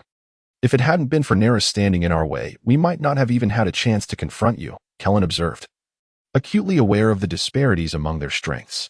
Since arriving on Namek and undergoing the Elder's potential enhancement, her combat abilities had surged tenfold, and she felt quite content with her current prowess. As for Kafi, she regarded him as an anomaly. Ordinary individuals could scarcely compare to their captain, and the gap between them widened daily, regardless of how hard Kellen and the others trained. However, the one among you who has made the most remarkable progress is undoubtedly Cockaro. Naru would often comment on their training outcomes. Indeed, Cockaro's growth in power had been astonishing. Now matching Vuz with a battle power of approximately 12,000, their differences nearly negligible. Thanks to you all training alongside me, Cockaro grinned. Now a true powerhouse among the Scion race, surpassing even his father Bardock. Do you remember our initial sparring sessions? Naru, your battle power was astonishing, peaking at 30,000, far exceeding even that of our king. Kellen reminisced, recalling that during their first encounter, the 4 of them had quickly fallen before Naru's might, completely outmatched.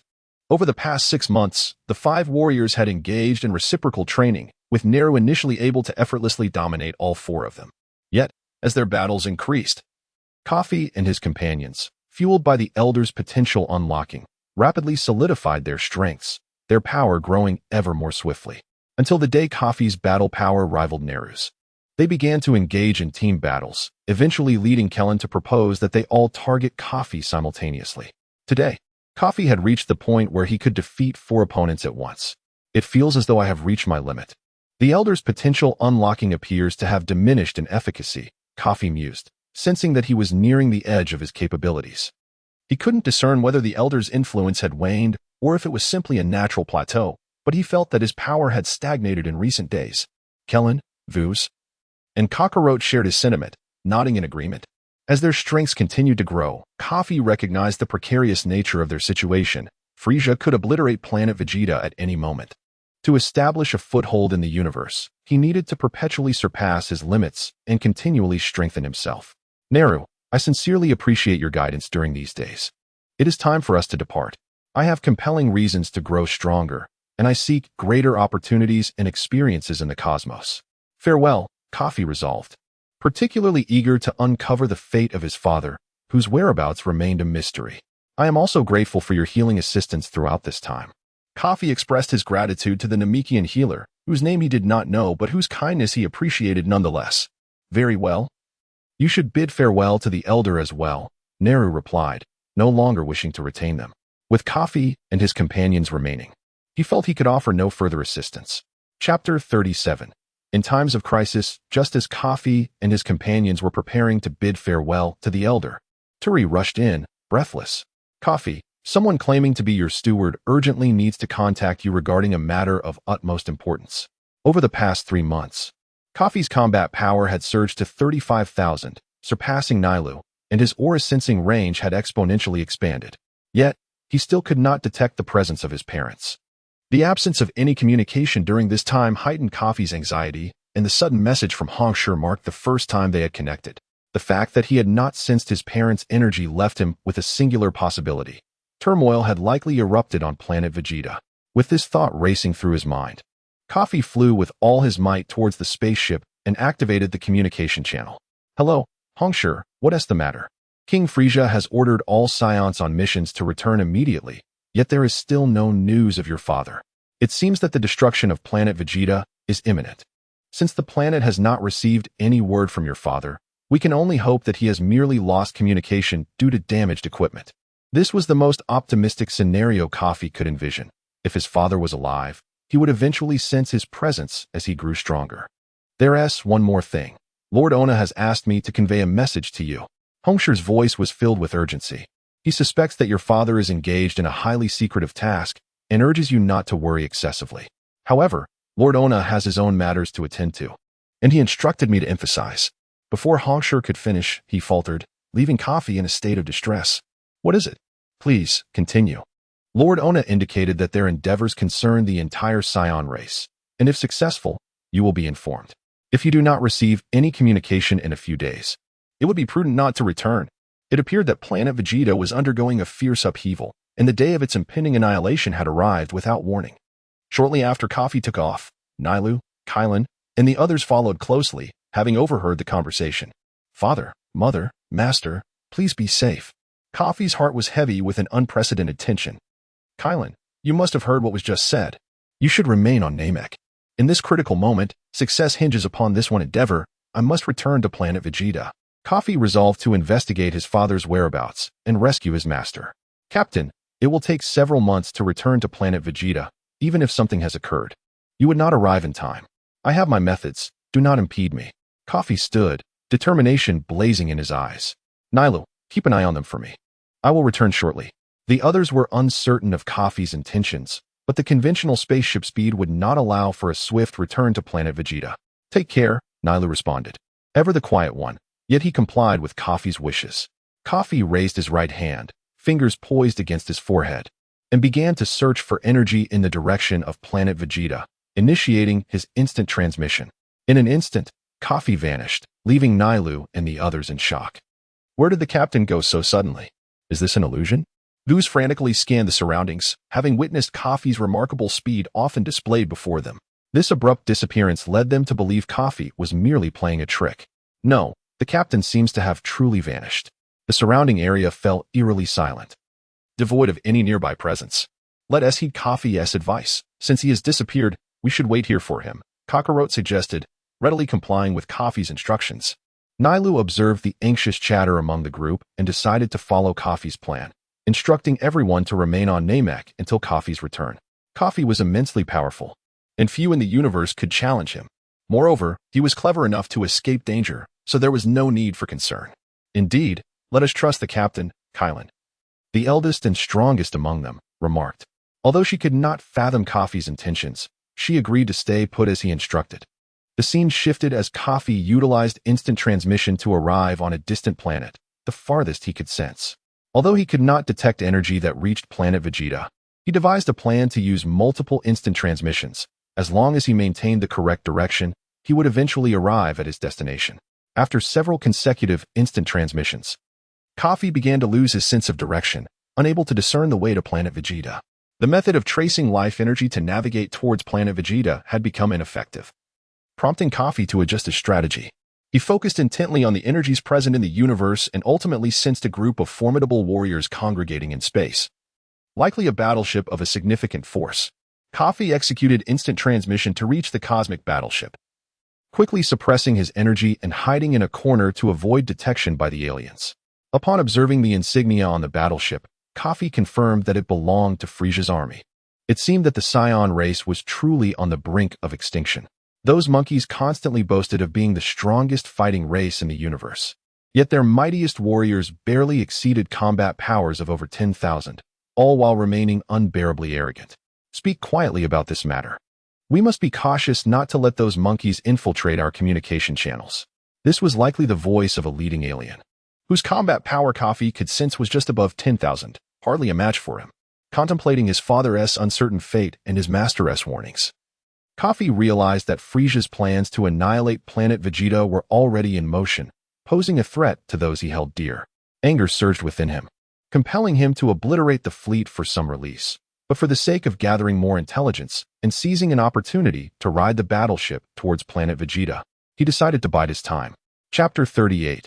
Return to the Scion Academy. Kafi concealed his presence, lurking in the shadows until the leading alien retired to his quarters for rest. Kafi memorized the essence of that individual and, upon his entry, utilized instantaneous movement to follow suit. The alien was the first to detect the reflection on the ground. Before he could turn around, Kafi struck him down with a swift blow, then exerted control over him. Who dares to ambush me? The alien gasped, struggling feebly against Kafi's grip. Realizing he was no match for Kafi, he ceased his resistance, only to notice the tail coiling around Kafi's waist. Taking a breath, he continued, Scion, what brings you here? We are colleagues in Frieza's army. Silence. From now on, I shall be the one to ask questions. Speak only when prompted, Kafi commanded, tightening his grip around the alien's neck, pinning him firmly to the ground. What are your intentions? Frieza? Lord Frieza has gathered all Scions on planet Vegeta to celebrate Prince Vegeta's power surpassing 3,000. A grand feast is to be held in the prince's honor, and all mid-ranking members of Frieza's army are in attendance. The alien choked out, gasping for air as Kafi's grip tightened. Kafi was not swayed by such a feeble excuse. Even if there were indeed a celebration for Prince Vegeta, it was undoubtedly a ruse, a pretext for the annihilation of the Scion race. He had overheard conversations among the Frieza army members discussing the extermination of Scions. Every word had been crystal clear to him. Do not attempt to deceive me. I am fully aware of your plans. Do you truly require so many of you for the extermination of the Scions? Surely Frieza alone would suffice. Kafi pressed on, seeking to extract more information from the leader. Our task is primarily to surround planet Vegeta, in case any harbor thoughts of escape. We must ensure no one slips through. The alien admitted, forced to comply with Kafi's interrogation. How malicious you all are. Kafi suppressed his rage, inquiring, how long until we reach planet Vegeta? Approximately 2 days. Very well. I shall remain in your quarters for these 2 days. Once we are near planet Vegeta, I shall take my leave. Do not attempt to resist or inform anyone, for I can eliminate you at any moment. You feeble creature with a battle power of merely 10,000. Kafi tightened his grip further, establishing his dominance. The alien leader was filled with trepidation, realizing that despite his own battle power ranking in the 30s within Frieza's army, he had never encountered such a formidable young Scion. This boy, appearing no older than Prince Vegeta, had the strength to completely immobilize him. Faced with the threat to his life, He had no choice but to acquiesce to Kafi's demands and proceed to planet Vegeta. Kafi refrained from killing him primarily out of concern that his own movements would be detected by the Frieza army. Everything needed to unfold in secrecy. Yes, my lord. I shall remain tight-lipped. For the next 2 days, Kafi stayed in the alien leader's quarters. Due to the leader's strength, he treated Kafi with utmost hospitality, providing him with sumptuous meals. Kafi did not neglect his training, engaging in regular physical exercises to prepare his body for the uncertain events awaiting him upon their return to planet Vegeta. My lord, we are almost at planet Vegeta. We expect to arrive in about an hour, the leader announced, knocking on the door to hasten Kafi's departure. He feared that if his fellow Frieza soldiers discovered he was harboring a Scion, it would cost him his life. After knocking for some time without receiving a response, he pushed the door open, only to find Kafi had vanished. Just moments ago, Kafi had sensed the powerful auras of several Scions on planet Vegeta. Yet he still could not locate his father, Theo. For safety reasons, he did not wish to be discovered upon his return, thus refraining from using instantaneous movement recklessly. Due to his master Ona's physical disability, his aura was weaker than that of other warriors. After much searching, Kafi finally sensed a trace of his master's energy and instantly moved to his side. In a flash, Kafi appeared in Ona's small courtyard at the Scion Academy. Master! Ona exclaimed, momentarily taken aback. When did you return? Did I not tell you not to come back? He began to scold Kafi, realizing that the boy had been so close to planet Vegeta without being detected. Master, what is happening? Kafi inquired, aware of Ona's past contributions to the Scion race. Now aged and injured, he remained at the academy, nurturing the next generation with great joy. Yet today, he had donned battle armor. Are you going to fight? Your condition is far from suitable for battle. How could the king allow you to engage in combat? Good child, in 1 day's time, Lord Frieza will arrive. There is no time to waste. You must return from whence you came and avoid detection. Master, please tell me, what has transpired on planet Vegeta? And where is my father? What is he doing? Kafi urgently sought information about his parents, assuring Ona, do not worry, I have a plan to help you escape. In this critical situation, Kafi realized he could not save planet Vegeta. His priority was to ensure his own safety and then rescue his beloved elders. The Scion race needed him, just as they had over a decade ago. He was willing to devote his life to the future of his people and had matters of utmost importance to attend to. Ona felt an overwhelming sense of urgency. Kafi, you must flee. I promised your father I would ensure your safety. My father? Kafi questioned, perplexed. I can only tell you that the king has assigned tasks to the top warriors of our race, and your father, Theo, holds a crucial role in this mission, which concerns the future of the Scions. For confidentiality reasons, do not inquire further. I can only assure you that your father is in great safety. So you must ensure your own safety. Trusting his master would not deceive him, Kafi felt reassured about his father's safety. Now, he needed to persuade Ona to escape with him. Master, I will stay close to you. If you encounter danger, I will be ready to take you away at a moment's notice. Ona felt a profound sense of duty, yet Kafi could not forcefully take his master away. Chapter 39. The Scion counterattack plan. Take me with you? Ona felt a surge of irritation, reproaching Kafi for his disobedience today. Look up. Just how many spaceships are hovering above this planet? Once Frieza arrives tomorrow, there will be no turning back. I have my own plans. You must trust me, master. Kafi, resolute in his decision, prompted Ona to cease his attempts at persuasion. You should stay here for now. I will return shortly and arrange for a spaceship to secretly escort you away. Suppressing his own frustrations, Kafi stealthily followed after him. Within the royal palace, a gathering of Scion nobles had convened, though their numbers fell far short of the total Scion aristocracy, and notably absent was the figure of fear. The nobles, adhering to the king's directive, had refrained from bringing combat power detectors, as this was a clandestine meeting. Uncertain of the king's intentions, they murmured amongst themselves. King Vegeta raised his hands, signaling for silence, and instructed his guards to present a stack of documents, distributing them before the assembly. The papers detailed the recent deaths of Scion nobles over the past few months. This is the list of our noble fatalities from the last 3 months. Review it carefully, and save your inquiries until you've finished. Vegeta observed the puzzled expressions among his subjects, anticipating their reactions. This is impossible. How could there have been so many noble casualties recently? One noble gasped in shock, having discerned a troubling pattern. It seemed that most had been quietly eliminated after completing their missions. Is someone secretly targeting our Scion lineage? As more nobles received the list, they were struck by the familiar names, their breaths quickening in horror. It was no wonder that today's assembly lacked many familiar faces. Cursed King, who is behind this conspiracy against us? Tell us, and we shall avenge our kin. One Scion, upon seeing his brother's name on the list, cried out in anguish. In the entire universe, who possesses the power to evade our Scion investigations? Who can eliminate our warrior race without a trace? Whoever holds such power is undoubtedly the culprit. King Vegeta struggled to contain his fury. The hall fell into a heavy silence until one voice broke through. Frieza. It is Frieza who is slaughtering us. Seated high above. King Vegeta could no longer suppress his rage. He slammed his palm onto the table, shattering it with a resounding crash. Damnable Frieza. He increasingly disregards the Scion race. Your Majesty, we cannot allow this to continue. We stand on the brink of annihilation, and Frieza is using this pretext to encircle us with his forces. You must devise a plan. A minister exclaimed passionately.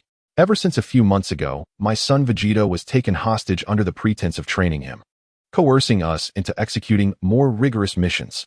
Now he claims my son has achieved remarkable progress, surpassing the 3,000 battle power threshold, and has scheduled a grand feast on planet Vegeta, summoning all Scions back to our homeworld.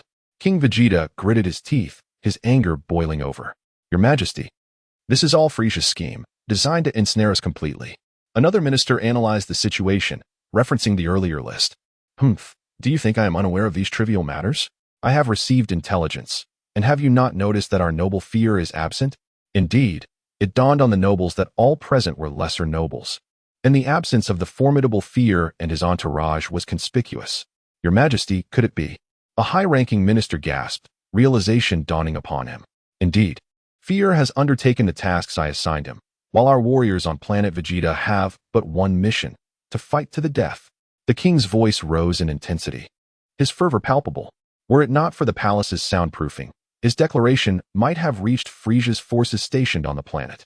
With a commanding shout, King Vegeta incited the nobles, who echoed in unison, "Fight to the death! Fight to the death! Your Majesty, do you already have a plan?" "Indeed, I have devised a comprehensive strategy. This is not our fault. We Scions have always served Frieza diligently. He has forced my hand." King Vegeta's expression shifted to one of resignation. Yet he emanated a formidable aura. Does Frieza truly believe that we Scions are a race of cowards? Even in death, we will retaliate with all our might. For it is our only chance for survival. Your Majesty, please give your orders. The assembled nobles bowed their heads, ready to lay down their lives at Vegeta's command. Tomorrow, Frieza will return Vegeta, hosting a lavish celebration at the Scion Academy. According to my intelligence, Frieza plans to strike against all our high-ranking officials at the onset of the festivities, after which his forces will land and decimate everyone present. This is the information currently available on planet Vegeta. King Vegeta stood, casting off his cloak with fervor. Since Frieza intends to go to such extremes, we shall strike first. I will select a few of our strongest warriors to accompany me aboard Frieza's ship to greet his arrival. A facade of hospitality, beneath which lies our ambush. The gathered nobles clamored to join the assault on Frieza's spacecraft, each one a fervent Scion warrior. However, this operation was known only to the aristocracy on planet Vegeta, both for the sake of secrecy and due to the inadequate combat prowess of the lower ranks. "Ona," King Vegeta called out, and Ona stepped forward from the crowd. "Your Majesty, I am here." Ona, Kafi's master, bowed deeply, unable to kneel due to his prosthetic legs. "You will lead the remaining elites within our clan to organize the celebrations at the Academy, creating a fade. Furthermore, should our ambush fail, you will serve as the last line of defense for our Scion race." This was the second layer of defense orchestrated by King Vegeta. "Yes, I shall protect our clan." In truth, King Vegeta had already informed Ona of the inner workings of this operation, and in recent days, Ona had been deliberately training his body in preparation for the impending battle. Chapter 40. Assassination of Frieza. If it were not for the lack of suitable personnel, I would not have summoned you once more. The Scion race relies on you once again. King Vegeta bowed respectfully to Ona, who stood before him. Although Ona was physically impaired, this limitation only affected close combat. In terms of combat prowess, he was second to none on planet Vegeta. Kafi, who had been secretly observing from a corner of the palace, finally understood the depth of King Vegeta's plans. It was not merely a reckless endeavor to lead the Scions to their demise. First, King Vegeta had secretly assigned a covert mission to Kafi's father, Fear, whose whereabouts were known only to the king, but Kafi was assured that his father was safe for the time being. Secondly, King Vegeta intended to personally lead a group of formidable warriors from their clan to Frieza's spaceship for the assassination. Lastly, should the assassination fail, Ono would command the remaining nobles at the Scion Academy as the last line of defense for their planet, fighting to the death. The plan was meticulously crafted. Yet its chances of success seemed slim. However, King Vegeta firmly believed in the power of human effort. Without endeavor, one truly had no hope. Regrettably, while King Vegeta was filled with fervor, he remained oblivious to the fact that even the most intricate plans could falter in the face of overwhelming strength. Let us disperse. The future of the Scion race rests upon us all. King Vegeta bowed to the assembled nobles, understanding the gravity of their situation. As the attendees began to exit the Grand Hall, Kafi swiftly emerged to avoid being detected. Not out of fear of the Scion warriors, but due to concerns of Frieza's spies lurking on the planet. Given his current abilities, being discovered would pose significant trouble. After all, he could not rely on instantaneous movement every time he encountered Frieza. It was wiser to remain hidden, ensuring that his presence remained undetected by Frieza's forces. Having left the royal palace, Kafi returned to Ona's modest abode. Upon arriving, Ona felt relieved to see Kafi safe, as he had worried about the boy wandering aimlessly. Kafi, shortly I shall arrange for a spaceship to facilitate your escape from the planet's rear. Remember, never return. This was the most viable option Ona could conceive to protect Kafi before Frieza's arrival. Master, observe. Kafi activated his instantaneous movement technique, vanishing in an instant only to reappear beside Ona. I once learned a mystical technique known as instantaneous movement from a mysterious race, the Artatran. In times of peril, I can surely take you with me. Is that truly so?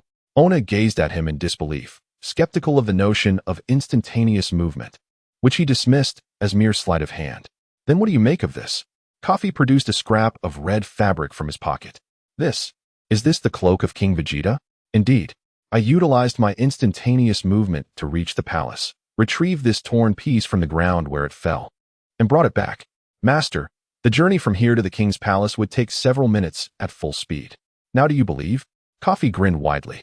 After some time apart, you have mastered such an incredible technique. With that, Ona no longer insisted that Kafi depart the planet. Master, let me stay by your side until Frieza arrives. I promise, unless absolutely necessary, I will not abandon you. I will fight alongside you until the very end. Kafi's earnestness in mastering such a wondrous skill moved Ona, and he acquiesced. However, he imposed one condition. They would not flee as cowards. He must fight until there were no chances left to escape. Thus, Kafi was granted his wish to remain by his master's side, defending the last line of defense at the Scion Academy. This arrangement would allow him to assist Ona in fleeing planet Vegeta at the first sign of danger. However, only Kafi comprehended the vast disparity in strength among the Scions. He knew that their fate in this confrontation was sealed, and his presence was merely to ensure that his master would not harbor regrets in the future. Before long, a day had passed. Ona stood guard with the nobles at the Scion Academy, the venue previously arranged by Frieza for a banquet, while Kafi stealthily accompanied him. In the royal palace, King Vegeta had gathered several powerful Scions and prepared a spaceship, setting out towards Frieza's vessel with the intention of assassinating him before his descent upon planet Vegeta. In a mere hour, King Vegeta's ship encountered Frieza's. Lord Frieza, we have awaited your arrival for quite some time. Please allow us aboard to welcome you. King Vegeta communicated, and upon receiving approval from Frieza's command center, the two ships began to dock, allowing King Vegeta and his entourage to successfully board Frieza's vessel, while their own ship returned along the same route. Be cautious when encountering the prince. Do not harm him. The naive King Vegeta cautioned his warriors, unaware that Frieza had no intention of bringing the prince with him. Inside the command room of the spaceship, Frieza leisurely reclined in his oval-shaped craft, admiring the scenery outside while swirling a glass of red wine. A refined green-skinned gentleman named Zabo entered. Lord Frieza, a group of Scions is here to see you. They claim to be here to welcome you. That group of Scions might harbor ill intentions, interjected the rotund Dodoria. They have never come out to greet us before. Could they be plotting rebellion? Frieza swirled his wine and downed it in one gulp. A bunch of fools. After all, we are here to obliterate planet Vegeta. At that moment, King Vegeta and his elite warriors rushed toward the command room from the ship's entrance. Fear not, Frieza waits within. Frieza, Zabo, and Dodoria monitored King Vegeta's movements through the ship's surveillance cameras, tracking his approach and dispatching a squad of fighters to intercept him, seeking to inject some excitement into their otherwise uneventful space journey. Prepare for battle, King Vegeta bellowed, engaging in combat with Frieza's forces. Despite the resistance, their advance toward the command room showed no signs of slowing, dispatching every foe that crossed their path with lethal precision. Chapter 41, Despair. A combat power of 530,000. At long last, King Vegeta and his entourage arrived at the entrance of Frieza's command room. Except for King Vegeta, the warriors who had accompanied him had perished along the way. A squad of soldiers stood guard at the entrance, and King Vegeta had to breach their ranks to confront Frieza. One soldier raised his energy rifle and fired a blast towards King Vegeta. With a swift maneuver, King Vegeta evaded the attack and retaliated by kicking the assailant aside. He then charged into the fray, delivering a powerful punch that felled another soldier. These ordinary soldiers possessed combat power in the low thousands, far inferior to King Vegeta's might. However, the overwhelming numbers proved a challenge. Under the squad leader's command, soldiers surged towards King Vegeta, overpowering him and pinning him to the ground. In the distance, two soldiers began to charge their energy rifles, aiming to unleash a devastating blast to obliterate the group. Yet, in the face of such formidable power, the soldiers atop King Vegeta were as insubstantial as pebbles. With a tremendous effort, King Vegeta managed to dislodge his assailants. The charged energy blast from the rifles coincidentally struck him, but he deftly absorbed the energy and unleashed a colossal wave of power, annihilating the lesser foes. The explosive sound resonated, causing Frieza to spill a drop of red wine from the glass he held in the command room just a wall away. Now, King Vegeta was poised to confront Frieza, with no adversaries left to impede his path. Mr. Zabo, open the door and bring King Vegeta to me. I wish to see him, Frieza commanded.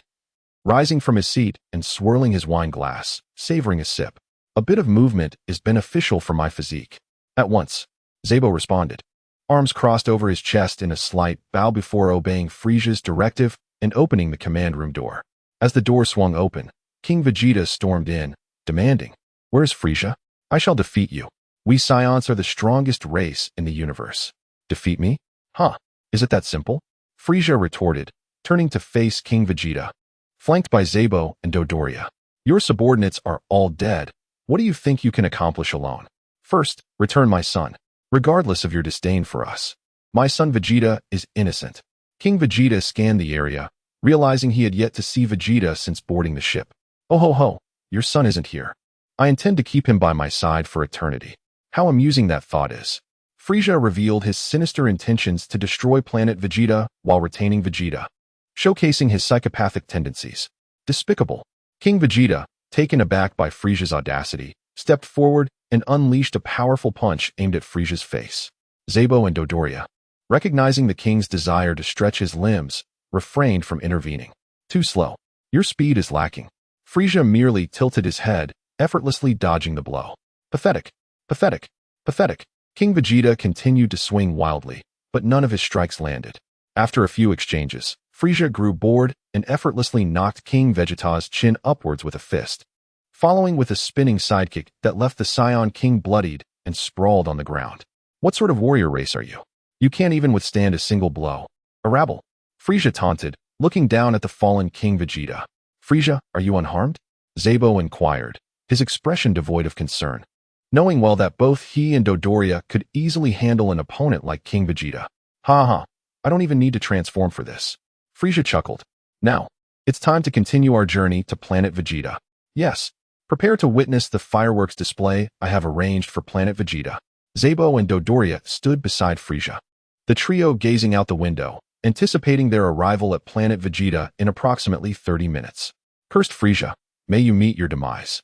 A voice issued from the ground behind them, revealing King Vegeta, still clinging to life. Oh ho ho, impressive. You have quite the resilience, surviving my punch and kick. Frieza remarked, raising his finger to unleash a rapid energy beam that pierced King Vegeta's abdomen. King Vegeta coughed up blood, glaring defiantly at Frieza. Frieza, may you suffer a terrible fate. Oh ho ho, how laughable. Did you not ascertain my combat prowess before challenging me? Allow me to enlighten you. My combat power is 530,000. Frieza enunciated, each word a dagger to King Vegeta's heart. The fallen king's desolate figure lay on the ground, Frieza's words echoing in his mind like the tolling of a death knell. I have been a fool. I have failed my people. King Vegeta lamented. Suddenly, a blinding laser shot forth. Another energy beam erupted from Frieza's fingertip, sealing the fate of the Saiyan king, who succumbed to his injuries. The first step of the Scion rebellion was quietly snuffed out. Frieza, how shall we handle his remains? Zabo inquired, eager to please his master while contemplating the body before him. Frieza glanced dismissively, his indifference palpable, since he considers himself the mightiest warrior race in the universe. Dress him in a space suit and cast him into the cosmos. Let him remain there for eternity as a testament to his strength. Yes, my lord. Zabo swiftly disposed of King Vegeta's remains and returned shortly. Noticing the command room's panel, Dodoria reported, My lord, we will arrive at planet Vegeta in 5 minutes. Shall we prepare to disembark? Upon hearing Dodoria's update, Frieza smiled knowingly. Let us proceed. Chapter 42, The Dazzling Fireworks. Zabon, Dodoria, come join me. Let us admire the magnificent fireworks that are about to unfold. Such splendid moments are rare, and I can only imagine how breathtaking that instant of brilliance will be. The trio stepped out of the command room, gazing at the shocking scene before them. Though the ground was strewn with corpses, Frieza and his companions felt no discomfort. Zabon, please assess our casualties. In merely a couple of minutes, Zabon compiled the data, aided by the fact that there were not many personnel aboard the spacecraft, making the task quite convenient. Frieza perused the report, which detailed the combat statistics, surprised to find that those monkeys had managed to eliminate so many of their troops. Perhaps they were not entirely useless after all. Frieza even expressed a measure of approval for the Scions. The command chamber was located at the topmost level, the area with the highest concentration of personnel. The Scions had fought their way up from the lowest tier, leaving no survivors in their wake and nearly decimating half of the soldiers. My lord, do not be overly concerned. Our forces have completely surrounded planet Vegeta. This level of casualties will not impede our plans for extermination, Zabon hurriedly explained, uncertain whether Frieza's words were sincere or sarcastic, fearing the king's wrath. Do not fret. King Vegeta has provided me with quite a few surprises. How could this be termed casualties? We ought to express our gratitude to King Vegeta for ridding us of a batch of useless beings. At least they contributed something in their final moments. Frieza chuckled, for his army was never short of those weaklings, whose combat power barely reached 10,000. In the vast cosmos, they were plentiful. One could easily gather a group and cultivate them to that level. However, Frieza was still incensed by the recent events. He resolved to bypass the extermination phase entirely and instead obliterate the planet, inviting his soldiers to witness the resplendent display of destruction. Understood. Open the hatch immediately. Allowing Lord Frieza to personally execute the annihilation plan, Zabon bowed and began instructing his subordinates to open the top of the spacecraft. Frieza emerged from his vessel, and the soldiers of the fleet followed suit, surrounding planet Vegeta. The ordinary lower-class warriors on planet Vegeta were oblivious to the calamity befalling their world, resulting in no resistance. Some speculated that the Frieza force was merely providing protection for a celebration honoring Prince Vegeta, blissfully unaware that their race was about to face utter annihilation. My lord, one Scion is rampaging through, claiming he will kill you. We are struggling to contain him, reported a soldier of the Frieza force, rushing to Frieza's side. Frieza turned his gaze to see the truth of the claim. Indeed, a battle-scarred Scion was charging forward, several soldiers clinging to him. Yet they could not impede his relentless advance. Frieza observed the Scion's reckless charge with no sense of admiration, finding amusement instead in such ignorant defiance. It was evident that the Scion race was obstinate. Moments ago, King Vegeta attempted to assassinate him, and now another unknown warrior appeared. They all deserved to perish. To his astonishment, a Scion dared to resist. However, all their efforts were ultimately futile. The Scion, in a sudden surge of fury, cast off his enemies and conjured an energy sphere to hurl at Frieza. In comparison to the entire planet, this energy sphere seemed utterly insignificant. Frieza, my fate, the fate of planet Vegeta, and Kakaro's fate all hinge upon this strike.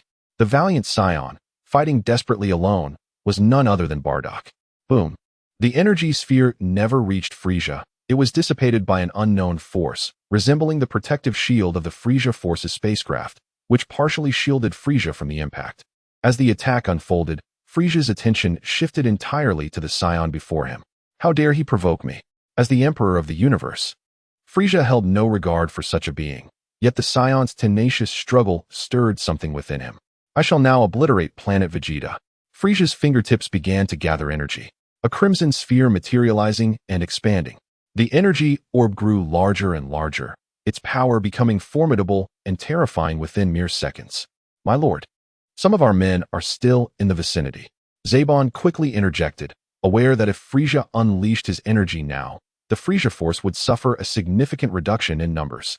However, Frieza, incensed by the defiant Scion, could not heed any advice. In his eyes, the weaklings were mere expendables. Begone! The deadly energy at Frieza's fingertips surged forth, accelerating toward planet Vegeta, crushing all obstacles in its path, be it the resisting Scion or his own subordinates. In Bardock's final moments, as he faced his demise, he glimpsed the future, a grown Cockaro confronting Frieza, poised for battle. In a daze, he saw Cockaro triumph over Frieza and called out to him, Cockaro, before smiling and fading away beneath the colossal energy onslaught. As the energy sphere descended, the entire planet erupted in a cataclysmic explosion, sending forth fierce ripples and waves of energy. Thus, the mightiest warrior race in the universe, the Scions, along with their home, planet Vegeta, was utterly annihilated, vanishing into the vastness of space. With his goal achieved, Frieza erupted into maniacal laughter, reveling in the spectacle of the planet's destruction. Ha ha ha ha. How splendid! Look at how beautifully this planet has shattered. Zaban, Dodoria, behold this magnificent fireworks display. I invite you to relish it with me. Indeed. Zaban and Dodoria replied respectfully from behind. Chapter 43, Escape. 1 minute before the destruction of planet Vegeta. Within the Scion Academy, Ono was leading a group of noble Scions in preparation for their final counterattack. In the sky, Bardock's figure relentlessly approached Frieza's spaceship. A sense of foreboding rose in Kafi's heart, prompting him to swiftly sidle up to Ono. Master, look at the sky. Uncle Bardock is fighting back. King Frieza may not land. He might intend to obliterate planet Vegeta directly. Having received no news of a successful assassination, Ono began to have doubts. Yet, the weight of his mission and the responsibility for his Scion kin rested heavily on his shoulders. He could not waver. No, I shall not give up until the very last moment. With resolute eyes, he gazed upon the dense assembly of Frieza's forces in the sky, still harboring a glimmer of hope. Then, a colossal red energy sphere hurtled toward planet Vegeta, initially moving slowly before rapidly accelerating, soon to collide with the planet. The Scions on the planet had no time to react. Kafi silently cursed, realizing the urgency of the situation. Without explaining further, he seized his master's body and searched for the energy signature of the Frieza Army's squadron leader that had brought them to planet Vegeta, instantly teleporting to that location. Fortunately, they grasped the final moment. Just as planet Vegeta was on the brink of annihilation, Kafi managed to rescue Ono from the inferno. The spaceship's position, being somewhat distant, spared them from the catastrophic explosion. Kafi, unable to wait to explain to Ono, immediately eliminated the Frieza soldiers aboard the ship to prevent any information regarding the Scion's escape from being reported, and he disabled the ship's communication system. As Frieza annihilated planet Vegeta, many members of his army were indiscriminately destroyed as well, allowing Kafi's actions to go unnoticed by the monitoring personnel. While Kafi executed these tasks, Ono witnessed the destruction of planet Vegeta through the window, the scene seared into his memory, likely to remain indelible for a long time. Kafi, is planet Vegeta truly gone? Ono asked vacantly. Just moments ago, he had held a flicker of hope. But Kafi's words left him struggling to accept the grim reality of the planet's demise. The king, and our people, have been obliterated just like that? His eyes remained glazed with shock. Master, please remain calm. We are powerless against Frieza at this moment. Kafi's words affirmed the harsh truth. Ono sank to the ground, rendered motionless.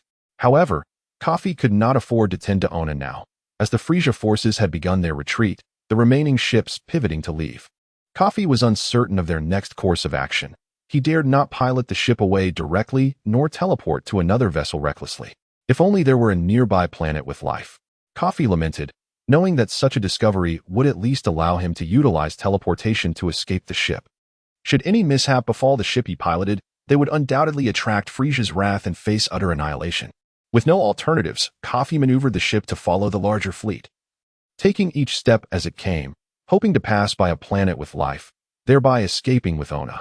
Suddenly, on the opposite side of their trajectory, a ship remained stationary, seemingly observing the funeral of planet Vegeta with detached interest. Kafi sensed an energy signature from that vessel, one that felt eerily familiar. Indeed, Kafi had encountered that energy before. After a moment of contemplation, he recalled a name, Nez, a member of Gula's elite forces, Frieza's brother. Yes, it was undoubtedly the same ship Kafi had boarded a year prior, its insignia matching perfectly. Nez, discontent with Frieza's acquisition of the legacy from General Kurd's army years ago, had formed a congenial rapport with Kafi and might lend assistance now. Alongside Nez, Kafi discerned several powerful energies, one of which surpassed even Nez's. However, in this dire moment, Kafi could only pin his hopes on Uncle Nez. With that thought, he hoisted the still-dazed Ona and teleported aboard Nez's ship. In a flash, Kafi and Ona arrived in the command room where Nez was stationed. The sudden appearance of the two startled the individual seated in the command chair. But he quickly regained his composure upon realizing they were merely scions, posing no significant threat. Looks like Frieza let too little fish slip through. Kafi recognized the face before him, feeling the weight of the powerful energy. Could it be Frieza's brother? Uncle Nez, do you remember me? It's Kafi. Kafi greeted Nez eagerly. Kafi, how did you escape from Frieza's clutches? Nez exclaimed, visibly delighted to see Kafi alive and well. Ah, Nez. It seems you know these two scions. A flash of light revealed the figure in the command chair. Indeed, it was Gula, Frieza's brother. Lord Gula. This is the Scion Kafi I previously reported to you, the one I rescued during my journey. As for the other, I have not encountered him before, Nez recounted earnestly. Uncle Nez, please help me. Can you lend me a ship? I need to leave here urgently. Kafi, sensing no malice from Gula, quickly expressed his need through Nez. In truth, Gula was reluctant to involve himself in Kafi's predicament, unwilling to clean up after Frieza's blunders. Well, Lord Gula, Nez hesitated to make a unilateral decision. Casting a glance toward Gula, prior to this, Gula had heard whispers of Frieza's acquisition of 3 young scions.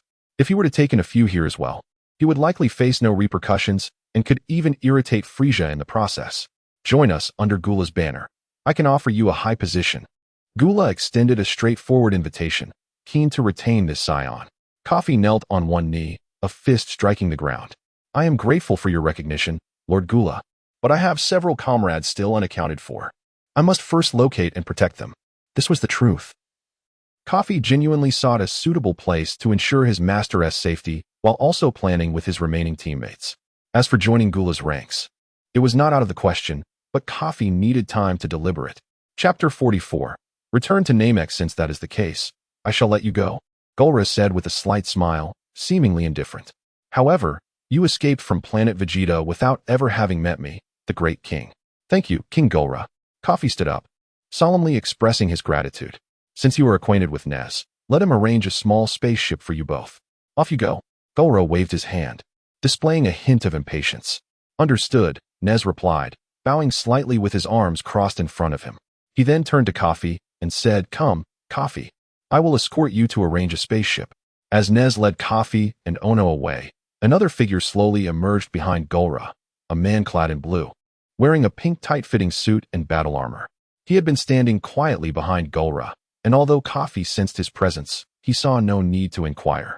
My lord, although I am unaware of Frieza's motives for destroying planet Vegeta, it seems King Cold has not objected. Is it truly wise to let these two go? This man was Frieza, the captain of Gulra's mechanized troops, and he spoke with evident concern. Rest assured, those foolish monkeys, who claim to be the strongest warrior race in the universe, are merely average at best. They pose no real threat. And that young boy and an old man are of no consequence to us. When the time comes for them to reunite with their team, we can have Nez recruit them into our ranks as useful tools, Gulra reassured him. Very well, King Gulra, I understand. Frieza, merely offering a reminder, knew that as long as Gulra was aware, it sufficed. Compared to Frieza's carefree demeanor, Gulra appeared far more composed.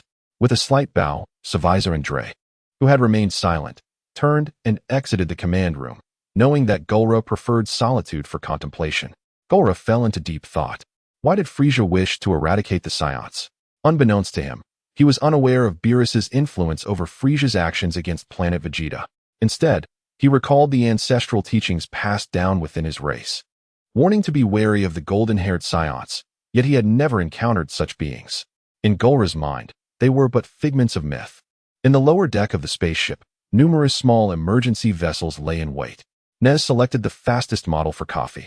Kafi, it is surprising to see you again after such a long time. You appear to have grown stronger, Nez remarked. Kafi suppressed his battle power to a mere 3,000, leaving the others unaware of his true strength. Regrettably, time is short. Otherwise, I would cherish spending more moments with you, Uncle Nez, Kafi replied sincerely. During their previous encounters, everyone aboard Nez's ship had taken a liking to this extraordinary Scion. All right, you two should leave quickly. Head in that direction and avoid Frieza's forces.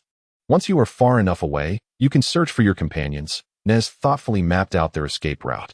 If things do not go well, feel free to seek refuge in Golra's territory. I will ensure you are given a position. Understood. Once I find my teammates, we shall discuss and then join you.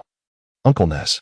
Kafi realized that his current power was insignificant in the vast universe, finding solace in the idea of resting beneath a great tree. After a brief exchange, Kafi piloted a small spaceship alongside Ona as they departed. Ona seemed lost in the sorrow of planet Vegeta's destruction, unable to move past it. Kafi could do little but return to Namek in hopes that the Grand Elder might possess a remedy for his master. This small spaceship, a recent invention of Golra's forces, outpaced all others in the universe. After evading Frieza's sight, Kafi inputted Namek's coordinates based on memory, and the system indicated they would arrive in just half a month. Master, do not worry, I will surely heal you. Half a month later, a small spaceship adorned with Golra's insignia landed on Namek, causing quite a commotion. Naru and Vuz hurried to the landing site. With Kafi absent, Vuz and the others were determined to defend Namek against any invaders. However, as the hatch opened, Kafi emerged, dragging a dazed Ona behind him. Boss. Captain. Brother Kafi. They relaxed, having waited anxiously for nearly 20 days to see Kafi return safely. Yet, following Kafi was a disabled Scion whom Vuz and the others recognized. Boss, isn't that the man responsible for the battle power assessment during enrollment? Why did you bring him along? They were puzzled, having noted Kafi's strange behavior prior to undertaking their mission, leaving them unaware of his master's existence. Planet Vegeta has ultimately fallen to Frieza's destruction, but I managed to rescue my master, Kafi replied, rage evident on his face. He had yet to investigate his father's whereabouts. How infuriating. This elder is your master? The group inquired. Indeed.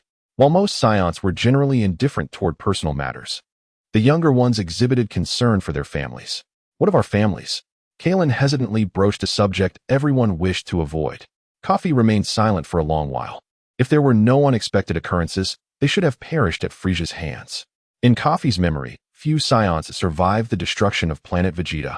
He doubted that the parents of Vuz, Kalen, and others, mere nameless figures, could have defied such fate. Silence enveloped them, and Kafi turned to Cockaro. Your father, Bardock, was a hero. He fought until the very last moment on planet Vegeta. Kafi brother, just tell us what to do. At your command, we shall seek vengeance upon Frieza. Cockaro, usually composed, could no longer contain his fury. Vengeance. Do you have any notion of Frieza's immense battle power? Kafi shouted, 530,000, 530,000. Furthermore, I have learned he possesses several transformations to amplify his strength. 530,000. Such overwhelming power pierced the hearts of the children like nails. A seemingly unattainable height for them at this stage. Is there truly nothing we can do? Kalen, surprisingly mature, believed her captain must have a plan in mind. Chapter 45, Graduation. The Scion race is dwindling, and we must unite to avenge our ancestors and our home planet. Kafi's eyes sparkled with determination, a seriousness that had never before graced his countenance. I will make arrangements later. For now, I must seek the Grand Elder to find a way to heal my master. Upon Kafi's words, the group became aware of Ona's unusual demeanor. He had lost his usual vigor, appearing almost dazed. What has happened to Lord Ona? Chiron inquired.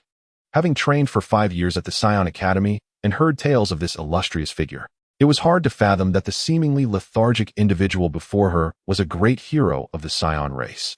The king had a meticulous plan to rebel against Frieza, but the disparity in strength was insurmountable. Kafi sighed. My master was stationed on the last line of defense. Who could have anticipated that Frieza would alter the plan and obliterate planet Vegeta? Witnessing the planet's destruction while feeling utterly powerless inflicted a tremendous psychological blow, resulting in his current state. Although we have healing Namekians, This level of mental trauma necessitates the Grand Elder's direct intervention. Let us not waste any more time.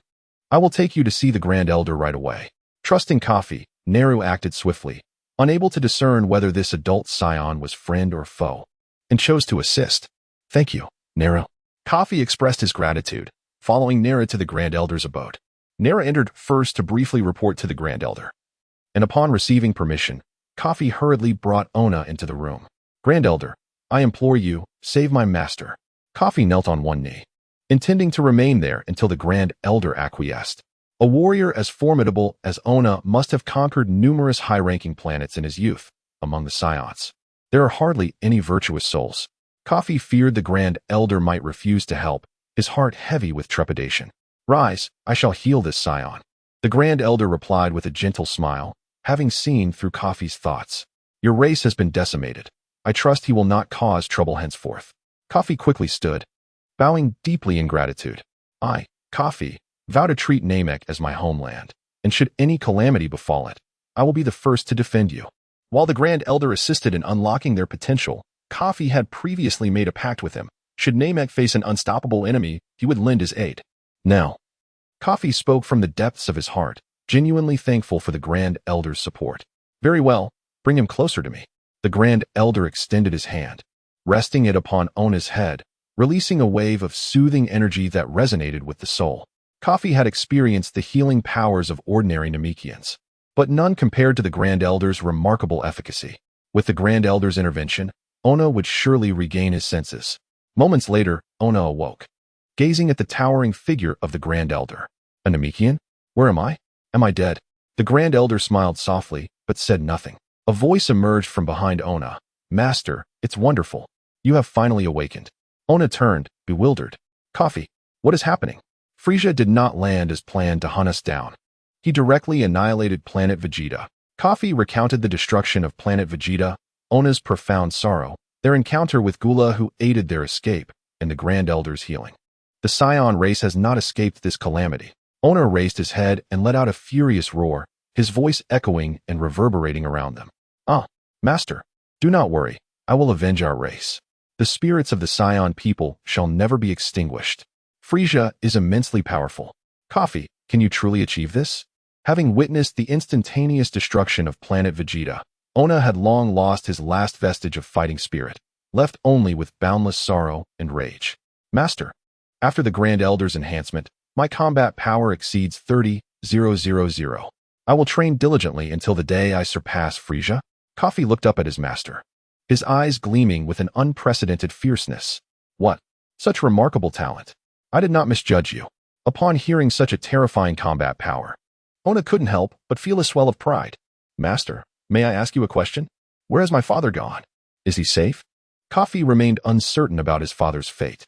All I know is that King Vegeta assigned your father a highly classified mission regarding the legacy of the Scion race. Its confidentiality so stringent that only the king and your father were privy to it. Ona replied truthfully, in fact, to prevent information from leaking. He and the other Scion nobles were unaware of Kafi's whereabouts. Very well. Kafi ceased his inquiries. As long as his father was alive, he would eventually find him. By the way, Master, you should reside on Namek from now on. I intend to take my team into the universe for training. Given your health, you should live here. I will return to see you when I can. With my current strength, I would indeed be a burden to Kafi, but as a Scion, would these peace-loving Namekians accept me? The Grand Elder discerned Ona's thoughts and interjected, stating, the Scion race has been eradicated. You will no longer serve Frieza's army to wreak havoc. You may reside here in peace. Should any issues arise on Namek, you can assist. So it is not entirely a burden for us. Very well, I accept your hospitality. Ona felt a sense of gratitude. Kafi, summon your team. Although Ona was unsure of the purpose behind gathering his small squad, Kafi complied and called forth Vexus and the others. Kafi, Chiron, Vexus, Cockaro, Ona bellowed, calling each name in succession. Present. Though uncertain of the reason, they responded in unison. I, Ona, the first headmaster of the Scion Combat Academy, hereby grant Kafi's team early graduation. I hope you will continuously transcend your limits, never forgetting the hatred of our people, and uphold this conviction until the day Frieza is defeated. Yes, Kafi and the others stood tall, their response resounding. their voices echoing into the vastness of the cosmos. Chapter 1. Barunja, Lord Kafi had never anticipated that his master possessed such an identity, having traversed into the realm of the Scions. Influenced by the bloodline coursing through him, Kafi gradually cultivated a sense of belonging. He and his comrades were resolute in their efforts to avenge their kin. Dear little Scions, may you grow ever stronger. The elder encouraged the assembly, then turned to Ona. Naru, please escort our Scion friend to a suitable place for him to reside. Yes. Naru complied and departed with Ona. You may leave as well. I have some matters to discuss privately with the elder. Kafi dismissed Vuz and the others, leaving only himself and the elder in the room. With a thud, Kafi knelt before the elder. I humbly beseech you to allow me the use of the Dragon Balls. In a universe so vast, where his power had yet to reach the strength capable of encompassing it all, the best way to locate someone was to utilize the Dragon Balls to make a wish. Do you wish to resurrect planet Vegeta? The elder speculated. That would be futile. The Dragon Balls can only revive one individual at a time. Although his intention was clear, the elder feared that if this were indeed Kafi's desire, he would have to deny the request for the sake of universal peace, not desiring the aggressive Scions to resurface in the cosmos. That is not the case. If Frieza were to discover that the Scions still lived, he would undoubtedly annihilate planet Vegeta once more. Such a wish would be in vain. I cannot grant it. Kafi displayed remarkable self-awareness, stating, I seek to inquire about my father's whereabouts. If he still lives, I must find him. The elder neither agreed nor rejected. Appearing deep in thought, Elder, if you do not consent, I shall not rise. Kafi's determination moved the elder, who sensed the kindness and filial piety radiating from Kafi. The Dragon Balls of Namek had never been used by outsiders, yet the elder believed Kafi would not misuse their power. I shall have someone bring the Dragon Balls to you shortly. You may make 3 wishes at most. Thank you so much. Kafi exclaimed, overwhelmed with gratitude. Finally rising to his feet, the elder stepped out of his dwelling and summoned 2 Namekians. Go to the other villages and retrieve the Dragon Balls. Inform them that I require them. Elder, is something grave occurring? The 2 inquired anxiously. In the annals of Namekian history, the Dragon Balls were only utilized in times of crisis. When you retrieve the Dragon Balls, reassure the village elders that there is no crisis. It is merely Kafi's wish. So they need not worry, the elder explained. The 2 breathed a sigh of relief, grateful that their clan was safe, and took flight towards different directions to collect the Dragon Balls. Before long, the duo returned with 6 Dragon Balls. In Kafi's recollection, there were 7 in total, and they could only be used when all 7 were gathered. Elder, there are only 6 here. Where's the 7th? Do not fret, the final one is with me. I shall fetch it. The elder turned and entered another room, emerging shortly with the last Dragon Ball. The 7 magnificent orbs gleamed before Kafi, who marveled at their size, considerably larger than those on Earth, leaving him in awe. Kafi, please wait a moment. To summon the Dragon Barunja, we must chant the incantation in the Namekian language. The elder extended his hands towards the 7 Dragon Balls and uttered a series of incomprehensible words to Kafi, undoubtedly the Namekian tongue. However, no spectacle emerged, and Kafi, puzzled, asked, Elder, have you perhaps misremembered the incantation? Do not be anxious. Just as he finished speaking, the 7 Dragon Balls began to shimmer brightly, the sky rapidly darkening, while birds took flight overhead and the nearby river bubbled with vigor. The swift change in the sky was reminiscent of the scenes Kafi had witnessed in his previous life as animated tales. The radiance of the Dragon Balls intensified, illuminating Kafi to the point of being unable to open his eyes, while a fierce wind whipped through the area, compelling Kafi and Vuz to shield themselves. The elder, however, remained composed amidst the tumult. As the frequency of the Dragon Balls' glimmers peaked, a beam of light shot forth from their midst, accompanied by thunder, soaring into the heavens. Remaining for what felt like an eternity, Kafi gazed upward, exhilarated. His moment to wish had finally arrived.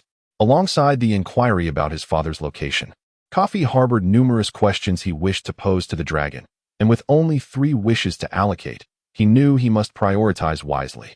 As the luminous wave gradually dissipated, a colossal green figure materialized amidst the brilliance. It was none other than the Dragon Barunja of Namek. Standing before the dragon, Kafi felt his insignificance. The elder addressed Kafi. This is the Dragon Barunja, which in our language signifies the god of dreams. The Dragon Barunja proclaimed from above, gatherer of the 7 Dragon Balls. State your wishes. Any desire can be fulfilled. You may make 3 wishes. Faced with the dragon, Kafi felt a surge of desire rise within him. Tempted to wish for immortality or other personal gratifications, yet he subdued these urges. The elder spoke in Namekian, "The one wishing is not I, but the Scion Kafi beside me. I shall relay his wishes." Only then did the dragon Barunja direct its gaze towards the young Scion.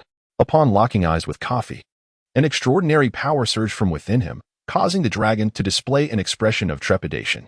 Indeed, the dragon Barunja displayed an unmistakable fear upon gazing at Kafi. The dragon then bowed slightly, addressing him with utmost respect. "Lord Kafi, it is an honor to encounter you here."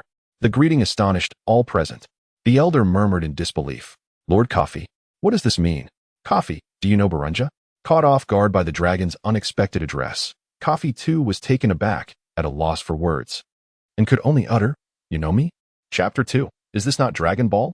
"No, I do not recognize you, but that does not prevent me from knowing you," Barunga mysteriously stated.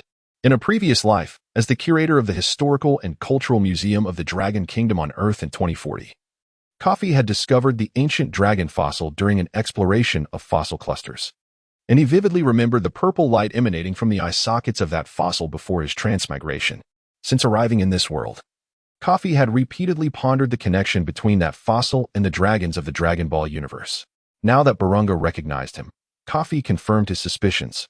His transmigration was undoubtedly related to the dragon. "Can you elaborate?" Kafi pressed on, eager to uncover the truth. "When the time is ripe, you will know. Without the permission of that esteemed individual, I cannot divulge any more at present." Kafi ceased his insistence, acknowledging that his current abilities did not rank him among the strong in this universe, let alone allow him to explore higher realms. "Elder, let us set aside those matters for now. Please grant me my wish in the Namekian language."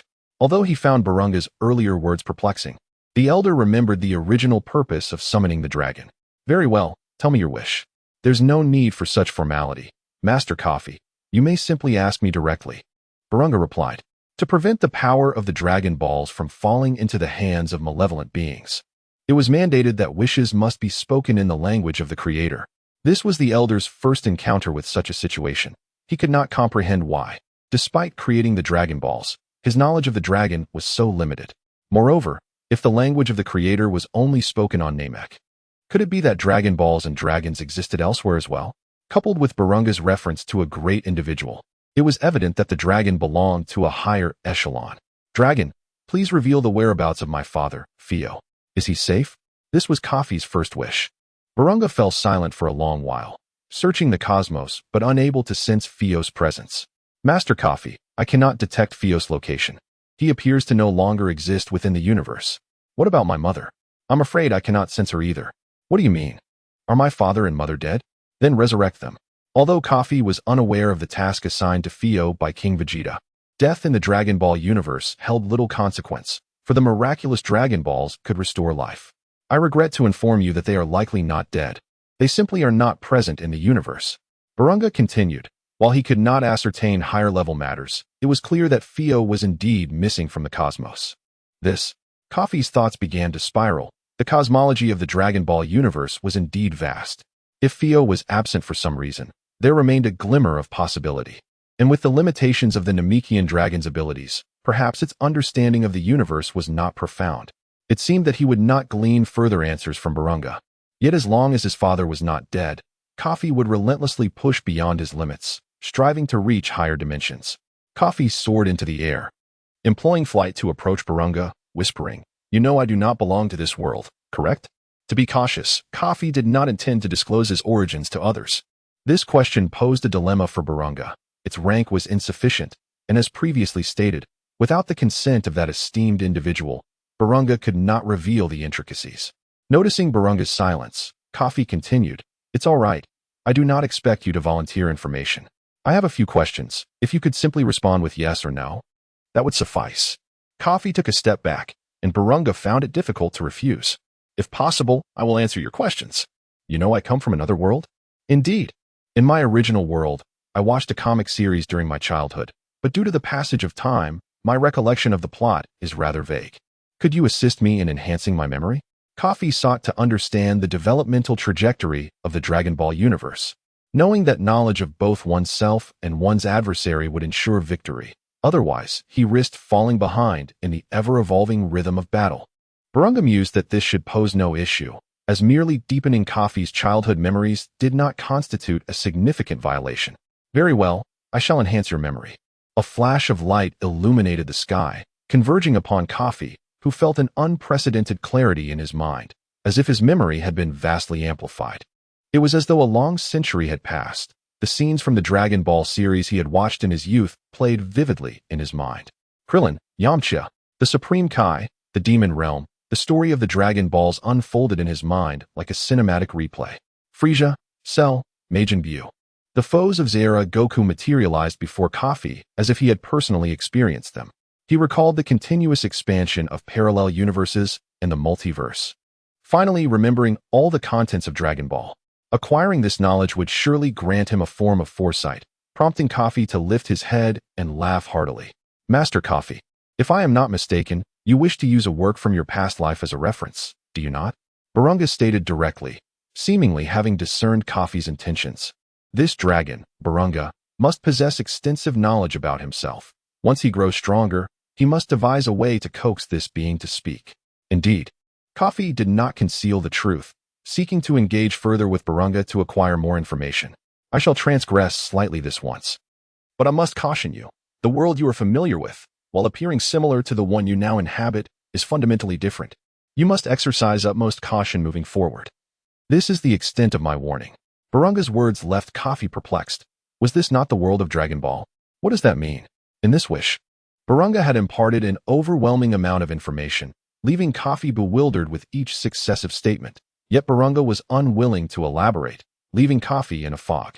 Master Kafi, do you have any further questions? If not, I shall take my leave. Kafi had no additional inquiries or wishes. Even if he did, Bardock's abilities could not fulfill them. Thus, Kafi waved his hand, and Bardock retreated. The dragon transformed into a beam of light and returned to the Dragon Balls, not reverting to stone. It appeared that today's wish had not consumed the cooldown time of the Namekian dragon. Chapter 3, Clarifying Thoughts as the majestic dragon vanished from the sky. Kafi returned to the ground.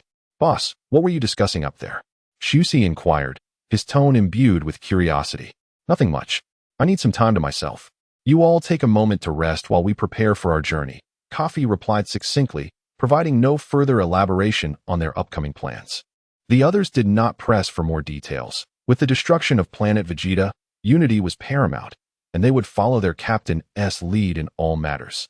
Great Elder, I am grateful for the opportunity to use the Dragon Balls, Kafi expressed, turning to the Great Elder with a nod of thanks before taking to the skies once more. The planet Namek, abundant in water and dotted with islands, offered Kafi a serene location to pause. As he listened to the gentle whispers of the breeze, his mind began to settle. The influx of information he had just received was overwhelming, and he needed to process it. First, his arrival in this world seemed less like a mere coincidence and more like a deliberate orchestration, closely tied to the dragon's influence. Second, from the words of the Dragonborn, Kafi discerned that this realm was not an exact replica of the Dragon Ball universe he had known. While it bore similarities, it also exhibited notable differences. He recognized these disparities from various angles. For instance, in the comics, when planet Vegeta was destroyed, Cockaro was but a newborn sent to Earth, where he lost his memories and grew up, eventually leading to the events depicted in the series. However, in Kafi's current reality, Cockaro was merely 5 years old, yet already a formidable warrior with a power level nearing 8,000. Moreover, Kafi had never encountered any mention of Scions attending school in the comics. As he reflected on his nearly 5 years in this world, he realized he had overlooked numerous aspects until Borna had helped him amplify his childhood memories. By comparing the storyline with the comics, he uncovered significant discrepancies in this world's narrative. Third, above Borna, there existed another mysterious figure. Although Kafi had traversed into this realm, he felt a pressing need to understand the reasons behind it. Yet, he believed he lacked the fortune to engage with the divine. To reach the higher echelons of the universe, Kafi recognized he must devise alternative strategies. Otherwise, he might never attract the attention of those exalted beings known as gods. Speaking of great fortune, Kafi's thoughts turned to Cockaro. Although this world was not as he remembered it, the trajectory of the universe must share some commonalities. If he were to relocate Cockaro back to Earth, while concealing Shusi and Kylan's identities, it might lead to a similar outcome, potentially offering a swift path to divine contact. Yet, Cockaro had grown so powerful. Retracing the original storyline of Dragon Ball seemed utterly implausible, leaving Kafi in a state of distress. Seated by the riverbank, Kafi savored the natural beauty of Namek, and he could not help but reminisce about the Dragon Kingdom on Earth. In his past life, he had aspired to serve his nation, transforming his passion into a vocation, immersing himself in the exploration of ancient history. Just as he began to see results, fate had taken an unexpected turn. He pondered deeply about the well-being of his family and country in that distant world, feeling a profound sense of longing. Kafi lingered in solitude for an extended period, until the evening light beckoned him to return to the Great Elder's abode. He intended to bid farewell to the Elder before embarking on his journey through the cosmos with his team. Great Elder, I am immensely grateful for your care during my stay. I plan to leave Namek with my team. We must continuously grow stronger, as it is through relentless battle that we can achieve my goals. Kafi stated earnestly, filled with appreciation for the Elder's support. Indeed, you Scions have a penchant for combat. The Great Elder chuckled warmly, regarding Kafi with a paternal smile. He had come to see these young Scions as his own children. But do take heed of your safety. You seem troubled. Is something on your mind? Kafi was at a loss. He contemplated whether to send Cockaro to Earth, but the child's power level was far too elevated for the present circumstances. Aligning this timeline's events with the comic's narrative appeared exceedingly challenging. Trusting the Elder, Kafi decided to unveil the entirety of his background, seeking the Elder's counsel. He had anticipated skepticism regarding his tale, yet the Elder surprisingly accepted Kafi's story, murmuring, "No wonder, when I was unlocking your potential, I sensed an ominous veil shielding you from something. It turns out you do not belong to this world." Great Elder, do you truly believe me? Kafi inquired, hope flickering in his eyes. My child, I see no reason to doubt you, the Elder replied, his expression remaining benevolent. Do you have a solution for me? Kafi pressed eagerly, confident that the Elder, being the wise leader of Namek, would possess the insight to assist him. I may not be able to help with more complex matters. The Elder paused, causing Kafi's spirits to dip momentarily. However, he continued, but if you wish to arrange for that child named Cockaro to be placed on the planet called Earth, I might have a suggestion. Kafi shook his head. Sending Cockaro to Earth was a simple task, yet the child's extraordinary power and potential would inevitably lead to a narrative trajectory far removed from what he had known. I possess a method to resolve this issue, the Elder assured him. Really? Please, do tell. Kafi's demeanor brightened again. When you last departed from Namek, based on the situation described to me by Naru, you should have mastered the instant transmission technique of the Adrats. As a peace-loving race, their willingness to share such a secret indicates a bond of friendship and mutual respect between you. Thank you for the reminder, Great Elder, Kafi exclaimed, realizing the implications of the Elder's words. He recalled the stone walls of the Adrat underground, which contained numerous secrets. He had glimpsed inscriptions detailing techniques that could suppress memory, combat prowess, and potential. If he could enlist their aid, he might be able to revert Cockaro to a state of diminished potential and combatability, allowing events to unfold naturally thereafter. Very well, go forth, my child. I shall not keep you any longer. Take this moment to bid farewell to your master and Naru. We cannot predict when we may meet again. The Great Elder gestured, signaling Kafi to take his leave. Chapter 4. The Revenge Plan. Upon exiting the room of the Grand Elder, Kafi sensed Ona's presence and promptly set off towards him. It was a makeshift dwelling, adequate for basic habitation. Master, Kafi greeted Ona. You should remain here on Namek. I am preparing to depart.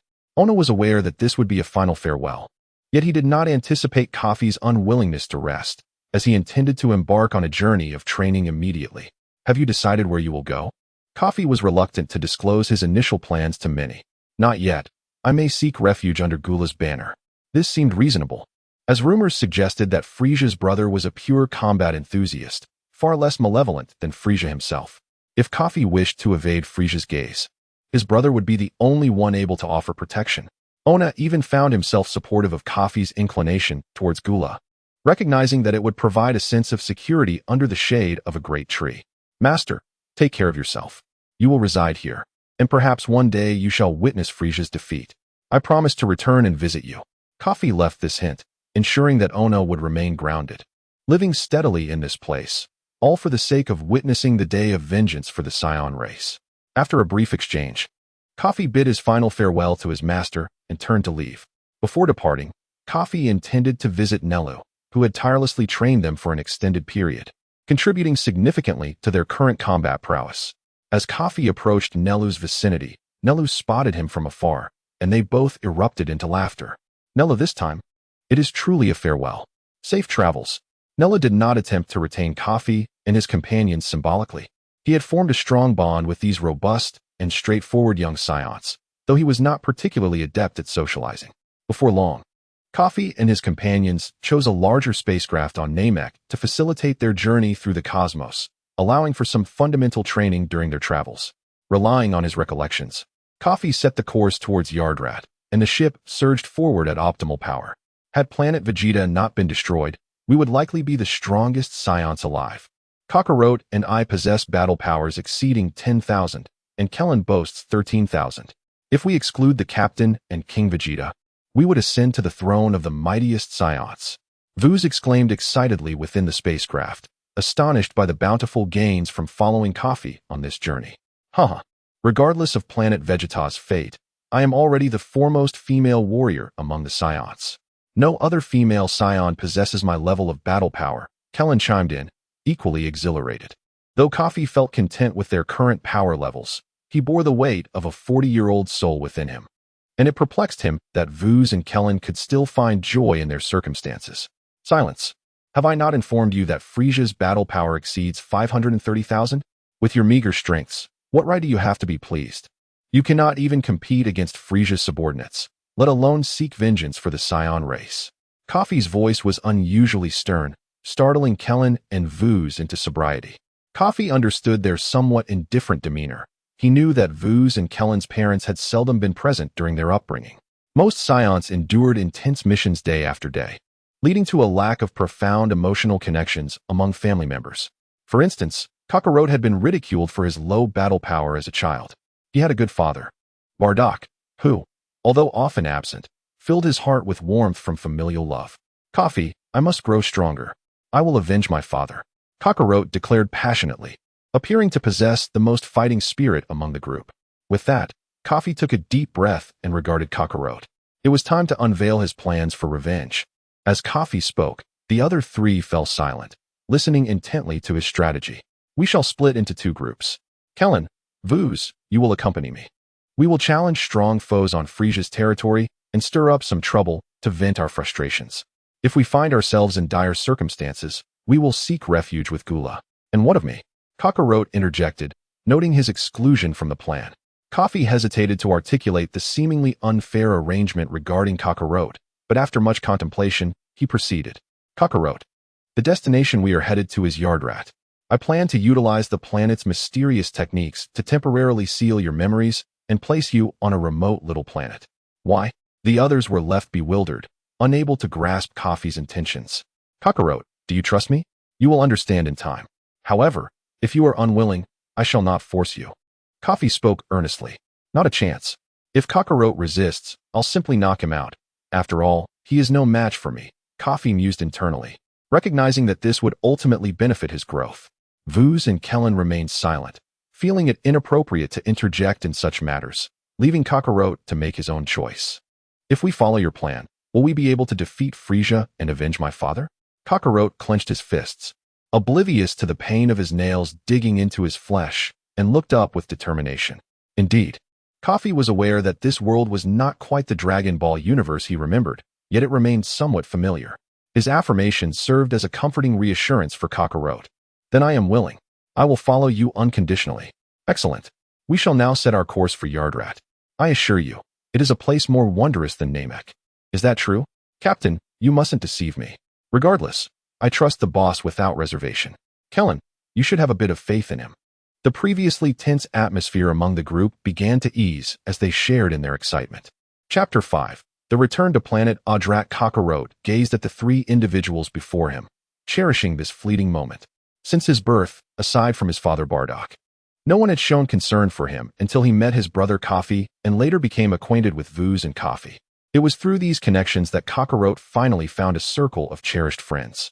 Half a month later, as their spaceship gradually approached planet Adrat, the group engaged in less rigorous training and instead fostered deeper communication. With Cockaro soon to be sent away by Kafi, There was an unspoken agreement among them to share more everyday exchanges. Kafi recounted tales of his childhood training with his father on this very planet.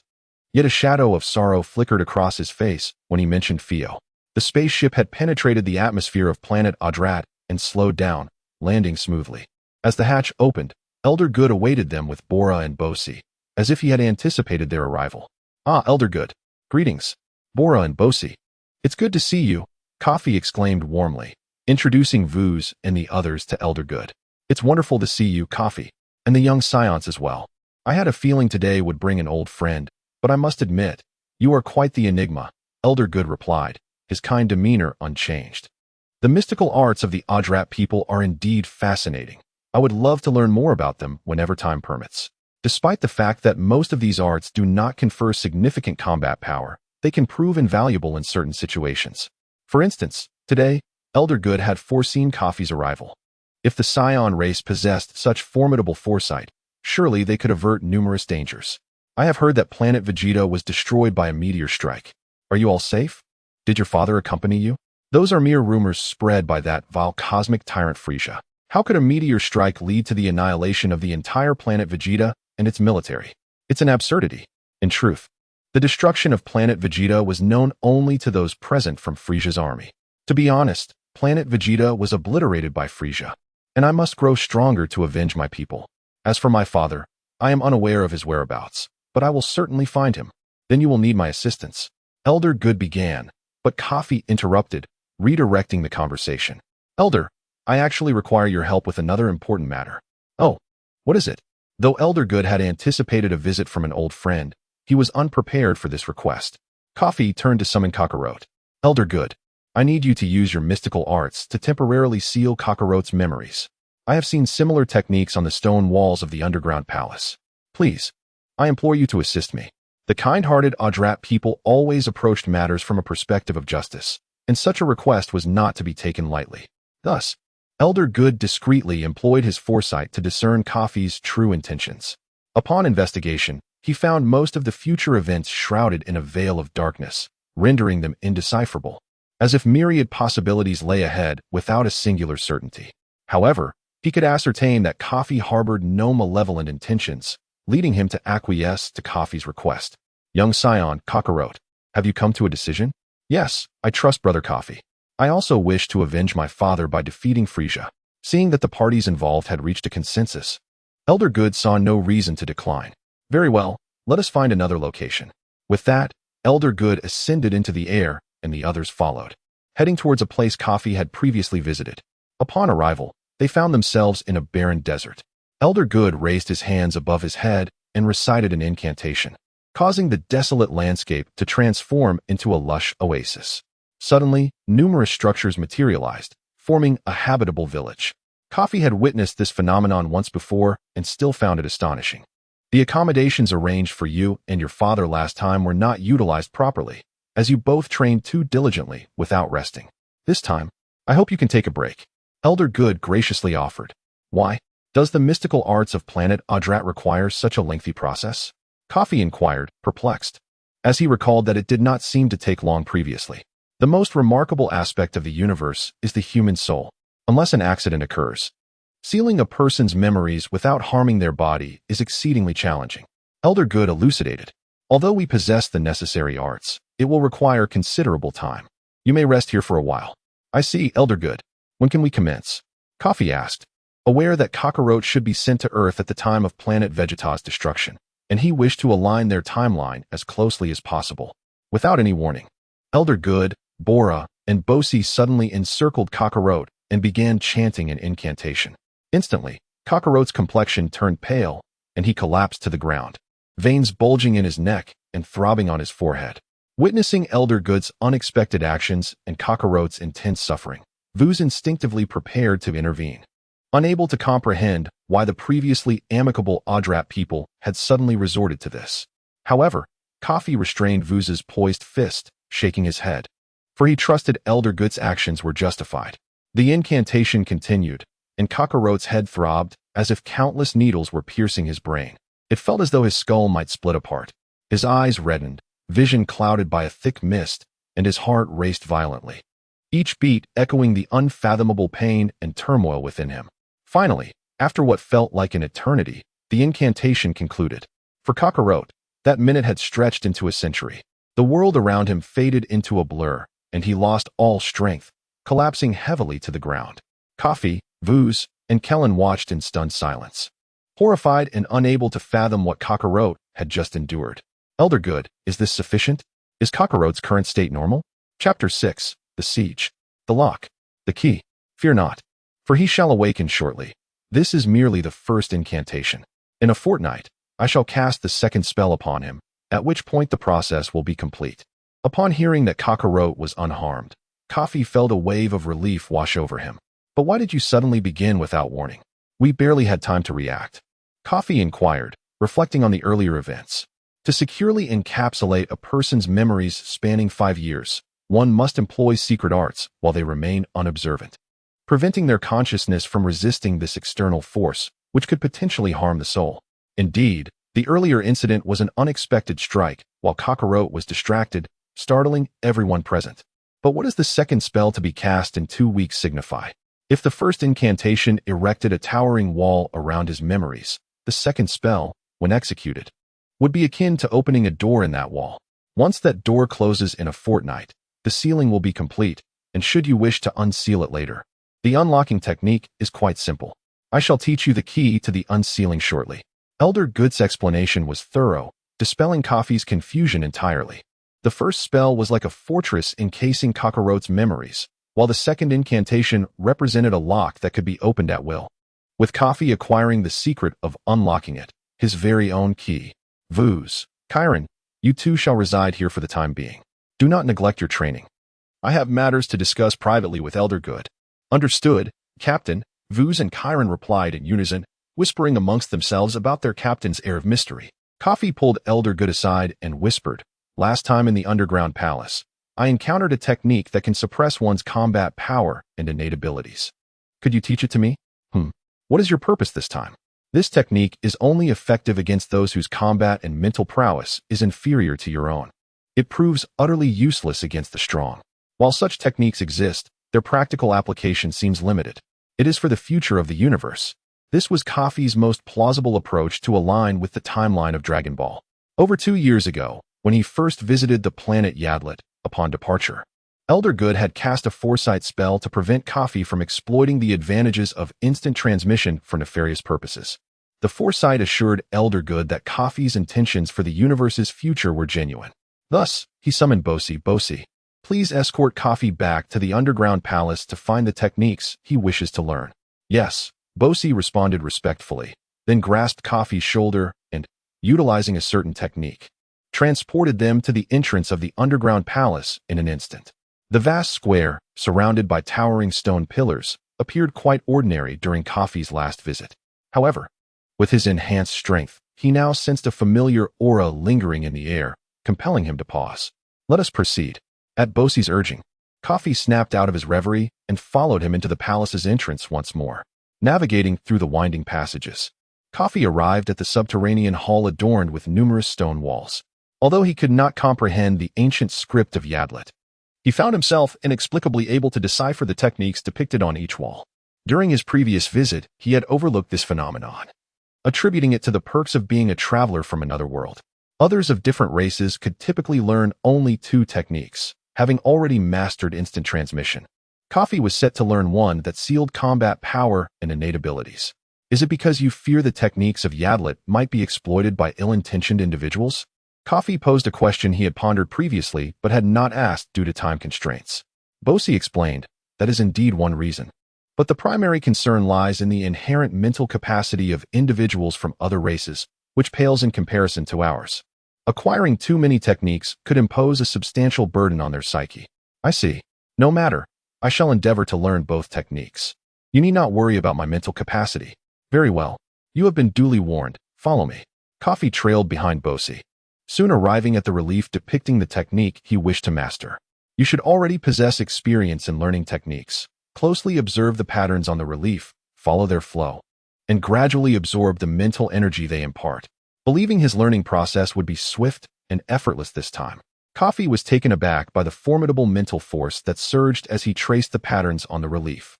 Taking a deep breath, he calmed himself, meticulously analyzing the relief's designs and immersing himself in the study of the technique. As time passed, Kafi successfully completed the first technique and proceeded to apply the same method to learn the second. The repetitive process seemed to become increasingly effortless, enabling him to master the second technique at an even quicker pace. I have never witnessed anyone learn techniques with such speed. Even among the Yadlet people, this is unprecedented. Bosi marveled at Kafi's astonishing mental prowess, struggling to comprehend that this extraterrestrial had already mastered 3 techniques. Bosi, I have finished learning. But how do I practice this technique that suppresses others' combat power and innate abilities? I lack a practice partner here. Let us step outside. You shall find out shortly. Bosi replied with a mysterious smile, leaving Kafi perplexed as he followed behind. Emerging from the underground palace into the open square, Bosi gestured with both hands in front of his chest, murmuring an incantation. A cloud of smoke erupted, causing Kafi to choke. As the smoke dissipated, several dummies, mirroring Kafi's stature, appeared before him, each possessing varying levels of combat power. Now, let the practice commence. These dummies are lifeless. They merely embody varying degrees of combat power. Begin your training from the lowest to the highest. Chapter 7. Practicing Secret Arts. Kafi stood before the dozen or so dummies, embarking on his practice. He raised an arm, tracing the patterns on the stone wall to channel his mental energy into his limb, targeting the dummy with the weakest combat power. He began to silently recite an incantation in his mind, and an invisible energy slowly spiraled from his arm, striking deep into the soul of the dummy. Bang! A loud explosion echoed as the dummy Kafi had targeted shattered into pieces. What is happening? Kafi asked, perplexed. Previously, when I practiced the teleportation technique, it was much smoother. Why did my first attempt at the suppression technique fail so dramatically? Last time, Kafi had mastered the teleportation technique after just one trial. His astonishingly swift progress had spread across Adrat Star, leaving everyone in disbelief that an alien could learn secret arts at such an astonishing pace. The teleportation technique you previously learned was solely for your own use, Bosi explained. No matter how you manipulate your mental energy, it cannot harm yourself. However, the suppression technique is meant to be used against someone whose combat power is far inferior to yours. At this point, you must consider how to temper your mental energy to avoid causing harm. Of course, if your intention is to bring someone to their doom, then disregard my advice. I see. I understand now. Kafi lifted his arm once more towards another dummy. This time, rather than directly channeling his mental energy, he took deliberate steps to slow the entire process, ensuring his energy was not overly aggressive. The speed of this attempt was significantly slower than the first. An invisible energy began to swirl from Kafi's arm. Remarkable. Kafi truly possesses an extraordinary talent. I merely spoke a few words, and he comprehended the essence immediately. Bosi thought to himself, feeling a twinge of envy. Kafi's speed in mastering secret arts far surpassed all the inhabitants of Adrat Star. It was as though the secret arts were inscribed within Kafi's very bones, an innate ability. This time, Kafi successfully executed the technique.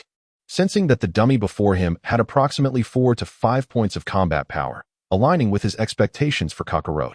What followed was a quest for proficiency. Kafi persistently practiced, astonishing Bosi, who watched in disbelief. Are you certain your mental energy won't deplete? This art is quite taxing on one's mental reserves. If you feel overwhelmed, take a break. I'm fine. I can still manage. In fact, I feel as though my mental energy is boundless. Kafi genuinely sensed that his mental strength was robust, and after countless attempts at the secret arts, he felt no dizziness or fatigue. For Kafi, the secret arts had become remarkably simple. His primary goal was to learn how to wield them gently without harming the opponent, as he did not wish to leave Cockaro with any lasting repercussions. After 3 or 4 days of continuous practice, Kafi had achieved an exceptional level of skill. The subsequent training for sealing potential mirrored his earlier efforts. Bosi continued to create dummies for Kafi to practice on, with noticeable results. In contrast to combat power, an internal energy that was tangible, talent was an intangible quality, leaving Kafi uncertain about how to gauge it accurately. It felt akin to crossing a river by feeling the stones beneath his feet. After a prolonged training session, Kafi finally gained the confidence to suppress Cockaro's potential before the Grand Elder of Namek could unlock it. The 10 days of training in the square came to a swift conclusion. Observing Kafi's adeptness at mastering the art of potential suppression, Bosi was once again left in awe. Phew. Kafi exhaled deeply, relieved to have finally mastered these two secret arts. Let us go, Bosi. I still have a few days to train with Cockaro. Wait a moment. Elder Good wants you to stay here for a while. Bosi conveyed the message from Elder Good. In the blink of an eye, Elder Good appeared before Kafi. First offering praise. It seems your studies have yielded fruitful results. Thank you very much, Elder Good. Kafi replied gratefully before inquiring, is there anything else that requires my attention? Have you forgotten that you still need to learn the incantation to unlock Cockaro's memories? Elder Good's question reminded Kafi of the significance of this task. Otherwise, if Cockaro forgot him and his companions, the blame would solely rest on Kafi's shoulders. Oh right. Please, Elder Good, teach me. Elder Good placed a hand on Kafi's head and recited a spell. Once finished, he withdrew his hand. Remember this incantation. When the time comes, place your hand on his head as I did. Channel your mental energy to break the barriers sealing his memories, and recite this incantation. Elder Good had likely employed a form of secret art. Although Kafi couldn't comprehend the ancient incantation, it resonated deeply within him, embedding itself in his memory, something he would never forget, even after decades. Did you forget to ask how to lift the suppression on combat power and talent? Kafi chuckled, realizing he nearly overlooked this crucial question, which could have turned Cockaro into a complete fool. Elder Good, please enlighten me. Kafi scratched his head, having completely neglected how he would restore Cockaro's combat power and talent in the future. Simply reverse the pattern you used to cast the suppression technique, and you will release it. I see. It seems straightforward enough, Kafi thought, confident that he could succeed on the first attempt, given his ability to control his mental energy. How many days remain before I cast the second incantation to seal Cockaro's memories? Kafi realized he had lost track of time due to his relentless training. Elder Good calculated in his mind. It has only been 10 days since you cast the first incantation. You still have 5 days left to spend with him. Fortunately, Kafi's rapid training pace meant he wouldn't miss a final encounter with Cockaro. According to Kafi's plans, this separation could last over 20 years.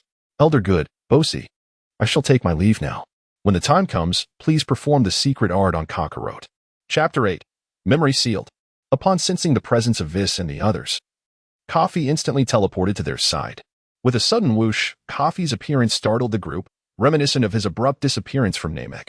Hey, everyone else doing well? Kafi observed as the group engaged in sparring, indicating that they had not slackened in their training over the past few days. Vis smirked, Boss, you're back. Mysteriously vanishing again, huh? Enough of that. The captain surely has his own matters to attend to.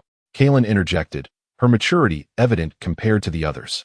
However, Kafi could not divulge his endeavors in suppressing his combat power and mastering secret techniques. Surviving in the universe with a battle power below 10 was exceedingly challenging. I was honing my ultimate skills. Don't worry, they will come in handy when it matters. Kafi deflected with a fabricated excuse.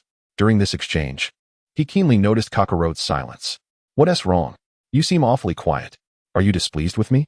Indeed, Kafi could not provide a reasonable explanation, simply asking Cockaro to trust him, which was difficult for Cockaro to comprehend. Cockaro finally looked up at Kafi and spoke after a long pause. It's nothing. I just feel a bit down. I don't know why. Rest assured, I will definitely come to Earth to fetch you, and I will help you recover your memories. During this entire process, you won't remember any of us, Kafi stated, though it sounded rather emotionless. Yet, this was the truth. After sealing his memories, Cockaro would no longer recognize Kafi and would not feel any sorrow. Kafi, you're so annoying. Cockaro finally expressed his feelings, tears brimming at the corners of his eyes. In response, Kafi gently placed a hand on Cockaro's shoulder, and they fell into a comfortable silence, undisturbed by anyone. In the following days, Cockaro shed his negative emotions and enjoyed the remaining time with the group. Finally, after 5 days, Elder Good arrived at their residence, signaling that it was time to seal Cockaro's memories. It's time, children, Elder Good announced slowly. Although it was not overt, everyone understood the implication. No one spoke. Instead, Cockaro mustered his strength and boldly declared, Let us proceed, Elder Good. Do you have anything to say? After this technique is performed, unless Kafi willingly unseals your memories, you will never recall your childhood experiences, Elder Good reminded them. Kafi did not ponder much. He did not wish to burden himself and decided to heed Cockaro's words. Elder Good, Please proceed with the technique. Very well. Elder Good did not attempt to persuade further and grasped Cockoro's head with one hand. Remarkably, Cockaro showed no resistance, allowing Elder Good's mental energy to invade his mind. Cockaro endured the pain until the technique was completed, ultimately succumbing and collapsing to the ground. Thus, the barrier sealing Cockaro's memories was finally locked. Is he all right? Why did he faint again? Kafi quickly supported Cockaro and inquired of Elder Good. Elder Good remained silent, unsure of how to respond. After some time, Cockaro remained unconscious. Kafi entrusted Cockaro to Vis, gripping Elder Good and Appo's shoulders and shaking him, urging, "Speak." At last, Elder Good said, "His memories have vanished. When you need him, simply use mental energy to stimulate his soul to awaken him. Until then, he will remain in slumber." If Kafi understood correctly, according to Elder Good, Cockaro would remain asleep until Kafi awakened him on Earth. "All right, thank you for your assistance." Kafi expressed his gratitude sincerely, as he had many matters to attend to and saw no need to linger on Adrat Star. After a final hearty meal with his companions, Kafi informed Elder Good of his departure. Elder Good was momentarily taken aback, but quickly regained composure, though he felt a tinge of reluctance. He understood that since Kafi was determined to leave, it was best not to hold him back. Kafi nodded, having visited Adrat Star twice. He had developed a bond with this planet. Elder Good, along with Bosi and Bala, escorted Kafi and the others to their spaceship. "It's really time to leave." "Indeed. We have our own affairs to attend to." "Time passes swiftly." Kafi nodded, feeling a hint of sadness. Elder Good reiterated, "You must take care of yourselves and train diligently." In his foresight, the future of the universe was intertwined with their fates, hence his diligent reminders to Kafi. Although Kafi was a child who would train diligently without prompting, he appreciated Elder Good's concern. Kafi said little more, simply bowing deeply to Elder Good to express his heartfelt thanks once again. Then, carrying Cockaro, with Kalen and Vis following closely, they boarded the spaceship and departed under the watchful gaze of Elder Good and the others. To be cautious, Kafi had long ago noted Earth's coordinates, a remote planet that had gone unnoticed. Relying on his memory, Kafi input the coordinates, and the spaceship began its journey toward the destination. "Boss, where are we headed now?" From Vis and Kalen's perspective, Kafi seemed to have a clear understanding of his actions. "Since we have some time, I'll explain." Kafi instructed Vis to settle the still unconscious Cockaro in the resting area before addressing Kalen. "The planet we are heading to is a remote one called Earth. I will place Cockaro there for 20 years. As for the reason, even if I told you, you wouldn't believe it." "Humph," Vis scoffed, rolling his eyes. "That sounds like a waste of time." "All right, the captain surely has his reasons. In this situation, we should unconditionally follow his lead," Kalen remarked sensibly, refraining from questioning further as Vis had. Chapter 9. Earth in the vast expanse of the universe. After what seemed like months of travel, Kafi and his companions lost track of time. Their journey through the cosmos finally brought them to a remote region of the northern galaxy. A cerulean planet came into view. In the grand scheme of the universe, Earth could only be considered a lowly planet, one that would not attract the attention of any powerful races. The average combat power of adult males on this planet was a mere 4 or 5 points, with the highest barely exceeding 100. However, Kafi understood that one must never underestimate this seemingly ordinary planet. For within its humble exterior lay martial philosophies that were advanced beyond the cosmos, along with many wondrous things. Inside the spaceship's training room, a child, not even a meter tall, stood on his hands, supporting his entire weight with just one fingertip, beads of sweat rolling off his hair like rain. As the ship's alert sounded, Kafi flipped to his feet and addressed the two individuals training beside him. "It seems we have finally arrived at our destination." Breaking through the planet's atmosphere, the spacecraft landed gracefully, fortunate to find itself in a desolate area devoid of human presence, thus sparing Kafi from considerable trouble. The hatch of the spaceship opened slowly, and the three stepped out. Shusi surveyed the surroundings, questioning if this was indeed the Earth the leader had spoken of. The gravity here was less than a tenth of that on Vegeta. Could it truly be as extraordinary as Kafi claimed? Taking a deep breath of Earth's fresh air, Kafi felt invigorated, then scoffed. "Do not underestimate Earth. One day, it shall be a gathering place for the strong of the universe." Kylan was slightly moved by this statement, rarely having seen the captain hold such reverence for a planet. "It must possess exceptional qualities. Unfortunately, we lack a combat power detector, Otherwise, we could locate the strong individuals on this planet and swiftly find the person the captain seeks. Kylan pondered the situation, aware that Kafi intended to bring Cockaro to someone. Kylan, have you forgotten that I can sense the strength of combat power? Kafi chuckled, gesturing for them to remain calm. Shusi, go and carry Cockaro. We shall proceed to our business. Understood, Shusi replied, returning to the ship to retrieve the unconscious Cockaro and bringing him to Kafi.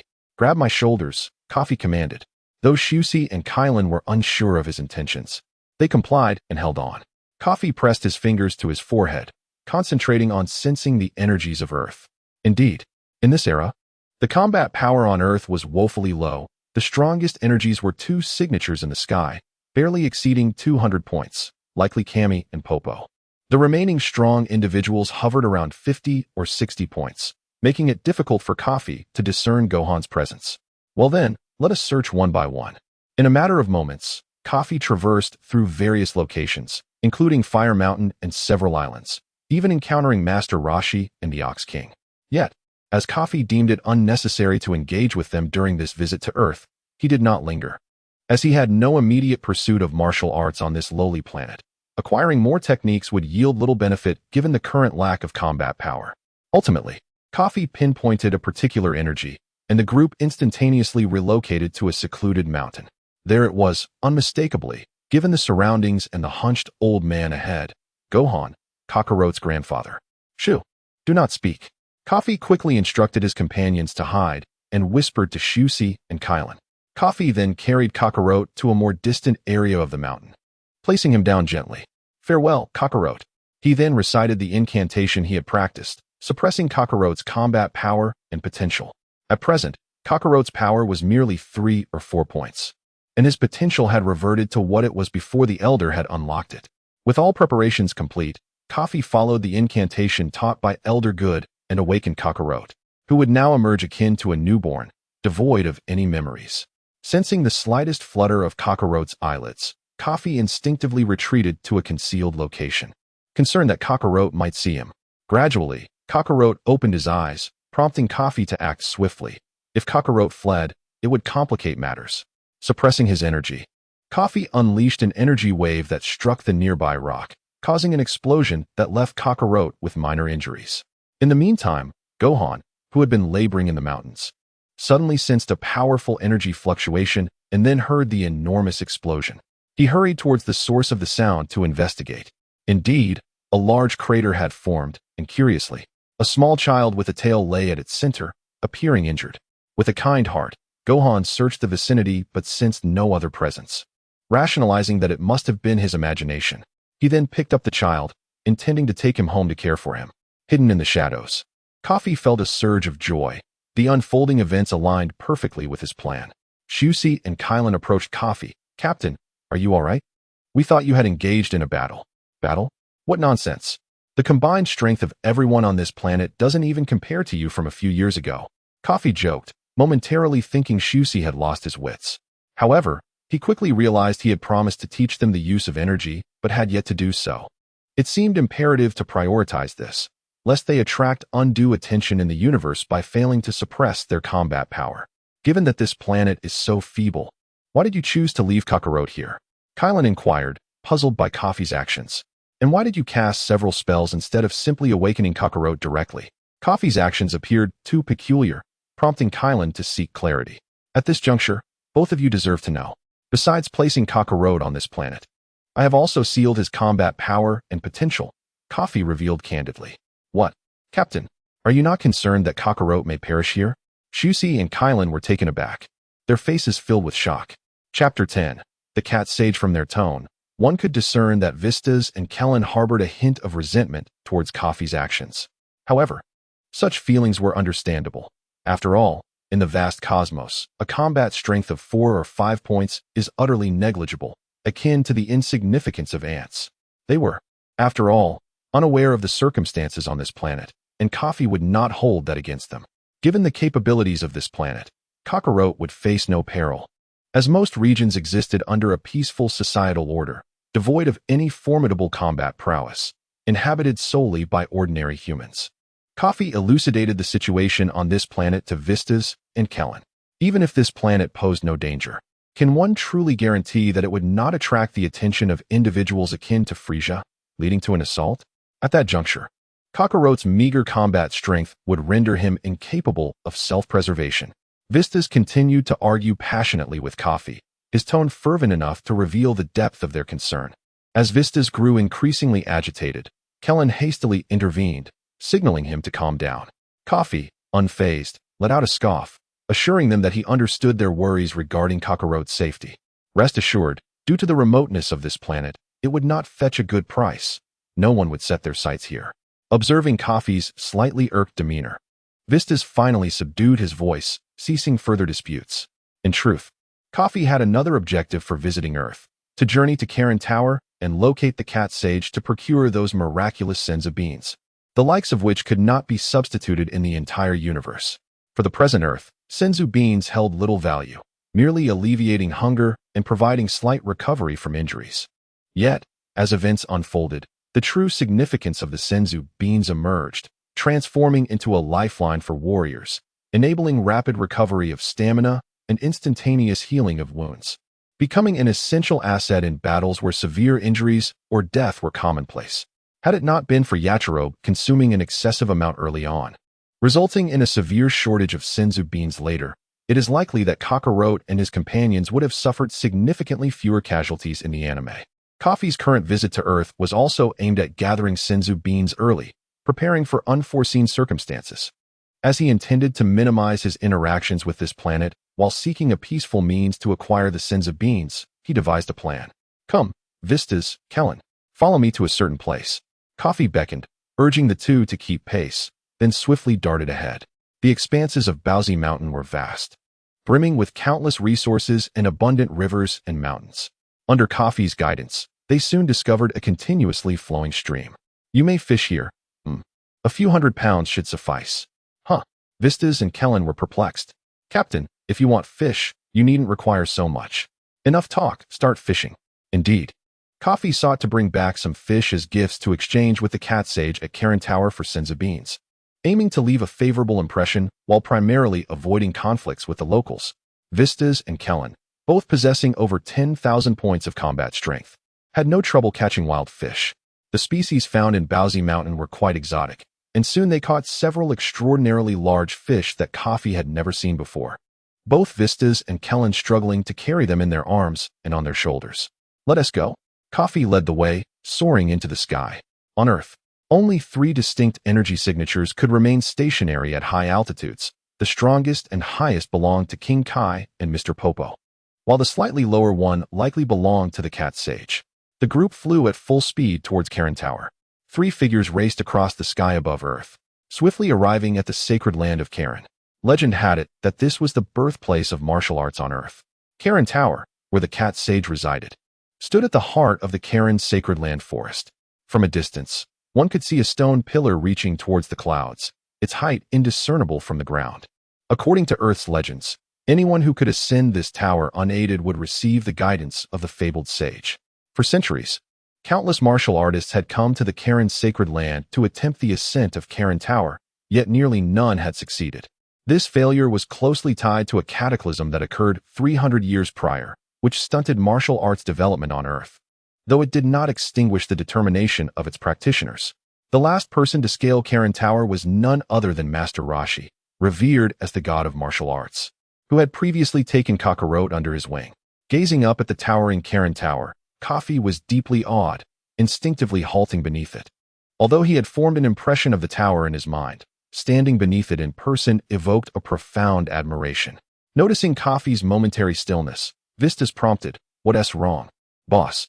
Kafi regained his composure, gesturing towards Karin Tower. "It's nothing, let us ascend together." The trio continued their ascent towards the tower, though Kafi refrained from wasting time in the Karin sacred land. As they approached Karin Tower, he abruptly altered direction, ascending vertically along the tower's shaft, their figures vanishing into the clouds in an instant. The commotion caused by their flight was considerable, and the resounding whoosh echoed throughout the Karin sacred land, alerting the guardian family of the sacred site. An Indian man, his face adorned with stripes, emerged from the forest to investigate. However, after scanning the area for some time and finding no one, he decided to abandon his search. At the pinnacle of Karen Tower, a portly white cat had already sensed the arrival of 3 unexpected guests on Earth, pacing anxiously at the top, sweat cascading down its brow. Though it could discern that a group of children had arrived, the overwhelming energy they exuded warranted caution. Despite the absence of any immediate erratic behavior from the newcomers, the cat sage could not help but feel anxious. They were nearing the tower's summit. What should I do? Compared to the Demon King Piccolo from 3 centuries ago, these individuals were worlds apart. The cat sage was consumed with worry, even feeling a sense of suffocation in the presence of such immense power. What could their intentions be? All of this information remained elusive to the cat sage. It only knew that the approaching extraterrestrial visitors possessed terrifying combat prowess. Chapter 11. I want the magic beans. Strangely enough, despite the swift flying speed of Kafi and his companions, they should have reached the summit of Kalinta in the blink of an eye. Yet, after traversing countless layers of clouds, they continued their ascent. It seemed as though the space surrounding Kalinta was imbued with a mysterious force, creating this extraordinary phenomenon. Marveling at the wonders of Kalinta, the group accelerated towards the tower's pinnacle. Through the reflection in a nearby water tank, the cat sage could distinctly see Kafi and his companions soaring upward. Noticing that 2 of them were carrying a considerable amount of fish, his favorite delicacy. Suddenly, the cat sage trembled in excitement and turned to find Kafi and his friends floating outside Kalinta, gradually making their way inside. Experiencing their formidable presence up close, the cat sage was struck by the sheer power of these seemingly young individuals, pondering the origins of such formidable children. Meanwhile, Kafi scrutinized the plump, white, short cat before him, confirming that he was indeed the cat sage, just as depicted in the original tale. Please, set them aside, Kafi instructed his companions, Visus and Kalen, before turning to greet the cat sage. Greetings, cat sage. It is a pleasure to meet you. I have brought a small gift. The gift Kafi referred to was the large fish they had just hunted on Bowsy Mountain, which appeared to tantalize the cat sage's appetite as he nearly drooled at the sight. However, aware of Kafi's overwhelming strength, the cat sage maintained composure and cautiously inquired, "What brings you 3 here? If it is to challenge Kalinta, your prowess renders that unnecessary." Kafi chuckled. "Oh, it is indeed necessary, very much so." "What?" The cat sage was bewildered by Kafi's words, interpreting his smile as somewhat sinister. "Cat sage, I have heard that the Kalen Sanctuary is the birthplace of various martial arts on Earth. I have come to seek your wisdom on how to enhance our strength." Kafi fabricated a purpose. The cat sage, however, was not easily deceived. Shaking his head, he replied, "No, with your strength, I cannot assist you. You are not here for that. You are visitors from other planets." As the conversation unfolded, a structure floated above Kalinta, the temple, where 2 individuals observed the events transpiring below. The cat sage's revelation of their identities astonished Kafi, who had not anticipated that the cat sage possessed knowledge of life existing on other planets. "Indeed, we have other motives for being here," Kafi admitted, abandoning his earlier ruse. He had initially intended to cultivate a rapport with the cat sage gradually, but it seemed unnecessary now. Disregarding the cat sage, Kafi wandered around Kalinta, examining his surroundings. He noticed 3 water tanks, said to represent the past, present, and future, capable of revealing events occurring anywhere on Earth. Yet, all he could see in the tanks was his own reflection, suggesting that a special method was required to utilize them. The cat sage could only watch Kafi's actions, unable to intervene. Confronted with Kafi's overwhelming power, he recognized his inability to prevail against him, especially with 3 such individuals present. After surveying the area, Kafi found no results that met his expectations. "I have heard of a miraculous food called the magic bean, which can sustain one for 10 days with just a single bean. Could you provide us with some? In exchange, I have brought you a gift." Kafi gestured toward the large fish set aside. His tone brooked no argument, firm and resolute. Nevertheless, the cat sage could not concede easily due to the pressure of Kafi's strength. "How did you come to know about the magic beans?" "In our planet's history, there was a visitor to Earth who, during his travels, heard a story from a martial artist named Turtle Sage about the Kalen Sanctuary." Kafi presented his prepared explanation, sounding impeccable. "Your reasoning is quite sound and polite. Moreover, magic beans are not particularly rare. Since you have brought me a gift, I shall share some magic beans with you." Having spent considerable time at Kalinta without any intervention from the deities, it seemed likely there were 2 possibilities. Either Kafi and his companions posed no threat to Earth, or they were simply unable to act, regardless of the situation. The cat sage saw no reason not to hand over the magic beans. Soon, the cat sage produced 3 jars brimming with the magic beans. Kafi eagerly took one, chewing it, and was instantly enveloped by a sense of fullness and rejuvenated energy. The magic beans truly live up to their reputation. From birth, Kafi had undergone relentless training. Whenever his energy was nearly restored, he would commence new training. Thus, this invigorating sensation was a long-lost feeling for him. Overflowing with energy, Kafi felt an overwhelming urge to release it. Clenching his fists at his waist, he unleashed an immense aura, which surged forth like a tempest, sending items on Kalinta tumbling and causing the entire structure to tremble ominously. Only Visus and Kalen could withstand such a potent force, though they struggled to keep their eyes open. The cat sage was flung backward by the sheer intensity, grasping a pillar to avoid being thrown off the tower.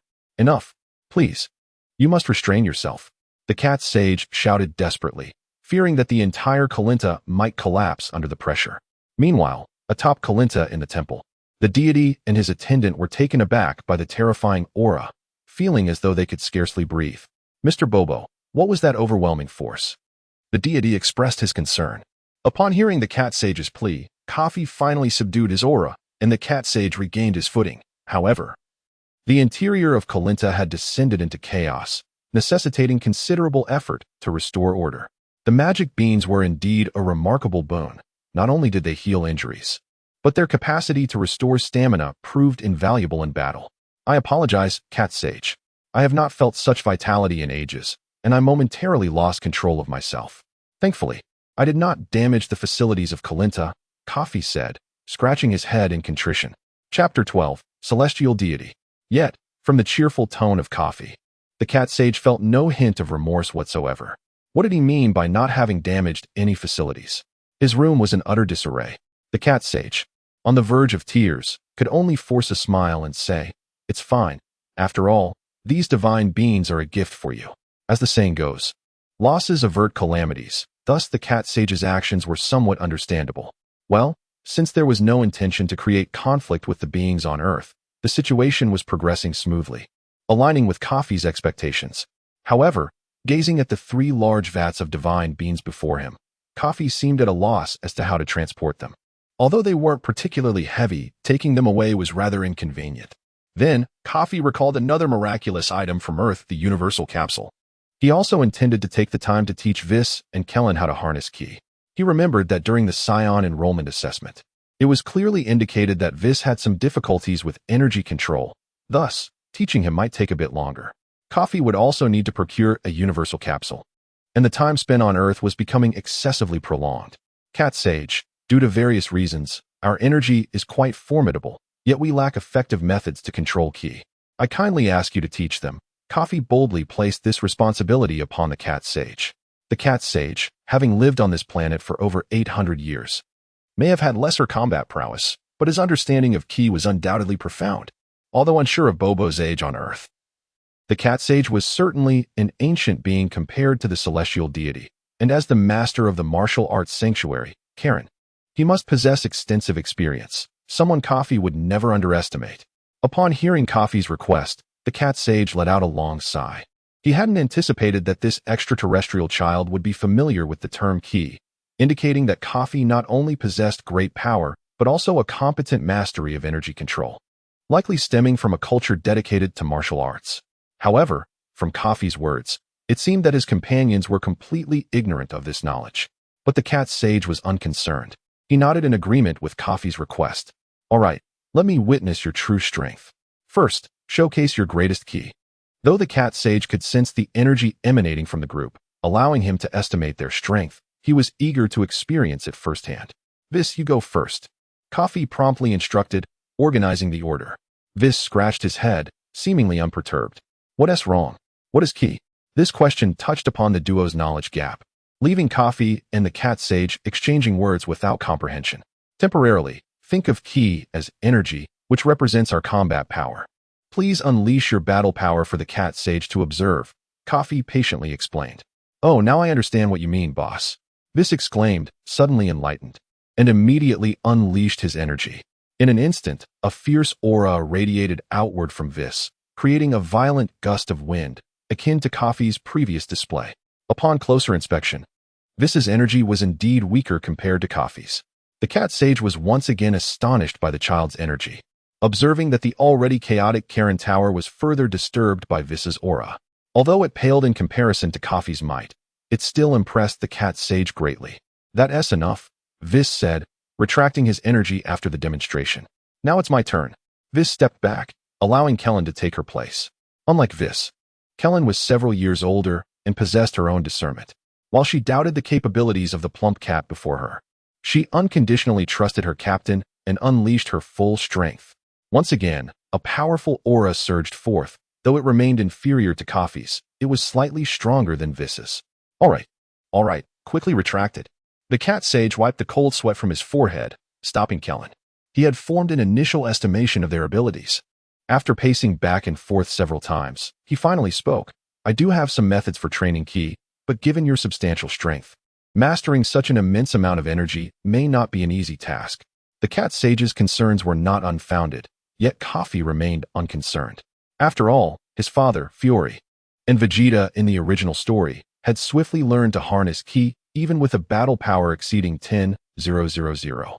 Despite Vis and Kellen being relatively young, Kafi believed it wouldn't pose a significant issue. "Don't worry, just assist in training them. I have some matters to attend to," Kafi assured. Unfazed by the potential outcomes of their training, he turned to Vis and Kellen, admonishing, "Remember, while I am away, you are to heed the cat sage's instructions without any disrespect." "Understood, Captain," the duo replied in unison. "I shall take my leave now." Kafi waved his hand and began to ascend towards the exit of Karen Tower. Just then, two figures appeared above him. Descending from above, the celestial deity held a scepter, flanked by Mr. Bobo, both hovering on a magic carpet. Though the cat sage resided directly beneath the temple, he had not seen the celestial deity in ages, murmuring, "Celestial deity." Upon hearing this, Vis and Kellen recognized the being referred to as the celestial deity, merely a Namekian adorned in garments emblazoned with the character for deity. Instinctively, Vis began to speak, "That Namek." However, before he could finish, Kafi swiftly approached and delivered a punch to Vis's abdomen. The force was so tremendous that Vis expelled a mouthful of water, his eyes filled with confusion. The words he had yet to articulate abruptly halted. "This is the esteemed celestial deity of Earth. It is an honor." Kafi greeted the celestial deity politely, deliberately omitting the revelation of his true Namekian identity. Vis and Kellen were no fools. Since their captain refrained from disclosing the true identity of the being known as the celestial deity, they too chose to remain silent. Nevertheless, the punch Vis had just received was undeniably real. "Ugh, boss, you really pack a punch." Chapter 13, Journey to the Temple Indeed. Three formidable beings far surpassing ordinary planetary powers have emerged on Earth, suggesting that the celestial deity can no longer restrain the urge to engage with them. "Greetings, esteemed friends from afar. Allow me to introduce myself. I am the celestial deity of Earth." Although the celestial deity's visage appeared quite aged, his smile radiated warmth. "You seek to learn the art of harnessing Ki, do you not? I am here to assist you." With the guidance of the celestial deity, one could hardly argue that it would be superior to the teachings of the cat sage. Furthermore, Cockaro's remarkable evolution into a formidable warrior was undoubtedly influenced by the knowledge acquired during his formative years in the heavenly realm. "Since you, esteemed celestial deity, have offered your guidance, I shall not refuse. I entrust my two companions to your care." "Thank you," Kafi responded politely, observing Kafi's agreeable nature. The concerns of the celestial deity and Mr. Bubbles were alleviated. As long as their visitors were not malevolent adversaries, all would be well. The celestial deity, having witnessed Earth suffer hardships due to his own actions centuries ago, was resolute in preventing any further harm to the planet. "It is no trouble at all," the celestial deity reassured, his spirits lifted at the prospect of forging a positive rapport with these formidable guests. "Please, let us ascend to the temple above." The celestial deity gestured skyward, addressing the cat sage with an authoritative tone. "This matter is of great importance. You should accompany us as well." "Indeed, celestial deity," the cat sage replied, leaning on his wooden staff as he stepped onto the celestial deity's flying carpet. The temple lay directly above Corinta. "Shall you ride with us on the magic carpet, or will you ascend on your own?" "We shall fly ourselves," Vusis and Kylan declared, unable to endure the peculiar mode of transportation. "Are you joining us, boss?" "I have my own matters to attend to." You two should focus on your training under the celestial deity's tutelage and avoid any mischief. Kafi emphasized the word mischief. In truth, Kafi felt exceptionally optimistic. With the guidance of the cat sage, the celestial deity, and Mr. Bubbles, he was confident that Vusis and Kylan would swiftly master the art of key manipulation. It seems he does not require our guidance, the celestial deity noted. That is not necessary, esteemed celestial deity. Please focus on instructing my two teammates. As soon as he finished speaking, Kafi leaped from Corinta and soared into the distance. Then off you go. Just fly straight up, the celestial deity called out. The three of them ascended on the magic carpet, albeit at a leisurely pace. Noticing this, Vusis and Kylan exchanged knowing smiles and jumped off Corinta, ascending together.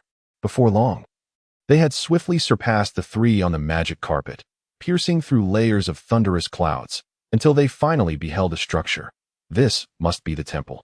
The temple was situated at an extraordinary altitude, shaped like a descending hemisphere.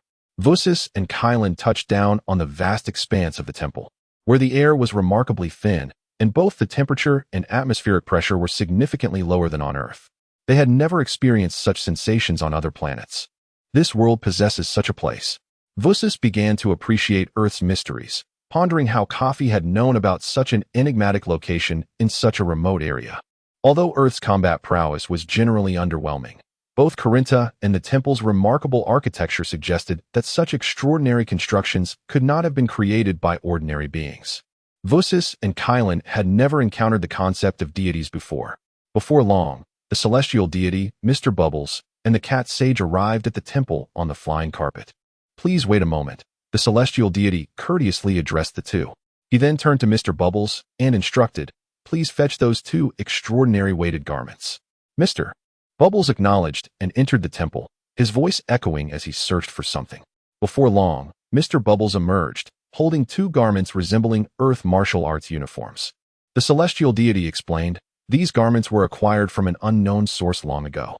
They possess a remarkably uniform weight-enhancing effect, approximately 30 times the gravitational force. Speaking of gravity, Vusis could feel that the gravitational force on Earth was significantly weaker than that of planet Vegeta. Upon arriving, his body felt remarkably light. Thus, he was indifferent to the celestial deity's assertion of 30 times the gravity, considering it trivial. They casually donned the weighted garments, only to be immediately overwhelmed by a tremendous force that rendered walking a challenge. With a sudden shift, Vusis and Kylan found themselves toppled by the unexpected gravity. Gasping for breath, clearly, they had overestimated their own abilities. With combat powers just above 10,000, they were ill-prepared for the strain of these extraordinary garments. However, their recent fall was merely a result of their lack of preparedness. After a few deep breaths, Vusis and Kylan managed to rise slowly. In the original tale, Cockaro first trained with a gravity device on the journey to Namek, yet even with a baseline of around 8,000, he could only endure 20 times the gravity. The primary distinction between the weighted garments and the gravity device was that the former exerted a consistent gravitational effect across the entire body, yielding excellent results. Consequently, under such gravitational enhancement, Vusis and Kylan had to channel their energy to counteract the weight, thereby diminishing their inherent combat power. The energy flowing within them became relatively scarce. As the ki within their bodies diminished, they gained greater control, allowing them to master ki manipulation swiftly. At that moment, an unsettling thought crossed the celestial deity's mind. Witnessing the two struggle to move, with their energy reserves drastically reduced, a voice whispered within him, suggesting it was a prime opportunity to eliminate them. However, this was merely an illusion. Though Vusis and Kylan were currently utilizing their energy to counteract the garment's weight, it did not imply they were weakened. Their energy remained concealed throughout their bodies, and based solely on their physical resilience, the celestial deity would find it challenging to defeat them. Moreover, they had yet to account for Kafi, a potentially even more formidable presence, who was not present. As the celestial deity of Earth, a figure of integrity, he would never engage in such despicable acts. Esteemed guests, Mr. Bubbles and the cat sage will now assist you in your ki training, and I hope it proves immensely beneficial. Chapter 14 Conclusion, to be continued when time permits. What exactly is Chi? Vuz pondered, scratching his head in confusion, muttering to himself. Our combat prowess should far surpass yours. I truly do not understand why the boss insists I learn from you. At that moment, without Kafi nearby, Vuz relaxed, his tone becoming considerably more casual. He seemed to brim with confidence regarding his own abilities and those of his companions, yet he remained perplexed by the boss's decision. Perhaps only through communication and learning from others could this enigma be unraveled. "Oh, do tell," Chiron exclaimed, her expression one of intrigue as she turned to the celestial being. Her eyes sparkled with curiosity and a thirst for exploration, clearly captivated by the subject at hand. The celestial being nodded and began to elucidate. Chi is the fundamental essence of all things in the universe. It is omnipresent yet intangible and colorless. The existence of Chi enables all life to flourish and propagate, while humanity, through cultivation, can harness this force within themselves and wield it. Pausing briefly, he continued, "The capacity to contain Chi varies according to each individual's physique and innate talent. When a person's reservoir of Chi reaches a certain threshold, they can transcend their mortal form and become an extraordinary being." Furrowing his brow, Vuz inquired, "Why have we never heard of such a concept before? Is it possible that this method of cultivation does not exist on other planets?" The celestial being smiled gently, responding, "Not at all. It is simply that each planet possesses its own unique civilization and culture, leading to diverse interpretations and applications of Chi. On Earth, the cultivation of Chi has a long and storied history, yet due to various circumstances, this art has gradually faded, leaving only a scant few who still comprehend the ways of cultivation." Chiron nodded thoughtfully, then posed another question. "Is the cultivation of Chi related to technological advancement?" The celestial being shook his head, explaining, "The cultivation of Chi is not directly tied to technology. It resembles a pursuit of spiritual enlightenment, requiring individuals to delve deeply into its mysteries. Naturally, as technology progresses, we can better study and utilize the power of Chi. But this does not imply that technology can supplant the practice of Chi cultivation." Upon hearing this, a glimmer of excitement danced in Chiron's eyes, indicating her burgeoning interest in the cultivation of Chi, while Vuz fell into deep contemplation, evidently lost in thought. Chi indeed appeared to be a concept difficult to articulate with mere words, prompting the celestial being to devise a demonstration. With arms outstretched, he summoned a soft luminescence emanating from his hands, uttering a gentle incantation, causing an array of wooden blocks to materialize, scattered across the ground. "Behold," the celestial being commanded, gathering energy in his hands and sweeping it towards the scattered blocks. In an instant, a series of swift, slicing sounds filled the air, though the energy's intensity was modest. It was remarkably effective against the otherwise mundane wood, which was swiftly transformed into uniform wooden strips.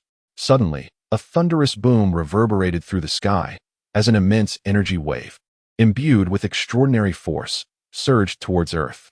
Kafi, aware of this overwhelming power, realized that his current strength rendered him incapable of resisting it, let alone fleeing. "Am I to perish in such a manner?"